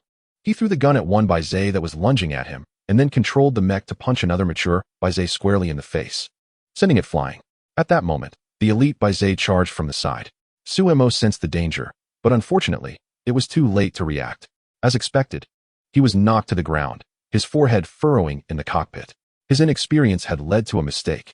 Had he been more skilled, he could have at least dodged the attack instead of being caught off guard by the Baizé's 2 tails, which pierced down towards the mech's head like spears. He quickly pulled the joystick and pressed several buttons on the control panel. The mech raised its right foot and kicked fiercely at the Baizé, sending it flying. Su Mo then braced himself against the ground to push the mech up to its feet. Meanwhile, Zhou Qian and the others were fighting off the remaining Bai Zhe while keeping an eye on Su Mo's battle, their hearts filled with awe. Who was piloting that mech? Such incredible skill. Lin Xinyuo, still in a daze, couldn't believe her eyes. The 3 mech pilots she had brought along were already dead. It's important to understand that all weapons in this world are identical to reality. Without systematic learning and long-term practice, one cannot operate them. It's like asking someone who knows nothing to fly a plane. It's just nonsense. At that moment, the elite level Bai Zhe with its fierce gaze was fixated on Su Mo. Its mouth twisted as it looked for an opportunity to strike. The two were locked in a standoff as time slowly passed. Seizing the moment, Su Mo adjusted the mech's head slightly to the right, scanning for weapons among the wrecked mechs. The elite level Bai Zhe, keenly sensing Su Mo's distraction, unleashed a power beyond the ordinary and charged at him like a gust of wind. Just as it got close, Su Mo commanded the mech's right fist to clench, activating its power and delivering a precise, full-force punch directly to its head, stunning it. Su Mo naturally wouldn't let such a good opportunity slip by. He aggressively charged the mech forward, knocking the elite Bai Zhe down to the ground. Then, he bent the mech slightly and leaped up. The dozens of tons of the mech came crashing down onto the fallen Bai Zhe. With a loud thud, the creature's chest caved in, emitting a pained scream. But it didn't end there. Su Mo rode on top of the Bai Zhe, unleashing punch after punch onto its head, each blow relentless and precise. Soon, its head was a bloody mess, and its bones shattered. Yet, even then, Su Mo showed no signs of stopping, fearing that the opponent might not be thoroughly defeated. He continued to smash its head until it was completely crushed, only stopping to stand up once he was certain it was dead. Immediately, he rushed over to the nearby wreckage of mechs, grabbing their firearms and unleashing a fierce barrage at the remaining mature Bai Zhe around. Within moments, he cleared out the incoming Bai Zhe, successfully turning the tide of the battle. Who are you? At that moment, a dusty Lin Xinyuo approached the mech, panting as she inquired. The onlookers turned their attention to Su Mo, curious about who was piloting the mech with such formidable strength. It's me, Su Mo replied in a deep voice. Hearing Su Mo's voice, Zhou Qian and the others were stunned. Lin Xinyuo was equally shocked, suddenly realizing that Su Mo was indeed a master, feeling as if she had struck gold. You can pilot a mech? Just as Su Mo was about to respond to Lin Xinyuo, Minru noticed unusual sounds coming from the passageway. He immediately reacted, rushing towards the other 2 damaged mechs to grab their firearms. Then he dashed to the exit of the passageway, raising his weapon and firing intensely. Bang! Bang! Bai Zhe charging in were turned into a bloody pulp, displaying an unstoppable force. Zhou Qian and the others quickly said, "Sisters, let us go help." However, Lin Xinyuo grabbed Zhou Qian, saying, "Zhou Qian, take a team to look for other exits. When things get too tough to handle, there's always an escape route, and we'll take care of it." All right. Zhou Qian quickly realized the situation and led her group away. Lin Xinyuo gathered the remaining sisters, both production players and combat players, and they all picked up their weapons, ready to fight side by side. Su Mo cast a sidelong glance at Lin Xinyuo and the others before focusing on her shooting. Time passed slowly. The number of slain Bai Zhe increased, but the monsters charging in from the passage didn't decrease. In fact, it felt like there were more. Bang! Su Mo's ammunition was rapidly depleting, one clip after another. Su Mo turned serious and said to Lin Xinyuo, "We really can't hold on much longer." Lin Xinyuo also felt the situation was dire. The influx of monsters was relentless, as if they were endless, and she didn't have a particularly good plan. It wasn't realistic to fight their way out. They would just be torn apart. Just when Lin Xinyuo was caught in a dilemma, Zhou Qian came running back, panting. "Sister Xinyuo, we found a hidden back door." Hearing this, Xinyuo felt an immense sense of relief. Her guess was indeed correct. A normal base would definitely have an escape route. She then said to Su Mo, "Let us retreat." "All right, I'll cover you." Su Mo glanced at the increasing number of Bai Zhe pouring in. "Retreat," Xinyuo commanded decisively, without hesitation. Chapter 70. Trouble. Everyone followed Zhou Qian as they ran toward the back. Su Mo paused for 2 minutes to hold them off before beginning her own retreat, providing cover as they withdrew. As Su Mo's firepower began to wane, a large number of Bai Zhe surged in, overwhelming in numbers, but fortunately, none had 2 tails. Soon, Su Mo and the others made it to the back of the base, where there was an exit passage. "Hurry, let us go," Lin Xinyuo urged her companions. Zhou Qian and the others were desperately fleeing. Having made it this far, none wanted to be left behind and perish. Before long, they successfully escaped through the back door of the base. Su Mo, who was covering their rear, saw Lin Xinyuo and the others escape and stopped her assault, sprinting towards the back door with all her might. Just as she burst through the back door, Sumo controlled her mech to extend a hand and smash down hard on the emergency switch on the wall, breaking it. And the door gate began to descend rapidly. Meanwhile, the Baizé chasing from behind became even more frenzied, closing in fast. Bang! The back door gate slammed shut.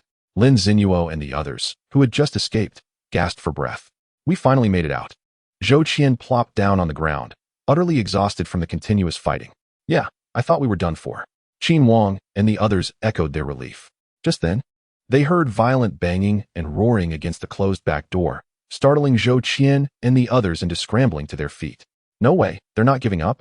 If I remember correctly, the guild's information about Baizé states that it is a vengeful and united creature. The elite level Baizé I killed earlier was probably their little leader, somewhat like the alpha wolf in a pack. With the alpha dead, they naturally seek revenge against us. But don't worry, the gate behind us is extremely thick and won't be easy to break through. Sumo explained calmly to Zhou Qian and the others, who looked at him with increasingly different expressions, realizing that someone had actually taken the time to study the guild's materials. At that moment, Lin Zinuo observed the surroundings and noticed that the exit at the back of the base was halfway up the nearby mountain, so she quickly spoke up. It's not safe here. Let us head up the mountain across from us. Okay, Zhou Qian and the others replied promptly. Sumo had no objections. So Lin Zinuo and the others started their ascent. By this time, it was completely dark, and the path up the mountain was very difficult, filled with bushes and thorns. They had to be careful not to scratch their skin. Lin Zinuo and the others were struggling to climb, while Sumo, piloting the mecha, felt quite at ease without any pressure. However, there was one downside. The mecha's fuel was only about half full due to the high-intensity battles earlier that had consumed a lot. Before retreating, Sumo had considered switching to a brand new mecha from the storage, but ultimately he gave up. The situation was too urgent for such a delay. Sumo. Lin Zinuo's sudden shout broke his train of thought, and he asked in confusion, "What's wrong?" Lin Zinuo sighed and said helplessly, "I'm just wondering why you can't be a bit more considerate. Can't you give me a lift?" After hearing this, Sumo controlled the mecha to extend a hand and gently lifted Lin Zinuo, placing her on its shoulder. Lin Zinuo's expression turned even more helpless, typical guy behavior. Taking a deep breath, she mustered her spirit and said to Sumo, "Do you think it's appropriate for me to sit here? Where else would you sit?" Sumo asked, puzzled. "Open the cockpit. I'll sit with you." Lin Zinuo hinted repeatedly to herself not to get angry, to keep smiling. After all, it's normal for someone with low emotional intelligence to act this way. Oh, Sumo didn't say much and opened the cockpit. Lin Zinuo carefully climbed into the cockpit. "Where are you going to sit?" "There's no other space here," Sumo asked curiously. Lin Zinuo couldn't help but roll her eyes and said to Sumo, "Just move over a bit." Before Sumo could react, Lin Zinuo squeezed in next to him. Sumo was speechless but decided to let it go since they weren't in a combat situation. Zhou Qian and the others watched this scene with envy, thinking how great it was not to have to walk. However, no one complained, as it was already quite a squeeze to fit two people into the mech. 40 minutes later, Sumo and the others finally reached the mountaintop. Inside the mech's cockpit, Lin Zinuo asked Sumo, "How's the observation capability of this mech?" "Not bad. It has night vision mode," Sumo explained, slightly surprised. "Then take a look around and see if you can find any clues. We need to figure out why we're being attacked continuously and how many of those monsters are targeting us." Lin Zinuo expressed all her concerns to Sumo. Sumo nodded and began operating the mech, scanning the area to observe the movements of the monsters near the base. Since Lin Zinuo had no knowledge of mechs, she could only wait quietly without interrupting Sumo's operation. After a moment, Sumo's expression grew increasingly serious, his brows almost knitting together. The display screen showed a mass of enemies through infrared thermal imaging, flowing towards the distance like a flood. Lin Zinuo, who was sitting beside him, suddenly turned pale. "Why are there so many?" "I don't know," Sumo replied helplessly, shaking his head. "Let's get out of the mech and have a quick meeting to discuss," Lin Zinuo suggested. "Okay." Sumo opened the cockpit. The others, who had been resting, noticed the cockpit opening and started teasing. "Zinuo, you finally decided to come out." "Yeah. Not cool at all. Our legs are so sore." "Enough joking. Let's focus," Lin Zinuo said seriously. Hearing her tone, everyone quickly wiped the smiles off their faces and became very solemn. Lin Zinuo turned to Sumo and said, "Briefly summarize what you observed." "The Baizé attacking us isn't just a small group. There are countless of them, like a tide. From what I observed, they emerged from the direction we came from, and a large number have already crossed the base and headed south. I don't know where they're going," Sumo stated succinctly. Upon hearing this, everyone present gasped in shock. Luckily, They had escaped from the base and run to this mountain through the back door, effectively avoiding the flood of monsters. That was close. Yeah, we almost didn't make it, everyone responded.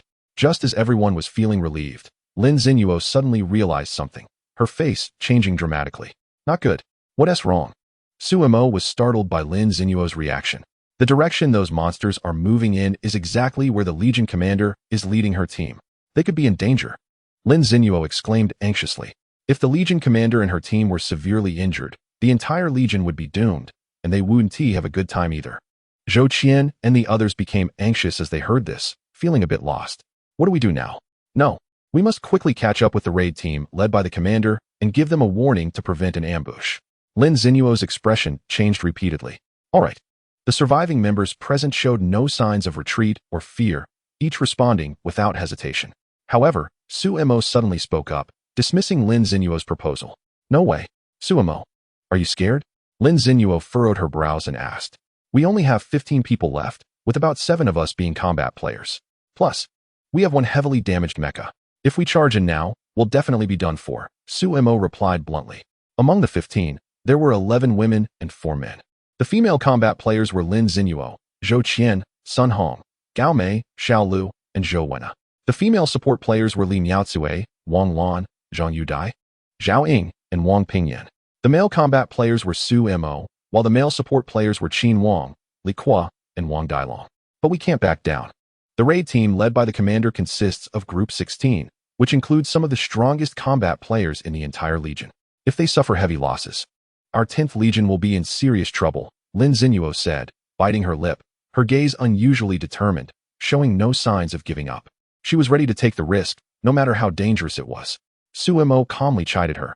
Are you out of your mind? It's easy to send a message. Why do you want to go and get yourself killed? This is a game. You can log off and inform them in reality. Upon hearing Sumo's words, Lin Zinuo's expression became incredibly vivid, realizing she had completely lost her head. She had even forgotten that logging off was an option, but it was understandable. The simulation in this world felt so real that it was hard to distinguish between reality and the virtual world. Zhou Qian and the others exchanged strange and somewhat awkward glances. Lin Zinuo cleared her throat to ease the tension and then said to everyone, "You all wait here. I'll log off right now." Okay. The group nodded in agreement. Lin Zinuo then logged out of the game. Suemo sat down on the spot, pulled out some spring water and biscuits from his backpack, and started eating to restore his stamina as much as possible. Lin Zinuo's log-off to relay information would likely take a long time, given the time difference in the game. Zhou Qian also told the other brothers and sisters, "Everyone rest here and eat something to regain your strength. Once Sister Zinuo returns, we'll probably need to start a rescue operation." All right. Sitting nearby, Suemo munched on his food, and his gaze inadvertently caught sight of his wristband, revealing a hint of surprise in his eyes. He tapped a few times on the wristband, and to his astonishment, there was a log. Notification: Congratulations, you have individually defeated a variant species, common. Unlocking the achievement. Junior Pioneer, title. Notification: Congratulations, you have individually defeated a variant species, elite, gaining an experience bonus of 5. Junior Pioneer, 5,100. Notification: Congratulations, you have mastered operating the mecha. Unlocking the achievement. Junior Mecha Operator. You have achieved a consecutive kill of 30 by Zay, earning 3 achievement points. Suemo watched the scrolling log, growing increasingly intrigued. It seemed he was starting to make some progress. These achievements were likely the sum that guilds use to assess player strengths and weaknesses. As he skimmed through the logs, he noted that all his combat data was recorded. Additionally, his wristband featured a rating system called Estimated Combat Value, which provided a comprehensive evaluation and score based on combat difficulty and achievements. His current score stood at 342 points.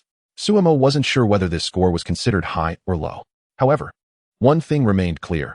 Achievements served merely as a badge of honor to prove oneself, without any tangible rewards or significant impacts. So far, the public tasks on his wristband were survival missions from a one-dimensional civilization, and there hadn't been much change in progress. Just as Suemo was engrossed in reviewing his wristband, Lin Zinuo's ethereal figure slowly materialized. She had logged back in.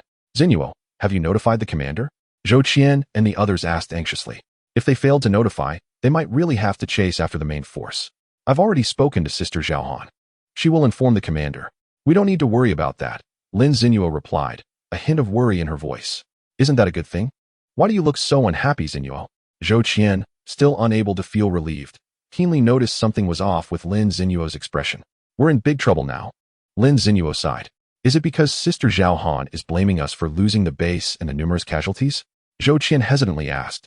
Let us not dwell on that for now. The biggest issue is, what do we do now? Aren't we supposed to retreat? We can't go back to Dawn City. Lin Xinyuo said after a brief silence. What? Everyone was taken aback, their voices filled with shock. Suemo looked at Lin Xinyuo, confused, and asked, what happened? It's not just us that were attacked. Dawn City is also facing a large-scale monster assault. These monsters are coming from that direction. And now the first 6 elite teams are absent. The remaining 6 teams are holding the line. The situation is critical. And Sister Zhao Han told us not to return for now. They are struggling to protect themselves and can't assist us at all. Lin Xinyuo explained to Zhou Qian and the others. What are we supposed to do? Just stay here. Qin Wang and the others asked uneasily. We can't stay here. It's not safe. Eventually, the monsters will discover us. Su Mo dismissed the suggestion. Staying here would be tantamount to a slow suicide. I discussed it with Sister Zhao Han. And her final suggestion was for us to take a detour around the monster horde and find a way to rendezvous with the exploration team. On one hand, it would provide some cover for them, and on the other hand, it would also serve as support. Lin Xinyuo calmly explained the situation. Since the situation in Ming City is so critical, why doesn't T the commander change the strategic objective and return? Zhou Qian asked, clearly puzzled. If the old nest falls, everything will be in ruins. I'm not sure about that. Perhaps the commander has his own considerations. My suggestion now is to take a detour around these monsters and find a way to join the main force. What do you all think? Lin Xinyuo surveyed the crowd. Her gaze finally settling on Su Mo. Su Mo simply replied, I have no objections. All right, then it's settled. Let us get moving. Lin Xinyuo finalized the plan. After confirming it, Su Mo climbed back into the cockpit and extended his hand towards Lin Xinyuo. Lin Xinyuo felt a warmth in her heart at Su Mo's gesture. It seemed he was finally starting to get it. However, she declined, saying, no need, I want to go up. It might distract you while driving. We still need you to lead the way, and you need to stay focused. Okay. Su Mo didn't say much more and closed the cockpit again. He piloted the mech, surveying the surroundings before heading towards the nearby mountain peak. All the while, he maneuvered the green shield through the dense underbrush, creating a clear path. The obstacles presented by the trees posed no threat to the mech. The only difficulty was the uneven mountain terrain, which made it challenging to control the mech. Lin Xinyuo and the others followed closely behind Su Mo, finding it much easier with him clearing the way. At that moment, Zhou Qian nudged Lin Xinyuo with her elbow and whispered, Sister Xinyuo, do we count as having struck gold? Yes, I suppose so, but... Lin Xinyuo's expression grew a bit complex. But what? Zhou Qian asked, curious. Lin Xinyuo sighed. Haven't you noticed that his title, Team Annihilator, is quite fitting? He joined our group. And hundreds of people died. Now, on our first mission with him, we almost faced total annihilation. Out of the 60+ people, only 15 are still alive. And we've lost 5 backup pilots and 7 tank operators. I feel like giving up sometimes. But it seems like without him, we would have been wiped out already.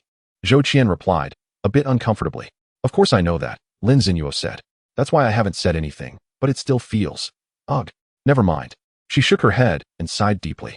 Outside the Hongshan Bay base, a group of fully armed elite players advanced cautiously alongside several tanks. On either side, green shield mechs armed with heavy weapons stood guard, vigilant of their surroundings. Behind them followed a large number of elite combat players. At that moment, a stern voice of a young girl came through the wireless channel. Everyone halted their advance and entered a state of readiness. Team leaders Lin Xiaojia and Chun Ming each led a squad of elite troops to rendezvous with me. Received. Understood. A moment later, on a high ground to the right of the Hongshan Bay base, a girl clad in pristine white mechanical armor, with silvery long hair and cold, frosty eyes, was observing the massive bay base through a pair of binoculars.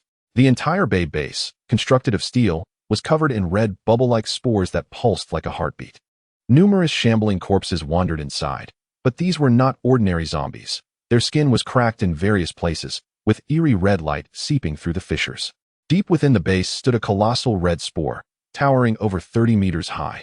Lin Xiaojia swallowed hard and asked, Shuejia, why does this base look so strange? I feel it's quite bizarre too. Those wandering corpses shouldn't be zombies.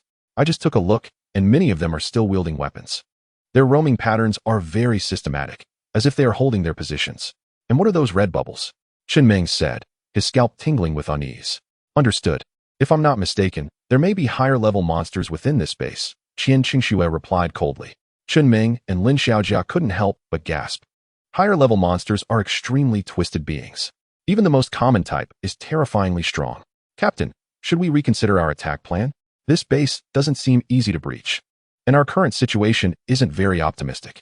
According to intel, aren't there large numbers of Baizhe monsters gathering behind us? Chunming asked, his voice tense. No changes. What we need is inside. Relay the order. Prepare for battle. Qian Qingxue stated firmly, without a hint of hesitation. The next dawn, Su Mo and the others cautiously moved through a dense forest. Lin Zinuo and the others were on high alert, gripping their weapons and vigilant of their surroundings. Suddenly, a monkey with half its body decayed and red eyes jumped down from a tree, lunging at one of the girls. Su Mo, quick on the draw, controlled his mech and slapped it away. With a sound like a ball being hit, the mutated monkey was sent flying into a tree, dying on impact. Everyone let out a sigh of relief. They hadn't encountered any large monsters on their journey, but these mutated animals were appearing in droves, leaving the group on edge. Despite their lack of vitality and combat strength, getting bitten could lead to troublesome infections and poisonings.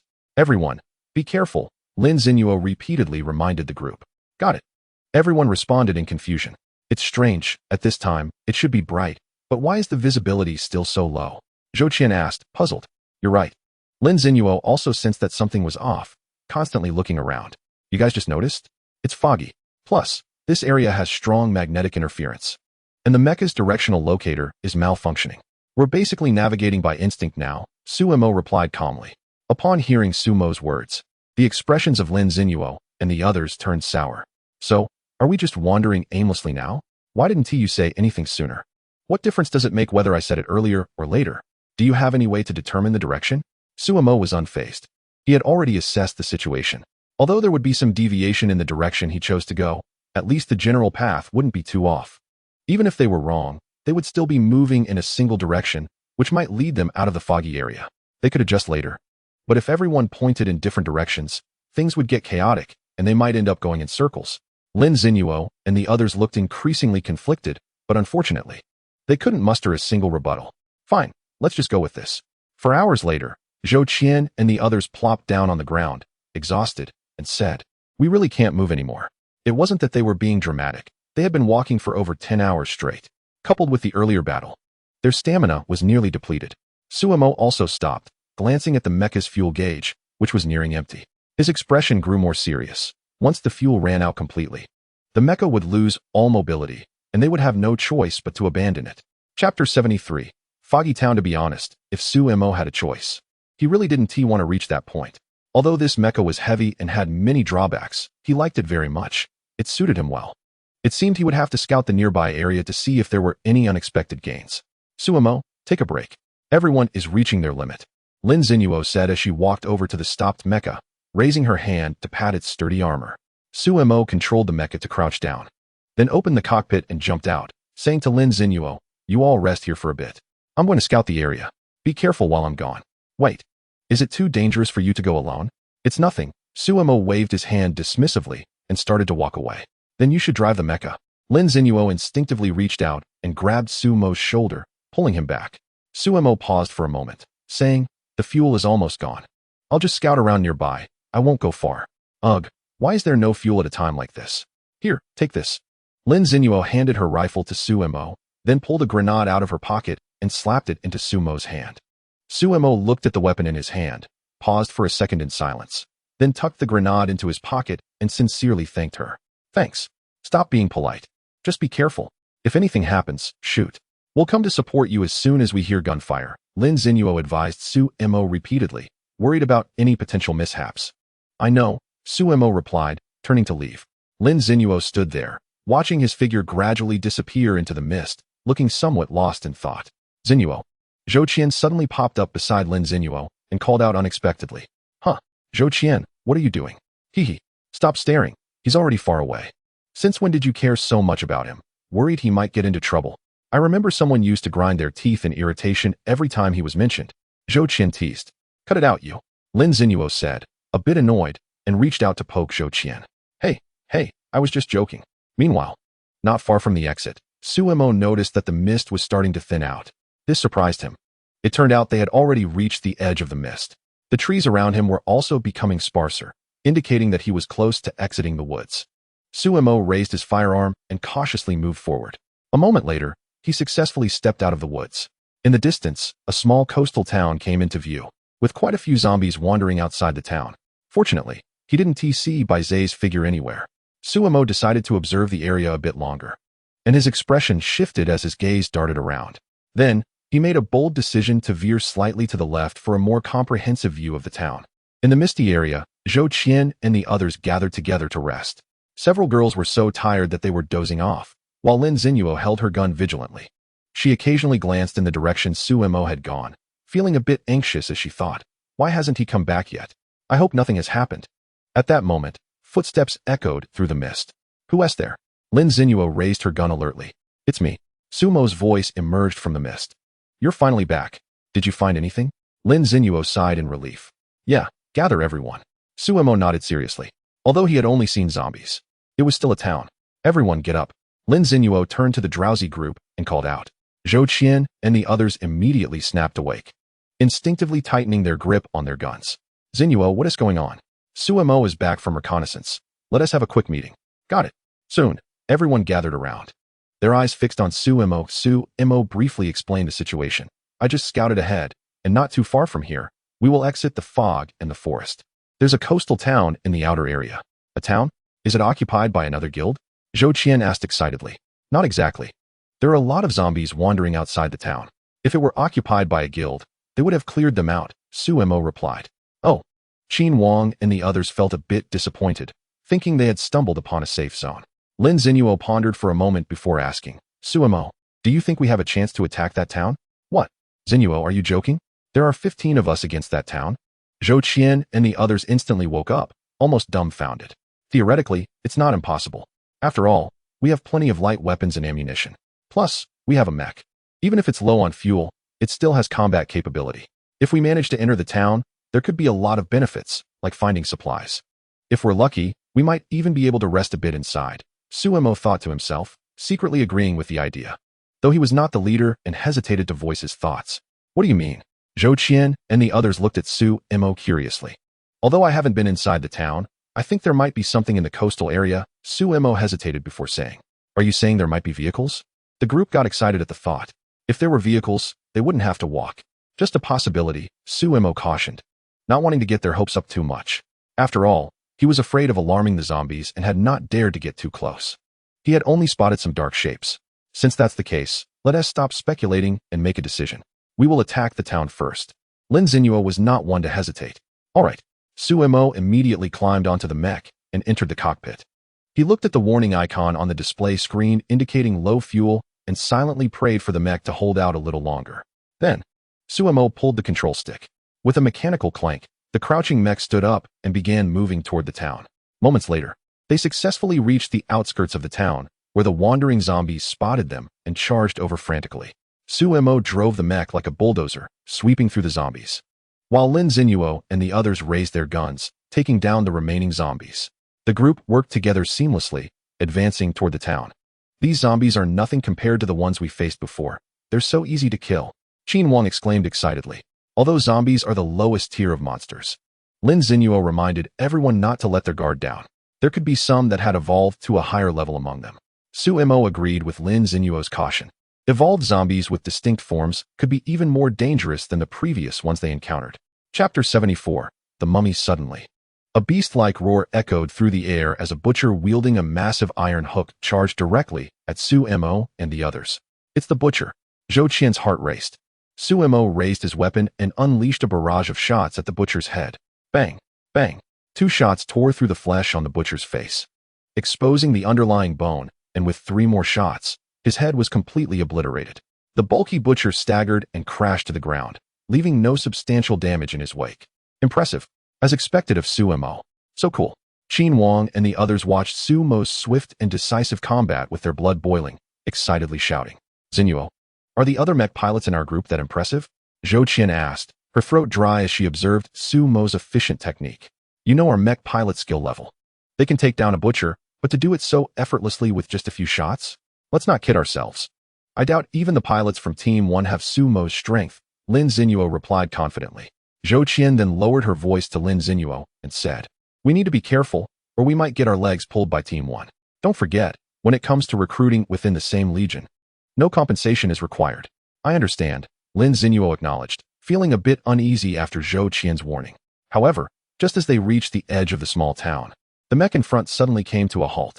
The cockpit opened, and Su Mo climbed down from above. Su Mo, why did you stop? Zhou Qian and the others were taken aback. We're out of fuel. Su Mo quickly swapped out the magazine on his 171. What do we do now? Those zombies are coming. Zhou Qian and the others were dumbfounded. Follow me. We need to shake them off, or there will only be more of them to kill. After saying this, Su Mo dashed to the side. Lin Zinuo and the others were left speechless, but quickly followed suit. Su Mo had originally planned to push forward with the mech's fuel a bit longer, charging straight in without all this hassle, but things didn't go as expected. Before long, Su Mo and his group found themselves in a narrow alley. Su Mo carefully pressed against the wall and peered out at the street. The once quiet street was now teeming with zombies, all searching for food. Where are we headed now? Lin Zinuo whispered to Su Mo. To the bus station. If we can find a bus station, we might be able to locate some fuel and see if we can restart the mech. Su Mo expressed his thoughts. You might want to let go of that hope. The fuel used in mechs isn't regular gasoline, but a special military-grade synthetic fuel. Typically, you can only find it at supplied bases or special facilities. Lin Zinuo bluntly crushed Su Mo's hopes. Su Mo fell silent for a moment before speaking up. If that's the case, let's search the nearby buildings and see if we can find some supplies and a map to determine our location. Lin Zinuo nodded in agreement. Soon after, Su Mo found an opportunity and led Lin Zinuo and the others across the street, quickly entering a two-story house. As soon as they stepped inside, Zhou Qian immediately closed the door behind them. Su Mo, holding his gun, conducted a quick sweep of all the rooms and corners to ensure there were no zombies or monsters hiding inside. Once he confirmed it was safe, Lin Zinuo addressed Qin Wang and the others. Why don't you all search the house more thoroughly and see if there is anything useful? Got it. Qin Wang and the other survival players immediately spread out, rummaging through everything. To their surprise, every member of the Dawn Guild's survival team was skilled, and soon they had uncovered all the valuable items in the house. A pile of gold and silver jewelry, canned food, and some trinkets. Sister Zinuo, this is all we found. Nothing else, Qin Wang said, shaking his head. That's normal. If we found something great right away, that would be a real surprise. Lin Zinuo replied without any anger or disappointment. That's fine. Let's exit through the back door. There are still many more houses to check. Su Mo stood by the window next to the back door, looking outside. The town's buildings were quite different from those in the city. Instead of tall buildings housing many residents, here, each household was a standalone structure, clustered closely together. All right, let us keep searching. Lin Zinuo agreed. A few hours later, Su Mo and his group were hiding in a very ordinary house. They were tallying their findings, and to their astonishment, they discovered piles of gold and silver jewelry. Unbelievable. This little town looks unremarkable, yet every household seems so wealthy, Zhou Qian exclaimed in shock. I'll convert all these gold and silver pieces into gold points and silver points. Once this mission is over, I'll tally up all the earnings and distribute them according to our shares, including those of our fallen comrades as a bonus. Does anyone have any objections? Lin Zinuo addressed the group. Normally, these earnings would need to be turned over to the guild, but there was an unspoken rule that smaller rewards were often shared privately as a form of compensation. Sister Zinuo has the final say, Zhou Qian replied with a grin. All right, it's settled then. We'll stop searching for today and take a break here. After Lin Zinuo finished speaking, she converted all the gold and silver jewelry into gold points and silver points. Great. Zhou Qian and the others responded in unison. Since we're staying here, I'll take a look around to make sure there are no dangers nearby, Su Mo suggested after some thought. You've worked hard, so here is a gun for you. Lin Zinuo detached a 9mm special edition integrated silenced pistol from her waist and tossed it to Su Mo. Su Mo caught the pistol, examining it closely. It had a sleek, high-tech design and felt great in his hand. All right. Su Mo took the silenced pistol and left. Wow. Isn't that your favorite gun? You're really giving it away? Zhou Qian teased Lin Zinuo with a playful squint. Lin Zinuo shot her a glance and replied, I'm just lending it to him for a bit. He'll need it when he encounters enemies, right? If he attracts a horde of zombies, how will we have time to rest? Okay, you're right. Zhou Qian laughed in response.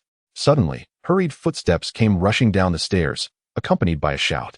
Sister Zinuo, what's wrong? Zinuo raised her head, puzzled, looking at her flustered sister. We saw a corpse in the attic, one of the sisters said, a bit panicked. Let us go take a look. Lin Zinuo frowned slightly and headed upstairs. Corpses were rare these days. Most had mutated. Chapter 75. The Diary. Moments later, Sumo quietly returned to the hiding place, only to find the first floor empty, with only Qin Wang there. Where are the others? They're in the attic. They found something. By the way, Sumo, is everything alright outside? Qin Wang replied respectfully. In these times, any skilled person could earn respect anywhere. It's fine. Sumo responded lightly as he walked towards the stairs. Soon, he reached the attic, where in the corner lay a child's corpse curled up quietly. Lin Xinyuo and the others were gathered around, holding a yellow diary. However, to Sumo's astonishment, Lin Xinyuo and the others had red eyes, wiping away tears. What happened? This was the first time Sumo had seen such a situation. Lin Xinyuo sniffed, closed the diary, and handed it to Sumo. You read it.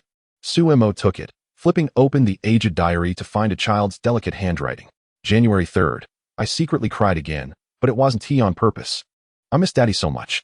But I understand, Daddy is a hero. He fights those monsters to protect all of us. February 4th. Daddy. I've been eating well and listening to you, growing up strong. February 15th. Grandma is sick, but I'm already a man now. I'll take good care of Grandma. I made her favorite porridge. March 8th. Grandma's getting worse. She can't get out of bed anymore. Daddy, when are you coming back? Grandma says you're watching over us from nearby, but you just can't come back.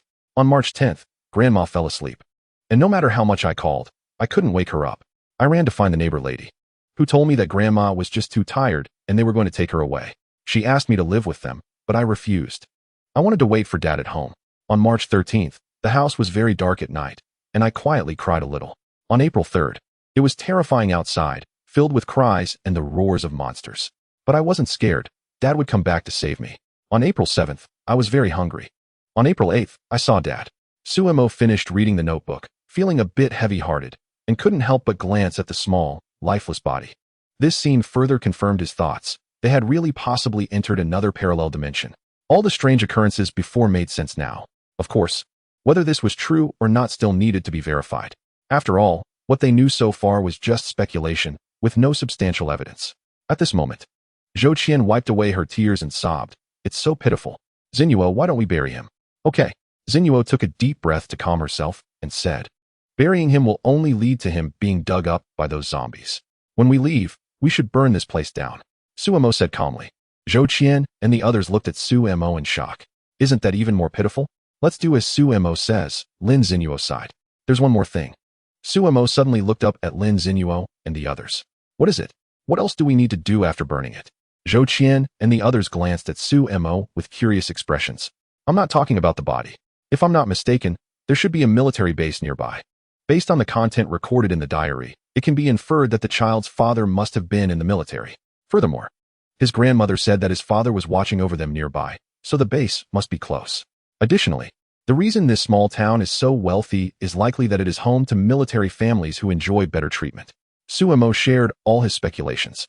After hearing his words, the others exchanged glances, their faces showing expressions of surprise. However, upon careful consideration of what Sumo said, it seemed to make some sense. Where could that base be? Lin Xinyuo asked, looking at Sumo. If this is a housing area for families, it shouldn't be too far away. If we search around, we might find something. Of course, there's also the possibility that I could be wrong in my predictions. Sumo pondered before replying. All right, let's rest for a bit and then leave the town. Lin Xinyuo was prepared to take a risk. This mission had completely gone awry, although there were reasons for this. And the higher-ups wouldn't blame her. She was responsible for the equipment supply of Team 12, and messing it up meant a tangible loss for herself. If there is a military base nearby, we might find something useful. Even if we can't take it down, it could serve as a starting point. We can call some people to come back later. Zhou Qian exchanged glances with the others and said, let us find some oil and set this place on fire. Go ahead. Lin Xinyuo waved her hand. A few hours later, Sumo and the others had rested. At this moment, Zhou Qian and the others were pouring a bucket of cooking oil into the room. Lin Xinyuo stared at the skeleton in the attic for a long time before gently placing the notebook in its hand. Xinyuo, everything's ready. We should go now. Qin Wang approached and informed her. Let us go. Lin Xinyuo didn't linger any longer. Soon, Sumo and the others left the house. Flames bursting behind them as the entire building was engulfed in a raging fire. It was uncertain whether it was a stroke of luck or a twist of fate, but the fire gradually spread to the surrounding buildings, growing fiercer and pulling in the wandering zombies nearby. The remaining zombies in the town were also drawn towards the flames, ultimately disappearing into the inferno. Perhaps this was the release they needed. Seizing the opportunity, Su Mo and the others quickly traversed the town, moving along the coastline. They weren't sure if they would find anything ahead. It was purely a gamble. After walking for several kilometers, Qin Wang excitedly shouted, "Look! It seems there's a harbor base up ahead." Lin Zinuo and the others felt a surge of joy. They hadn't held out much hope. Su Mo calmly cautioned, "Let us not get too excited too soon. We should scout the area first and see if it's worth attacking." Agreed. Lin Zinuo suppressed her excitement. So, Su Mo and the others stealthily approached. It was a small harbor base, with low walls surrounding it. The iron gate stood wide open, creaking in the wind, creating an eerie atmosphere. Outside the base, a group of zombies in matching military uniforms wandered aimlessly, seemingly the soldiers who had once guarded this place. Though their numbers were sparse, Su Mo fell silent at the sight, increasingly curious about what had happened in this world. Was it real, or just part of a storyline? Chapter 76. The ship doesn't seem like the defenses are very tight? Should we charge in? Zhou Qian suggested tentatively. Lin Zinuo's expression shifted, but finally, she ordered, "Let us go." Su Mo and the others raised their 171 rifles and began firing. Bang! Bang! One by one, zombies fell in response as they charged towards the gate. In just a few minutes, they broke in, and once inside the base, the number of approaching zombies was minimal. They were quickly taken down with just a few shots. Su Mo carefully observed his surroundings. The base had very few buildings, just a few scattered structures. However, in the central area, there was a concave docking area where an old ship was moored, standing alone.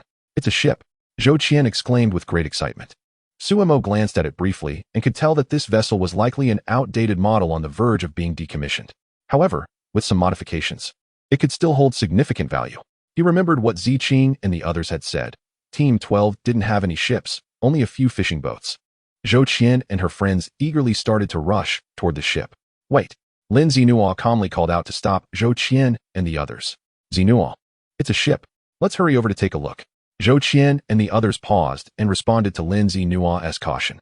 "What's the rush? Let's explore this base a bit more first and clear out any safety hazards before heading to the ship," Lin Zinuo said with a composed demeanor. "All right." Zhou Qian gradually calmed down. Su Mo had a newfound appreciation for Lin Zinuo. Being able to hold the position of deputy team leader certainly spoke to her talent. They then made their way toward the nearest building. After more than an hour, Su Mo and the others had thoroughly searched the small base. There weren't many zombies inside, suggesting that the original inhabitants had left, leaving only a few to guard it. Additionally, the buildings in the base didn't contain much.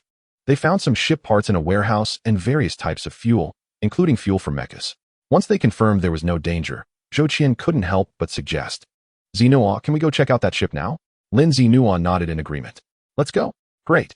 The joy on Zhou Qian and the others' faces was hard to contain. They excitedly ran toward the harbor. However, as they approached the sandy beach of the harbor, Su Mo suddenly raised his hand, lowering his voice to signal them to stop. Zhou Qian and the others jumped in surprise, quickly raising their weapons to scan the surroundings. A gentle breeze swept by, but there were no signs of enemies. "Su Mo?" Lin Zinuo looked at him, puzzled. "Look at the beach," Su Mo said, his expression growing serious. The group turned to look and saw two large, wheel-shaped depressions in the otherwise smooth sand. "What is this?" Lin Zinuo and the others furrowed their brows. "These must be marks left by some kind of monster," Su Mo explained. "But we've searched the entire base and didn't see any suspicious monsters. Could they be on that ship or nearby?" Zhou Qian said, her tone becoming a bit uneasy. She had already made a mistake earlier due to carelessness. "Hard to say," Su Mo replied calmly. "Let's take a look at that ship first." Lin Zinuo tried to keep her emotions in check as they moved forward. Soon, Su Mo and the others arrived in front of the old ship. They didn't rush to board but instead circled around it, observing carefully. The ship was about 60 meters long, 10 meters wide, with a draft depth of over 2 meters. On the surface, it had a 76mm naval gun and 4 7.62mm machine guns, but the internal structure was unclear and the hull was covered in rust. It looked fairly decent. Lin Zinuo took a quick glance and didn't find any obvious damage. The estimated tonnage of this ship shouldn't be too heavy, probably around 700 tons. This class of vessel seemed to be a typical patrol ship, but given its age, it was uncertain if it could still be operational. Su Mo was not very optimistic about it. "Really?" Zhou Qian and the others looked a bit disappointed. At this moment, Lin Zinuo spoke up. "No matter how bad this ship is, it's still better than the fishing boats our team has. Let us board and search it thoroughly to eliminate any potential hazards." Everyone, Be careful. All right. Zhou Qian and the others responded in unison. Then, Su Mo and the others cautiously boarded the ship. Everyone, don't spread out. Lin Zinuo reminded them in a low voice as they walked. They used the faint light to check the bridge, living quarters, and the lower engine and ammunition compartments, leaving no corner unchecked.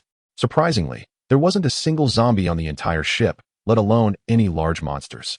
However, they didn't return empty-handed. They found a desiccated corpse in the bridge. Zhou Qian crouched down, carefully inspecting the corpse, and from the uniform style and insignia, it appeared to be that of an officer, clearly of a much higher rank than the wandering soldiers they had encountered before. Hey! Zhou Qian suddenly exclaimed as she felt something hard in the corpse's pocket and quickly pulled it out. A specially made metal key and a yellowed photograph fell to the ground. Lin Zinuo bent down to pick up the key and the photo, and Su Mo and the others gathered around.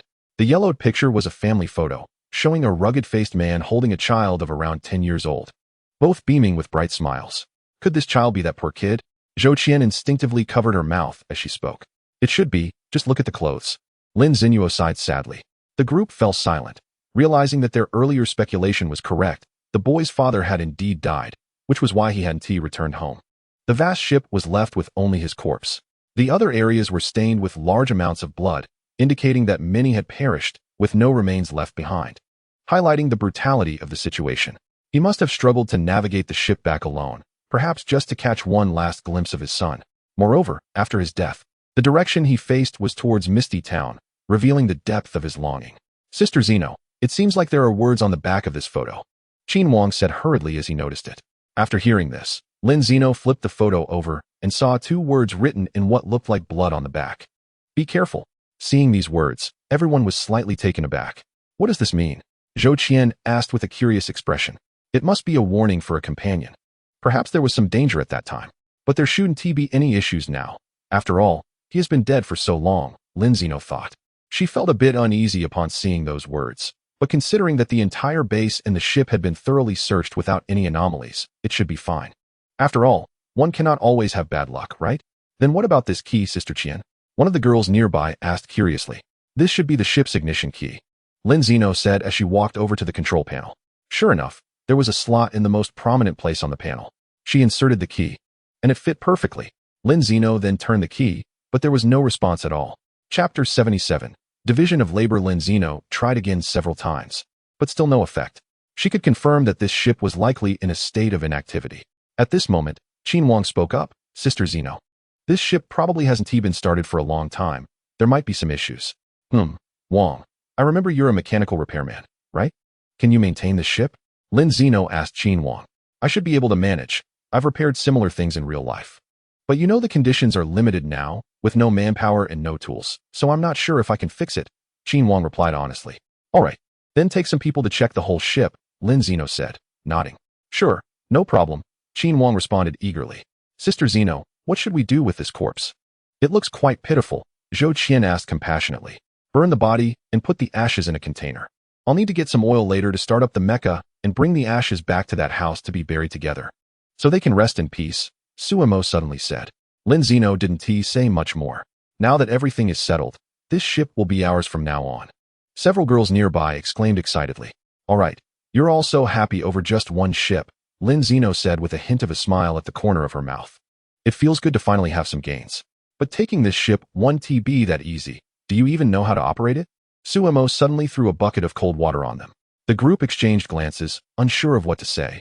How could they possibly know how to operate a ship? Zhou Qian looked at Su Mo with anticipation. Su Mo, can you drive it? Yeah, you can even operate a mecha, so this should be even easier. Everyone was eagerly watching Su Mo, but unfortunately, they were destined to be disappointed. Su Mo calmly told Lin Zinuo and the others, no, it won't happen. What? Then what's the point of this ship? The crowd was filled with anticipation, subconsciously viewing Su Mo as someone who could do anything. It's fine, we'll think of another way, Lin Zinuo replied, rubbing her head and feeling a bit of a headache. There are plenty of troublesome issues. It's not that we have no options, we can't drive. But there are people who can, Su Mo said simply. Who? Lin Zinuo and the others asked with great curiosity. Ziqing and her team, Su Mo replied straightforwardly. That's not really helpful. I already know they can drive. They're the naval combat team, but the problem is they can't come here, Lin Zinuo said, still rubbing her head. As she had hoped Su Mo had a special idea, only to find out it was of no use after all that discussion. They may not be able to come, but that doesn't mean they can't teach us. We can log off, find them, learn from them, and then drive ourselves. Suemo simply articulated his idea. Well, Xinyuo, this plan seems worth a try, Jin said, turning to look at Lin Xinyuo in surprise. Then let's do it this way. Suemo, since you and Ziqing don't live together, you can be the one to notify her. Alright, we've been online long enough. From now on, after Qin Wang finishes checking, we'll leave 2 people to guard the ship. The rest should log off and rest, and we'll switch out later. Lin Xinyuo immediately finalized the plan. Although learning on short notice would mean their skills wouldn't be great, they didn't need to drive perfectly. They just needed to get the ship moving. Okay. Suemo didn't say much more and chose to log out of the game. After a flash of white light, Suemo opened his eyes, took off his gaming helmet, and got up from the space chair. He then left the machine room and walked straight into the elevator, swiped his card, and selected the 23rd floor. Ding!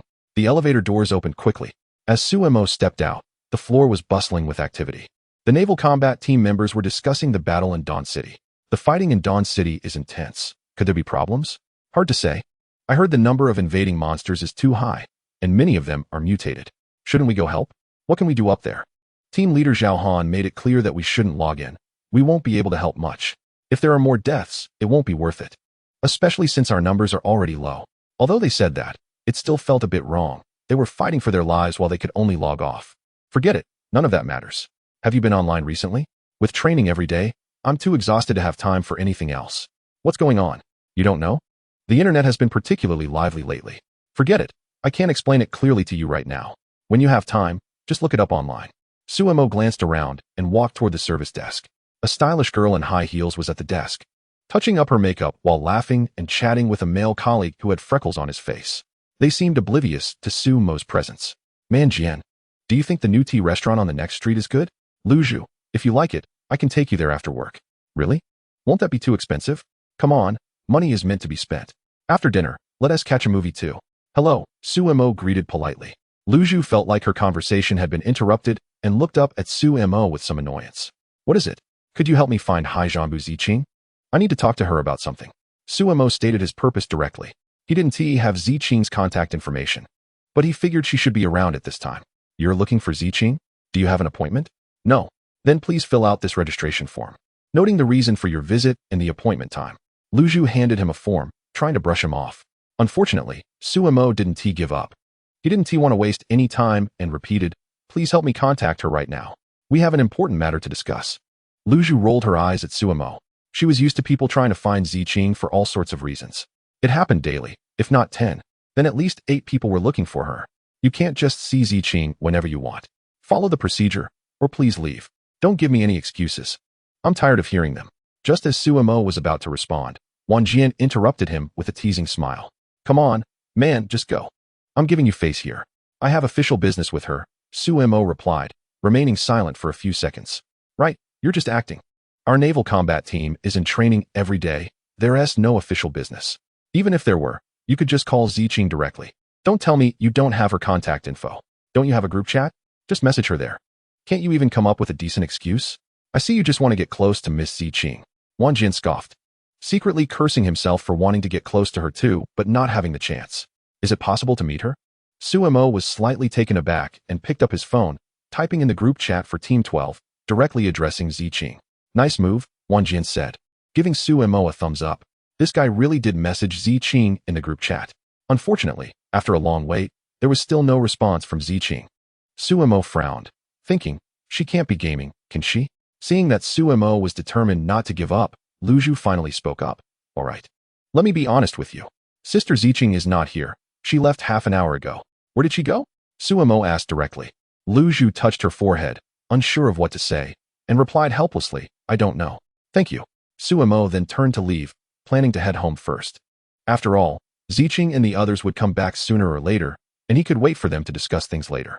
Moments later, Suemo followed the navigation on his phone and boarded the Line 3 underground train. The train was packed with people, and it was extremely crowded. Many people who had finished work were chatting with each other. Don't wander around too much these days. What's going on? Haven't you heard? A lot of people are causing trouble over there.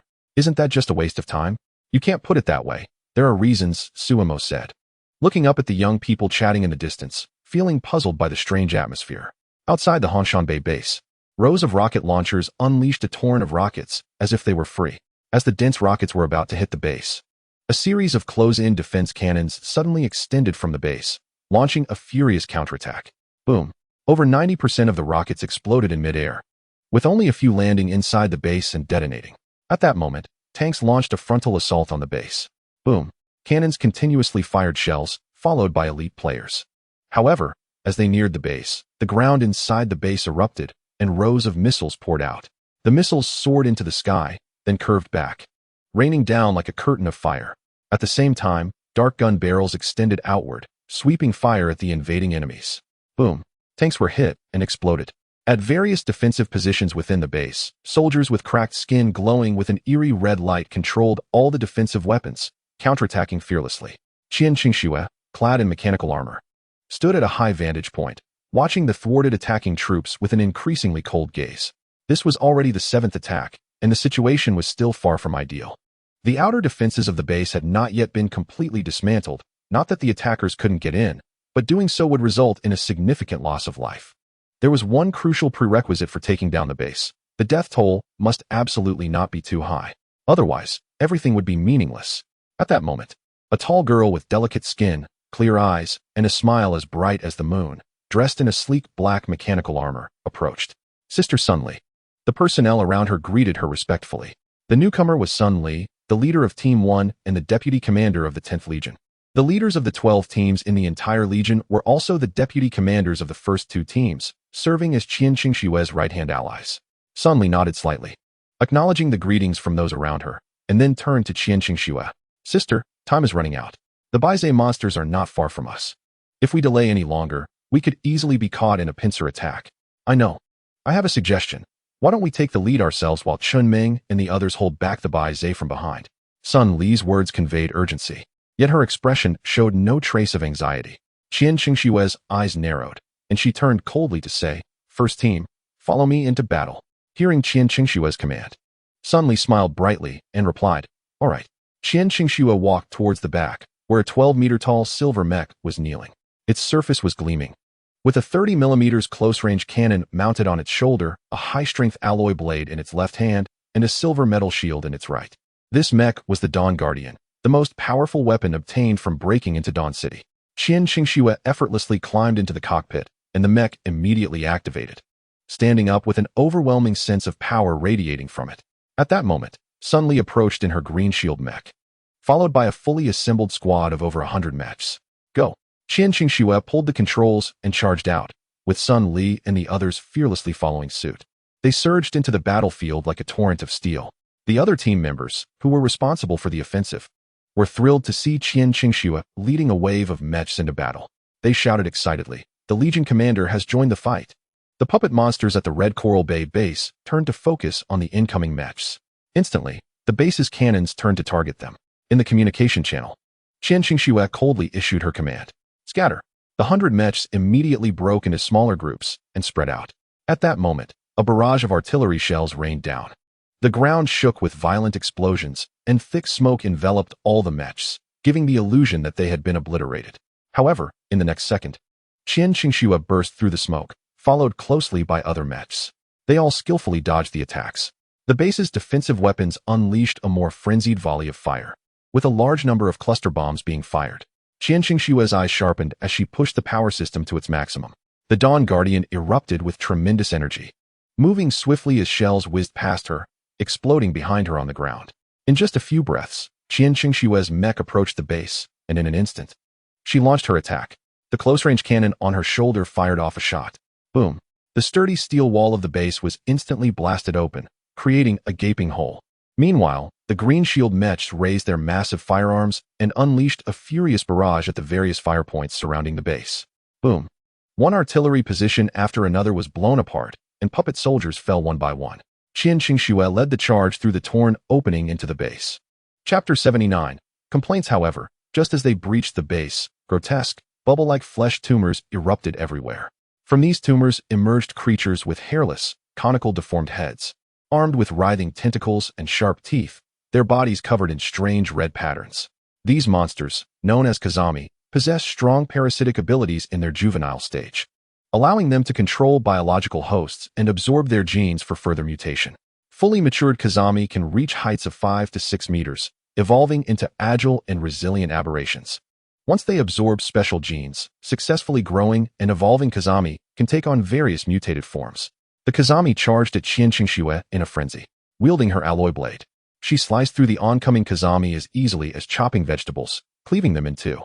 Behind her, the mech squad spread out, lifting their firearms to create a dense web of firepower, blocking the onslaught of these monsters.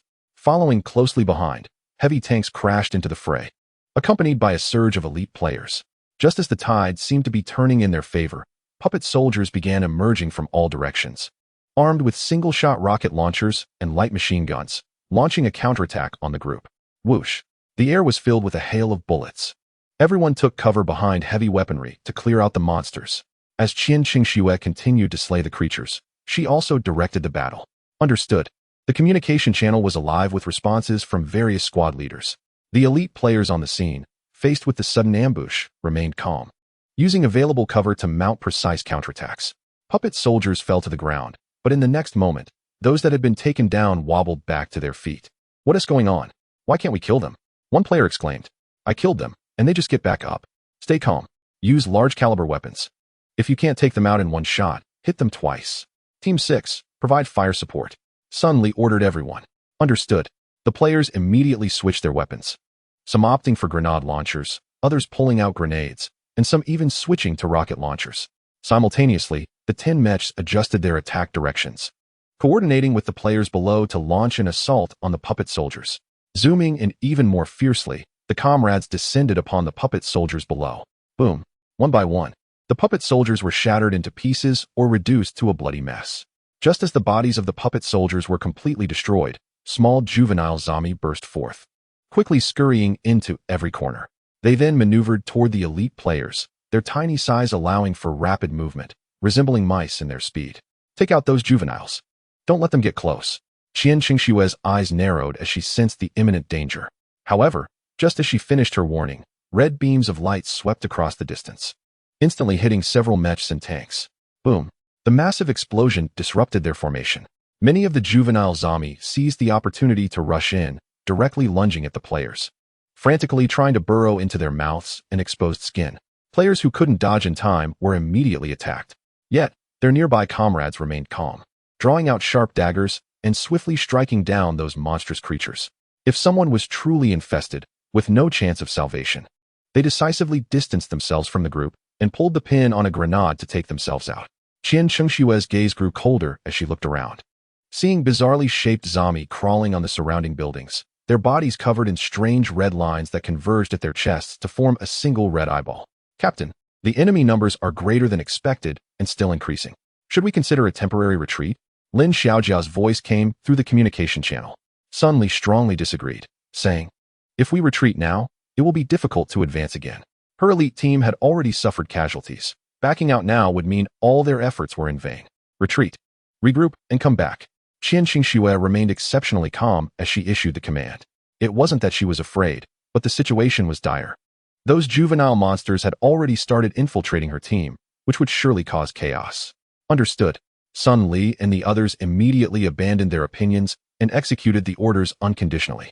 As Qian Qingxue turned her mech around to retreat, she cast a cold glance at the enormous, grotesque bulge in the distance. That was the real source of trouble. When Su Mo returned to the apartment, the sky had already darkened. He opened the door and stepped inside, only to pause slightly in surprise. He saw Ziqing and the others gathered around a computer, intensely discussing something. You're back? Yeah, Ziqing and the others replied casually, not turning around but continuing to observe the screen. What are you guys doing? Su Mo asked with curiosity. Watching the news. Things have been a bit turbulent lately. Ziqing responded briefly. What is happening? Su Mo curiously asked, as he had sensed something was off on the way back. What else could it be about but the star ring? Han Na stood up and walked over to the fridge, took out a chilled beer, popped the cap, and took a sip, looking worried. Hearing the mention of the star ring piqued Mo's interest. What did it have to do with the star ring? Hey, you can't be serious about never going online. You don't even know what's happening right now? Han Na looked at Su Mo in disbelief. However, seeing the blank expression on his face, she decided to explain. Well, you know how difficult the star ring game is, right? Many players who log in don't survive more than 5 minutes before dying. Those players who die can't play anymore. So they take to the internet to vent their frustrations and file complaints about the game. Isn't that quite normal? Suemo replied casually. Yes, it is quite normal. She continued, but you also know that the Star Ring game doesn't accept complaints. Initially, it wasn't a big deal. But then a bunch of parents started posting online and complaining that the game was too bloody and violent, negatively impacting people's mental health. After taking a big gulp of beer, Han-Na sighed. Yeah, that's pretty standard, Suemo said lightly. Violence and bloodshed are generally frowned upon. Yet the Star Ring game has certainly crossed some lines. Exactly, and while that caused a significant stir, it didn't create much of a wave. Until recently. A player named Anomaly Angel posted a question on the forum that completely blew things up. What question? Someone claimed that the game's simulation was so realistic that it felt like another parallel world. They even believed the game was just another reality. Han-Na explained while sipping her beer. Suemo was taken aback by this revelation. Surprised, huh? When we first heard that statement, we thought those people were crazy. But then things spiraled out of control. Many players started bypassing firewalls to visit foreign websites and found several well-known streamers claiming that the Star Ring was indeed a real world. These streamers even entered the game to explore various regions in search of evidence. And believe it or not, they actually found a lot of proof. Like complete historical backgrounds and signs of real residents' lives. Han-Na explained seriously to Suemo. Suemo fell into deep thought, realizing that he wasn't the only one questioning that world. But that was to be expected. Everyone is human, with one head, 2 eyes, and a mouth. No one is superior or inferior. If he could notice the issues, naturally, others could too. The world works this way. Even if you excel, there are always those who excel even more. You can only rely on your own efforts to surpass those who are more outstanding. Empty talk and fantasies are merely daydreams and wishful thinking. Strength isn't about just talking big. It's about putting in the effort and creating with your own mind and hands. However, Sue still felt a bit confused and asked in disbelief. Why is the situation a bit shaky lately? That's the key point and the most important one. If we consider the previous issues as mere doubts and minor violations, it would just be a matter of causing a stir to prompt the game company to make some adjustments. But now, things have escalated significantly. Because the game Star Ring has driven many people to madness and even led to deaths. Think about it carefully. A game that can literally kill people would undoubtedly cause widespread panic and dissatisfaction, something that has never happened in history before. So, many people are strongly demanding the parliament to shut down the game and provide explanations. There's a collective protest and petition underway now, explained Zydia, tilting her cute little head. After listening, Suemo had a rough understanding of the situation and replied calmly, Oh, if this game gets shut down, we will be in big trouble. Han-Na said, a bit frantic. If that happens, we'll just have to accept it, Zhang Wenjing said calmly. Accept what? If the game really gets shut down, we'll be out of jobs.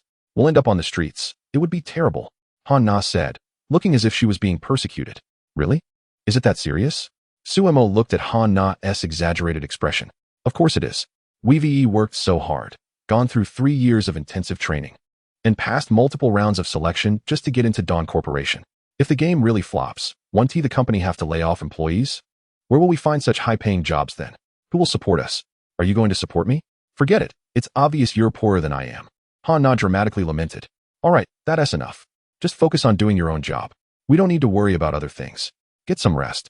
There's a lot going on lately, Ziqing said as she turned off her computer and stood up to head back to her room, glancing at Han-Na and the others as she left. Ziqing, wait a minute. Suemo suddenly reacted and called out. Ziqing stopped, turned to look at Suemo, and asked calmly, What is up? TSK, Suemo, what are you trying to do? You're not thinking of clinging to Ziqing, the rich lady, are you? I didn't expect you to look so innocent, but have such heavy thoughts. Han-Na teased with a playful expression. Zhang Wenjing also turned to look at Suemo, watching with cold interest. Suemo was at a loss for words and quickly explained, Actually, we got hold of an old ship, but we don't know how to operate it. Before Suemo could finish, Han-Na exploded with excitement, her eyes sparkling as she grabbed Suemo's hand and asked, A ship? You said a ship? You guys got a ship? Where is it? Do you have a video? Zydia also chimed in excitedly with her questions. It came so suddenly that I forgot to record it. Suemo felt a bit embarrassed as well. It's fine, we can record it later. Just tell us the model first. I don't know. What about the main gun status of that ship? What caliber is it, and how powerful is it? It's 76 millimeters, but I don't know anything else. Does it have a torpedo launch system? I don't know. What about onboard missiles or anything like that? I don't know. Suemo was overwhelmed with questions and couldn't say a word. This reaction was a bit beyond expectations. From this response, one could see just how frustrated the naval combat team was. Of course, it's not like their faction had never acquired any ships during the capture of Dawn City. They managed to get a few. However, those were taken by the earlier teams, and their Team 12 ended up with just a few fishing boats, which were practically on the verge of being scrapped. They often trained, but then the boats would break down. Seriously, after all this time, how do you not know anything? Suddenly, Suemo thought, wait, why am I even happy? Having a ship doesn't help us much. We're on the verge of unemployment. Originally excited, Han Na's mood plummeted at the thought that the game might fail. All right, everyone, quiet down and stop complaining, Ziqing said in a deep voice. Han Na and Zidai fell silent, watching quietly. Zhang Wenjing also showed a hint of surprise. She hadn't expected Suemo to be the one discussing the ship. Suemo, tell me more about that ship, Ziqing asked directly, clearly interested in the vessel. Do you have a pen and paper? Suemo thought for a moment, unsure how to summarize, then asked. Yes. Ziqing promptly pulled a pen and paper from a nearby drawer and handed it to Suemo. He sat down and began to draw, roughly sketching the appearance of the ship and noting estimated dimensions. At the same time, he detailed the internal structure, indicating that the ship had been abandoned for a long time. Ziqing couldn't help but glance at Suemo again. His memory was quite impressive. Here. Suemo handed the sketch to Ziqing. Chapter 81. Despair. Ziqing examined it carefully and then asked Suemo, are the parameters accurate? About 95% accurate. If you need more detailed parameters and conditions, we'll have to record a video later. Suemo replied simply. From what you've drawn, this should be a light patrol ship. I think so too, Suemo said. The problem is, we don't know how to operate it. I've discussed it with Lin Xinyuo, and we were hoping you could teach us. He briefly explained the situation. This type of ship should be relatively easy to operate, but that's only for our profession. For you, the operational difficulty is quite high. Any qualified captain's training period is measured in years, and even the fastest training takes several months. Ziqing spoke to Suemo with a serious tone. That won't work then. Sumo's heart sank. It's not impossible. Mastering the ship and becoming a qualified captain in such a short time is unrealistic. But maybe we can make an effort, learn intensively. And there might be hope of getting it running, Ziqing explained. All right, I'll send a message to Zeno, Suemo nodded. But let's not rush. Besides training you to operate the ship, there's the issue of whether that ship, which has been neglected for so long, can even start. If it's broken, learning to operate it won't do any good. That shouldn't be a problem. It seems we have a mechanic named Qin Wang among us. Zeno sent him to repair the ship, and we've also found plenty of spare parts at the base. So you brought Qin Wang along? That should be fine then. He's quite experienced. We'll officially start your training tomorrow, Ziqing said, looking quite cheerful. Okay, Suemo nodded, feeling that the matter was settled. Beside them, Han Na sighed heavily. If this were before, getting a ship would have made me incredibly happy, but now, I feel a bit down. Ziqing shook her head helplessly and simply told Han Na, I said, don't overthink it. Just focus on doing your job well. Besides, do you really think we've got the ship? You're thinking too much. Don't have too high hopes for things that aren't in hand. The bigger the hope, the greater the disappointment. There are many uncertainties. First, whether the ship can even start is still a question. Even if it can, will Zeno and the others be able to bring it back? Second, even if they do bring it back, it won't be easy to keep it. All right. Han Na and the others replied. Everyone, get some rest. Keep your spirits up. There are a lot of things going on lately. And the situation in the game's faction isn't great. We could be called into action at any moment. Ziqing explained the situation to everyone. At that moment, Suemo remembered that Dawn City seemed to still be under attack. Ziqing, is the battle for Dawn City still ongoing? No, there are a lot of monsters attacking. So be prepared for a prolonged fight. You don't need to worry about this. Team leader Zhao Han and the other leaders who are staying behind will handle it. Ziqing said with a hint of concern in her expression. Got it. I'm going to take a shower, Suemo said, feeling a bit tired. He went to his room to grab a change of clothes and headed to the bathroom. He planned to take a hot bath to ease his weary nerves. Suemo filled the bathtub with warm water and sank into it. He exhaled deeply, feeling all his pores open up. Today had not only been about overloading on gaming. Most of the time, he was either fighting or running for his life, which had really drained his mental energy. As Suemo slowly closed his eyes, memories from the star ring involuntarily surfaced in his mind, with scenes of battle replaying over and over again.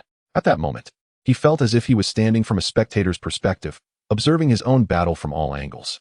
Watching his first attempt at controlling the mech, Suemo felt quite dissatisfied. What seemed like excellent maneuvering was actually riddled with flaws and mistakes.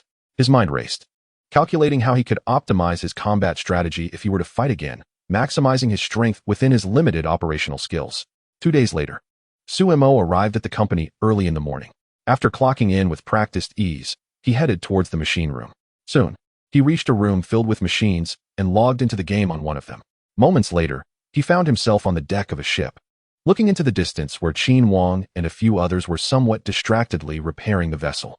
During this time, Suemo had taken a moment to return the ashes of a loved one, putting in some effort to bring that mech back. His current job was simple, occasionally helping Qin Wang move some parts from the base warehouse. Other than that, he was responsible for security.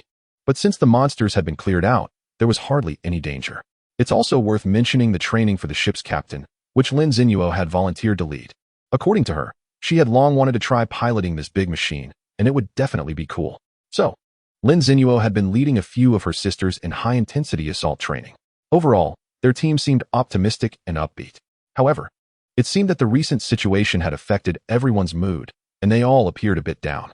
At that moment, Suemo spotted Zhou Qian nearby. She had set up a small lounge chair and was lying on it, looking rather glum. When she saw Suemo log in, she weakly waved her hand. Suemo. He walked over, puzzled, and asked, "What's wrong?"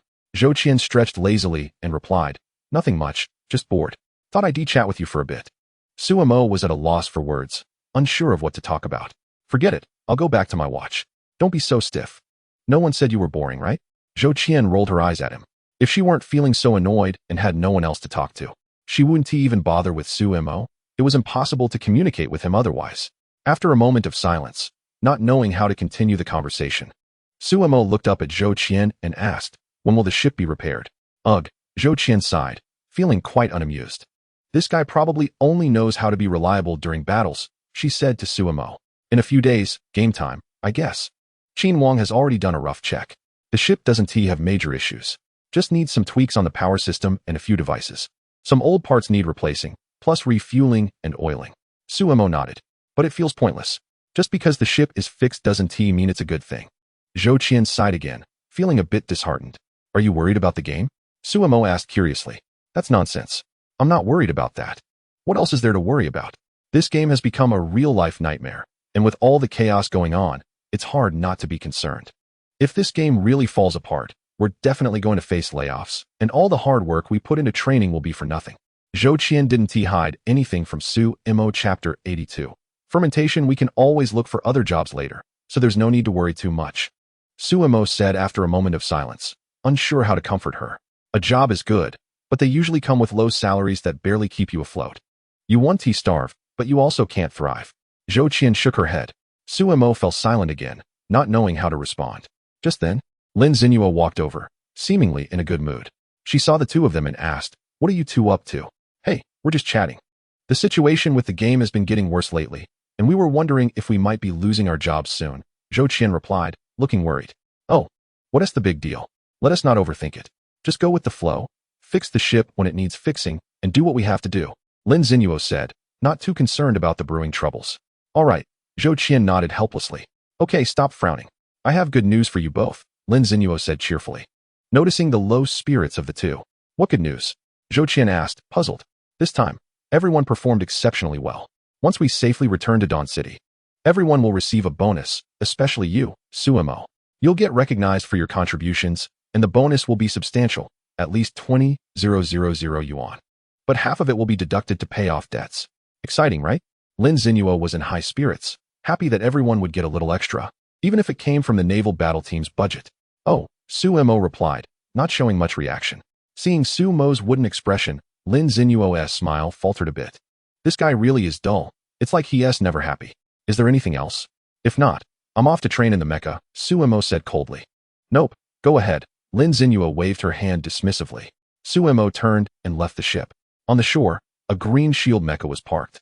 Suemo initially thought about bringing the mecha up onto the ship's deck, but Qin Wang had vetoed the idea, citing that the ship wasn't repaired yet, and bringing such a heavy mecha aboard could potentially sink the entire vessel.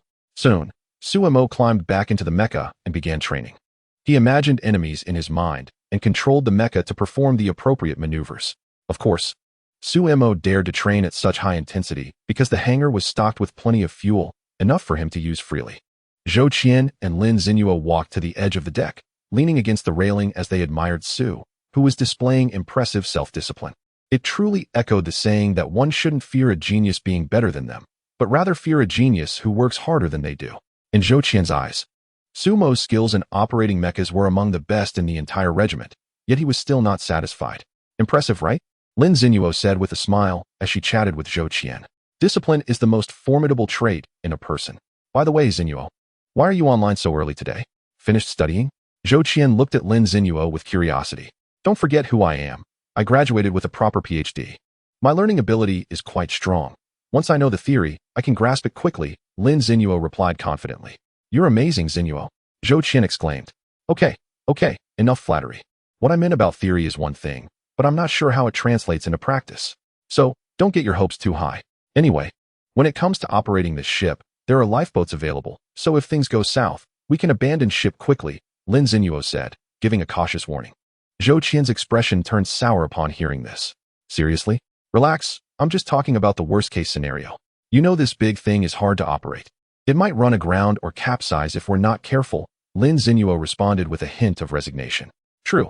By the way, Zinuo, I've heard that the protests outside are getting increasingly chaotic. Is everything really okay? Zhou Qian asked, her worry evident. People tend to fear the unknown, which makes their curiosity turn into panic, so it's normal for things to escalate.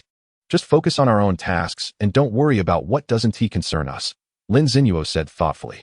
I'm just worried it might escalate to the point of affecting the star ring. What if we end up losing our jobs? Zhou Qian said, her voice tinged with concern. Don't worry, this turmoil will eventually settle down. We just don't know how it will happen, Lin Zinuo replied, pondering the situation. Hearing Lin Zinuo's words, Zhou Qian hesitated for a moment, thinking that Lin Zinuo must know something more, and then quietly asked, Sister, I'm a bit curious. Is this game really as people online say? Is it not a game, but something real? Lin Zinuo showed a hint of discomfort before responding. I'm not too sure about that either. I suppose only the regiment leader knows the truth. But don't worry about these things. Knowing too much isn't necessarily a good thing. All right, Zhou Qian said, slightly disappointed that her curiosity remained unresolved, but she quickly let it go. As Lin Zinuo said, knowing more isn't always beneficial. Sometimes, it's best to just go with the flow. In the evening, Su Mo logged out of the game, looking somewhat fatigued after spending 10 times the usual amount of time online. Aside from necessary tasks like transporting parts, he had dedicated all his time to mecha training, which had taken a significant toll on both his mental and physical energy. After all, operating such a massive machine was exhausting, not to mention the high-intensity training involved. Su Mo left the control room and walked into the elevator. He soon arrived at the lobby on the first floor, only to find the doors of the building locked. This was quite strange, as it had never happened before. At that moment, a crowd of guild members had gathered in the lobby, whispering among themselves, each one looking anxious. Why aren't they opening the doors? Even if they did, there was no way to go outside, as a protest crowd had gathered everywhere, and their emotions were running high. It was safer to stay here for now. This is bad, really bad. It feels like things are escalating. I know. It's so frustrating. I haven't slept well these past few days, constantly thinking about this issue. I thought it would calm down in a few days, but things are only getting worse. Hey, do you think it's true what they say, that the world of Star Ring might really be real and that people could die? Is this for real? Let us not discuss it here. Haven't you seen the notice in the group? It strictly prohibits discussing this topic. So whether it's true or not, I don't know. But I do know that if I lose this high-paying job, my wife will kick me out tonight. That makes sense. Su Mo waited for a while, but since the company's main entrance remained closed, he decided to head upstairs to grab something to eat. Chapter 83. The Showdown. The Dawn Guild provided excellent meals. Not only were the work lunches free, but they were also quite good.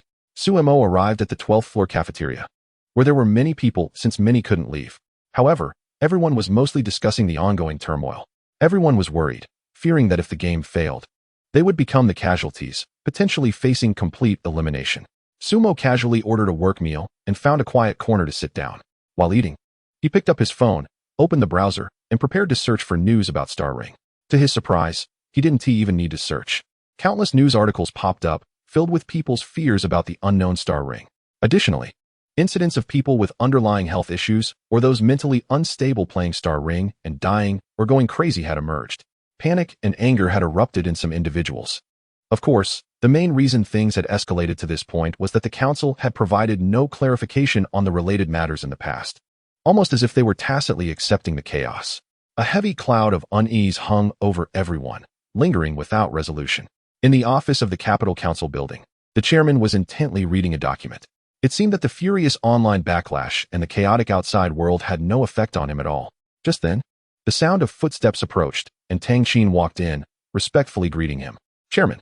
The chairman put down the document in his hand. Tang Qin hesitated for a moment, then spoke with concern. Chairman, with public opinion escalating so rapidly, shouldn't we address this? Moreover, those representatives of the public have been waiting for a long time. Are we really not sending anyone to meet them? How do we explain this? The speaker raised his head, his deep-set eyes fixed on Tang Qin.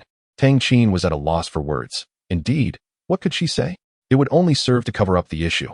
The speaker slowly stood up, a warm smile appearing on his face as he said, "All right, let's not dwell on that any longer. How are the preparations I asked you to make coming along?" "It's all set.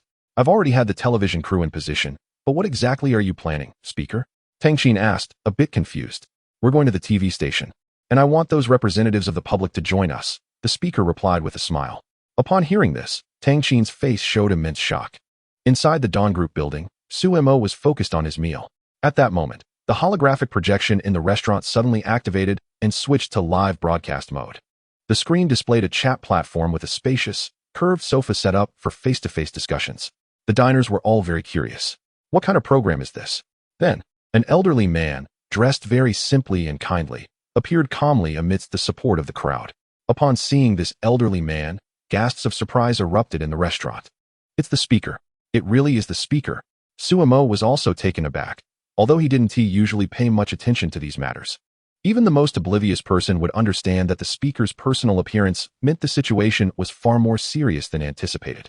At that moment, four representatives from the lower ranks took the stage, 2 men and 2 women, all middle-aged. The speaker first bowed to the audience, greeting them warmly. "Dear citizens, hello. I apologize for taking up a bit of your time. Recently, there has been extreme divergence in opinions and statements regarding the star ring, leading to many doubts and questions. In the spirit of fairness, justice, and democracy, I have specially invited representatives from various parties who have raised concerns. We will engage in an in-depth dialogue, and all of your doubts will be addressed." The speaker then extended his hand to the 4 representatives, greeting them kindly. "Thank you so much for coming.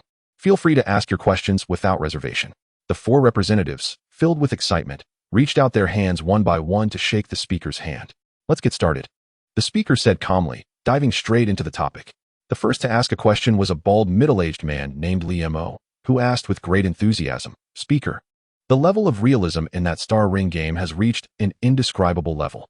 Is that game really just a game, or does it actually exist in reality?" This question was, in fact, the one everyone was most concerned about, regarding the game leading to death and mental disorders.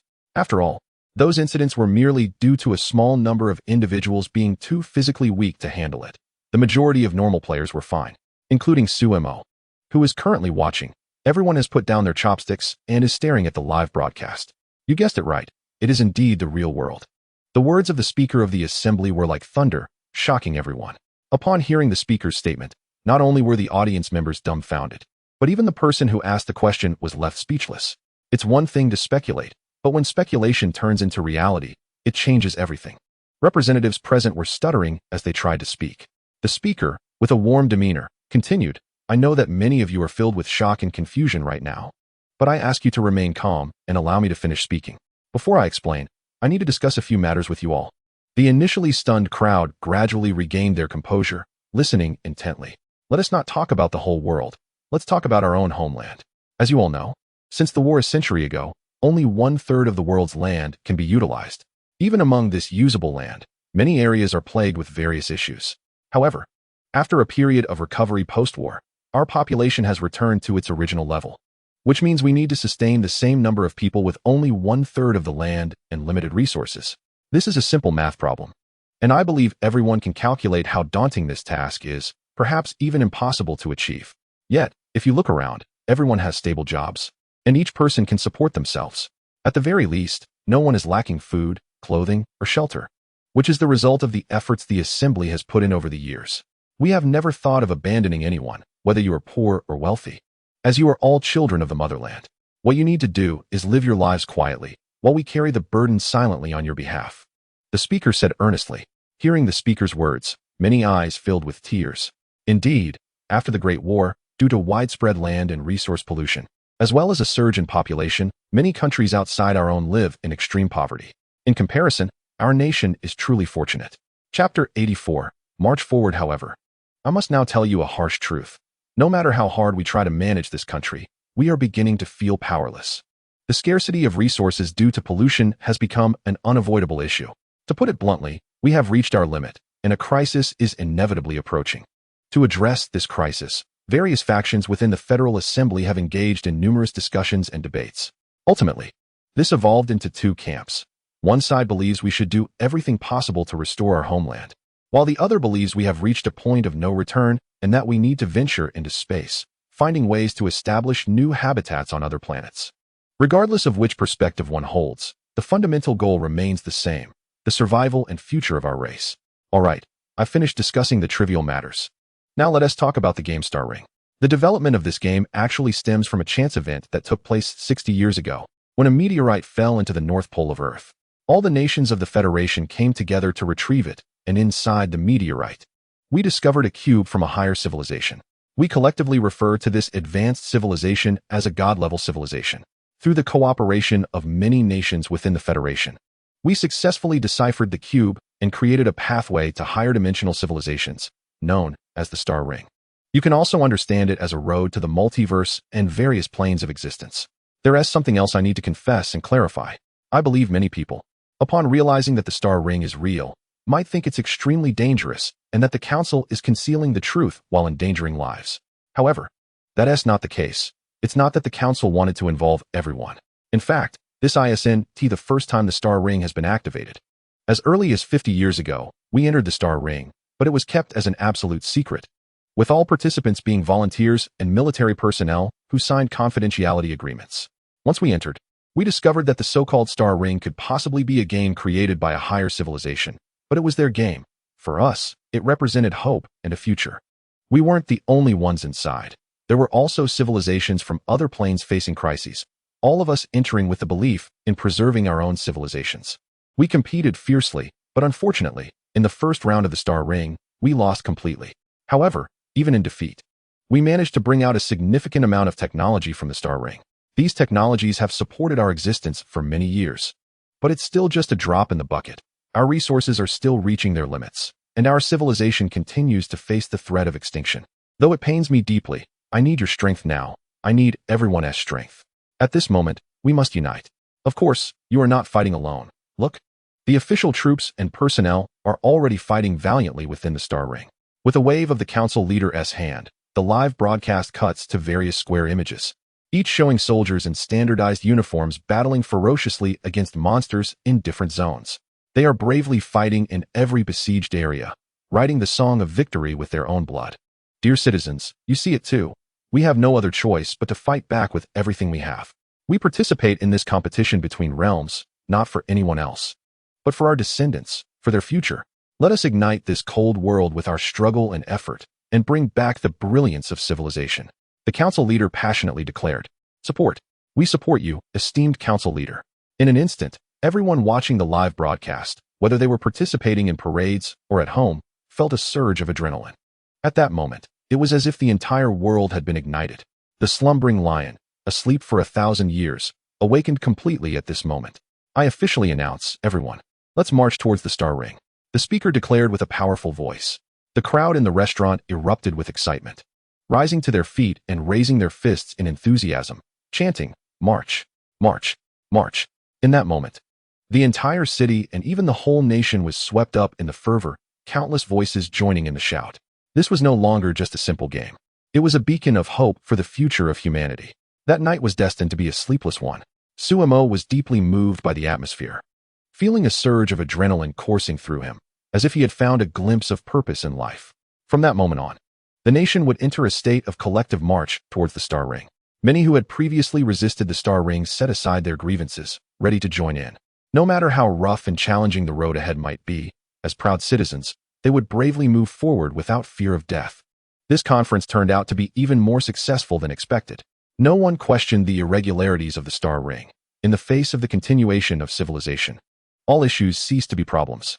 Moments later, after finishing his meal, Suemo returned to the hall on the first floor. The previously sealed doors were now wide open. As he stepped outside onto the street, he found that the surrounding buildings had transformed into holographic advertisements displaying the speaker's speech, and the streets were filled with passionate cheers. Suemo looked around, feeling a sense of disorientation. It was as if, in an instant, this bustling city had burst forth with limitless vitality, like a sleeping lion awakening.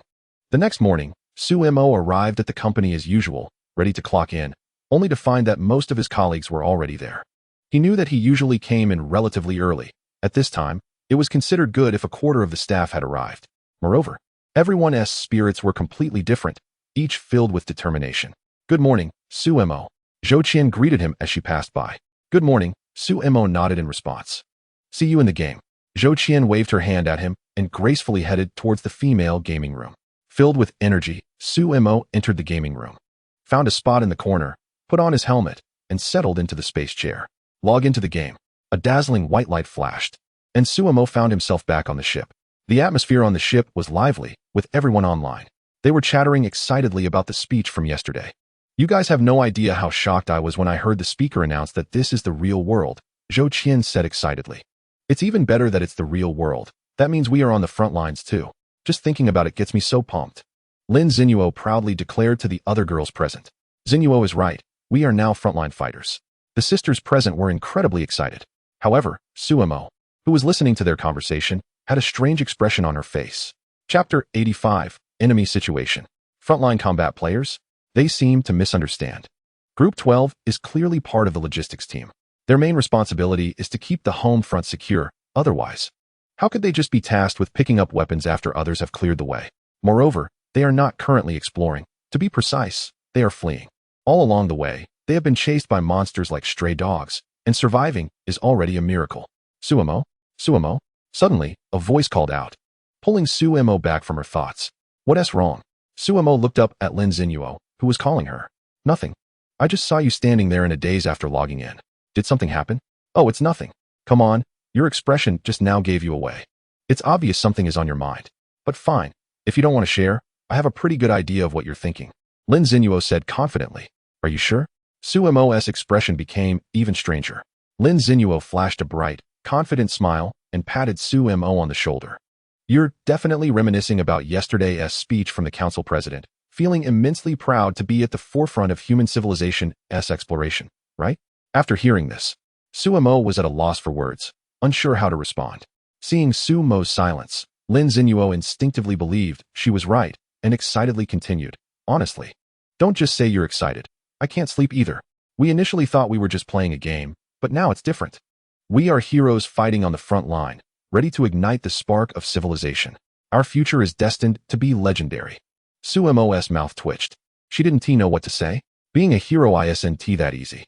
However, Suemo began to understand Lin Xinyuo's true feelings. She had long been restless with just handling logistics and yearned for the thrill of exploration and battle. "All right, enough of that. You showed up just in time. Drive the mech and move all the remaining parts from the warehouse onto the ship," Lin Xinyuo said, sensing Suemo's hesitation and deciding to assign her some work. "All of them?" Suemo was a bit surprised. "Exactly. Qin Wang and the others plan to channel their strong spirit and prepare to work overnight to speed up the ship's repairs. Once it's fixed, we can set sail toward the vast stars and seas." Lin Xinyuo was in a highly motivated state, practically buzzing with energy. "Okay." Suemo didn't say much more. Though it felt a bit blind and fantastical, it wasn't necessarily a bad thing. Fixing the ship sooner was definitely a good thing. They had been stuck here long enough. A few hours later, Suemo and the others gathered together. Lin Xinyuo built a fire on the deck, and they were happily preparing lunch. The rich aroma of canned beef wafted from the pot. "It smells so good." Qin Wang, covered in grease, walked over with a big smile. "Here's an extra serving for you. You've worked hard during this time. By the way, how's the ship repair going?" Lin Xinyuo, in high spirits, ladled a bowl for Qin Wang and handed it to him. "Thanks, Sister Xinyuo. The ship hasn't sustained much damage. Just give me a bit more time, and it'll be fully repaired," Qin Wang replied as he accepted the steaming bowl of beef soup. "Good job. It's nothing. It's what I should do." Suemo, sitting nearby, took a leisurely sip of the soup, feeling warmth spread through her body. After all, the wind by the sea was strong, and it seemed to be getting cooler, making it the perfect weather for some hot soup. Just then, the radio communicator on Lin Xinyuo's waist crackled with static, followed by Gao Mei's anxious voice. Sister Xinuo, it's bad. A large number of Baizei are moving towards us. At that moment, Gaomei was on the rooftop of a nearby building, keeping watch. The weather was nice today, and the fog had cleared, but that also meant the base's location was exposed. Don't panic. How far are they from us? Lin Xinuo quickly calmed herself and asked. Visually, they're only about a kilometer away, but it seems they haven't spotted us yet. Gaomei responded in a fluster. Get back immediately. Without hesitation, Lin Xinuo gave the order. Sister Xinuo, what should we do now? Should we abandon the ship and escape? Zhou Qian asked, reluctant. Let me think. Lin Xinuo bit her lip, her heart sinking. Right now, we can't escape. There's not enough cover, and we won't outrun those Baizei. Suemo replied firmly. If anyone among them had a chance to escape, it would likely be him, as he could pilot a mecha to break through. Then we're done for. Despair washed over the companions one by one. At that moment, Lin Xinuo turned directly to Qin Wang and said, I need to leave here on the ship. Is that possible? That's not realistic. I haven't finished the repairs yet. Qin Wang was taken aback, stuttering as he spoke. There's no time for a slow repair. Can you at least get the ship moving so we can leave here first? Lin Xinuo was clear about her intentions. Since the land wasn't safe, getting to the sea should be better. Surely those Baizei couldn't swim. Qin Wang's expression changed several times, and he seemed to make a significant decision in the end. We can give it a shot. But I need some time to warm up the engine and put some of the disassembled parts back on. How long? Lin Xinuo asked tightly, her heart racing. At least it will take more than 2 hours, and I can't guarantee it will work perfectly. There's a good chance we'll run into problems as soon as we start. Qin Wang has no confidence at all. Let's take a gamble. Either we set sail, or we fall here. Apart from the maintenance crew. Everyone else should grab their weapons and prepare for battle. Yes. Zhou Qian and the others responded in unison. Immediately, Zhou Qian led a group of her sisters to follow Su Mo off the ship, ready to ambush at the port. Lin Xinuo took another group to dismantle the 4 fixed machine guns on the ship, preparing to provide fire support for Su Mo and the others from behind. Once Su Mo got off the ship and returned to his mech, he quickly grabbed some discarded iron boxes nearby and set up a simple defensive barrier in front of the ship to provide cover for Zhou Qian and her team. As time passed, everyone hid behind the boxes, their nerves becoming increasingly tense. About an hour later, a pack of fierce Baizei in the distance seemed to catch a whiff of something and let out excited roars. They quickly locked onto Su Mo and the others hiding behind the boxes. Damn it, are these beasts part dog, or what? Zhou Qian couldn't help but curse. Su Mo didn't say much. Instead, he narrowed his eyes, raised his weapon, and targeted the leading Baizei. Without hesitation, he pulled the trigger. Bang! The Baizei's head was hit directly, and it fell heavily to the ground, blood spilling everywhere. Chapter 86. Escape. At the same time as Su Mo opened fire, Lin Xinuo issued the command. Open fire. The 4 heavy machine guns that had been reinstalled on the ship unleashed a torrent of firepower. Zhou Qian and the others also coordinated their shooting. Bang! Bang! The effect was impressive. The Baizei charging forward fell under the intense fire suppression. Well done. Hold your ground. Lin Xinuo encouraged everyone, feeling confident with the results. However, there was no sign of relaxation on Su Mo's face. The weapon in his hand was already running low on ammunition, and the others weren't faring much better. Although the 4 machine guns were equipped with plenty of bullets, one must understand how quickly machine guns consume ammo. Even with a few thousand rounds, if not used judiciously, they could be depleted in just a few minutes. But for now, Su Mo had no better plan and could only take it one step at a time. Time passed slowly, but the situation showed no signs of improvement. The number of attacking Baizei was increasing. Meanwhile, their firepower was weakening. If it weren't for the fact that the majority of the Baizei attacking them were ordinary ones without more than 2 tails, they might have already been finished. Nevertheless, even so, Su Mo and the others were struggling more and more. Click! The magazine of the massive weapon in Su Mo's hands finally ran dry. Frowning, he threw the gun like a projectile at a growing Baizei, smashing its head open and causing blood to splatter everywhere. Zhou Qian raised her head in shock and asked Su Mo, are you out of bullets? Yeah, Su Mo replied coldly. This is a big problem. We're running low on ammo too, Zhou Qian thought, her headache worsening. It's not just about us running out of bullets. If those 4 machine guns behind us run out, that's really trouble. Seriously? There's nothing serious about it. Su Mo glanced back, noticing the deck littered with spent shells. It wasn't that Lin Xinuo was wasteful. The monsters were just too ferocious. People fear death and are intimidated by overwhelming firepower. But these monsters, when they go berserk, seem like irrational beasts that won't back down at all. Just then, 2 Baizei broke through the fire line and charged forward. Su Mo quickly pulled the control stick, and the entire mech surged forward, its steel fist striking out. Boom. One Baize was sent flying. And then he deftly turned the mech, kicking the other Baize. Under Sumo's control, the heavy mech became surprisingly agile, like a nimble heavyweight. Zhou Qian was alarmed as she saw the Baize breaking through. She quickly turned to Lin Xinyuo and shouted, "Sister Xinyuo, do you guys have any ammo left?" Lin Xinyuo's face darkened further. She didn't answer Zhou Qian, but instead shouted back, "Qin Wang, are you done yet?" Soon. Qin Wang's voice came from the ship's lower deck. "Give me a little more time. I'm almost done. Hurry up, we're about to run out of time." Lin Xinyuo was nearly frantic. Their ammo was almost depleted. After taking care of the Baize that charged in, Suemo turned to Zhou Qian and the others, saying in a low voice, "Quick, get back on the ship. You can't help much here. But what about you alone?" Zhou Qian and the others asked uneasily. "I can handle it." Sumo's tone was firm, showing no signs of change. "All right, we're withdrawing." Zhou Qian gritted her teeth and began to retreat with the others. Before long, Zhou Qian and her group were back on the ship. Lin Xinyuo immediately shouted to Zhou Qian, "You take control of the machine." After that, Lin Xinyuo dashed toward the control room with two sisters. Zhou Qian took the machine gun and felt her heart sink further. They had less than 200 or 300 rounds left. She had to grit her teeth and try to minimize her firing. The consequence of this was a significant decrease in firepower, and the Baize became even more frenzied as they charged forward. However, there was still an obstacle in their path to the ship. Suemo took a deep breath, twisted his neck, and focused his mind. Theoretically, as long as he operated quickly enough, these Baize would be nothing. Roar. With a roar, one Baize after another charged at him. Suemo suddenly pushed the control stick to the max, and the heavy mech instantly sprang into action. He controlled the mech to throw punch after punch with its iron fists. Bang! The charging Baize were sent flying. No matter from which angle they launched their sneak attacks, Suemo seemed to have countless eyes, always able to detect them. He would anticipate their moves and accurately counterattack with his bulky mech. Seeing this scene, Zhou Qian and the others were also stunned, their faces filled with disbelief. So strong. However, inside the control room, Suemo was already drenched in sweat, his intense concentration and rapid maneuvers quickly draining his stamina. Meanwhile, in the distance, an elite-level Baize with two tails was keeping a close watch on Sumo's mech, like a cunning hunter eyeing its prey.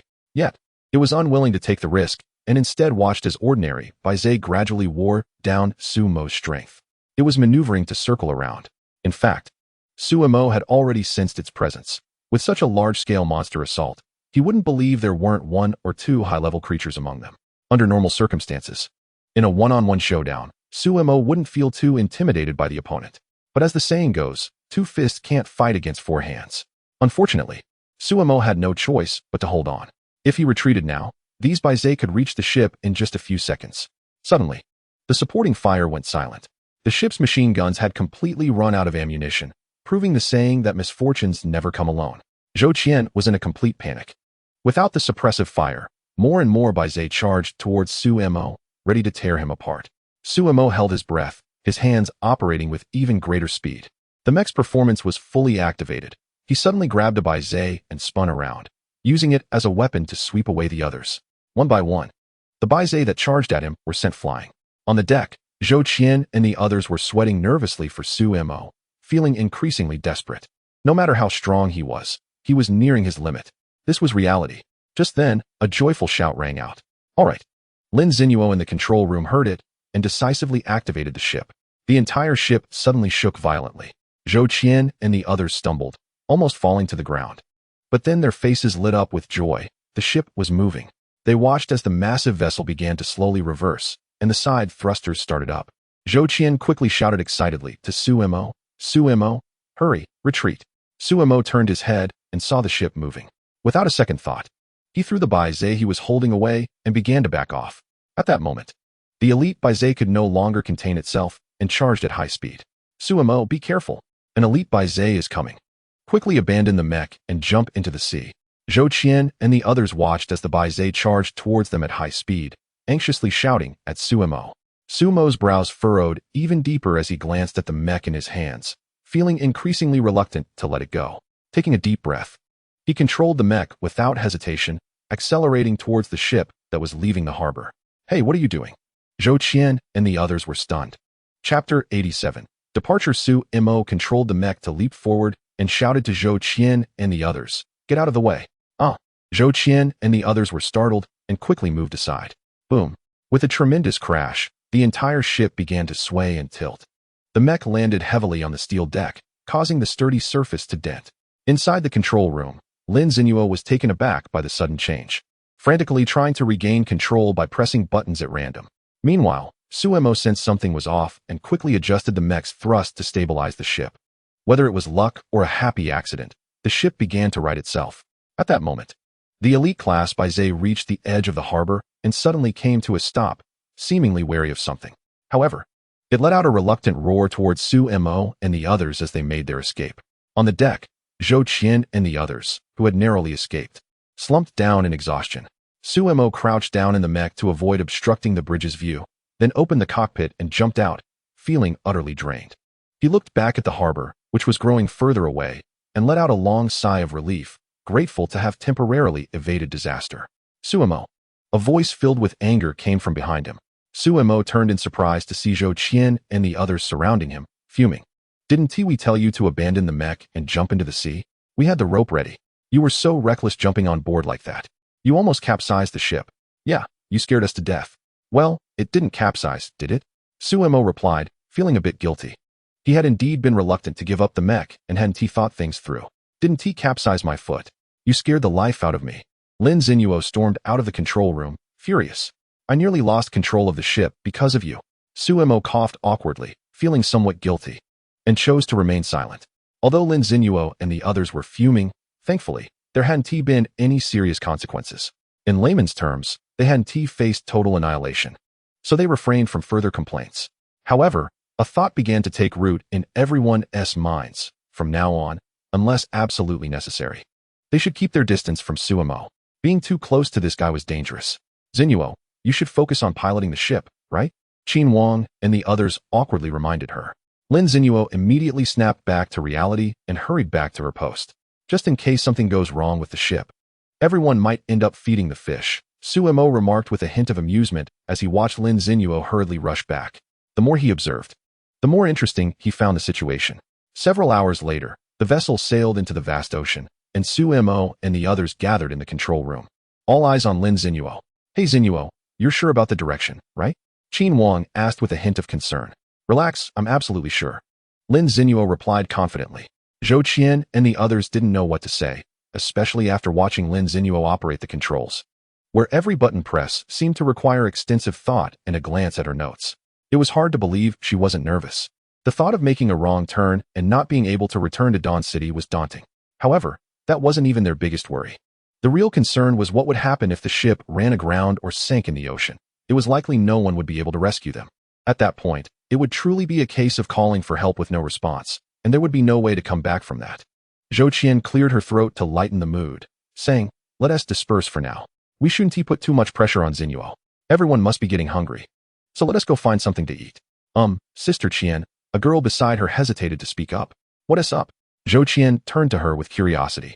Our food and water supplies are running low, the girl stated, delivering some unfortunate news. Zhou Qian rubbed her head, unsure of what to say, and replied. Everyone check your backpacks and see how much food and water you have left. I have 2 bottles of water and a pack of crackers. That should last me 3 days. I'm down to just 1 bottle of water, Zhou Qian responded, feeling uneasy. They really didn't have much left. But it made sense. They hadn't brought much when they set out, and had only restocked a little in the small town. After spending so long repairing the ship, they had used up a lot of supplies, and before they could replenish, they were forced to leave. As everyone was feeling anxious, Lin Zinuo sighed and said, what are you all worried about? We're turning back. If all goes well, we'll be at Dawn City's port by tomorrow morning. Can't we just hold on a bit longer? Also, don't worry too much about the ship's navigation. I haven't taken it far from the shore. I'm just following the coastline. Zinuo, you're brilliant. Zhou Qian and the others, who had been frowning, suddenly perked up with excitement. All right, everyone disperse. Lin Zinuo waved her hand gracefully. Suemo and the others left the control room, and a cool breeze swept past them, as a slight mist began to rise around them. It's getting foggy, Suemo noted with mild surprise, but he wasn't too alarmed. They had encountered fog during their escape before, and being on the ocean, it wasn't unusual. As long as Lin Zinuo steered the ship properly and kept her bearings, they should be fine. Tomorrow we can return to Dawn City, and then we can finally take a good rest. However, there's a bit of a problem. Where should I dock my mech? After all, this big piece of equipment doesn't just disappear like a backpack when you log off. It looks like I'll need to apply for a personal hangar from the guild. That's one of the perks of being in a guild. There's someone to help keep an eye on things. Anyway, I'll think about it later when I get back to Dawn City. With that, Suemo headed towards the lounge on the ship. He was feeling a bit tired and was ready to take a nap. Their essay saying, ideals are beautiful, but reality is harsh. Suemo had overestimated Lin Zinuo's skills and underestimated the fog at sea. Not long after Suemo laid down in the lounge, he was awakened by Zhou Qian. Wake up. What's wrong? Suemo asked, looking at Zhou Qian with confusion in his eyes. Stop sleeping. We're in big trouble. Zhou Qian quickly pulled Suemo up and dragged him outside without further ado. As they stepped out onto the deck, Suemo was taken aback. The originally gray fog had thickened tremendously, and visibility was down to just a few meters. How did it get this bad? Don't ask me. I have no idea. Let us head to the control room and discuss it, Zhou Qian replied, pulling him towards the control room.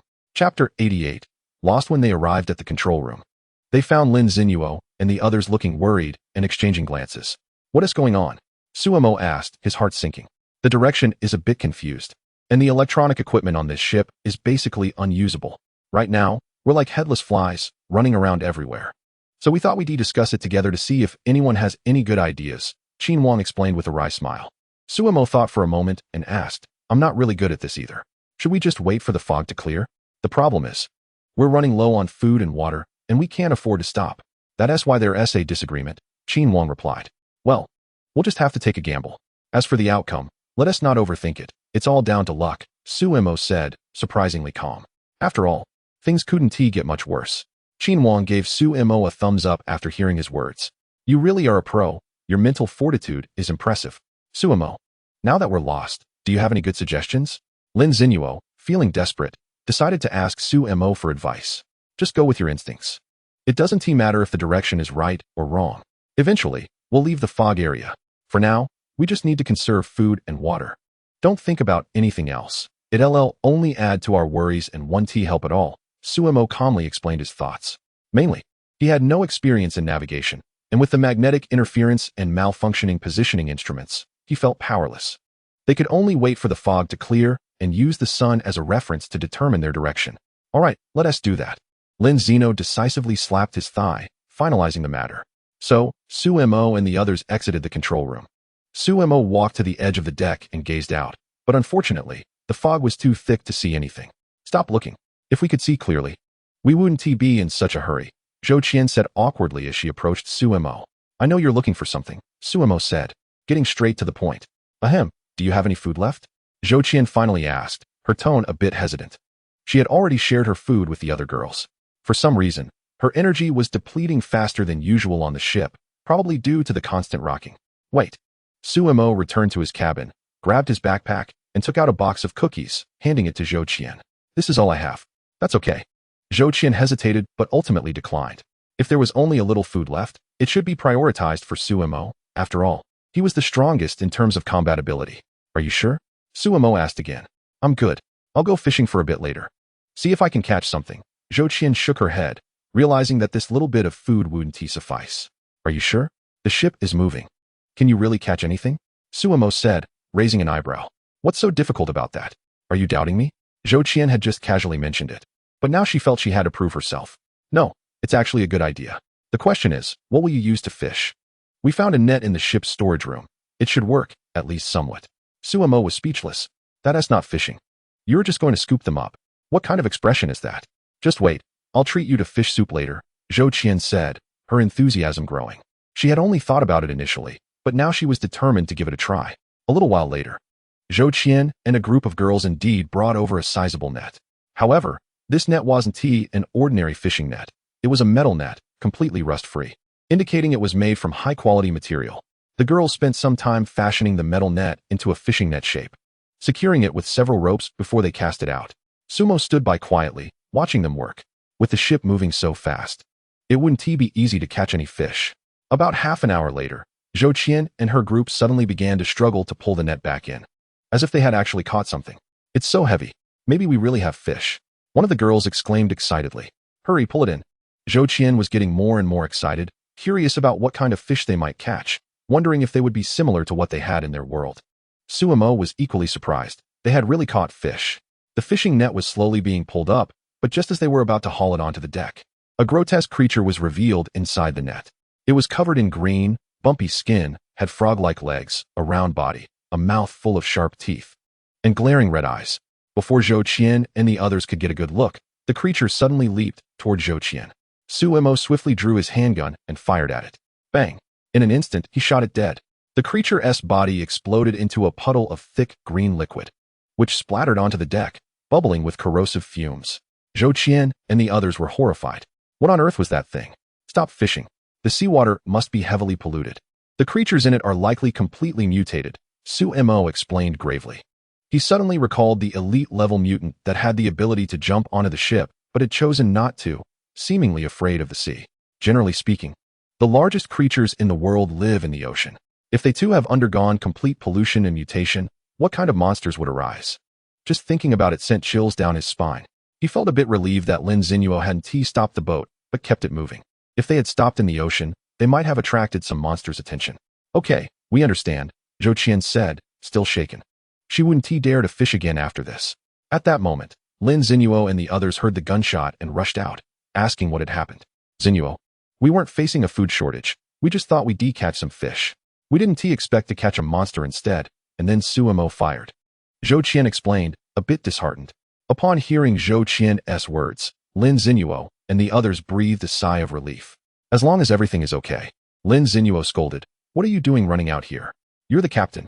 Suemo looked at Lin Xinyuo helplessly, realizing that letting her steer the boat might have been a mistake. It's fine, Lin Xinyuo replied nonchalantly. With visibility so low, no matter how you drive, it's like being blind. We're bound to hit something sooner or later. If we don't hit anything, that is fine too. Suemo was at a loss for words. Although it sounded a bit ridiculous, it did seem to make sense. However, Lin Xinyuo's next statement caught Suemo's attention. She suddenly spoke seriously, but since you've caught a monster, it means the journey isn't safe. Zhou Qian, from now on, all combat players should take shifts patrolling different areas of the deck. Don't turn your back. There might be monsters sneaking up on us. Yes, Xinyuo. Zhou Qian and the others nodded in response, their faces showing signs of worry. They had initially thought that once they set sail, they would return smoothly. But now it seemed their situation was getting worse. Suemo gazed into the distant fog, lost in thought.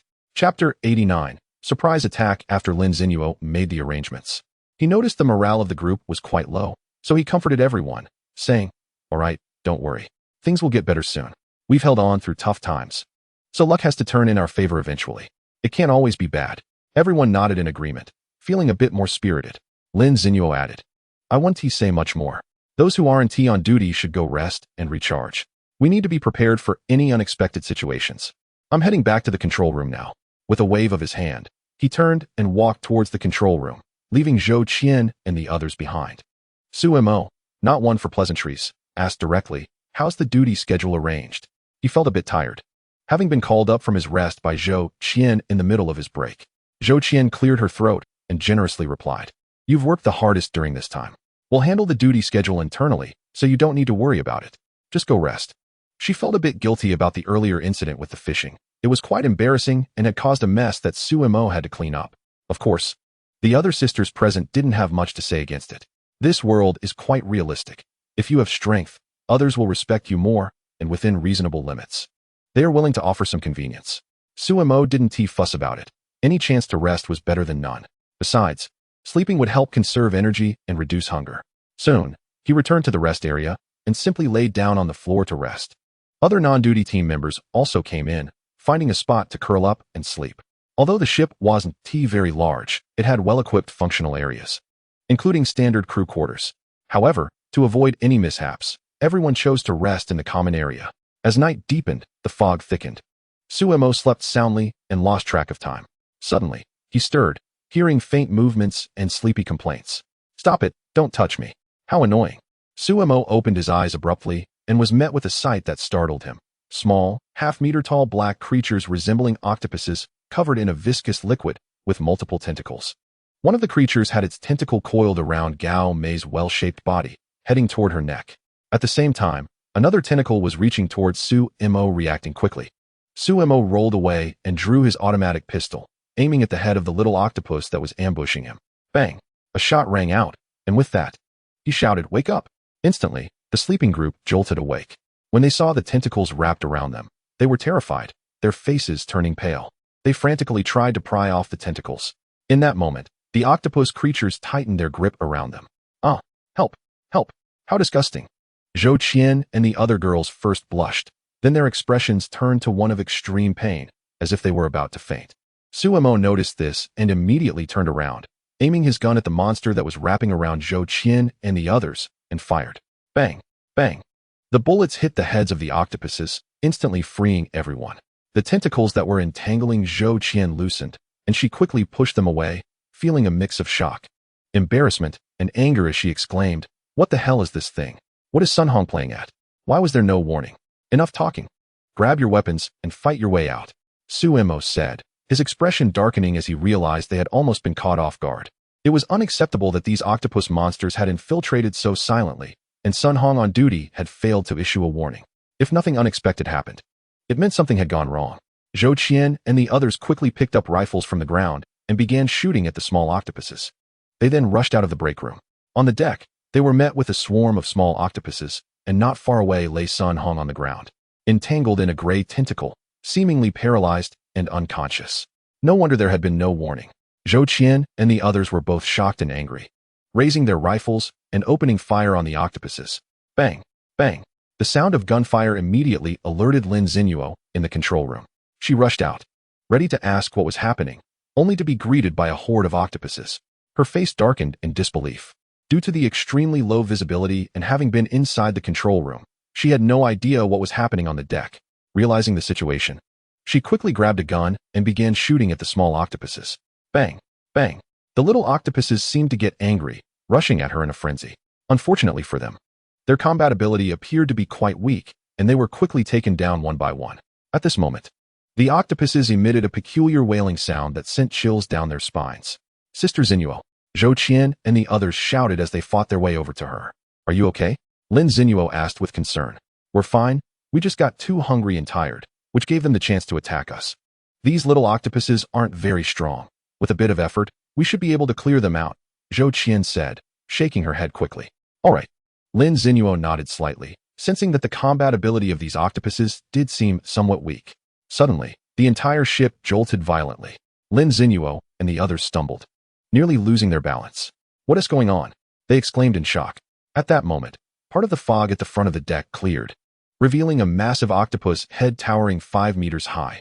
Its enormous gray tentacles wrapped around the bow of the ship in a tight coil, and its skin was covered with grotesque growths, looking extremely disgusting.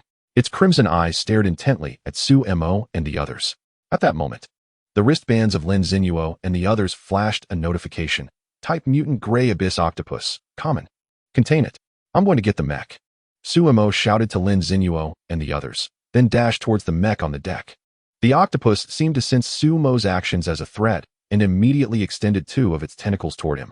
Zhou Qian and the others quickly opened fire on the tentacles. Unfortunately, while the bullets created holes in the tentacles, the effect was minimal. The octopus didn't retract its tentacles. Instead, it accelerated towards Suemo. In that moment, Lin Zinuo pulled out a grenade, yanked the pin, counted to 2, and threw it fiercely at close range. She then shouted to Suemo, "Get down." Seeing the grenade coming his way, Sumo's mouth twitched slightly, and he immediately dove to the side. Boom. A violent explosion erupted instantly. The 2 tentacles were blown to bits, and the gray abyss octopus let out a pained sound. Its crimson eyes then locked onto the culprit, Lin Zinuo. Without a second thought, Lin Zinuo turned and ran. Meanwhile, thick tentacles surged toward her.